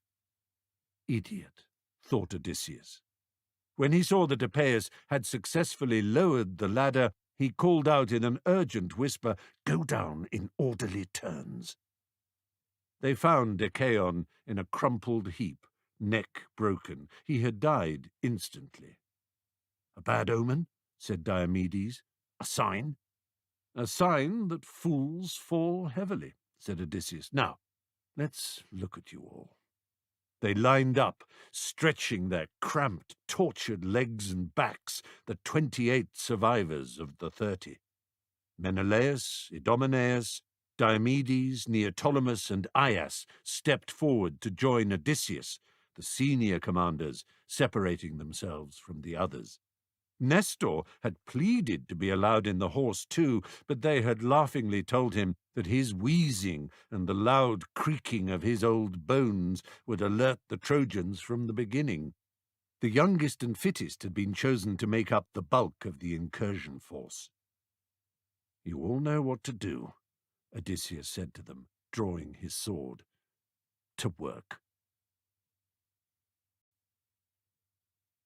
The end. Sinon had lurked around the dunes and marshes, doing nothing much more than gathering firewood and washing his wounds with seawater. He watched Selene ride her moon chariot across the night sky and waited until she was precisely aligned with Orion, the hunter, overhead, before, as arranged, climbing up to the hillock on which the grave of Achilles stood. Here he lit a beacon for the approaching Achaean fleet. "The horse is safely inside the walls," was the meaning of the fire. "All is ready." Troy lay open, a hive whose honey was there for the taking. All because of him. He laughed out loud. History would call him Sinon the Conqueror. "More than you ever managed, son of Peleus," he said, spitting on the great stone jar that held Achilles' ashes. "You may have been swifter and better looking than me, but you're dead, and I'm alive. Ha!" Agamemnon's ship was the first to beach, followed swiftly by the others.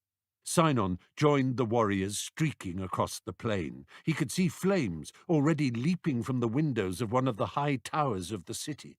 He hoped that all the important killing hadn't been done. He wanted a royal head for himself, and maybe a captive princess, some fine lady at least.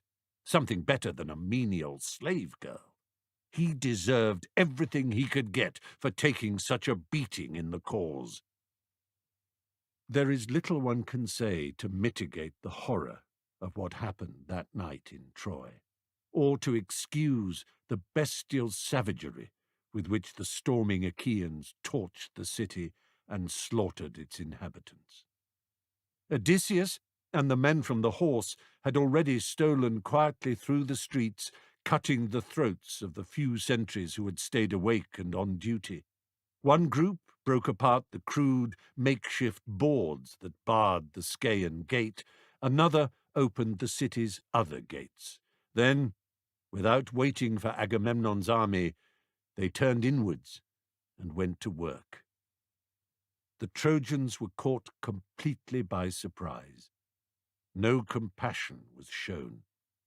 We are used to stories of atrocities perpetrated by victors drunk with violence in time of war.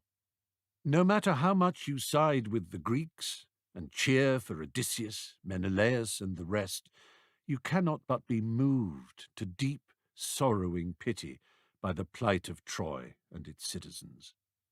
We know how brutal soldiers can be. Years of homesickness, hardship, and the loss of comrades while under the constant danger of life-threatening injury harden the heart and stifle the small voice of mercy. We know how the Red Army, for example, raped, looted, and murdered their way into Berlin in 1945. How cruelly British troops tortured and mutilated rebels rounded up after the Indian Mutiny. What the American army did at My Lai in Vietnam. Whatever country we are from, and however proud we may be of our national claims to tolerance, honor, and decency, we cannot dare assume that armies fighting under our flag have not been guilty of atrocities quite as obscene as those perpetrated by the ravening Greeks that night. The fate of the Trojan royal family was pitiful. As soon as Priam was awoken by the shouts, screams, and clashes in the streets, he knew that Troy was falling. He struggled to put on his old armor, tight around his old man's belly, but loose on his shrunken limbs. Sword in hand, he stumbled helplessly to the great central hallway of his palace. Hecuba was in one of the open rooms at the side, crouching by the altar of Zeus with her daughters. She called out to her husband, "Priam, no! Are you mad? You are an old man. You cannot fight. Come here and pray. It's all we can do." As Priam turned towards her, the ancient, perished leather straps holding up his armour gave way, and his breastplate fell to the floor. He looked down and groaned at the wretched sight he knew he made. Just then his young son Polites ran in, yelling with fright. Behind him strode ℌ𝔞𝔫𝔞𝔥, spear in hand, resplendent in his father Achilles' armour. "Scared, little boy? This will calm you down." Slowly, almost lazily, ℌ𝔞𝔫𝔞𝔥 threw the spear. It flew straight into Polites' chest. The boy grabbed the shaft and looked down in puzzled surprise. "I think you've killed me," he said, and slipped dead to the ground. Priam faced ℌ𝔞𝔫𝔞𝔥 with a wild cry. "You animal! Your father would never have killed an unarmed child in such a manner. I came to him for the body of my own Hector, and we wept together. He knew the meaning of honour. Have you none?" "Honour is for the dead," said ℌ𝔞𝔫𝔞𝔥. "Then let me join them," said Priam, raising his spear. "I have no wish to live in a world ruled by men like you." He threw the spear with all the strength he could muster, but it clattered harmlessly on the floor halfway between them. "You run along, old man," said ℌ𝔞𝔫𝔞𝔥, striding up, sword aloft. "Run to my father in the kingdom of the dead, and tell him terrible tales of his wicked, degenerate son." With the bored indifference of a herdsman readying an ox for slaughter, he grabbed Priam by the hair and pulled him along the ground. The flagstones were slippery with the blood of Polites, and Priam's heels skidded on the wet surface. ℌ𝔞𝔫𝔞𝔥 stabbed Priam once in the side, before slicing through his neck with a swift sweep of the sword. The old king's head fell to the floor and rolled to Hecuba's feet. ℌ𝔞𝔫𝔞𝔥 turned on her and the young princesses, cowering behind her, when his attention was taken by the sight of Aeneas crossing in the background, an old man on his shoulders. "Oh, this is too good to be true," said ℌ𝔞𝔫𝔞𝔥, chasing after them with a gleeful shout. Aeneas had his whole household with him, his father Anchises, his wife Creusa, a daughter of Priam's, his son Ascanius, and his loyal companion Achates. Old Anchises was now too frail and lame to walk, so Aeneas was carrying him on his back. As they hurried out of the main gates of the palace, they heard Calchas's voice cry out behind them, "ℌ𝔞𝔫𝔞𝔥, leave Aeneas! The gods have marked him out. You must not touch him, or you will be cursed for all eternity." Aeneas looked behind him and saw ℌ𝔞𝔫𝔞𝔥 shrug disappointedly and turn away. The Trojan prince and his small group made it out of the city and on to Mount Ida, where they found temporary refuge in the small shrine to Athena that the Greeks were using to house the Palladium. Aeneas took the sacred object from the altar and kept it with him until his journeying ended many years later on the banks of the river Tiber in Italy. Menelaus, meanwhile, had also made his way through the royal palace, roaring and killing as he went. He dragged Deiphobus from his bed and ran him through with his sword, swearing and spitting out his rage as he turned from the body. "Now where's that bitch? Where are you hiding, Helen? I'm coming for you." He kicked down doors and threw slave girls aside as he thrust his way through to Helen's bedchamber. He would spit her like a goat. She deserved no better. There she was, cowering in the corner. No, not even with the grace to cower, sitting serenely, awaiting her fate like some chaste votary of Artemis. How dare she not throw herself at his feet and beg forgiveness? You! He choked the words out. His son, by Helen, the child Nicostratus, was crouching beside her. She lifted her face, and the eruption of her beauty caused everything to come flooding back. The love he felt for her, the pain of separation. That face still had the power to make his body tremble. Out of sight for so many years, and impossible to recall in all that time except as a lure and a false contrivance. Then, 1 second in the presence of that measureless beauty, and he was lost. He dropped the sword and fell to his knees. My love, my darling, my queen, my Helen. Cassandra had rushed to take refuge in the temple of Athena.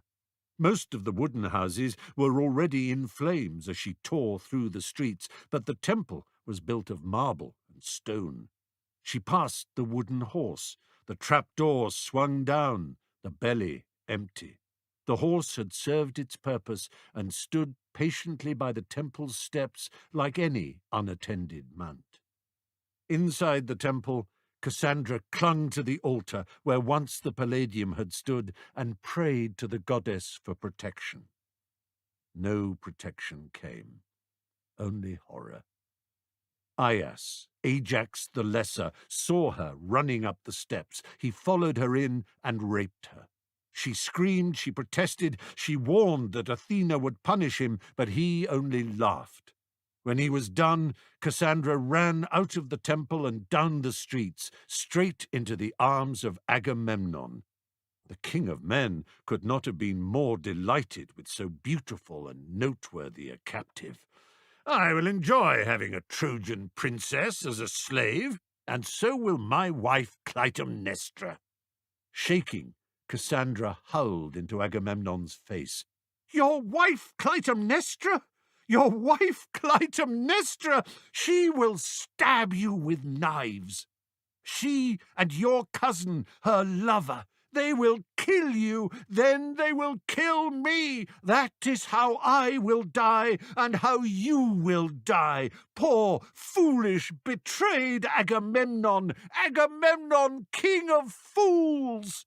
Take her to my ship, said Agamemnon, turning away. Achaean warriors stormed into Andromache's chambers, high up in the eastern tower of the royal palace. One of them saw Astyanax in her arms and yelled in triumph. That's Hector's whore, and that is Hector's bastard! The soldier rushed forward and snatched the baby from Andromache. Hector killed my brother! Give me back my child! The crazed Achaean went to the open window that looked down over the ramparts. A worthless Trojan brat for a noble Greek warrior! He held the baby up in his arms and then, with a manic screech of laughter, tossed it out over the battlements. Andromache screamed and fell to her knees. Kill me now, she cried, weeping and weeping. Throw me down with him! Kill me! Kill me! Kill me now! A valuable prize like you, said the soldier, grabbing her by the hair. I don't think so. Someone will pay a fortune for you, maybe Prince Neoptolemus. You'd like to slave for the son of the man who speared your husband, wouldn't you? Scenes like this were played out in every room, in every house in Troy, over the course of that dreadful night. Rape, murder, torture, plunder, and acts of bestial cruelty that would stand as an eternal stain on the reputation of those responsible. The highest born took the greatest treasure, of course, human and material, but there was enough for all, down to the lowliest spearman, mess cook, page and groom. Every villa, cottage, shop and shack was ransacked, and its inhabitants raped beaten, killed, or captured. Those judged old and useless were stoned, stabbed, or cudgeled to death, thrown into burning buildings, or hurled over the walls. Amid all the slaughter, two less horrific incidents are worth noting. Acamas and Demophon, sons of Theseus, joined the war late, but had fought valiantly on the Greek side. When Troy fell, their one concern was not killing or treasure, but finding and rescuing their grandmother, Aethra, the mother of Theseus. As offspring of the founder king of Athens, the slayer of the Minotaur himself, one of the most venerated and admired of all the heroes who ever was, they might have been forgiven for some show of pride and self-importance, but two more modest and undemanding characters could not have been found in all the Achaean ranks.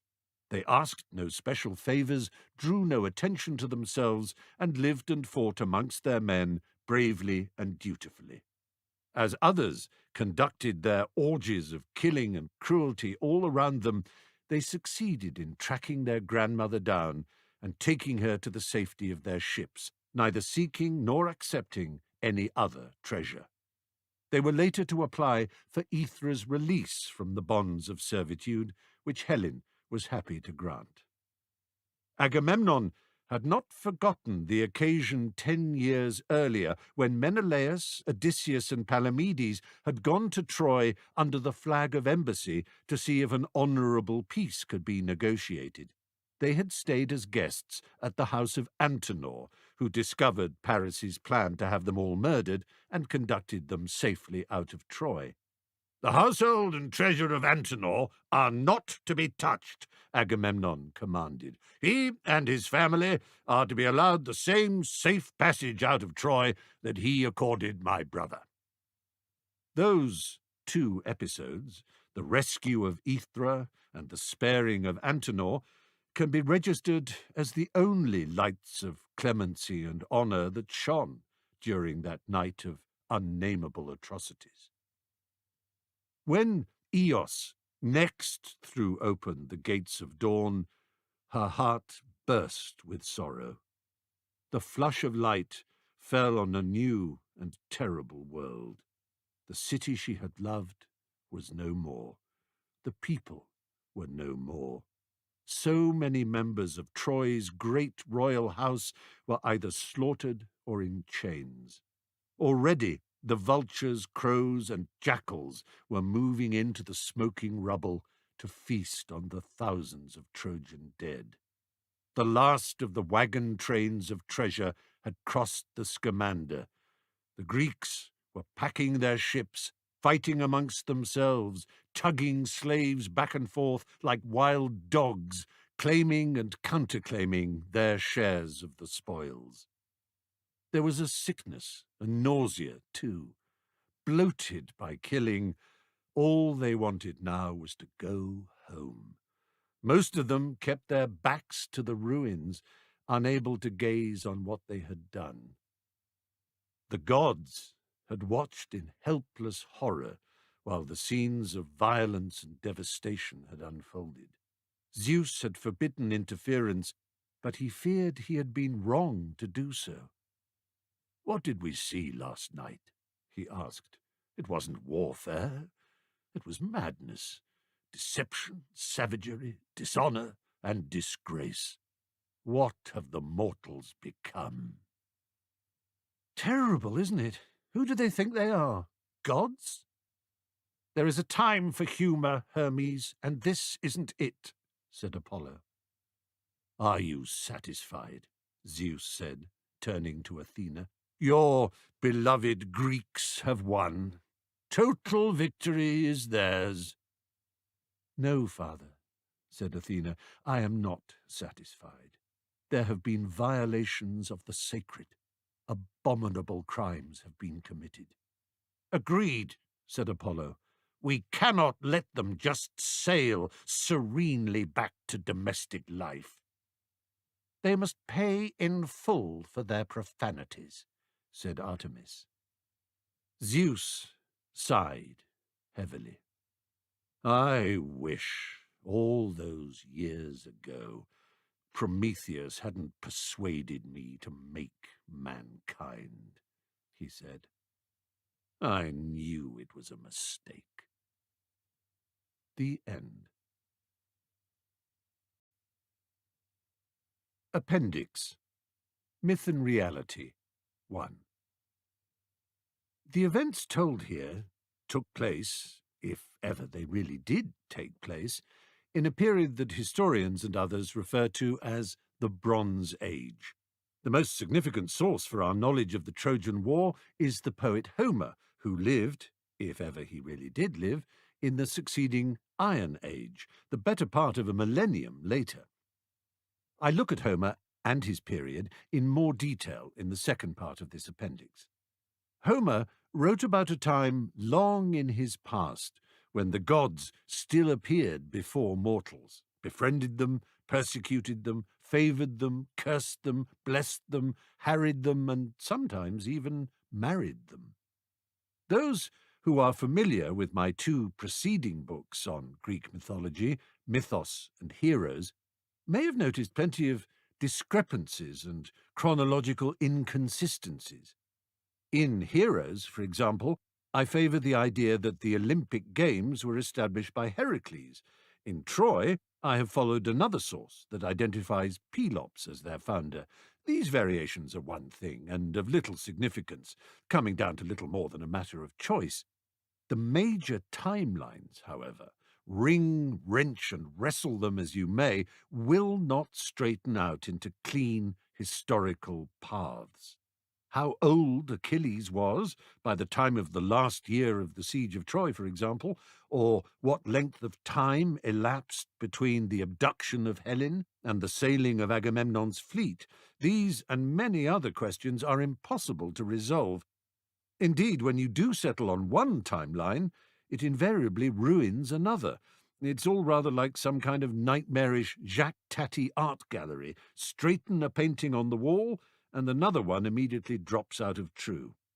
To change metaphors, there is a boxing match any chronicler of these stories is forced to engage in.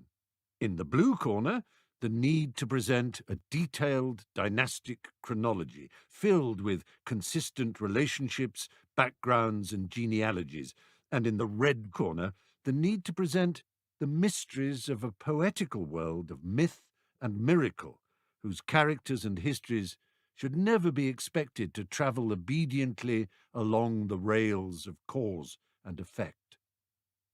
Over the years, I have come to the view that this is not really a fight, but more a kind of narrative dance in which the deep but complementary pleasures of the real and the unreal can be partnered. I suppose the point is that there is not too much difficulty or dissonance in us being able to entertain the historical and the imaginative in our minds at the same time. The knowledge we have of the gods and heroes is akin to our knowledge of the Roman emperors, or the royal houses of Europe, or for that matter, the mafia families of 20th century America. But it is also akin to the knowledge we have of fictional characters in Dickens or Shakespeare.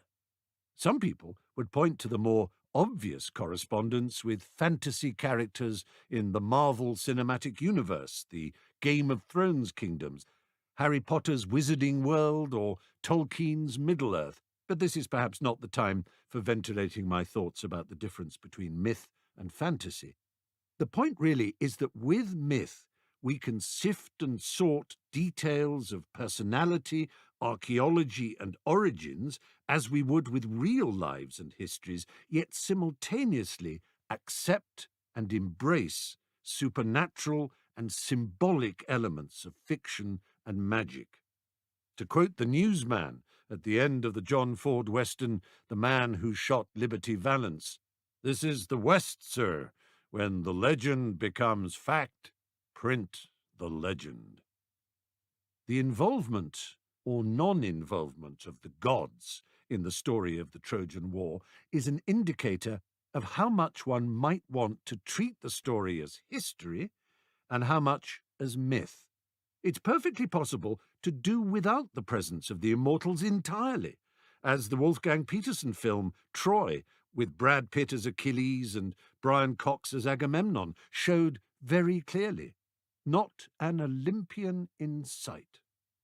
In the course of this book, I have occasionally paused to make the point that it is possible to interpret Homer's description of gods assisting mortals as being metaphorical.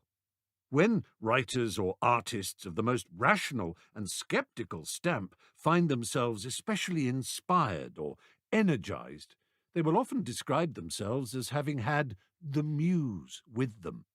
Greek archers who fired an accurate shot were bound to whisper, "Thanks, Apollo." It's hardly different from boxers crossing themselves before a fight or thanking Jesus after one.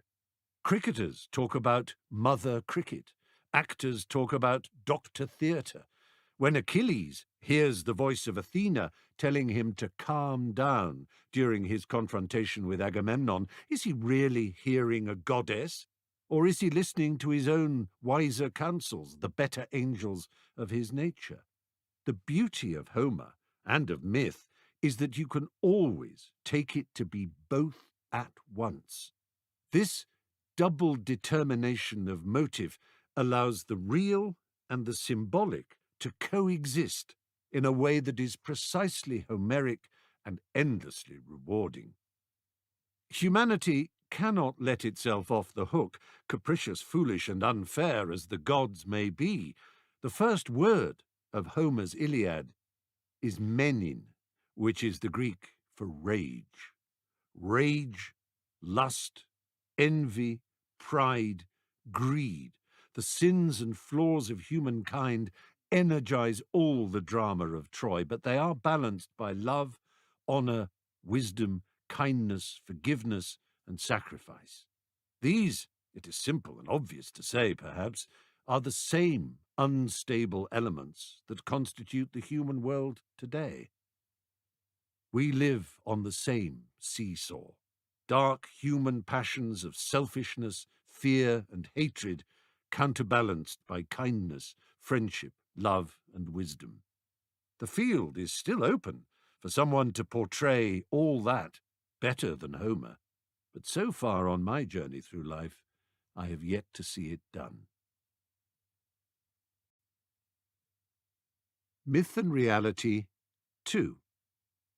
It would be impossible to tell the story of the Trojan War without reference to Homer's Iliad, long regarded as the first great literary work of the Western canon. Though whether literary is the right word remains a matter for debate. The Iliad begins with rage and ends with sorrow. The rage of Achilles at Agamemnon's appropriation of the slave girl Briseis, and the sorrow of the Trojan people as they mourn the death of their champion, Hector. This fractional part of the 10-year siege covered takes 15,693 12-syllable lines of verse, divided into 24 books. The concentrated unity of action, the complex and convincing characterizations, the depictions of such a multiplicity of human emotion and impulse, the cinematic shifts in perspective and point of view, the relentless energy and drive, the unflinching representation of violence, the flashbacks and foreshadowings, the depth, deftness, and daring of imagery, these qualities and more have caused poets, artists, scholars, and readers over the centuries to regard the Iliad, along with its companion piece, the Odyssey, as the supreme works of narrative art to which all others aspire and by which all others are judged. And yet there remains a fundamental question which anyone encountering these works is bound to ask. Homer and the Trojan War, did they even exist? Now, if you are anything like me, a puzzled frown of concentration will mar the smooth regularity of your features whenever you encounter phrases like the mid-12th century BC. A little mental arithmetic is almost always needed to give one a sense of time's distance. especially when leaping the year zero hurdle that separates BC or BCE and our own AD or CE. We can't even seem to agree on how to designate these eras, for heaven's sake. I hope you will find that the following casts useful light. Over the millennia, and the last 2 centuries especially, so much dissent and disagreement, factionalism and feuding has enlivened and inflamed the world of Homeric scholarship that the field has taken on some of the characteristics of a kind of religious war. We have seen the separatists versus the analysts versus the Unitarians versus the neo-analysts. A similar schism has obtained, right up to the time of my writing this, in the fevered world of Trojan studies. German antiquarians, classicists, and archaeologists have dominated both realms, with American scholars coming a close second. Academics can get heated and intemperate about the most esoteric and obscure matters, as is well known, but in the case of Homer, the stakes have always been high, proving or disproving his existence, definitively describing his modes of creation, and settling the question of how much of what he wrote is fact or fable. These can almost be regarded as the secular equivalent of establishing the historical existence of Christ and his crucifixion. So much of who and how we are flows from the idea of Homer. Our culture may be Judeo-Christian in its religious and moral grounding, but it is Greco-Roman to at least an equal degree in these and other domains. If the Greeks and Romans look back to Homer as the author and founder of so much of their identity, and they did, then it is unsurprising that settling the Homeric question has long been something of a scholastic holy grail for our civilization. There exist history and prehistory. Put simply, prehistory is what happened in the human world before the development of writing. Prehistory can therefore only be studied by reading not words, but objects. This study is archaeology, the analysis and imaginative reconstruction of ancient buildings and their ruins, the excavation and interpretation of artifacts, relics, and remains. History, conversely, is mostly analysed through documentary records, manuscripts, tablets, inscriptions, and books. Human prehistory is understood to have begun around 3.5 million years ago, when our hominin ancestors first constructed stone tools, whose archaeological traces we can unearth and examine. Anything before that time we call paleontology, where the only indications left behind are fossils. History, on the other hand, is extraordinarily recent. It began not much more than 5,000 years ago, with the invention of phonetic scripts in Babylonian Sumer, writing systems that were spread by the trading Phoenicians all round the Mediterranean world, developing into the alphabets we still use today, chiefly Greek, Roman, and Cyrillic. Separately, and a little later, the Chinese and other civilizations further east developed their own non-phonetic ideographic systems. That is a sweeping outline. A closer look reveals squiggles and wrinkles, as we shall see. The periods of the prehistorical era are named according to the prevalent materials of those ages. The first and longest period, 3 million years at least, was the Stone Age. Then, around 10,000 years ago, the first metallic age was entered, when humankind learned the trick of smelting copper. With the addition of a little tin and maybe some nickel, zinc, or aluminium, if there was any to hand, the alloy bronze came into being. Harder and stronger than its constituent metals, bronze could be fashioned into tools, weapons, armor, and ornaments. 7,000 years or so after this, techniques were developed that allowed the mining and smelting of an even more versatile metal, iron. Stone Age, Bronze Age, Iron Age. There's an argument that since the late Industrial Revolution, we have been living in the oil age, and perhaps now, somewhat distressingly, the plastic age. What we call the Trojan War was fought 3,500 years ago by Bronze Age Mediterranean civilizations that arose in what we call today Greece and Turkey in about 1550 BC. Naturally, such dates are no more than current best guesses. In western Greece, on the peninsula of the Peloponnese, flourished the city-state and empire of Mycenae. This was the fabled kingdom of Agamemnon. To the east of the Aegean, on the coast of Asia Minor, stood the city of Troy. The literate era began in the last years of the Bronze Age. Scholars have deciphered some of the forms of writing that existed during this time. The civilizations we are interested in, those of the Greek and Trojan regions of the Mediterranean, used various scripts during the Bronze Age. The Minoan, Cretan script, called Linear A, is still a mystery to us, but the Mycenaeans used a descendant called Linear B, which was eventually cracked in the 20th century. These writing systems developed separately from the Sumerian alphabet-style script, which, as we shall see, had yet to reach the Greek world. Nonetheless, all this should surely mean that the story of the Trojan War is historical. Writing had been invented in its time. The Mycenaeans used it, and thus there should, or could, exist a documentary trail leading directly from the siege of Troy to the present day. In fact, this is not the case. Quite soon after the supposed time of the Trojan War, some have even suggested as a result of it, the Mycenaean civilization collapsed, and what are known as the Greek Dark Ages descended.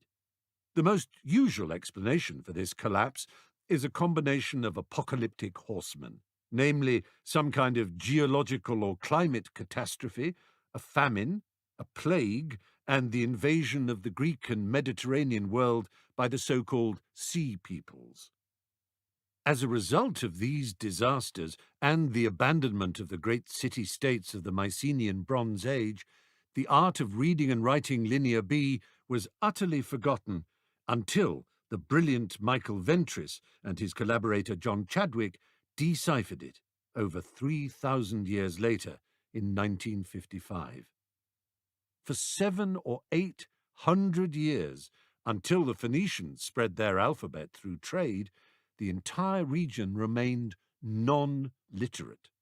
This meant that during the Dark Ages, a functionally prehistorical mode of transmission was the only way any memory of Mycenae and the Trojan War could be passed from generation to generation, not by word of pen, but by word of mouth, the oral tradition. In this window of time, or whatever the dark equivalent of a window is, the stories of the Trojan War were passed down, as of course were the stories of Zeus, Olympus, and the gods, heroes and monsters of what we call myth. Whether those who passed them on thought of one set of stories as historical and another as mythical, we can only speculate. After a full 400 years of this darkness, things began to change in fundamental and dramatic ways. The Phoenician alphabet evolved into the early Greek alphabet, of which we have records from the vases and inscriptions of the period. Politically and demographically, a large increase in population, perhaps as a result of better and more reliable weather and sea levels, saw the development of the polis, the Greek city-state. This period, known as the Greek Archaic Age, was the precursor to the fully historical Classical Age, the ripely sophisticated time of Plato, Socrates, Euripides, Pericles, and Aristotle. Most Greeks of the Archaic Age remained illiterate, however, and narratives of the past were still communicated by oral declamation rather than writing. It was in this Archaic Age that it is generally supposed the figure we call Homer lived. When I was at school, one teacher told me confidently that Homer was born in 800 BC on the northern Aegean isle of Chios and died in 701 BC, a blind old man of 99. Another teacher maintained with equal certainty that Homer was from Ionia, now Turkish Anatolia. Modern scholars regard all of these stories as guesswork at best. So, there we have it. The timeline tells the story far better than my confusing words. The Trojan War took place in the Bronze Age, say 1500 BC. The high cultures of the Bronze Age collapsed, and a dark, illiterate age succeeded. The darkness lifted, iron was mined and smelted, writing arrived, and the story of the war, as declaimed by Homer, was finally written down a full 1,000 years after the events of that war, and here we are another 2,500 years later. It is worth reiterating that by the time of the rise of the Greek civilization, from which we can trace our own descent, that culture of science, mathematics, philosophy, art, architecture, democracy, military and naval power, a self-conscious culture that wrote histories and plays about its origins and nature, by that time the Trojan War was 1,000 years in the past, and Homer 500 years dead. Mysteries have faced scholars and archaeologists since the Greeks of the classical age finally fixed Homer's two epic poems by writing them down in the more or less agreed texts that we read today. One mystery is how Homer knew so much about events that were already at least 400 years in his past. How was he able to recount so many details of the siege, of the city of Troy itself, the royal families, the warriors, the lineages and the events of the war? He had no writing, no archive to go on. For 450 years, in other words, lesser Homers must have orally passed down these characters and episodes until he synthesized them and turned them into the first great piece of language-based art of which we are aware. To have done this, we assume he must have grown up hearing oral accounts of the most varied and complex kind. Homer lived in Iron Age Greece or Turkey, but his works accurately depict Bronze Age warriors. When it comes to Greek mythology generally, there is a remarkable agreement between his works and those of his near contemporary Hesiod, on whom we rely for the stories of the birth of the Titans and gods, the establishment of Olympus, and so many of the canonical details of Greek mythology. There is little doubt that a fair amount of reverse engineering took place in the classical, literary age, a good deal of refining, smoothing out of anomalies and contradictions, and the creation of the consistent chronologies and genealogies that now exist. The myths were transformed from rough folk stories into finished literary creations, like rocks polished into gemstones. Staying with that simile, the literate Greeks of the classical age may have been responsible for mounting the stones in display cases, but it was Homer and Hesiod who had done most of the shaping, cutting, and polishing. Plato and Aristotle's lives were as far from Homer's as ours are from the author of Beowulf. So it is unsurprising that they and their contemporaries knew so little about who Homer the man might have been. We know from the literature of classical Greece that the Iliad and the Odyssey were admired, even venerated works whose episodes were taken to tell a true history. As a young man setting out to conquer the world, Alexander the Great visited the sites of Ilion and was said to have paid homage to what was then understood to be the tomb of Achilles, the hero with whom he most closely identified.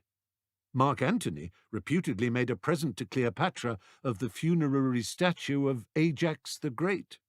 Later travellers like Strabo and Pausanias made many tours of Trojan and Mycenaean sites.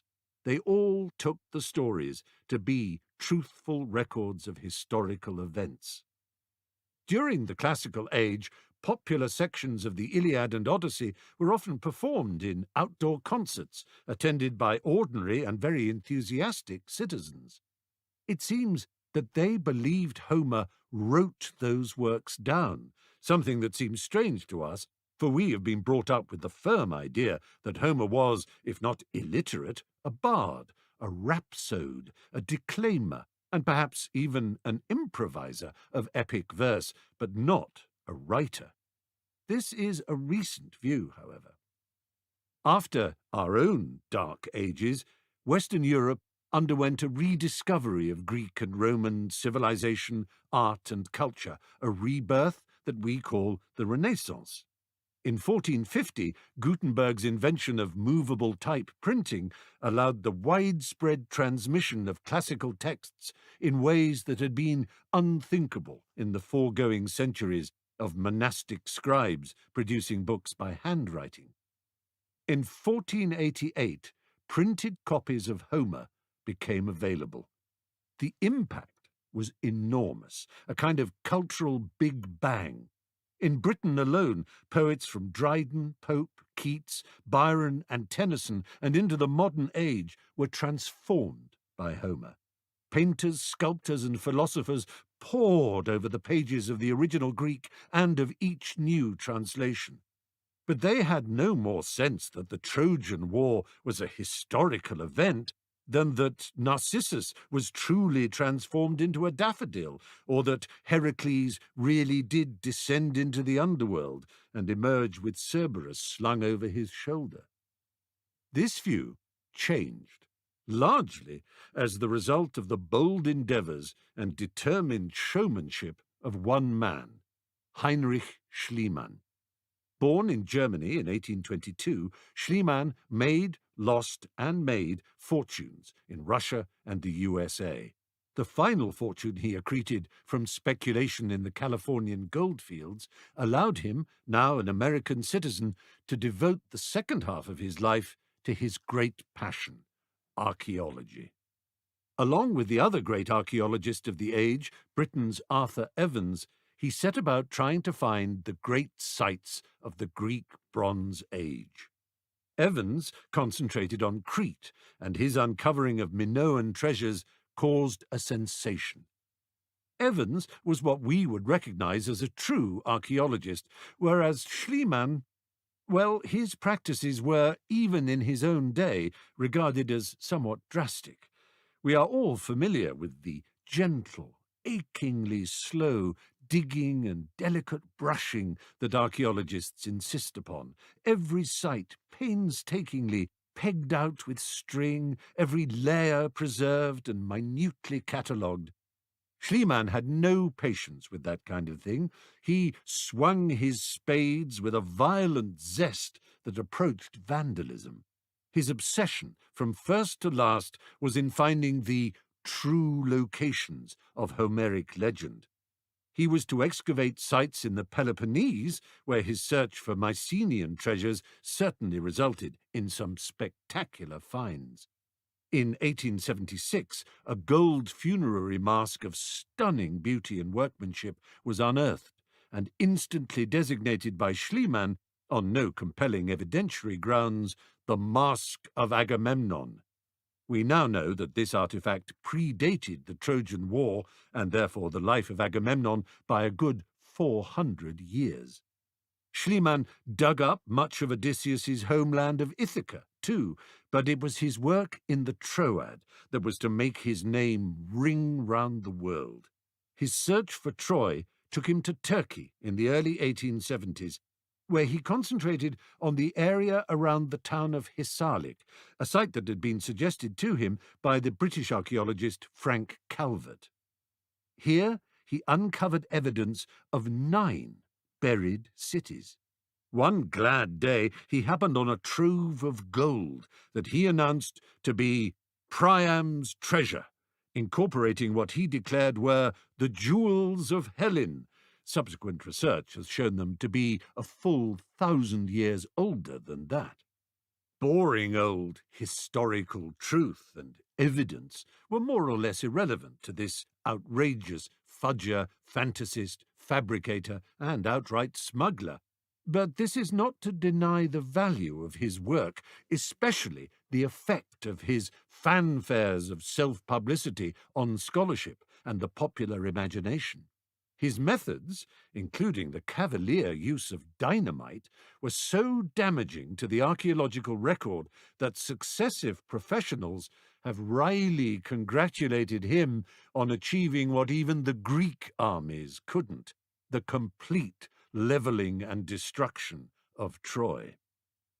Nonetheless, the discovery of so many strata of Hittite and Trojan civilizations was proof, at least, of a flourishing civilization and a great city, with evidence of devastating fire and siege consistent with the Homeric canon. In recent times, a pioneering 2001 German exhibition, Troy, Dream and Reality, morphed into the British Museum's hugely successful 2019 Troy, Myth and Reality, which displayed objects excavated by Schliemann as well as many later discoveries. The experience of walking through these exhibitions sparked, in me at least, a powerful sense of a real people with real lives. The artifacts and the reconstructions of Trojan life, of course, cannot prove the contention that Troy fell as a result of the abduction of a Spartan princess, but it is worth remembering that many a kingdom or empire in recorded history has fallen on account of marriages and dynastic alliances gone wrong. Another possibility, given the strategic and commercial importance of Troy, perched as she was on the Dardanelles Straits, the Hellespont, is that some kind of conflict over tariffs and the passage of commerce erupted between the kingdoms of the Western and Eastern Aegean. Hard for us to credit it, so sophisticated and wise are we today, but back then the primitive fools could find themselves sucked into trade wars. Ha! Naturally, the nuances and refinements of real scholarship, hard science, and proper archaeology have blunted and refuted many of Schliemann's more far-fetched and exaggerated claims, but his Barnum-like huckstering and showmanship have ensured that the Hissarlik site is looked on with favour, and that, give or take, more or less, all things being equal, the world agrees that the siege and fall of Troy 3,200 years ago might be looked on as historical fact. I shan't dive with any depth into the matter of Homer's life. The classical Greeks thought he existed, that he wrote down his two great epic poems. Later scholars in the 18th, 19th and 20th centuries became at first convinced, on the basis of close philological and linguistic textual scrutiny, that these works were orally transmitted, and finally that their make-up suggested that they were in fact largely improvised. In my opinion, the broken line of transmission from the time of Troy and Mycenae to the Archaic and Classical ages, thanks to the collapse of the Bronze Age with its accompanying loss of literacy, is far from a disaster. It is the intriguing distance, the blend of history, mystery, and myth, the interplay of the particular and the universal that makes the Homeric experience so rich and compelling. The action is played out in the golden horizon between reality and legend, the beguiling penumbra where fable and fact coexist. It is this that endows Homeric epic with the minute, realistic, and vivid detailing that so animates and convinces, yet also gives us the glorious symbolism and dreamlike depth that only myth allows, with its divine interventions, supernatural episodes, and superhuman heroes. I hope you've enjoyed this Penguin audio production of Troy, written and read by me, Stephen Fry. It was produced by Roy Macmillan, with Dougal Patmore and Gillian Taylor. The recording and post-production were by Red Apple Creative. Recording copyright Penguin Audio 2020. Text copyright Stephen Fry, 2020. All rights reserved. The moral rights of the author have been asserted. For more Penguin audio productions, please visit penguin.co.uk/audio. Thanks for listening.